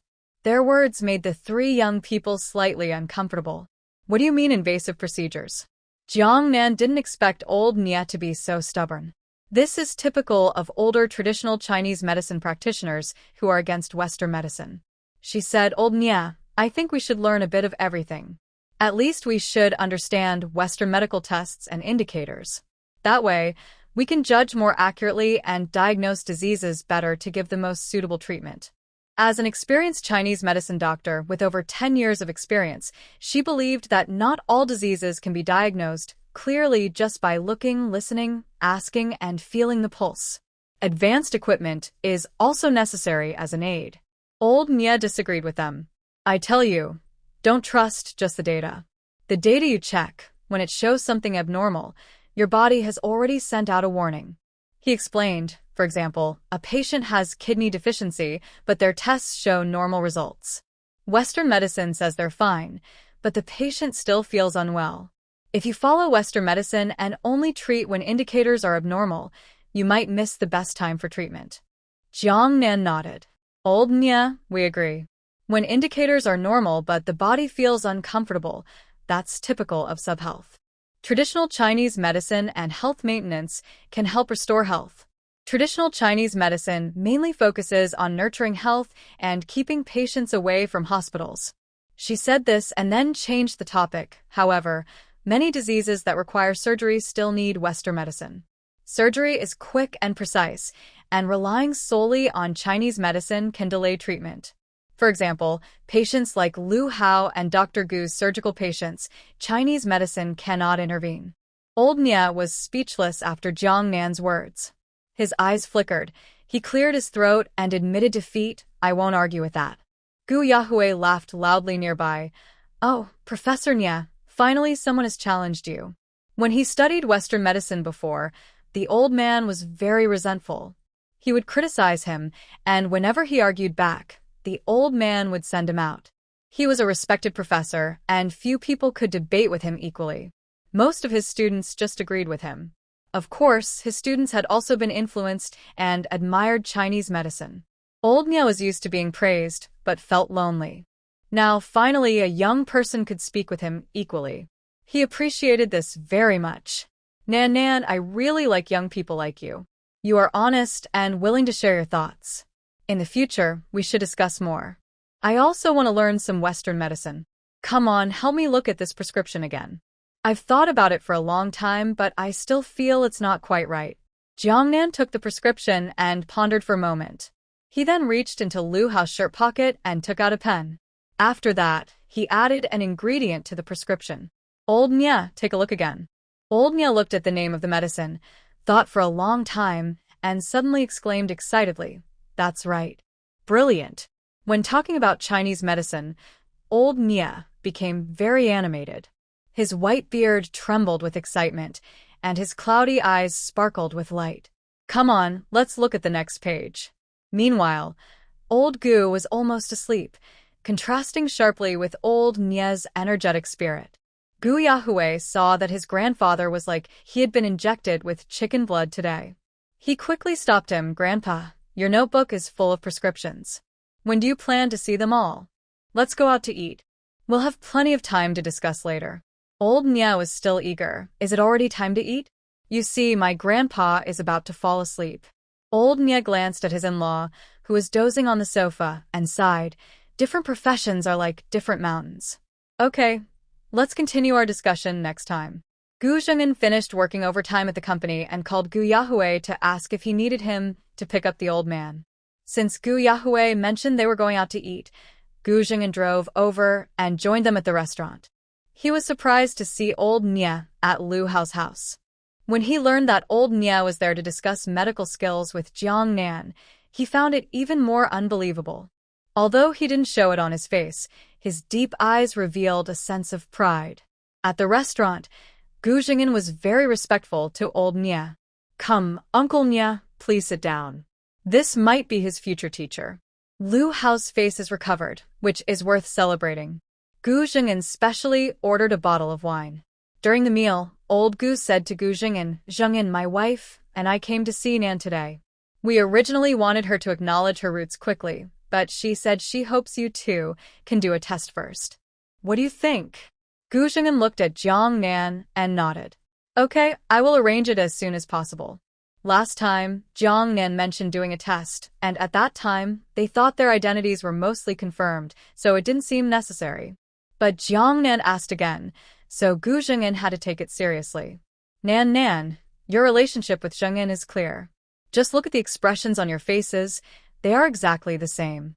Can a test really be that accurate?" Old Nya just heard about the paternity test for the first time. He heard that now, some medical institutions in Kyoto can determine if someone is the biological parent just by testing hair or blood. It sounds amazing, but for us older folks, the reliability still needs to improve. Jiang Nan smiled. "Old Nya, we've been apart for 20 years. Having a test report makes us feel more at ease.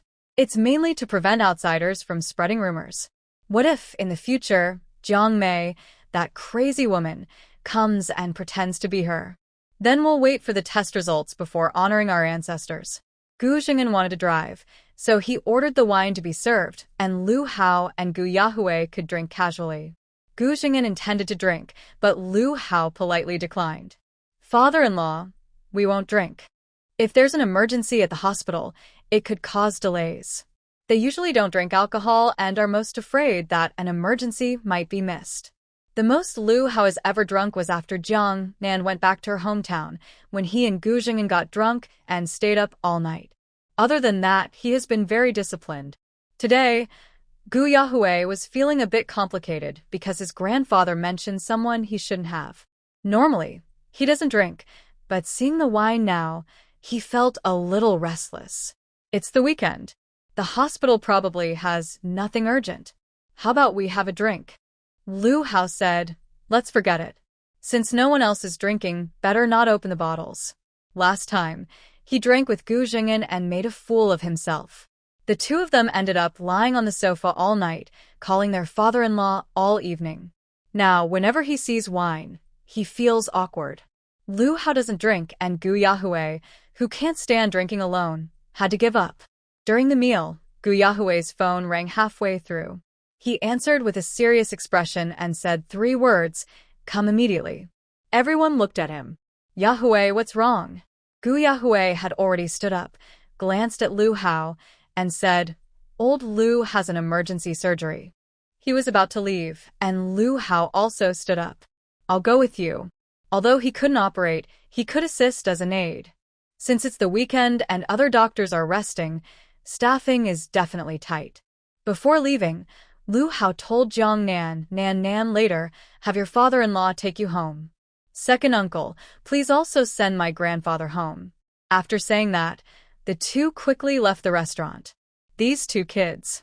Old Master Gu looked at his lively grandson, who became serious and focused when working. He smiled happily. Let them be busy. We'll eat our meal. Nan, what are your plans next? Gu Xing'an chatted with Jiang Nan. I want to keep selling goods to make money. Old Nia heard this and said, Child, you should focus on studying medicine. If you take the exam for the Chinese medicine college, I can recommend you. Selling goods? Look at your dad, he's the boss, and he doesn't lack money. Old Nia, thank you. I can make money with my business while studying. After earning money, I plan to open a herbal medicine processing factory back home, selling Longshan herbs across the country. Old Master Gu also advised her, Child, follow your dad's lead. Don't go into business alone. You couldn't do it before, but now there's no need to struggle so hard. Gu Xing'an was more tactful, wanting to give Jiang Nan dignity. Nan, my textile and clothing factories aren't doing well. Maybe we can cooperate.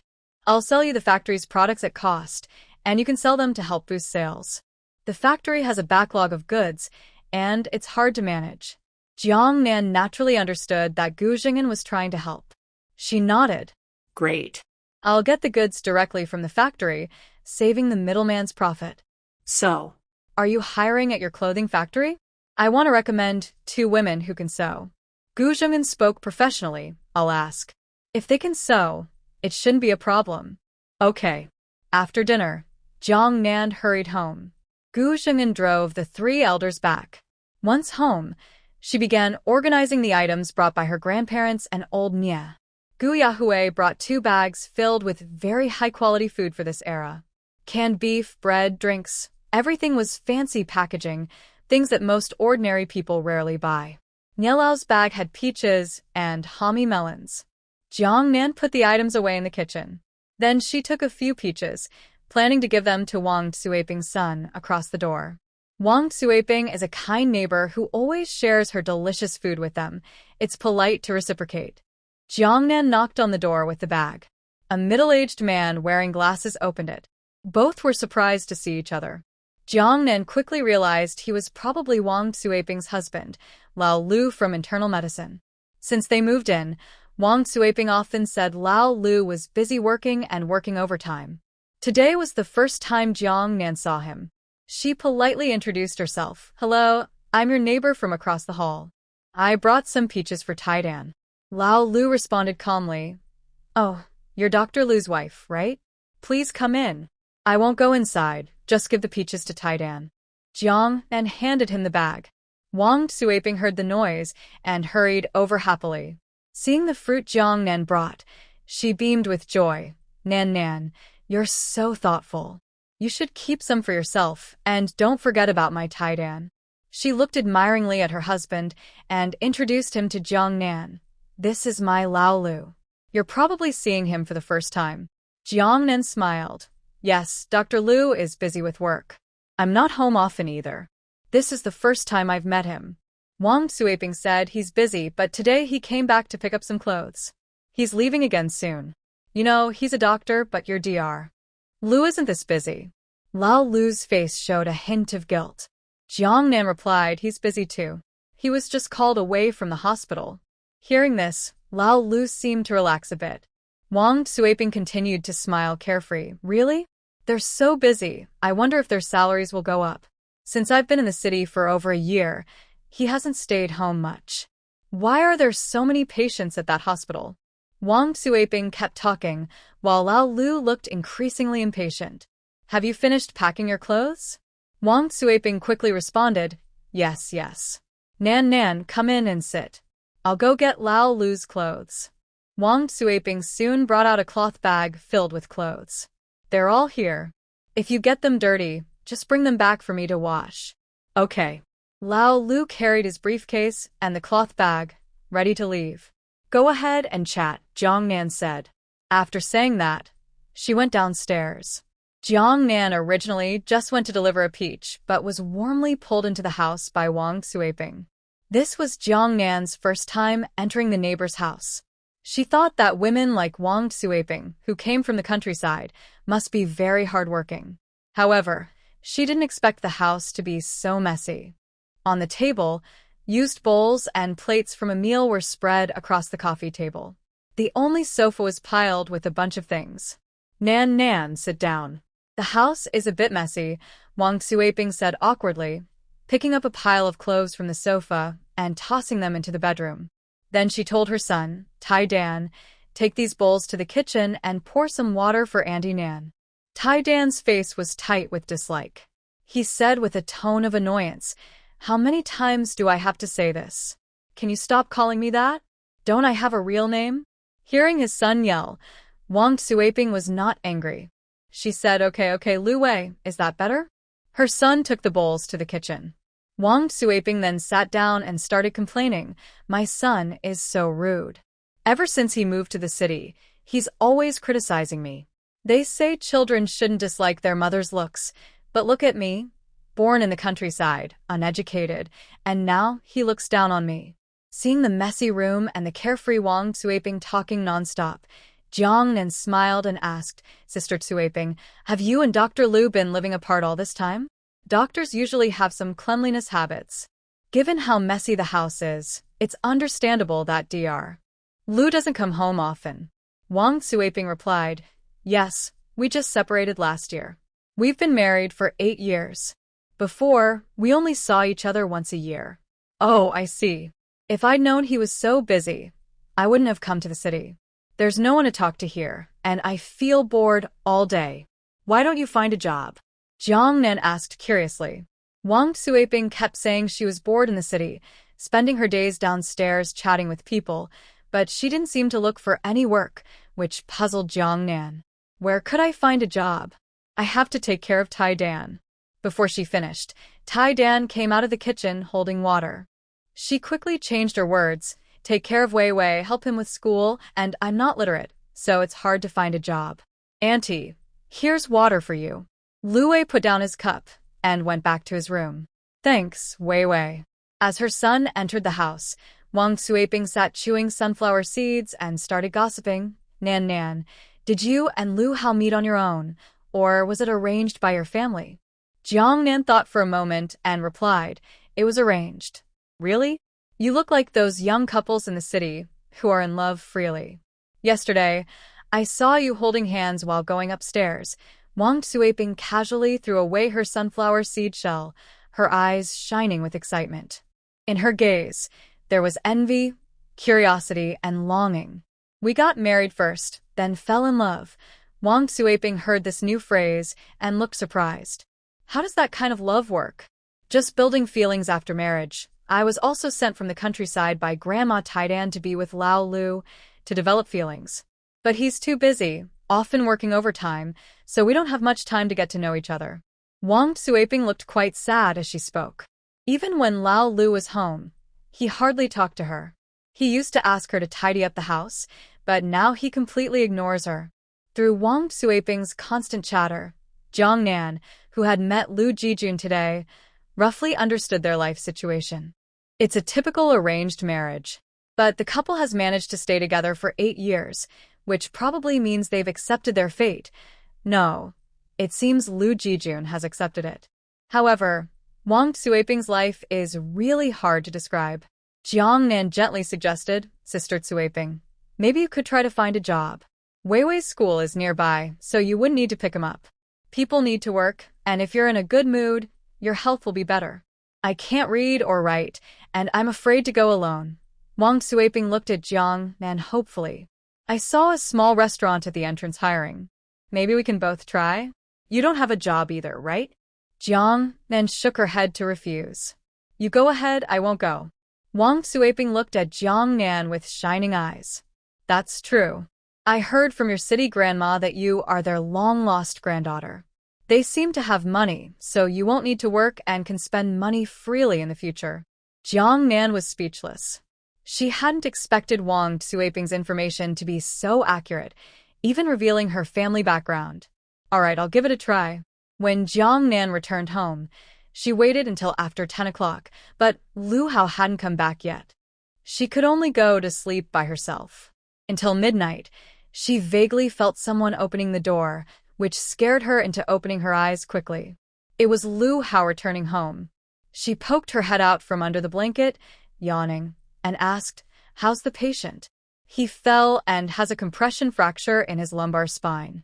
He just had surgery." "Oh, are you hungry? Do you want to eat something before sleeping?" Lu Hao looked tired and was already taking off his clothes to get into bed. "No, just sleep. I have to go to work tomorrow." He was changing clothes and saw that Jiang Nan was fully awake.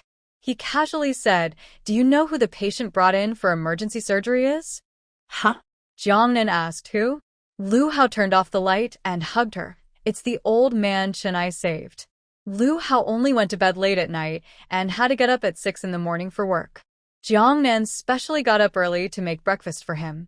When he woke up, everything was ready. As soon as Lu Hao got up, he saw his wife's fried eggs and bread on the table. He was touched and gently held her face, giving her a big kiss. "It's so nice to have a wife."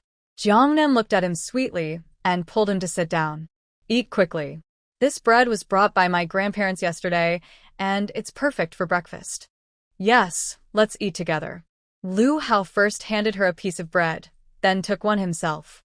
During breakfast, Jiang Nan asked, "I remember you said last night that the patient brought in for emergency surgery was the old man you previously saved?" Lu Hao nodded. "Yes, I only recognized him when I was taking him back to the ward after surgery." He added, "Last time at Longshan County Government, it was his granddaughter who came with a banner to thank us." Hearing this, Jiang Nan couldn't help but marvel. What a coincidence. Yes, it's quite a coincidence. As a doctor, Jiang Nan was more interested in the patient's condition than their personal matters. "How is the old man doing?" Lu Hao replied, "The surgery was done by Chen Kai and Gu Yahue. It was very successful. The others only found out today when they went to the hospital. Gu Yahue is quite capable too. He'll be able to handle things on his own in a couple of years. Chen Kai, who is very jealous, might have bad intentions if someone more talented than him appears around him. He's very good, just doesn't look serious most of the time. No complaints about his work." Lu Hao finished breakfast quickly, like a whirlwind. "Xiao Pang, go back to sleep for a bit. I'm heading to work." Okay. Jiang Nan saw him off at the door and reminded him, "Remember Lu Gingtian's medical records." Got it. Lancheng Hospital.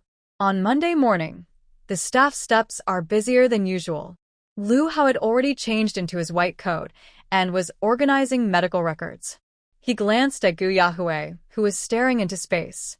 "Old Gu, what are you daydreaming about?" "The director is here, there's a meeting." Gu Yahue, who was lost in thought while sitting in his chair, snapped out of it when he heard Lu Hao. Oh. Usually, he would chatter as soon as he arrived in the office, but today he was especially quiet. Lu Hao's gaze fell on him. His hair was uncombed, and he had heavy dark circles under his eyes. He looked exhausted from inside out. Lu Hao remembered last night after the surgery, when Gu Yahue was alone in the bathroom. He worriedly asked, "Are you feeling unwell?" Gu Yahue shrugged, "No, everything is fine." "Then cheer up." After a while, Gu Yahue spoke to him, "Give me the patient's medical record from last night." Lu Hao handed it over. Gu Yahue opened the folder and focused on the section where the family signed. His eyes fixed on those 3 words, lost in thought. Lu Hao said, "This patient is quite old. When we do the ward round later, mention it to the director." The family said the patient has underlying health issues. "We should do a thorough check and prepare a plan to prevent failure or infection after surgery." Seeing that Gu Yahue didn't respond, Lu Hao tapped his folder and said annoyed, "Old Gu, did you hear me?" Gu Yahue snapped back to attention, his expression flickering slightly. He looked up. "Okay, let's go." "Why do you seem strange today? Didn't sleep well last night?" Lu Hao asked with concern, glancing at him. Gu Yahue looked down and replied casually, "Maybe." After the morning meeting, Gu Yahue casually put on a medical mask and followed the team to do ward rounds. During the rounds, several doctors took turns introducing their patients. Lu Hao reported to Director Yi, The patient in the ICU is 72 years old, with a lumbar burst fracture. There is slight nerve compression.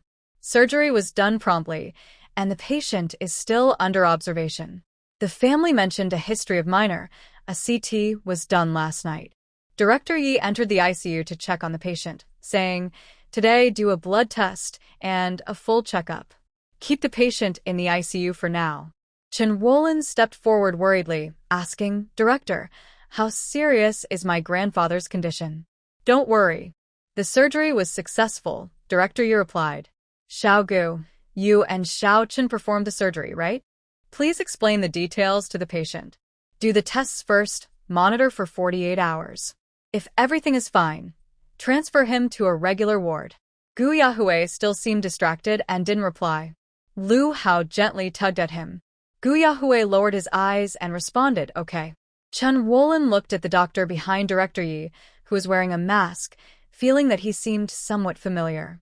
At this moment, her attention was entirely on her grandfather, so she didn't think much more. "Thank you, Director Yi." Director Yi and his team continued to other patient rooms, while Chen Wolin kept thanking them repeatedly. Thank you, Dr. Chen. "Thank you, Dr. Liu." Gu Yahui, wearing a mask, followed at the back, looking at the tired young girl with short hair. His narrow eyes showed a complex emotion. Today, Gu Yahui had outpatient appointments. After finishing the rounds, he worked hard to calm his feelings and focused on his work. At noon, Chen Wolin knocked on the doctor's office door. She carried a bag of fruit. "Dr. Liu, Miss Chen, is something the matter?" Lu Hao looked up from the medical file and saw her. "No, my grandfather is sleeping now," Chen Wolin said. "I just want to thank you. Last time in Longshan County, you saved my grandfather. Since returning to Lan City, he's been thinking about your injury."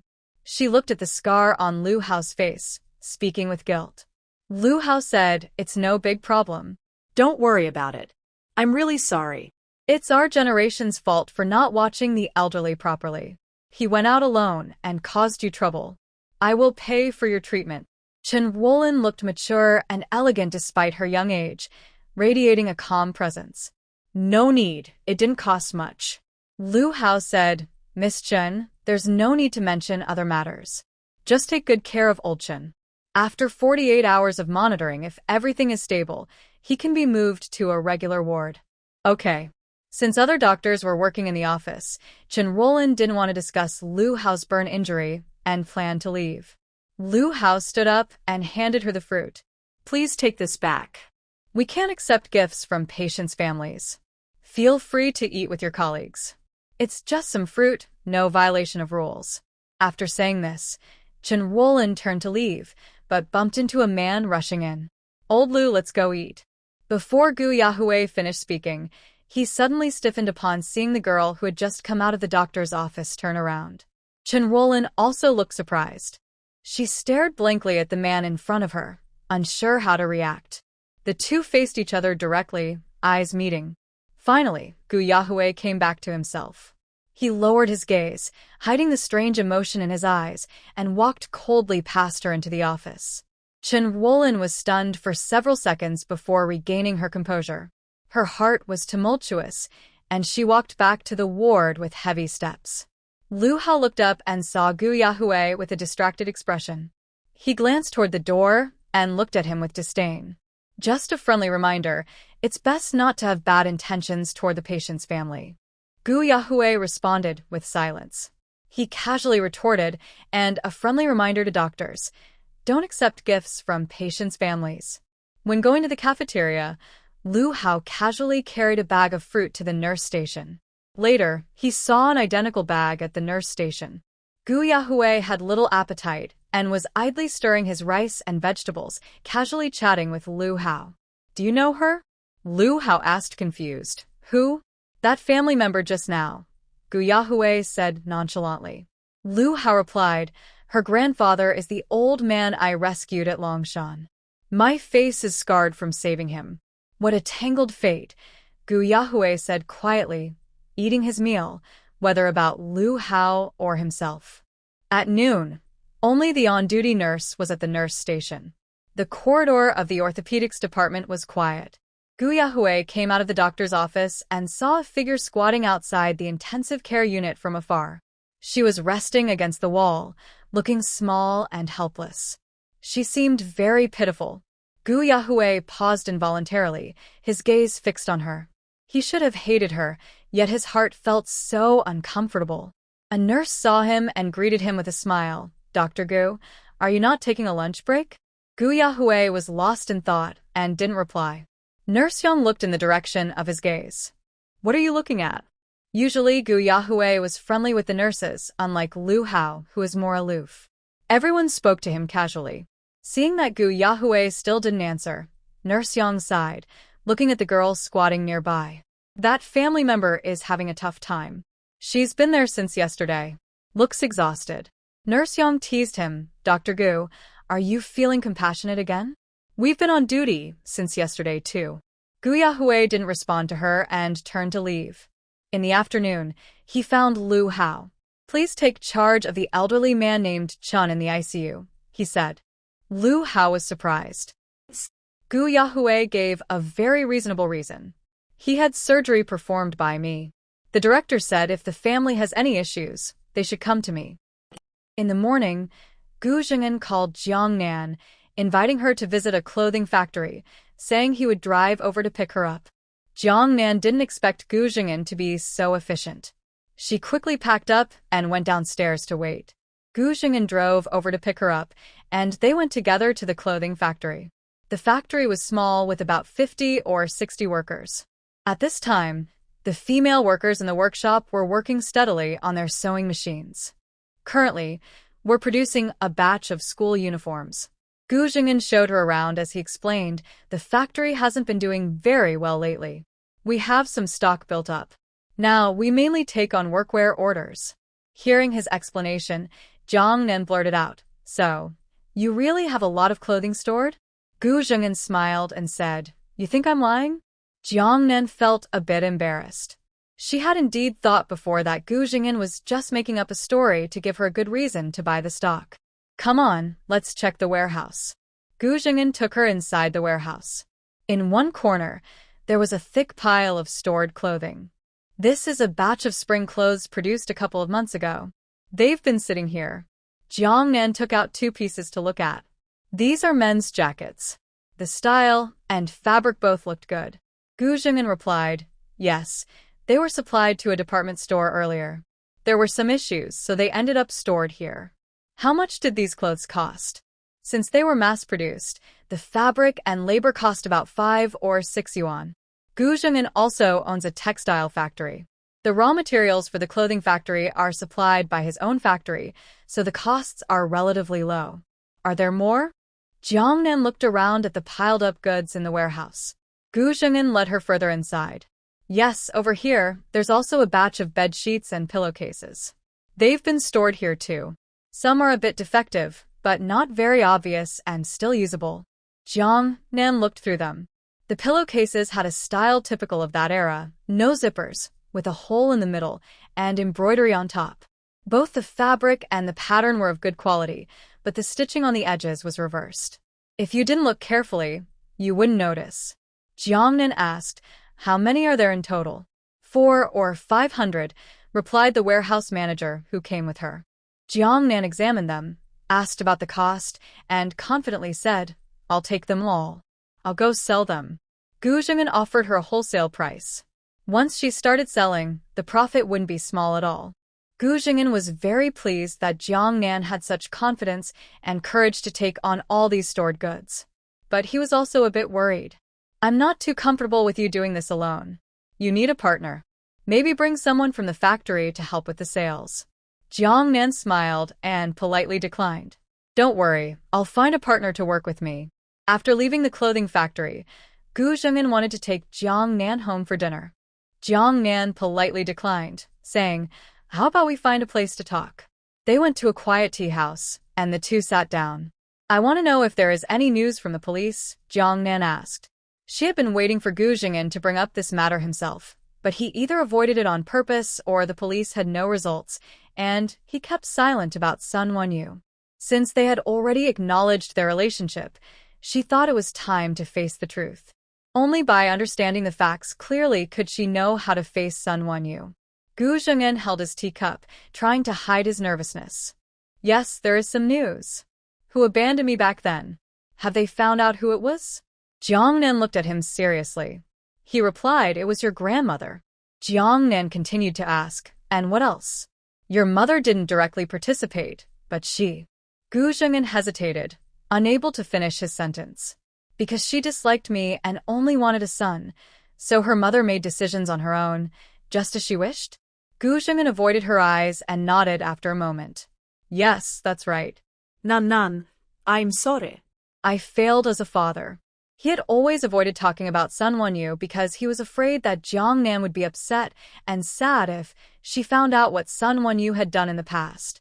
I and your mother have broken up and filed for divorce. Once this matter is clear, we will handle the formalities. Gu Zheng'an still looked down, speaking with a guilty tone. I hope you won't blame me. I found you, but couldn't give you a complete family. After saying this, he anxiously waited for Jiang Nan's reaction.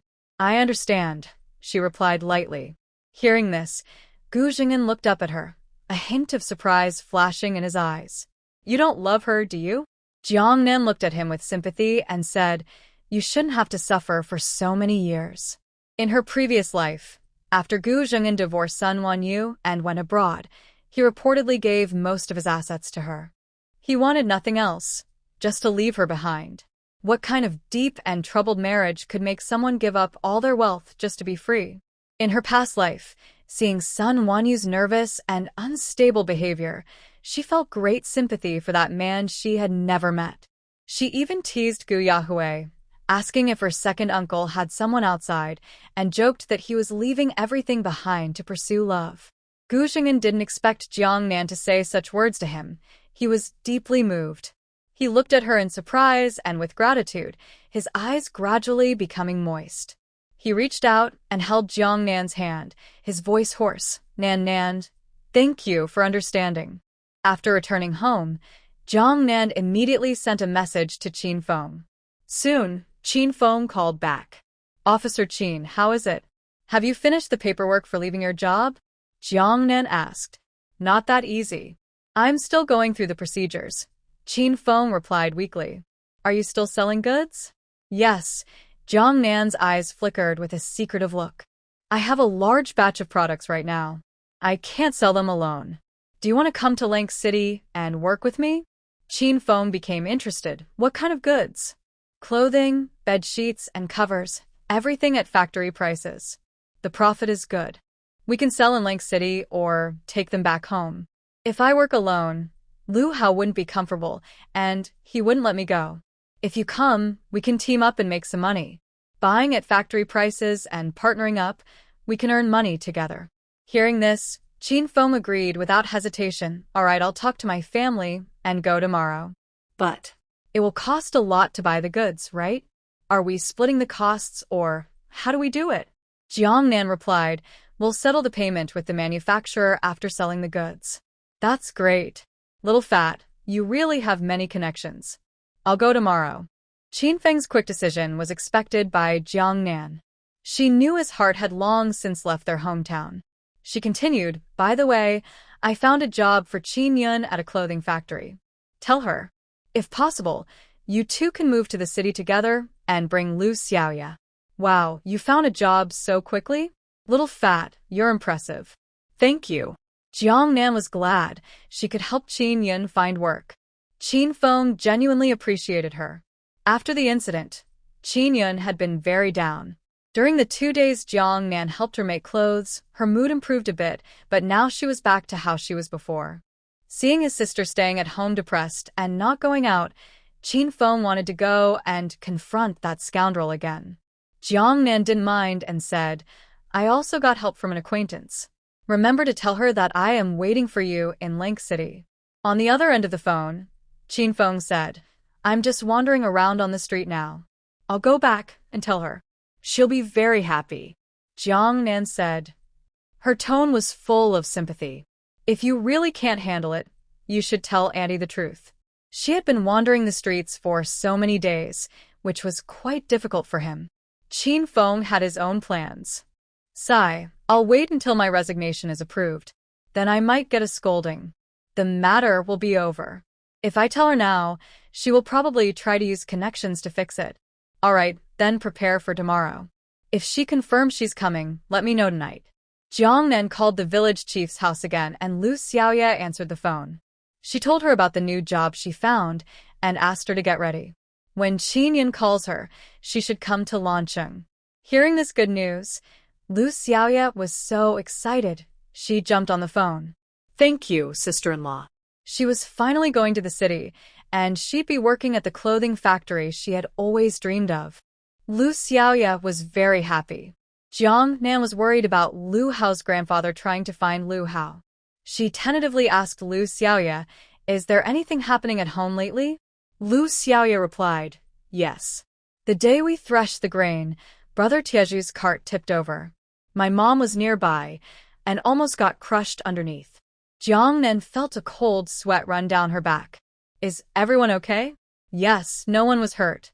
Jiang Nan continued, "Has anyone unfamiliar come to the house?" Lu Xiaoya thought for a moment and said, "Familiar?"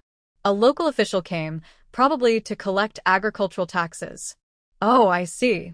It was probably the town official still trying to persuade Lu Xingmin. When Lu Hao returned from work, Jiang Nan excitedly told her that she had taken the inventory from Gu Xingmin's factory to sell. Hearing this, Lu Hao looked at her with a hint of sadness. "Are you going to leave me alone at home again? There's so much stock. How can I sell it all by myself? Are you worried about your father-in-law's peace of mind?"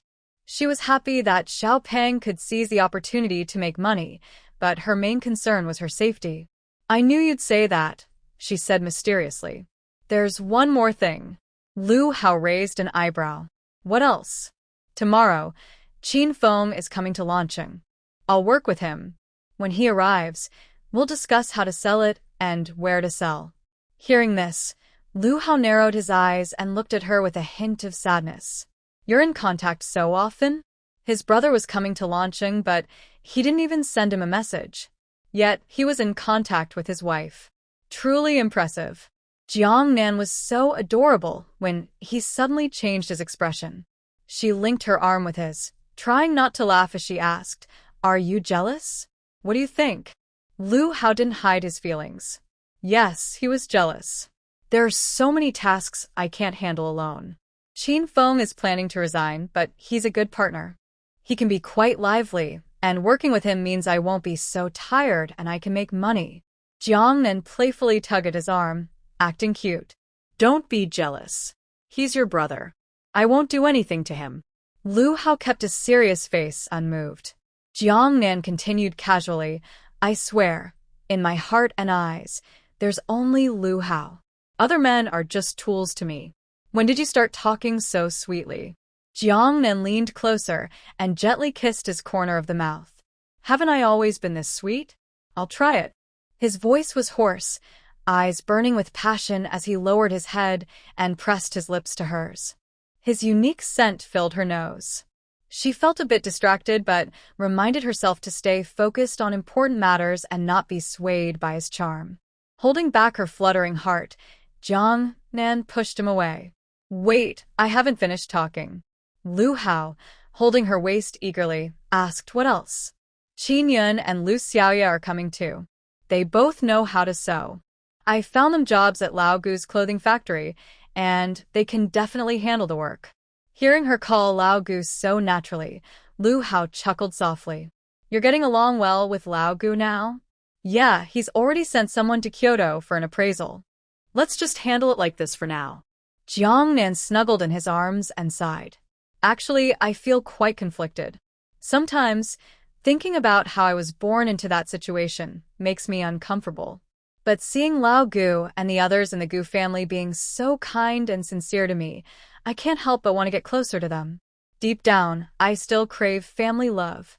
Lu Hao looked at her gently and comforted her. "Xiao Peng, don't dwell on past issues. At least now, they're sincere and like you. Just cherish the present. Actually, my father-in-law is also very troubled. He's been feeling guilty and in pain." Lu Hao had once drunk too much with Gu Xingmin, who confided his feelings to him then. So, he understood Gu Xing'an quite well.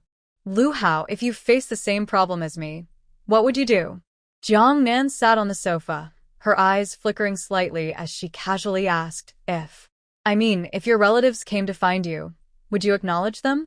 Lu Hao's expression grew serious. After a long pause, he looked at her with a blank face and said unemotionally, probably not. Why? You just said otherwise earlier. Is it true that reason can only persuade others? Lu Hao looked at her puzzled gaze, his eyes darkening as he softly replied, I heard from my grandfather that after my mother gave birth to me, she threw me to my father. My father held me at my grandfather's door for days, hoping to see her again, but my so-called grandfather refused, saying my mother had better options and would never see us again. He drove my father out. His grandfather had never told him the truth to protect him from pain. He only learned these things when he was a child, overhearing his grandfather talking with his aunt while pretending to sleep. After he finished, he let out a faint, mocking laugh. Do you think anyone would come looking for me? Only then did Jiang Nan realize that he meant no one would come. But in his past life, his mother had come back from abroad to find him. And in this life, his grandfather was also searching for him. Perhaps in the past, Lu Hao's grandfather had looked for him too, but she and Lu Hao had parted ways, so she didn't know. Jiang Nan looked at this man with tenderness and slowly embraced him. Life is unpredictable. Maybe they will regret it someday. Let's go for a walk downstairs. In the end, Lu Hao avoided this question, and Jiang Nan didn't dare to touch his inner wounds. She didn't ask further.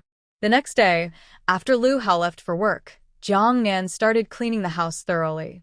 Once everything was tidy, she went to the market to buy groceries.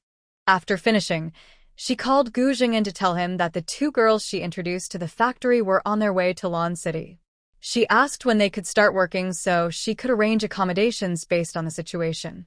Their family definitely couldn't fit everyone, so if necessary, she planned to let Qin Yun and Lu Xiaoye stay at her house, while Qin Feng would stay at a guest house. Gu Xing'an was very concerned about his daughter. He said she could go straight into the factory once she arrived, and he would arrange the dormitory immediately. He also strongly insisted on going to the station with Jiang Nan to pick them up. When Jiang Nan refused, he said that since he was the boss, he should personally pick them up to show sincerity. He didn't give Jiang Nan a chance to refuse. Relying on his car, he drove to the staff quarters while chatting on the phone. Nan, don't go downstairs yet. It's too hot outside. Stay at home and wait. I've already left and will call you when I arrive. Jiang Nan obediently waits at home. While eating honeydew melon, about 20 minutes later, Gu Xing'an's call comes, asking her to come downstairs. When Jiang Nan reaches the outside of the residential area, Gu Xing'an is standing by his car, holding an ice cream, like a parent picking up a child after school. As Jiang Nan approaches, he hands her the ice cream. I bought this for you. Seeing his caring expression, Jiang Nan feels a strange emotion inside. She takes the ice cream. Thank you. What time will your friend arrive? Around 1 o'clock. Then it's perfect timing to go now. Gu Xing'an drives the car. Jiang Nan looks out the window, eating her ice cream. The atmosphere is warm and cozy. Gu Xing'an often glances at his daughter in the front seat. His usually stern face shows a rare softness. Since it's still early, he drives slowly. He wishes the road could be longer, just a little longer. At the station, Gu Xing'an parks the car, and they go to the exit to wait for her friend. The station is crowded. Worried she might get pushed, Gu Xing'an stays close to her, protecting her. Jiang Nan notices his thoughtful actions and feels warm inside. She feels very safe. He is doing his best to be a good father. As the station's announcement plays, the train arrives. The crowd at the exit starts to push forward. A man who looks like a construction worker, carrying a sack on his shoulder, pushes through the crowd. Quickly, Gu Xing'an pulls Jiang Nan over and hugs her, using his body to block the sack. Jiang Nan is protected in his arms and avoids getting hit. Just as they come out of the station, Qin Feng happens to see this eye-catching scene. A handsome man pulls Jiang Nan into his arms, and she smiles at him. Qin Feng feels like thunder has struck him. His mind is filled with doubts. Could it be that Hao has been pushed aside? Hugging and holding each other openly at the train station. This is too obvious. This behavior is simply inappropriate. Although Qin Feng doesn't believe Jiang Nan is that kind of person, his eyes are not blind. He quietly observes the man beside Jiang Nan. He is wearing black pants and a black shirt, with sharp features, a determined look in his eyes, tall and broad-shouldered, around 40 years old. Just standing there, he exudes a strong presence, clearly not an ordinary person. And especially the way he looks at Jiang Nan, wow, so affectionate. They are very close, almost inseparable.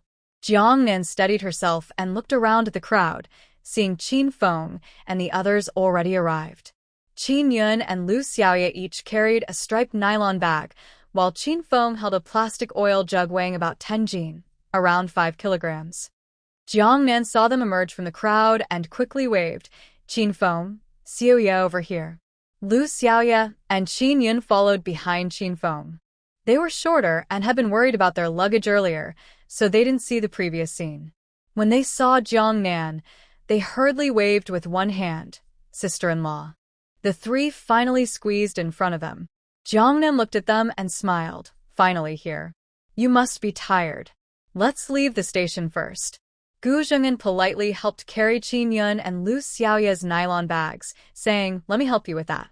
Qin Yun saw that this uncle seemed very important and politely said, "No need, no need. We can manage ourselves. Nan, bring your friends over.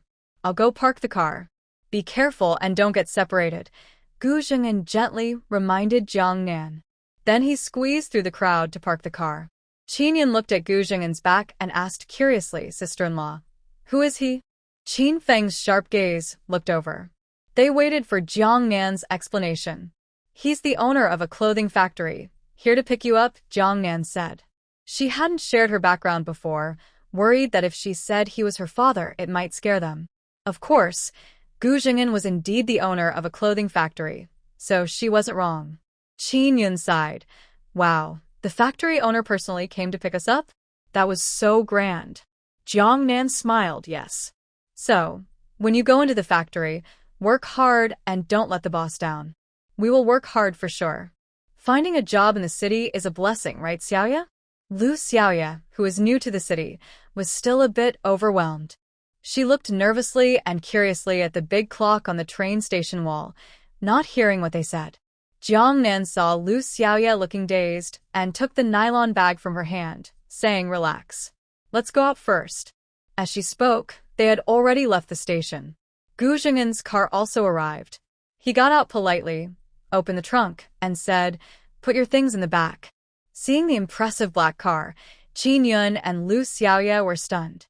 The boss actually came in a small car to pick them up. Wow, what kind of amazing boss is this?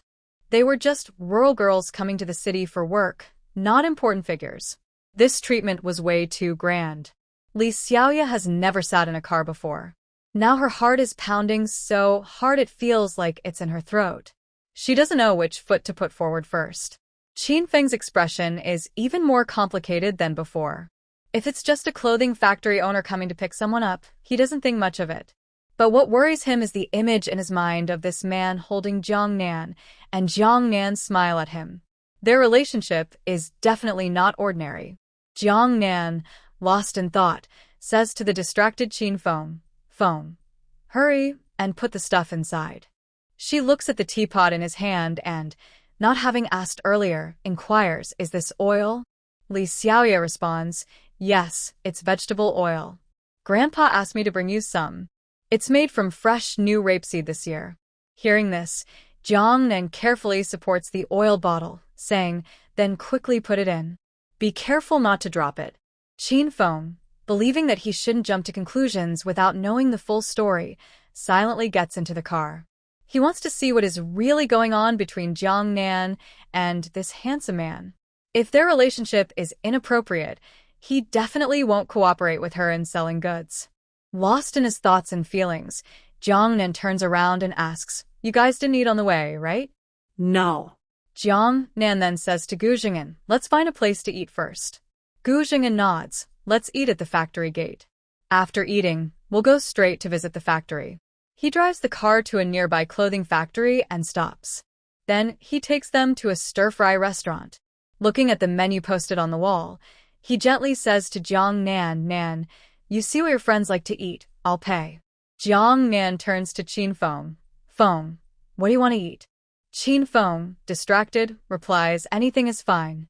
Yun, you, and Li Xiaoya decide. Big sister-in-law, anything is okay. Both girls are shy about choosing dishes, so Jiang Nan takes charge to save time. Based on their hometown tastes, she orders a few dishes, and each person gets a bowl of rice. Just after ordering, Gu Jing'an pays and then reminds Jiang Nan, "Nan, you eat with them first. I need to handle some things at the factory. Later, you bring them over, and I'll arrange for someone to take care of them." "Okay, go ahead and busy yourself." After Gu Jing'an leaves, Qin Feng doesn't rush to sit down. He looks at Qin Yun and Li Xiaoya sitting on the chairs. He then speaks seriously to Jiang Nan. "Jiang Nan, come with me for a moment. I have something to tell you." Qin Feng pulls Jiang Nan aside and says, "I have something to tell you."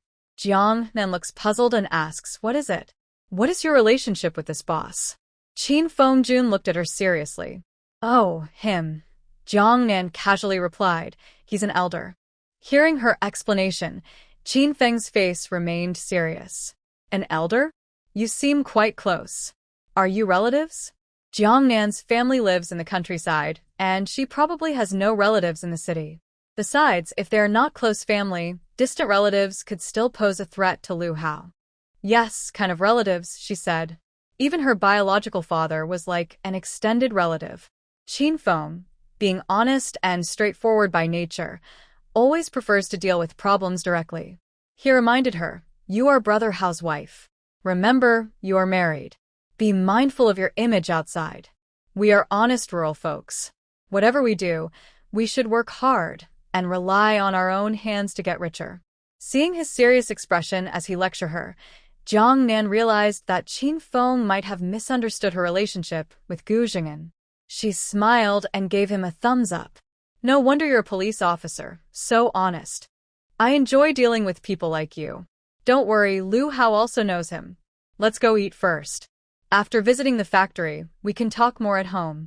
"Does Lu Hao also know this clothing factory boss?" Qin Feng looked puzzled.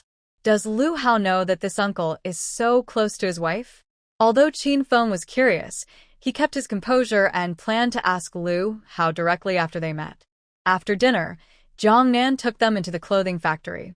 Gu Jing'an greeted the security guard. When Jiang Nan and the others reached the gate, the guard politely let them through, and the supervisor waiting there took them to meet Gu Jing'an. Then Gu Jing'an personally led them on a tour of the workshop. Inside the workshop, Gu Jing'an explained new employees here are paired with experienced workers. There is a 1-week adaptation period.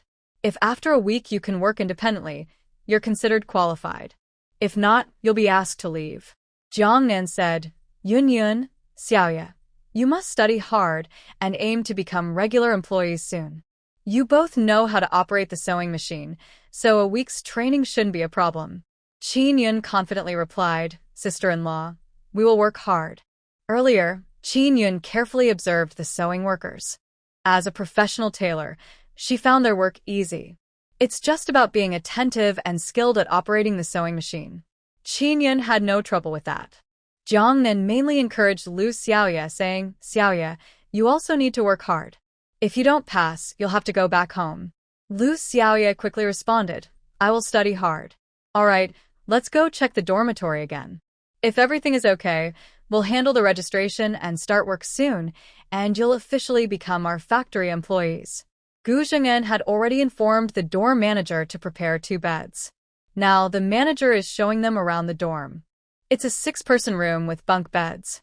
The environment isn't as nice as home, but for a shared dorm, it's quite complete. Most importantly, water supply in the city is much more convenient than in the countryside. The dorm manager explained, at the end of the dorm, there's a shared shower. You can go there to wash. Water is supplied uniformly in the evening. For meals, you can bring your own lunchbox and eat in the dorm. Qin Yun and Lu Xiaoya responded politely, Auntie, we understand. The dorm manager continued, you need to prepare your own bedding. Our factory provides sheets and blankets. You just need to buy some daily necessities. Since the factory produces bedding, new employees will receive sheets and blankets as part of their onboarding benefits, which is very popular among female staff. After finishing the dorm tour, Jiang Nan asked with a smile, "How is it?" "Sister-in-law, I think it's great," Qin Yun said, full of excitement for the new life. Lu Xiaoye also expressed her satisfaction. "Then let's go buy bedding outside the factory now. After we set up the beds, we'll go home. Later, I'll come pick you up," Jiang Nan suggested. Near the clothing factory, there's a busy street with snack stalls and various shops. Jiang Nan took them shopping for bedding. Jiang Nan paid, and Qin Yun quickly took out money to pay her back, feeling a bit shy. "No need, don't be polite," Jiang Nan said firmly. "Sister-in-law, I'm already grateful that you helped us find jobs. There's no need to spend money on us." Lu Xiaoye also offered to pay Jiang Nan back, but Jiang Nan refused. "Forget it, just keep the money and spend it as you like," she said. The onboarding process was simple. Just bring your ID to register. Everything was done by around 4 o'clock. They could stay in the dorm tonight and start work tomorrow. Jiang Nan wanted to take them home to see her and Lu Hao's small house. Gu Zhenghan enthusiastically offered to drive them home, but Jiang Nan declined this time. "Forget it. You should go ahead and rest. You've had a busy day. We'll take the bus back so they can get familiar with the route," she said. Qin Feng had studied in Lan City before, but Qin Yun and Lu Xiaoye were visiting the city for the first time, so they found everything new. Jiang Nan decided to take the bus with them to help them learn the route. Since Gu Zhenghan was driving, they couldn't relax and didn't dare to talk much. "All right, be careful and call me when you get home," Jiang Nan said. "Okay," they replied. Gu Zheng then said, "By the way, I have some things to do tomorrow. I've informed the warehouse manager. If you want to pick up goods, just go directly to him." Jiang Nan nodded again. "Okay, I understand. Don't work too hard. Start with a small amount of stock. If it doesn't sell, it's okay. Don't pressure yourself." Hearing this, Jiang Nan immediately made up her mind. "I'm sure I can sell it. With that little stock, how could it not sell?" Gu Zhenghan looked at her affectionately and smiled. "I'll wait and see." Gu Zhenghan, speaking to his daughter, gave her some reluctant advice. This scene was all seen by the 3 people waiting nearby for Jiang Nan. At this moment, even Qin Yun and Lu Xiaoye looked a bit complicated. Since arriving at the station, Gu boss from the clothing factory seemed overly concerned about Jiang Nan. He looked very stern, but when he spoke to Jiang Nan, his tone was so gentle. That cold face of his softened whenever he was with Jiang Nan. It was truly special and different. Qin Yun gently tugged at Qin Feng's sleeve and quietly asked, "Brother, what exactly is Jiang Nan's relationship with this man?" Qin Feng's expression tightened. "I'm not sure." Qin Yun didn't dare to gossip, but she couldn't help but start to wonder. After Jiang Nan finished talking with Gu Zhenghan, she smiled and came over. "Let's go." On the bus, Lu Xiaoye couldn't hold back and asked, "Sister-in-law, what's your relationship with this boss? I see he's quite strict with his employees, so why is he so gentle with you?" Hearing this, Qin Feng and Qin Yun looked at her, waiting for her answer. Qin Feng suddenly thought that Lu Xiaoye was pretty clever. Jiang Nan met their curious gazes and deliberately created a sense of mystery. "My relationship with him. How should I put it? We're quite close." "What? Close? How can you do that?" Lu Xiaoye blushed and looked at her, excited. "You're married. So what if I am?" Jiang Nan looked at her with a smile, teasing her on purpose. Lu Xiaoye frowned and said angrily, "You married my brother, and you still have close relationships with other men? If my brother finds out, he'll be so hurt. Women shouldn't be like this." Jiang Nan chuckled softly. "I didn't realize, Lu Xiaoye, that you're quite principled." Unfortunately, in her past life, she failed to see people clearly, was unknowingly betrayed by a third party, hurt others, and also hurt herself. Facing their strange looks, Jiang Nan said, "Don't look at me like that. Let's talk when we get home." This isn't something that can be explained in a few words. On the bus, how could she explain her background? They got off near the residential area. Jiang Nan led them toward the housing complex, pointing at the building ahead. This is it. This is the house assigned by Lu Hao Hospital. Lu Xiaoya looked up at the tall 7-story building and sighed. Wow, a real apartment building. Her older brother was already living in a building in the city. When going upstairs, Lu Xiaoya was very curious. I've never seen what an apartment building looks like inside. Jiang Nan walked ahead and said, living in an apartment for a couple of days, you'll probably start missing the village yard. Rural areas are spacious. These 2-bedroom apartments are cramped. Not to mention, Grandpa couldn't get used to it and went back to the countryside. She herself wasn't used to it either. It's too tight. There's nowhere to hang clothes. Jiang Nan opened the door as they reached the upstairs. Come in, please. As soon as they entered the living room, Qin Yun and Lu Xiaoya started to look around curiously. This furniture is so beautiful. All new furniture. Qin Feng spun around and said, this house is a bit small. Yes, it's only about 70 square meters. Getting a place like this is good enough. Many people are still waiting in line behind us. This small unit was bought by Lu Hao with his future prospects. Jiang Nan said, when we earn more money, we'll buy a bigger one. She was ambitious. Qin Feng was also full of determination. All right, I'll buy one to live in too. After resting for a while, Jiang Nan started cooking dinner. Qin Yun and Lu Xiaoya went to help in the kitchen. Lu Xiaoya originally wanted to light a fire, but when she entered, she saw they were using gas, and the kitchen was very cramped. 3 people inside made it very crowded. Jiang Nan said, you two go to the living room. I'll handle the cooking. Qin Yun insisted on helping. Sister-in-law, I'll wash the vegetables for you. She told Lu Xiaoya, you go sit outside. The 2 of us can handle it. Lu Xiaoya was used to the big iron pot and large stove at home. Now, squeezed in here, she didn't know what to do, so she went to the living room. Qin Feng was sitting on the sofa, reading a Lanzhou daily newspaper on the coffee table. When Lu Xiaoya came out and saw him, she stood there, nervous and unsure. She didn't feel this way when there were many people around, but alone with Qin Feng, her heart started beating faster, and she felt a bit of hope. Qin Feng looked up and caught her gaze, feeling awkward. He understood her feelings but couldn't give her any response. He simply stood up and called to Jiang Nan in the kitchen, you guys go ahead. I'll wait downstairs for brother Hao to finish work. Qin Feng went downstairs, left the residential area, leaned against the wall, lit a cigarette, and looked up, exhaling smoke. Around 6 o'clock, Gu Yahue rode his motorcycle with Lu Hao to the gate of the residential area. Seeing Qin Feng leaning against the wall smoking, Gu Yahue suddenly stopped his motorcycle. He shouted loudly, Fengzi.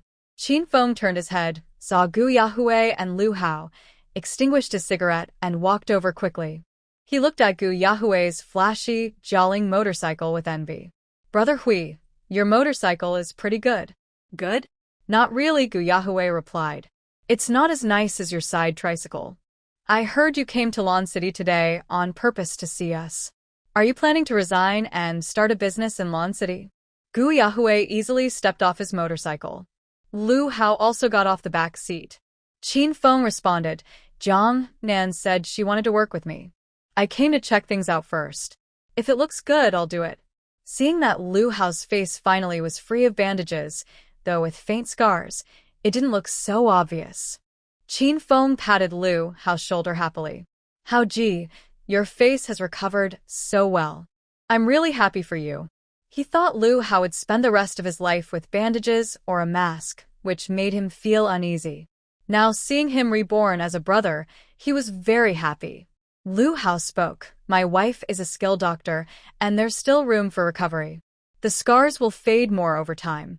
When mentioning Jiang Nan, Qin Feng couldn't help but admire her. She's very talented, good at medicine, and also good at business. She's more capable than many young men. But, seeing Lu Hao proud and confident, Qin Feng touched his nose and hinted, Hao Ji, your little fat guy has quite a network. Lu Hao didn't catch his meaning and casually said, it's okay. Xiao Peng is eloquent and capable, so he does have many connections. Even old Nia wanted to introduce her to a Chinese medicine college. Qin Feng saw that Lu Hao didn't understand his point at all and sighed tiredly. This guy is so slow. He only cares about work and probably doesn't know what Jiang Nan is doing outside. His eyes flickered slightly as he continued to probe. She went to the station today with that clothing factory boss to pick us up. That boss seems to treat her well. Lu Hao showed no unusual reaction. Instead, he seemed quite pleased. Do you know that person? Qin Feng looked at him speechlessly, almost wanting to pry open his head. Lu Hao naturally knew he was talking about Gu Jing'an, so he nodded. Yes. Then, do you know that Jiang Nan is quite close to him? Qin Feng felt he had already given a clear hint. If others still didn't understand, then there was no hope. It's his own fault his wife was kidnapped. Lu Hao glanced at him coldly. What exactly are you trying to say? Qin Feng cleared his throat patiently and offered a gentle reminder. Brother Hao, you work so hard, always giving your best, so you probably neglect your family. I want to remind you to build a better relationship with your wife. Talk to her more. City folks can be complicated, and you don't want her to be tempted outside. Do you understand what I mean? Lu Hao and Jiang Nan had a marriage arranged by others, with no deep emotional connection. They were most likely to face challenges. Lu Hao was silent. Before he could speak, Gu Yahue, who had been listening for a while, suddenly burst into laughter. My goodness, Fengzi, I just realized, you don't think the clothing factory boss has some improper relationship with Jiang Nan, do you? Qin Feng thought Gu Yahue was also Lu Hao's brother, so he didn't hide anything. Brother Hui, I'm just giving a friendly warning, to prevent problems before they happen. He had questioned Jiang Nan for a long time but was told nothing about his relationship with a clothing factory boss. It was reasonable to remind Lu Hao. Gu Yahue understood what Qin Feng meant. Qin Feng still didn't know Jiang Nan's background or the relationship between his second uncle and Jiang Nan.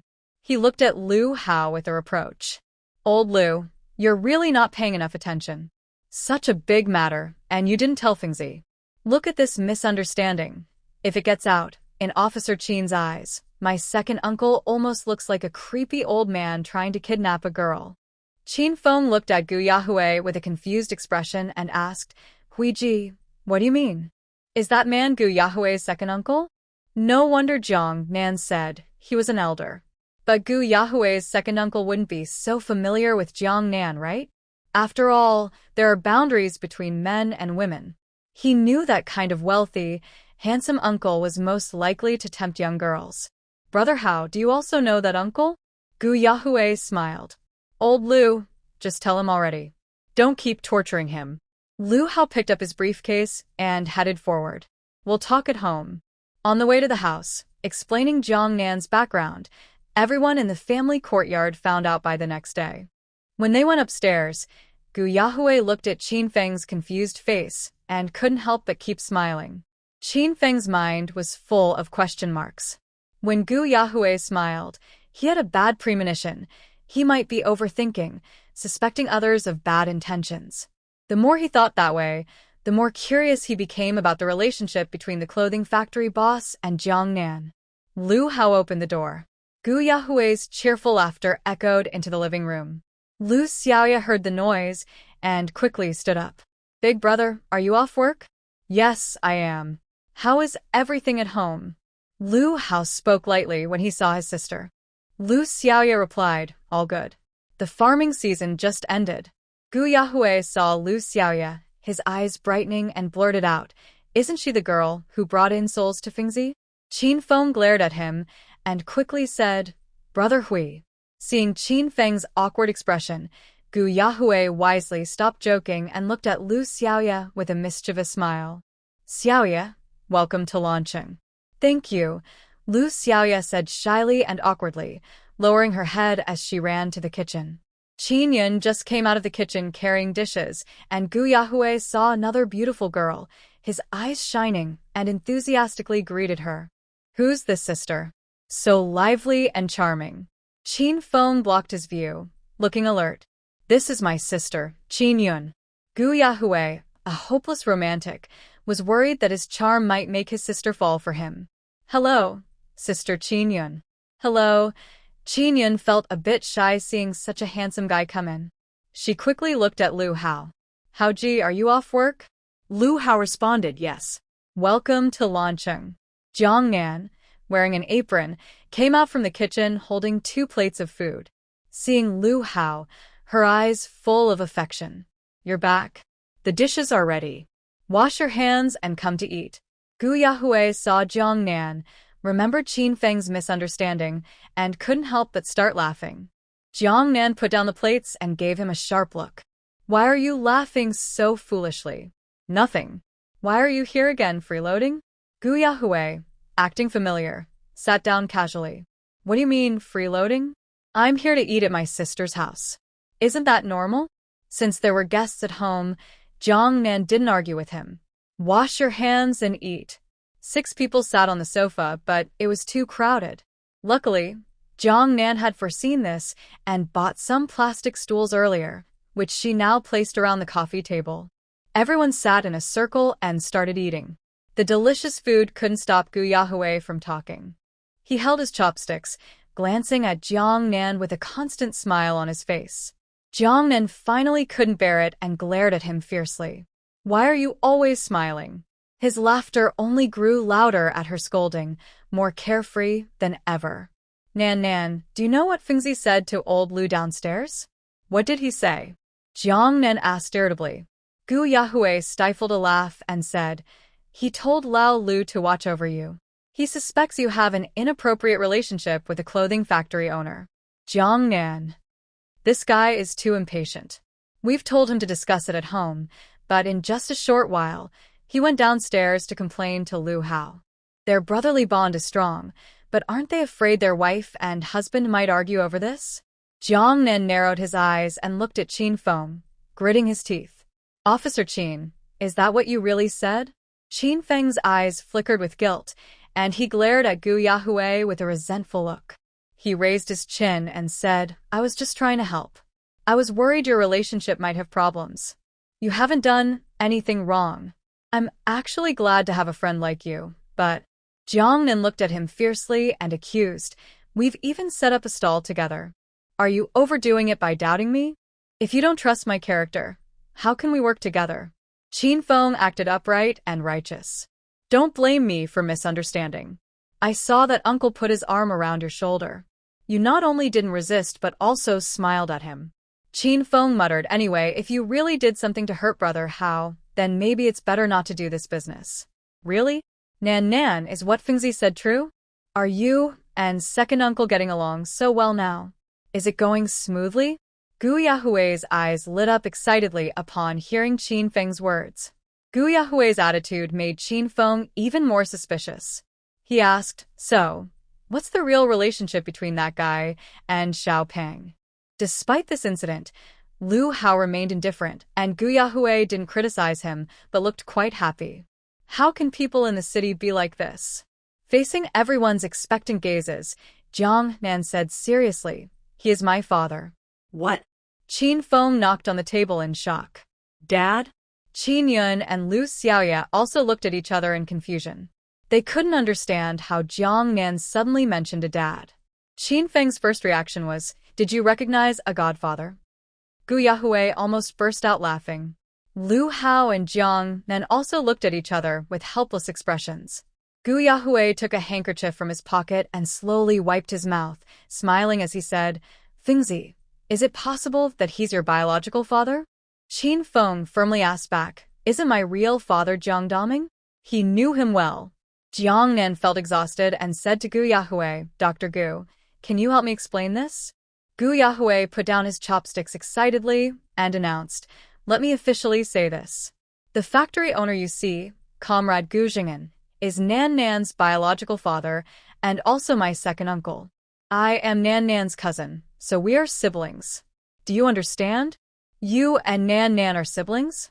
What about the Jiang Daming family?" Qin Feng asked with confusion. "Gu Yahui and Jiang Nan are siblings? That's so unbelievable. Jiang Nan is clearly from the village. How did her real father suddenly appear after she moved to the city?" Lu Hao explained, 20 years ago, Nan was switched at birth." Qin Feng, Qin Yun, and Lu Xiaoya all looked at Jiang Nan with blank expressions, as if they had just heard a huge joke. Jiang Nan also nodded seriously, "Yes, that's right. My real family is in Lancheng." Oh my. So, you're a city girl from a wealthy family? Brother Hao accidentally married a city girl from a rich family? Jiang Nan smiled. Not exactly. It's an ordinary family. She didn't want her relatives from her hometown to feel pressured because of her new identity. Especially Qin Feng. They plan to do business together in the future. If he changed his attitude toward her, because she was from the city, it would be hard to work well together. Jiang Nan looked at Qin Feng with a serious expression. Now do you understand? Stop thinking all those crazy things, suspecting I'm up to no good outside. You're really something. Hee, I was wrong, Qin Feng sighed. This is so dramatic it could be a novel. Lu Xiaoya, hearing this shocking secret, also felt her head buzzing. So Jiang Nan was from the city. No wonder she was different from the Jiang family and not quite like the villagers. She had the courage to do business. Her real father's business was so big, it was clearly inherited talent. Lu Xiaoya couldn't help but regret her harsh attitude toward Jiang Nan back at home. After dinner, Qin Yun and Lu Xiaoya planned to go back to the clothing factory. They had no place to stay and were worried about being late in the morning. They cared a lot about their jobs and wanted to go back early to prepare for tomorrow. It was around 7 p.m., still light outside. Lu Hao and Qin Feng decided to take the bus to send them back to the factory. Gu Yahui said he needed to go back to the hospital for his shift. Before leaving, Lu Hao told Jiang Nan, "Leave the bowls there. I'll wash them when I come back." "Okay. Make sure to get them there safely," Jiang Nan said. Yun and Xiaoya, you two must work hard and follow the factory's rules and regulations. Sister-in-law, got it. Gu Yahui went downstairs with them, preparing to ride his motorcycle back to the hospital. Lu Hao, behind him, softly reminded, "Don't always crowd in front of the patient's family members when you're not busy." Dr. Gu, who usually saw night shifts as a punishment, surprisingly swapped shifts with Chen Kaidanite. As friends, he knew his own personality very well. Lu Hao continued to remind him, and remember to change old Chen's dressing after your shift. Lancheng Hospital is strict about medical ethics and professionalism, and doctors are very responsible for their patients. For tasks like changing dressings on a wound, nurses are not needed. Doctors do it themselves. Lu Hao was supposed to change old Chen's dressing during the day, but he was delayed because Gu Yahui needed to see him. Gu Yahui promised he would do it during his night shift. Gu Yahui turned his back to Lu Hao and waved his hand, saying, "Go ahead with your own work." In fact, Gu Yahui really didn't get too close to the patient's family members. Old Chen was still in the intensive care unit, with all the monitoring equipment still in place. When Dr. Ruo Lin and others arrived for their shift, they knocked on the doctor's office door. "Excuse me, when will the dressing on bed 13 be changed?" Hearing the familiar yet strange voice, Gu Yahui didn't look up and replied coldly right away. "Thank you." Ruo Lin paused for a few seconds, saw the man sitting in front of the office with his head down, and then quietly left the office. Ruo Lin returned to the ward and waited for a long time before Gu Yahui entered with a medical tray. She hurriedly stood up. However, Gu Yahui didn't speak to her. He went straight to the bed and asked Old Chen, "How are you feeling, sir?" The old man in bed looked pale, his voice weak. "It hurts. I can't move. I feel very uncomfortable." "Doctor, when can I get out of bed?" Gu Yahui patiently replied, "Sir, you just had surgery. You need to rest in bed for at least a month before you can start moving around. Just lie down and relax." Hearing this, Old Chen became anxious. "What? "A month? Doctor, I have important things to do. I can't stay in bed that long. No, I need to get up as soon as possible." As he spoke, Old Chen started to twist and struggle to get up. But when he moved, it tugged at his wound, causing him to groan in pain. Gu Yahui quickly held him down and comforted him. "Sir, please don't move around. Cooperate with us and follow the treatment so you can recover soon." "Doctor, I can't recover. You all must have figured it out. I won't have much time. Soon, I will be unable to move or speak clearly. Right now, while I can still move and my mind is clear, I want to accomplish some of my wishes." Hearing the old man's words, Gu Yahui, based on Chun Lao's medical records, naturally understood his condition. But you are now injured with a fractured lumbar spine and cannot move either. You need to cooperate with our treatment so you can recover sooner and fulfill your wishes. If you don't cooperate, there could be lasting effects. At your age and with your health, it's quite challenging. When Gu Yahui said this, Chen Ruolin, standing nearby, hurriedly asked, "Will my grandfather have lasting effects?" Gu Yahui did not answer her question. Chen Ruolin looked down awkwardly, her eyes full of sadness. Moreover, is not necessarily untreatable. If you cooperate well, after you leave the hospital, I will introduce you to a traditional Chinese medicine doctor for treatment. Chen Lao on the bed seemed moved by Gu Yahui's words and obediently lay still. Of course, he had stitches in his waist and couldn't move without help. Gu Yahui patiently continued, "Let's start changing the dressing. Keeping the wound clean helps it heal faster. Otherwise, there's a risk of infection. If that happens, you'll suffer and spend money, and we will be tired." He tried to help Chen Lao turn over, but immediately felt sharp pain and cried out. His tone, which had been gentle earlier, suddenly became cold and official. "Family member, help him turn over." Chen Ruolin quickly came over to assist her grandfather. "Just a side turn is fine." After adjusting the position, Gu Yahui skillfully cut open the gauze and gently began applying medicine. While changing the dressing, he chatted casually with Chen Lao. "Old sir, does it hurt? I can endure it. If you have any matters, let your family handle them. You must not rush to get out of bed. We need to wait until your bones heal before you start exercising. You're older and your bones aren't strong, so recovery will be slow. You have to accept this reality." Chen Lao sighed. "No, I must do it myself. Others can't replace me. If I don't fulfill this wish, I won't be able to close my eyes when I die." After speaking, he asked his granddaughter, Ruolin, "Has there been any more calls? Has the person been found?" Standing nearby, Chen Ruolin's eyes flickered slightly.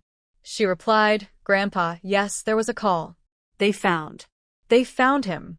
You should focus on your treatment. Once you're cured, you can meet my cousin." Hearing Chen Ruolin's words, Gu Yahui's expression grew cold. He remembered her saying before that she was an only child, her father was also an only son, with no cousins, and she had no one to play with growing up, feeling very lonely. Now how does she have a cousin? She must be lying, not telling the truth at all.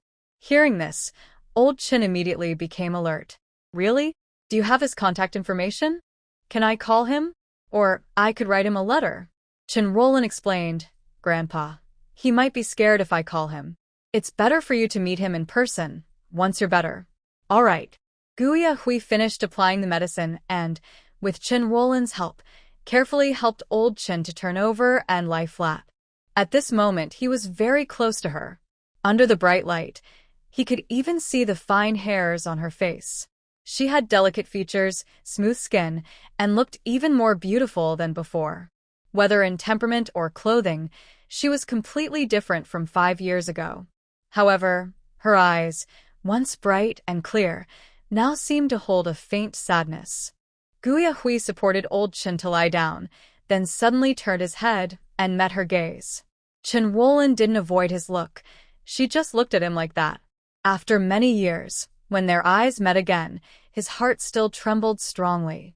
He was startled by his own honest reaction and quickly masked that strange feeling. His eyes turned cold as he turned away, picked up the tray, and prepared to leave. "Old Chen, rest well. If you need anything, just call me. I'll be on duty tonight." "Okay. What's your name?" Old Chen asked. "I'm Gu Yahui. Young Dr. Gu, your hospital's young staff are all very good, truly admirable." He then told Chen Ruolin, buy some food and send it to Xiao Gu and Xiao Lu. "I'm an old man, and I really appreciate your caring for me so attentively." He felt deeply guilty. In the past, because of his selfishness, he hurt his children's feelings and ended up abandoned by everyone. Now he craves warmth. When others treat him well, he can't handle it. This is our duty. Gu Yahui left the ward, and Chen Ruolin followed him. "Dr. Gu," she called out to him. Gu Yahui's eyes flickered for a moment, almost instantly stopping his steps. He paused for a few seconds before slowly turning around. His face was cold as he looked at her. Is there something else? I want to ask, is it true that traditional Chinese medicine can treat my grandfathers? Gu Yahui responded coldly. Do you think a doctor would lie to a patient casually? Chen Roland hurried to explain. I didn't mean that. I just want to ask for advice. That's right. After being discharged, you can try traditional Chinese medicine, but good doctors are not easy to find. After saying this, he planned to turn and leave. Just then, 2 nurses on duty at the nurse station approached and asked Gu Yahui, Dr. Gu, we're going out to buy some snacks. Do you want anything?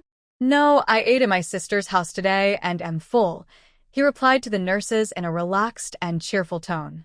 The nurses joked with him, teasing, Dr. Gu, why do you have so many sisters? Yes, I only take beautiful sisters, he said. Chen Roland stood in the dim corridor, listening to his carefree, flirtatious laugh, her face full of shock. He was no longer the clean, sunny boy he used to be.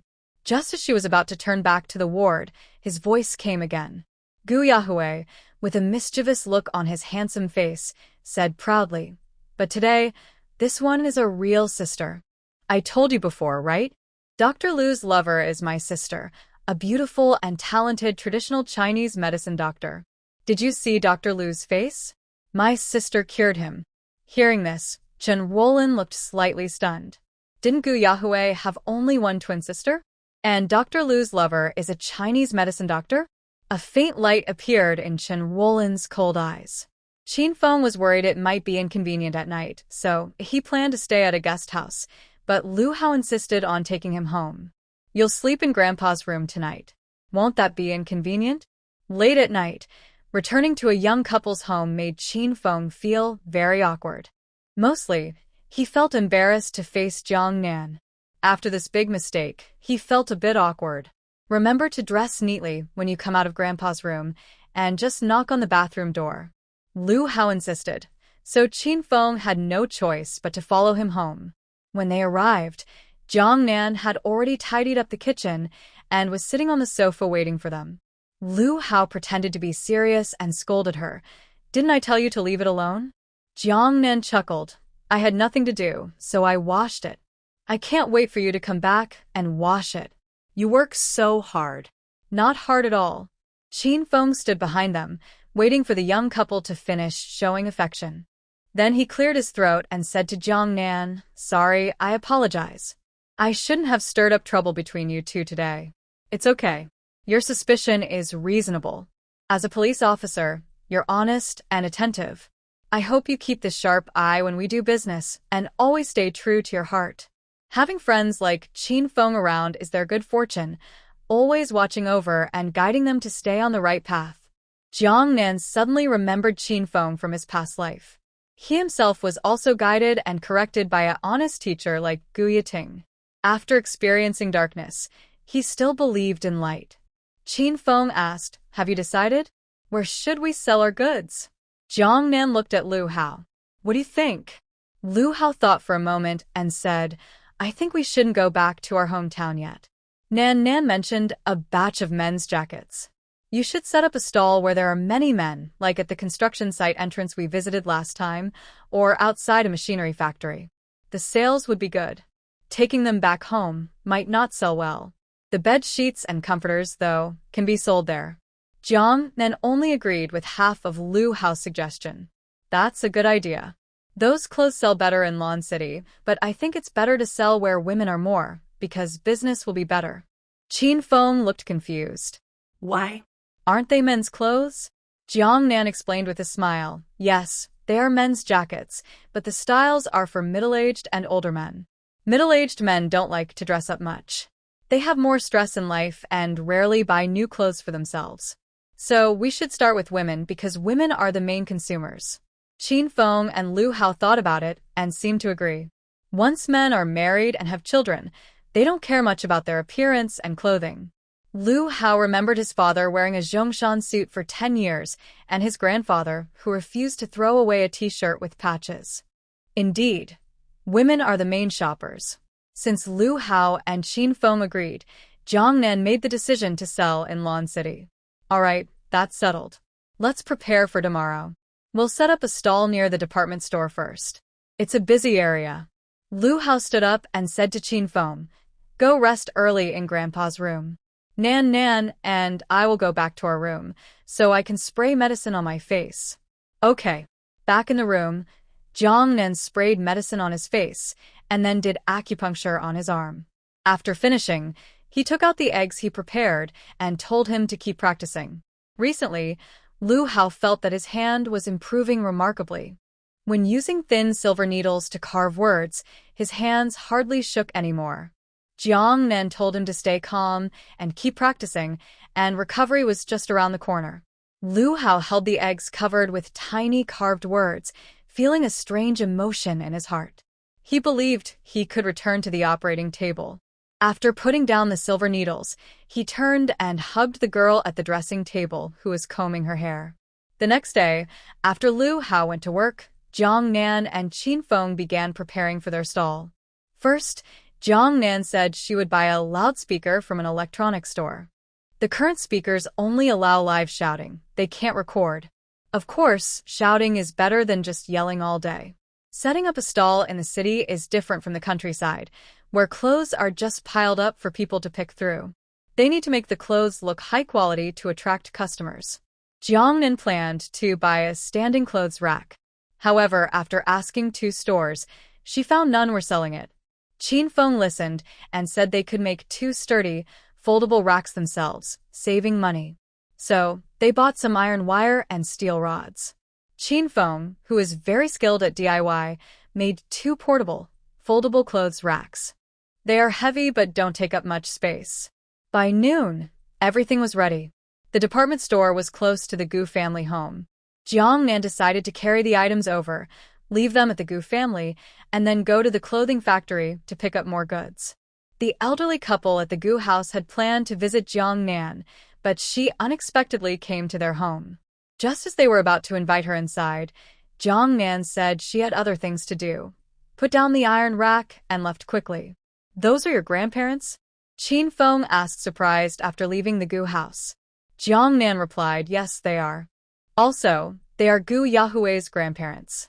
Qin Feng looked at the large courtyard of the Gu family and said with a sigh, "Little fatty, I think you should just give me those goods to sell. You and your grandparents can enjoy the good life. You had to do this to survive before, but why bother now? It's obvious they come from a wealthy family, and his father is a boss. There's no need to suffer like this." Jiang Nan rolled her eyes and said, "Give everything to you? Dream on. Money only belongs to those who earn it themselves. Everything else is just empty talk." They took a bus to the clothing factory. Because Gu Jing'an had arranged for the warehouse manager to help them, they easily entered and picked up the goods.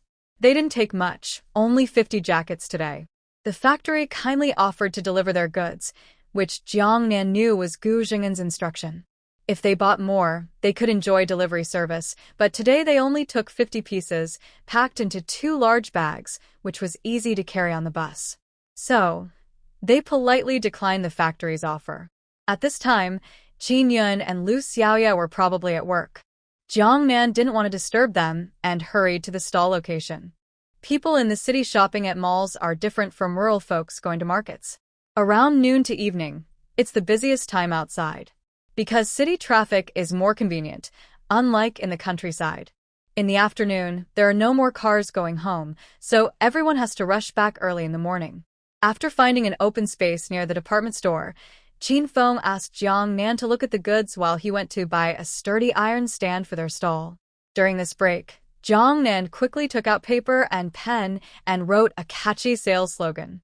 About 10 minutes later, Qin Feng returned with the iron stand, followed by the elderly couple from Gu's family.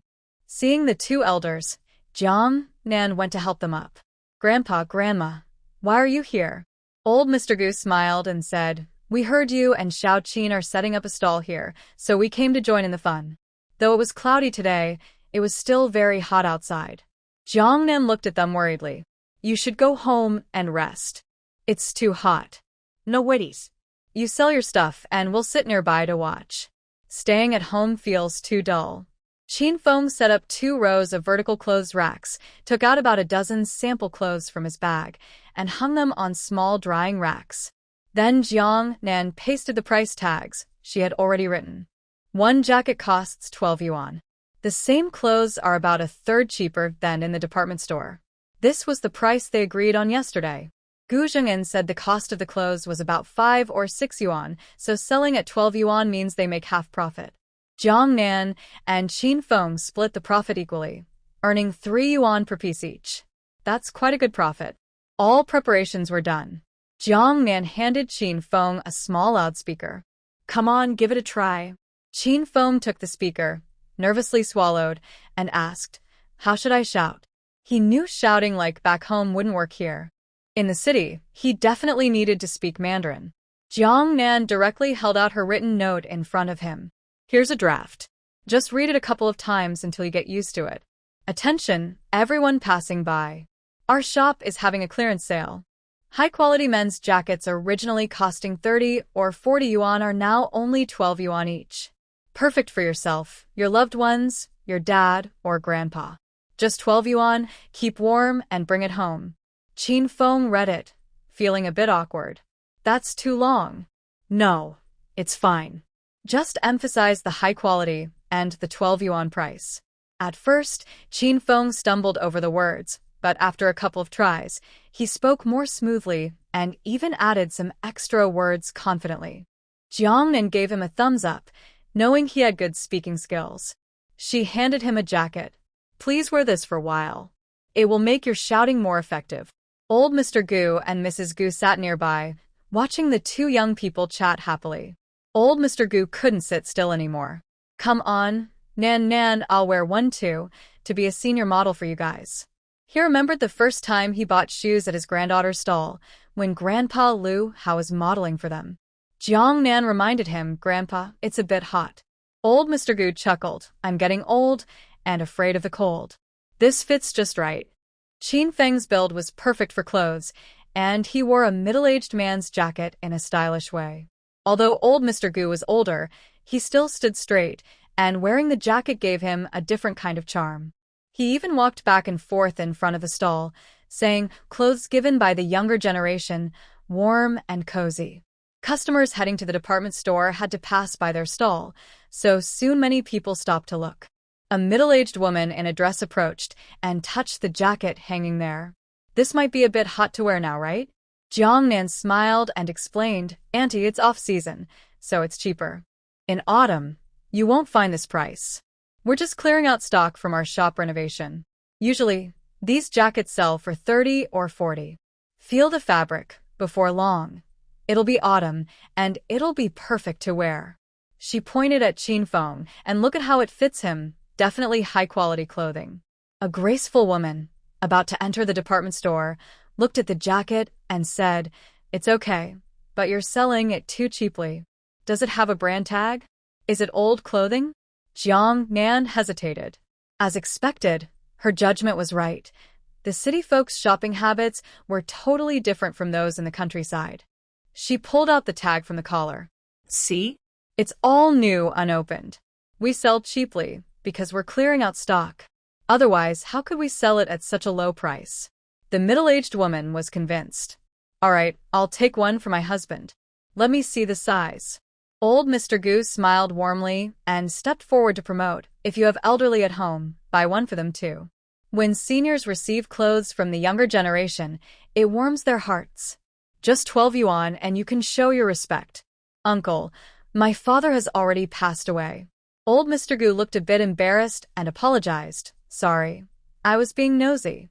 When the woman hesitated to pay, Jiang Nan thought she might change her mind and the first sale might fall through. But then she said, Give me one more for my uncle.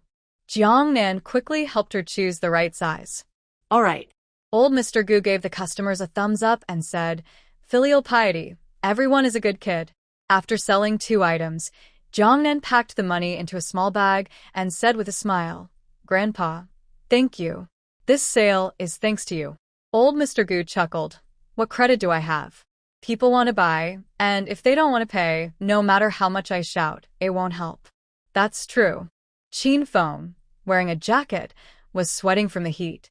To promote, he had to endure it. Seeing how hard Qin Feng was working, Jiang Nan took the megaphone and said, "Come on, I'll shout for a while."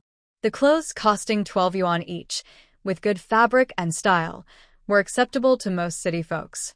Plus, they could speak well, so as long as customers stopped, they could persuade them to buy with their words. They saw young people and persuaded them to buy for their fathers and grandfathers. Middle-aged men came over, shouting to buy for themselves, and women asked to buy for their partners. No matter what they did, the most effective way was to appeal to feelings. Many people were still willing to spend 10 or so yuan to buy a token of filial piety and love. By evening, the lively department store area gradually grew quiet. They only had 2 pieces of clothing left on Qin Feng and old Mr. Gu. Jiang Nan looked at the elderly Gu couple who had been with her the whole time and felt a bit guilty. "Grandpa, Grandma, you should go home and rest. You really shouldn't stay here. You must be tired." Grandma Gu smiled. "We're just sitting here. What's tiring about that?" Actually, they weren't tired at all. They felt happy. Being close to their granddaughter and watching her so skillful in business made them very happy. Usually, they could only sit in the yard, staring at each other. Jiang Nan took a deep breath and said, "All right, time to pack up." Shouting all afternoon was exhausting. Even with the megaphone, her throat was almost sore. She thought she needed to find a way to record a looping advertisement. Qin Feng packed up the metal frame and asked Jiang Nan, "Should we take this home?" Jiang Nan looked toward the department store and said, "I think there are a lot of people here. We'll set up again tomorrow and sell another round." "Okay, come early tomorrow and bring more stock." After selling 50 pieces in the afternoon, Qin Feng was full of enthusiasm. Jiang Nan told old Mr. Gu, "Grandpa, we'll leave the frame here with you. We'll come back tomorrow to pick it up." "Good." Grandma Gu suggested, Nan, you and everyone must be exhausted today. Come on, let's go home. I'll ask Hui to bring Lu Hao over. We'll have dinner together. After eating, if you need to go back, that's fine too." Jiang Nan glanced at Qin Feng and said, "Forget it. Let's go back early. Lu Hao still doesn't know what time he'll finish work." Qin Feng felt quite reserved at their house, let alone going to the Gu family's home. "Why are you looking at Xiao Qin? I've already told him. He and Hui are good friends, and everyone knows each other. We're just going to have dinner at their place." Old Master Gu patted Qin Feng on the shoulder. "Xiao Qin, don't be shy. Let's go." The Gu couple's hospitality was hard to refuse. Jiang Nan looked at Qin Feng. "Then let's go to my grandparents' house. When Lu Hao comes, we can eat and then head back." Qin Feng could only agree, all right. He carried a metal stand. Jiang Nan held 2 empty nylon bags, and they followed the Gu couple to their home.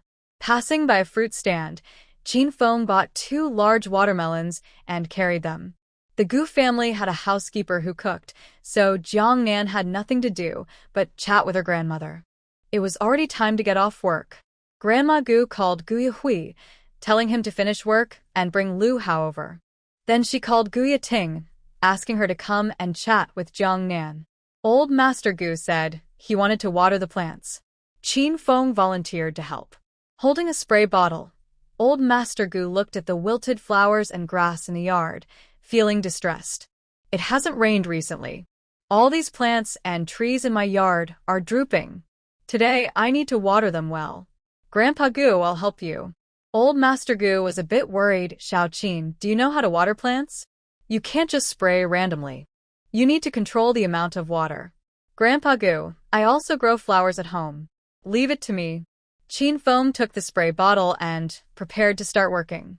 "All right, then I'll go trim the branches. You take care of watering. Xiao Qin, also water the row of pine and cypress trees at the gate." Got it. After giving instructions, Old Master Gu took scissors to prune the branches.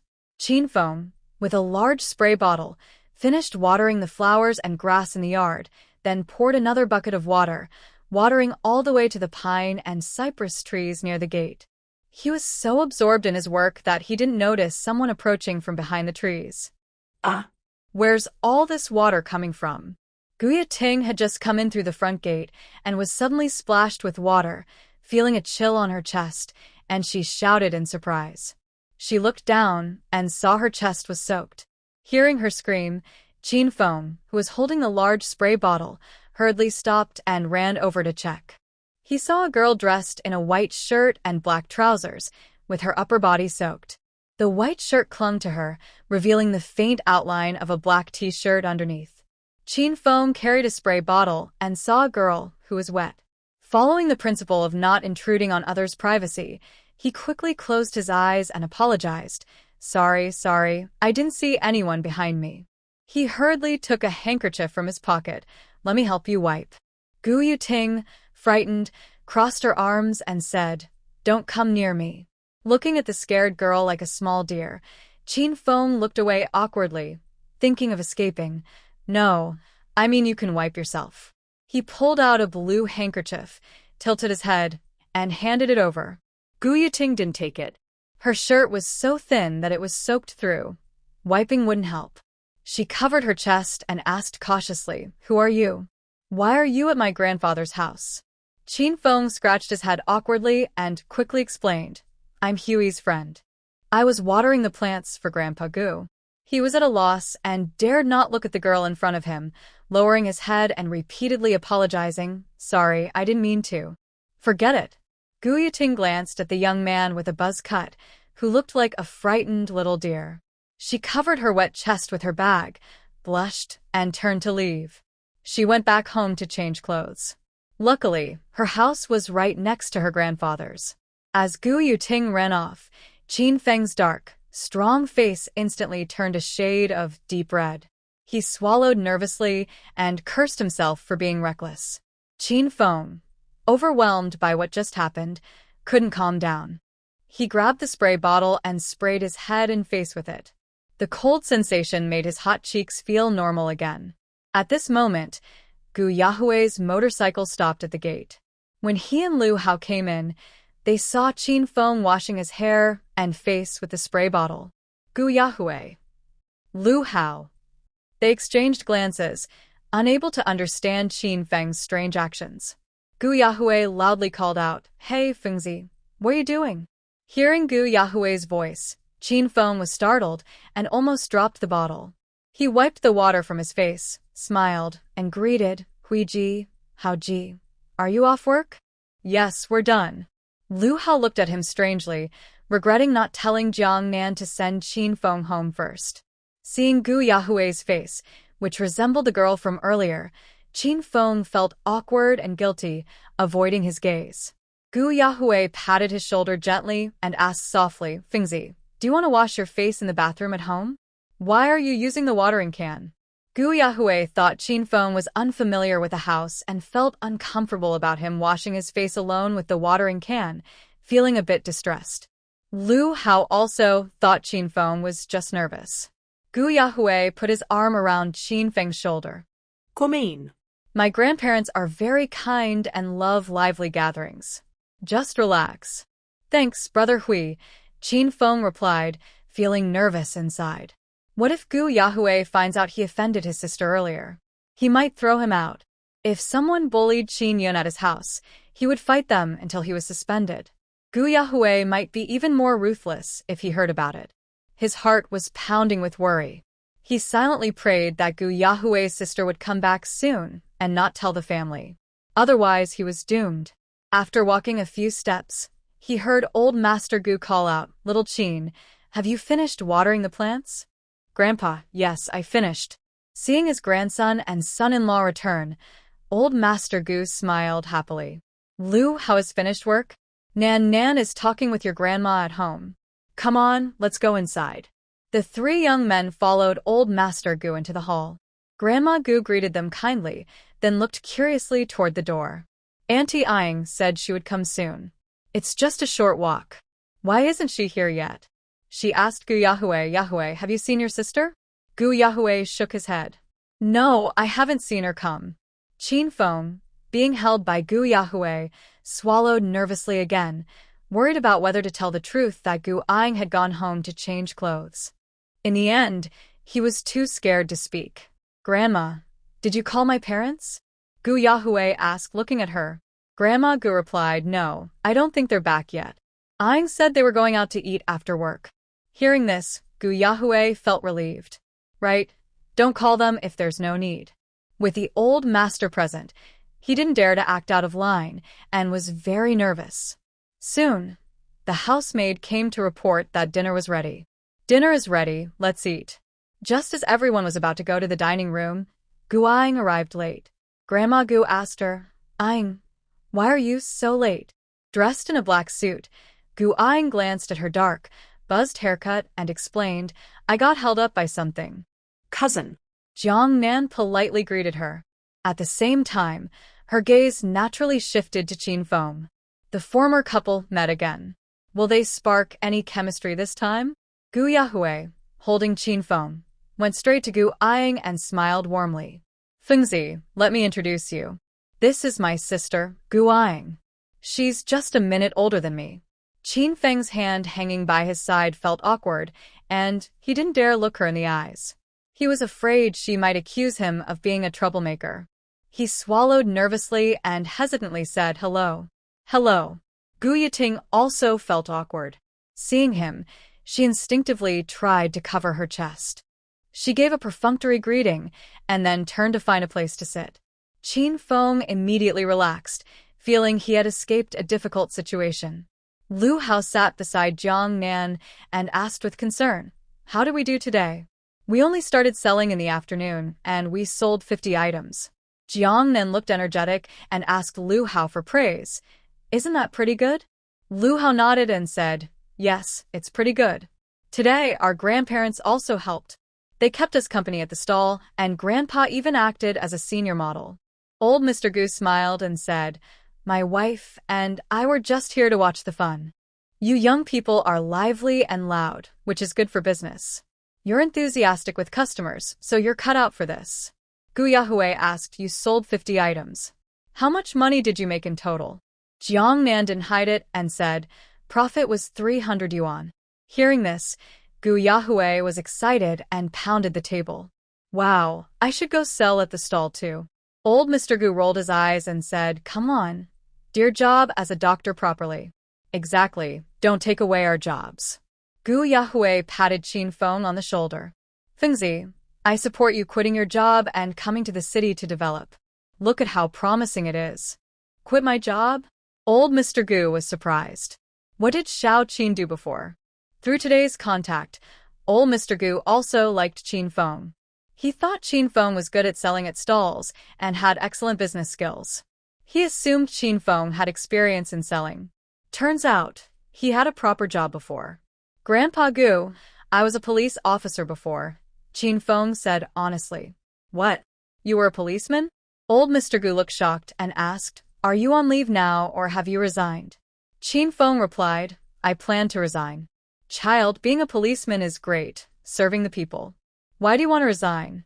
Old Mr. Gu sighed. Many people want to go into business and make money, but society values things more than money.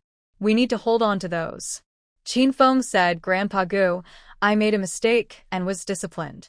It might be hard for me to keep going. Old Mr. Gu encouraged him. Young people can change after making mistakes. Don't quit impulsively. Being a policeman is a noble job. Quitting to do business might make you regret it later. Qin Feng knew that the old man's advice was always kind words, but his current situation made it really hard for him to stay at the police station. After experiencing the outside world, he found it difficult to go back there to drink tea, read newspapers, or help the old grandmother find her cat. Gu Yahui tried to smooth things over, saying, Grandpa, everyone has their own choice. I believe Qin Feng has thought this through carefully. Old Gu sighed, As long as you think it through, that's enough. Don't regret it later. Qin Feng respectfully accepted old Gu's advice, saying, Thank you for your reminder, Grandpa. Gu Yiting, who was eating with her head down, couldn't help but glance at Qin Feng. She didn't expect that this dark-haired young man was a police officer. His careless behavior earlier made her feel less annoyed. People often judge others based on their profession. After dinner, Grandma Gu wanted Jiang Nan and Lu Hao to stay at her house. Since Qin Feng was there today, Grandma Gu warmly invited him, saying, Little Qin, stay with us. We have extra rooms, and it will be more convenient for you to set up your stall tomorrow. Qin Feng looked at Lu Hao for help. He didn't dare to stay in such a grand house, especially after seeing Gu Yuting. He was afraid she might complain to her family, and he might get kicked out. So, he decided to leave quickly. Jiang Nan politely declined, saying, "Grandma, no. Lu Hao needs to put medicine on his face. We'll come again another time." When Jiang Nan mentioned Lu Hao's face, the old man's gaze shifted, and he looked at Lu Hao's face with satisfaction. He said happily, "Lu Hao's face looks like it's healing well. If it gets better, he'll be even more handsome than Yahweh." Earlier, the face was covered with gauze, so it wasn't clear. Now, looking at it, the face had well-defined features and was quite handsome. Gu Yahweh wasn't happy and moved closer, saying, "Grandma, take a closer look." Grandma Gu rolled her eyes at him. All right, you're handsome too. Let's go now." Back home, Jiang Nan took out a thick stack of money from her small bag, with bills of various denominations. She handed it to Qin Feng, saying, "Here, Fengzi, count it." "Me to count?" Qin Feng looked at the thick stack of bills, his eyes shining. "Wow, I earned money." Jiang Nan smiled. "You count." Qin Feng eagerly took the money and quickly counted it. 680. "But why is there 80 more?" Jiang Nan explained, "There's some spare change of 100 yuan. Since we plan to work together long-term, after selling everything, we'll settle the payment with the manufacturer and then split the profit equally." Qin Feng scratched his head and said, "I think it's better not to split it evenly. You get 60% and I get 40%. Hearing his words, Jiang Nan and Lu Hao both raised an eyebrow at him. "Wow, such high integrity?" Qin Feng awkwardly explained, "No, it's just that your connections and resources are all yours. I only help a little, so splitting equally feels unfair." Jiang Nan said, "Don't worry. When we go back to sell things in our hometown, you'll need to rely on us. Since we're working together, let's not argue over small things." Lu Hao patted Qin Feng's shoulder. "Just listen to your sister-in-law. Go to bed early." Sister-in-law? Qin Feng looked strange. Previously, Grandpa Lu told him to call Jiang Nan's sister-in-law, and now Lu Hao was also asking him to do so? Lu Hao's tone was firm. "From now on, whether at home or outside, you have to call her sister-in-law." "Okay, I will." Seeing that Jiang Nan was helping him make money, he agreed to call her whatever she wanted. Qin Feng understood Lu Hao's intentions. He just wanted him to always remember his place. He was quite petty, but being able to work with Jiang Nan outside selling things was already generous of him. Back in the room, while Jiang Nan was giving Lu Hao acupuncture, Lu Hao said to her, "Xiao Peng, I need to tell you something." "What is it?" Jiang Nan finished the acupuncture and sat waiting for the needles to take effect. Lu Hao spoke. "The old man Chen I told you about, I've helped him before. Now, he not only has a fractured lower back, but was also diagnosed with A. His family wants you to help look at him." Hearing this, Jiang Nan was confused. "How do his family members know I can treat illnesses? Are you telling me this?" When he mentioned that, Lu Hao couldn't help but smile. "It's not me. My face was cured by you, and Gu Yahweh has been showing off in the hospital, saying his sister is a miracle doctor, advertising for you. When the patient's family heard, they came to me, hoping you could help her grandfather." When Chen Rollin came to see him, he was also surprised. After hearing her explanation, he learned that now, all the doctors, nurses, and patients in the department knew his wife was a miracle doctor. Lu Hao explained this, and Jiang Nan was speechless. This kind of thing definitely sounded like something Gu Yahweh could pull off. She had no problem seeing patients, but she was worried. "The old man is still in the hospital. I'm an unlicensed, barefoot doctor. How dare I treat him at your hospital?" Lu Hao explained, "There's no way to treat him now. He just moved from ICU to a regular ward. He can only get other treatments after discharge. If you agree, I can mention it to the family first, and after he leaves the hospital, we can proceed. Let's do this. One day when you're on duty, I will visit in the name of checking on you. If I can help, I will take over. If I can't, please don't give anyone false hope." Although Jiang Nan knows her skill level is limited, she tries to act humble and shows her abilities match her age. Lu Hao agrees with her suggestion, saying, "That sounds good. After Jiang Nan finishes her acupuncture, she looks at him and asks, "By the way, have you got Lu Gingtian's medical record?" "The record is sealed in the archive room. I told the director, and they have asked someone from the archive to retrieve it. It will be ready in a couple of days." "Great. Once we have the record, we will go find Lu Gingtian." This topic makes Lu Hao feel heavy inside. Since returning from Lu Gingtian's home, he has been paying extra attention to brother Chen Kai at the hospital. Seeing a familiar person from a different perspective can really change your feelings. Chen Kai is always gentle and kind to everyone, but careful observation reveals he is actually quite distant from others, polite but not very open. The next day, Jiang Nan and Qin Feng continue their stall at the usual spot. The Gu family elders also actively participate. Today, they brought 100 pieces of clothing and started selling early in the morning. Thanks to yesterday's success, they are more confident today. They shout enthusiastically, and because the clothes are good quality, stylish, affordable, and attractive, they attract many customers. They also welcome repeat customers and friends introduced by others. Overall, sales are good. By the afternoon, more than half of the items are sold. At this rate, we'll sell everything by evening. Old Gu, who has been out in the sun all day, remains energetic and refuses to go home. He walks around in a jacket, trying to attract more buyers. Jiang Nan has advised him many times, but he refuses to listen.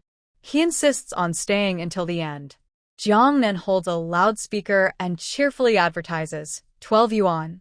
You can't lose. You won't be scammed, but you can bring home a little love and kindness. Big clearance sale. Quality comparable to department store goods. Don't miss out if you're passing by. Through the loudspeaker, Jiang Nan's voice can be heard within 500 meters. Some people come over not to buy, but just to listen to their creative ads. The stall is lively and busy. Just as their business is booming, security guards from the department store suddenly arrive to chase them away. They're told to pack up or face being shut down. Jiang Nan glanced at the nearby shopping mall and sneered, "Big brother, we're setting up our stall at least 50 meters away from your mall. This area probably doesn't belong to your mall, right? Why are you so nosy?" Two burly security guards looked fierce and said, "Of course it does. Customers coming to our mall have to pass through this intersection. You're seriously affecting traffic and disturbing the peace. Please move away quickly, or we might have to be a bit unfriendly." Jiang Nan was not afraid at all. What traffic? The road is wide enough, and pedestrians pass normally. Besides, this isn't even your jurisdiction. Customers going to the mall don't pass through here, but they still set up stalls here. Unexpectedly, the department store was so petty. "It seems business isn't doing well. We give you 5 minutes. If you don't leave, don't blame us for being rude," one of the men said. Qin Feng stood straight and looked fierce as well. "What can you do if we don't leave? Are you city management? The mall security is overreaching. This is public land, and your mall has no right to interfere. Otherwise, tell your boss to show us the land use certificate and we'll leave." Since Qin Feng was a former police officer, he knew the laws well and was more imposing. The security guards were speechless and could only go back to report. Soon, the person in charge of the mall came out. Seeing the jacket hanging there and the price tag of 12 yuan, his face was serious. "Where did you get these clothes?" he asked. While Jiang Nan and the security guards argued, the mall manager approached. A middle-aged man wearing glasses, a white shirt, and black pants looked at the jacket and asked, "Where did you get these clothes?" Jiang Nan stood confidently and replied, "Sorry, that's a business secret." The mall manager looked serious and said, "You're selling the same clothes as us at such a low price. That's unfair competition." Jiang Nan smiled and said, "You're flattering us. We're just dealing with surplus stock. We can't be accused of unfair competition. Can you find another place to set up your stall? Don't interfere with the mall's normal operation." Jiang Nan shrugged, showing he couldn't agree. "No, this is public land. Your mall has no right to interfere. We're all just trying to make a living. Why make things difficult for us small vendors?" Jiang Nan mentioned this and remembered the question from the person in charge earlier about their sourcing channels. Her eyes flickered slightly, and she smiled as she said, "Maybe your big shopping mall could buy all our stock." The jackets sold in the mall are pretty much the same as ours. If you help us clear out our surplus goods, we definitely won't come here to sell again. The mall manager asked, how many of these clothes do you have? Quite a lot. He then asked, can you tell us your sourcing channels? Jiang Nan realized they might be interested in these affordable, good quality clothes. She replied, honestly, it's from our own clothing factory.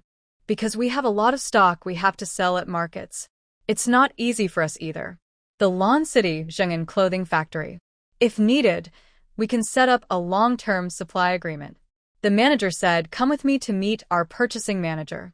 Since early morning, when they started loudly advertising, the mall's purchasing manager, who was upstairs, had noticed them. At first, she didn't pay much attention, but from upstairs, she could clearly see that many customers were attracted to their stall. So, they also sent someone to buy a jacket for comparison. The jackets were made by Jiangnan Clothing Factory, a local company in Lon City, and were very similar to those imported from southern factories, but at a much lower price.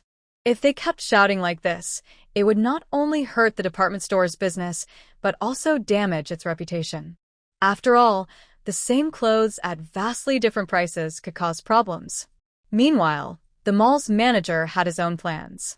He had previously learned about Jiangnan Clothing Factory and heard that the owner was interested in high-end fashion. If they could maintain that standard, the mall might consider changing their sourcing channels. Old Master Gu saw Jiang Nan and Qin Feng wanting to go with them and got worried. Nan, don't go with them. I'll call your dad to come and handle this. This is getting out of hand. Grandpa, don't worry. It's fine.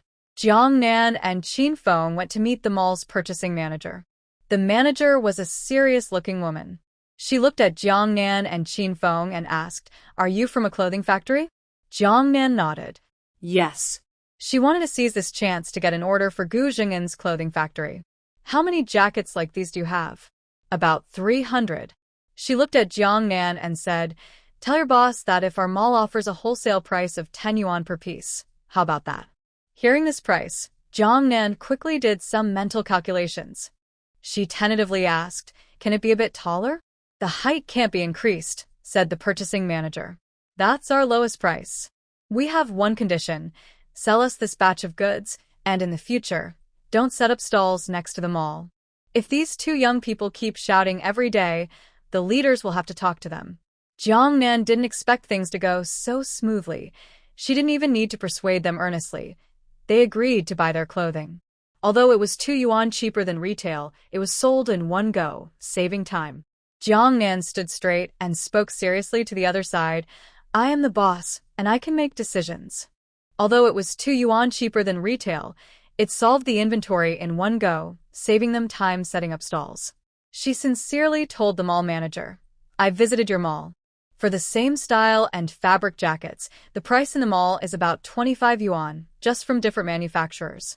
Our products are local, and whether it's fabric or style, there's no difference from high-end clothing. The price is very affordable. I sincerely suggest that your mall cooperate with local clothing factories to support local industry, reduce procurement costs, and achieve mutual benefits. Okay, we will consider it. Jiang Nan and Qin Feng followed the mall's procurement officer out of the mall. Old Master Gu and Grandma Gu quickly came over.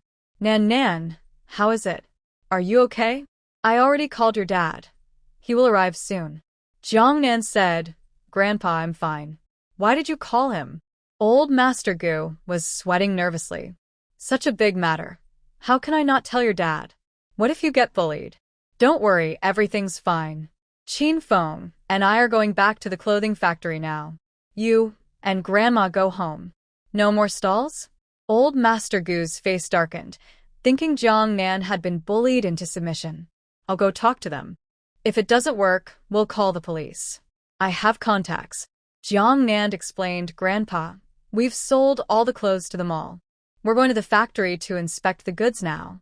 The Gu couple looked confused. Grandpa, let's go. First, we'll bring the metal racks back.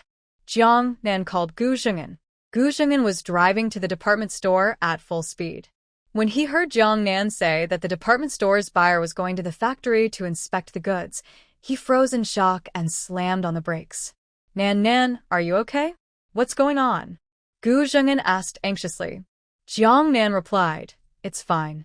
You should head to the factory too. The buyer from Guafang department store is going to inspect the goods. Get ready. Gu Zhengin was confused but still replied, okay, see you at the factory. Jiang Nan and Qin Feng, along with the mall manager, arrived at the clothing factory. Gu Zhengin's car had just stopped. Jiang Nan introduced the middle-aged man dressed in a white shirt and with a neat hairstyle. Mr. Gu, this is the person in charge of the department store. He's here to look at that batch of jackets. Please let him in. Gu Zhengin politely shook hands with him. Hello, I am Gu Zhengin, the owner of Zhengin Clothing Factory. Hello. Let's go see the goods. Gu Zhengin led them straight to the warehouse. The mall manager examined the batch of stored jackets. The quality and style were the same as those Jiang Nan and his team were selling at their stall. How much stock is here? Gu Zhengin responded cleverly. We can produce as much as you need. Do you have stock available now? The manager asked. 300 pieces. All right, we'll order this batch first. If we need more later, we can sign a supply contract with your factory. The manager said to Gu Zhengin, our price is 10 yuan per piece. I've discussed with your colleague Jiang. Since you're the boss, can we negotiate the price? Is 10 yuan acceptable? Gu Zhengin looked at Jiang Nan and made his stance clear. Since our vice president has given the price, let's stick to that. Jiang Nan was confused. Vice president? Okay, I'll come back tomorrow to sign the supply agreement. After seeing off the mall manager, Gu Zhengin looked at Jiang Nan and asked curiously, Nan Nan, what's going on? Why are we selling the goods to the department store? Jiang Nan explained, we set up a stall near the department store. The store staff said it was affecting their business, so we had a disagreement. Eventually, we got to know each other better.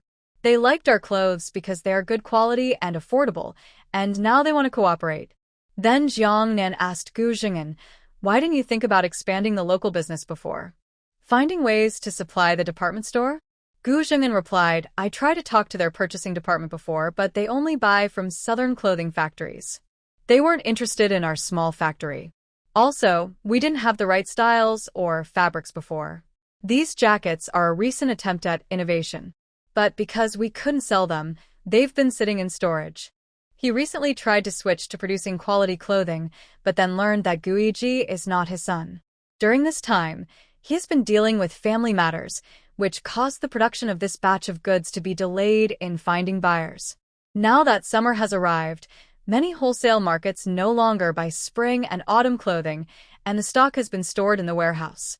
Unexpectedly, his daughter personally sold the clothes. Sometimes, fate is truly wonderful.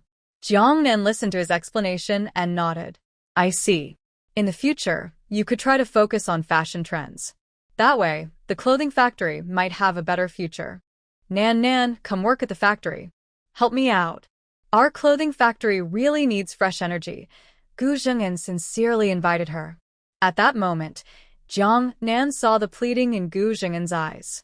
She thought he not only wanted to strengthen their relationship but also cared about the future of the factory. Jiang Nan replied, all right, I'll think about it.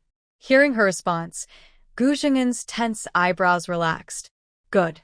He continued, the cost of jackets is 6 yuan. I told you, the money from sales belongs to you. Once the department store pays, the profit will go to you. Jiang Nan quickly waved her hand to refuse. That's not possible. We haven't even set up a stall, so we can't take ready-made goods. Qin Feng also said, Mr. Gu, if you want to give us money, just give it to Jiang Nan. I haven't done anything. A gentleman loves wealth and earns it properly. He already felt he had gained a lot. Is there still a batch of bedsheets and comforters in stock? Jiang Nan asked.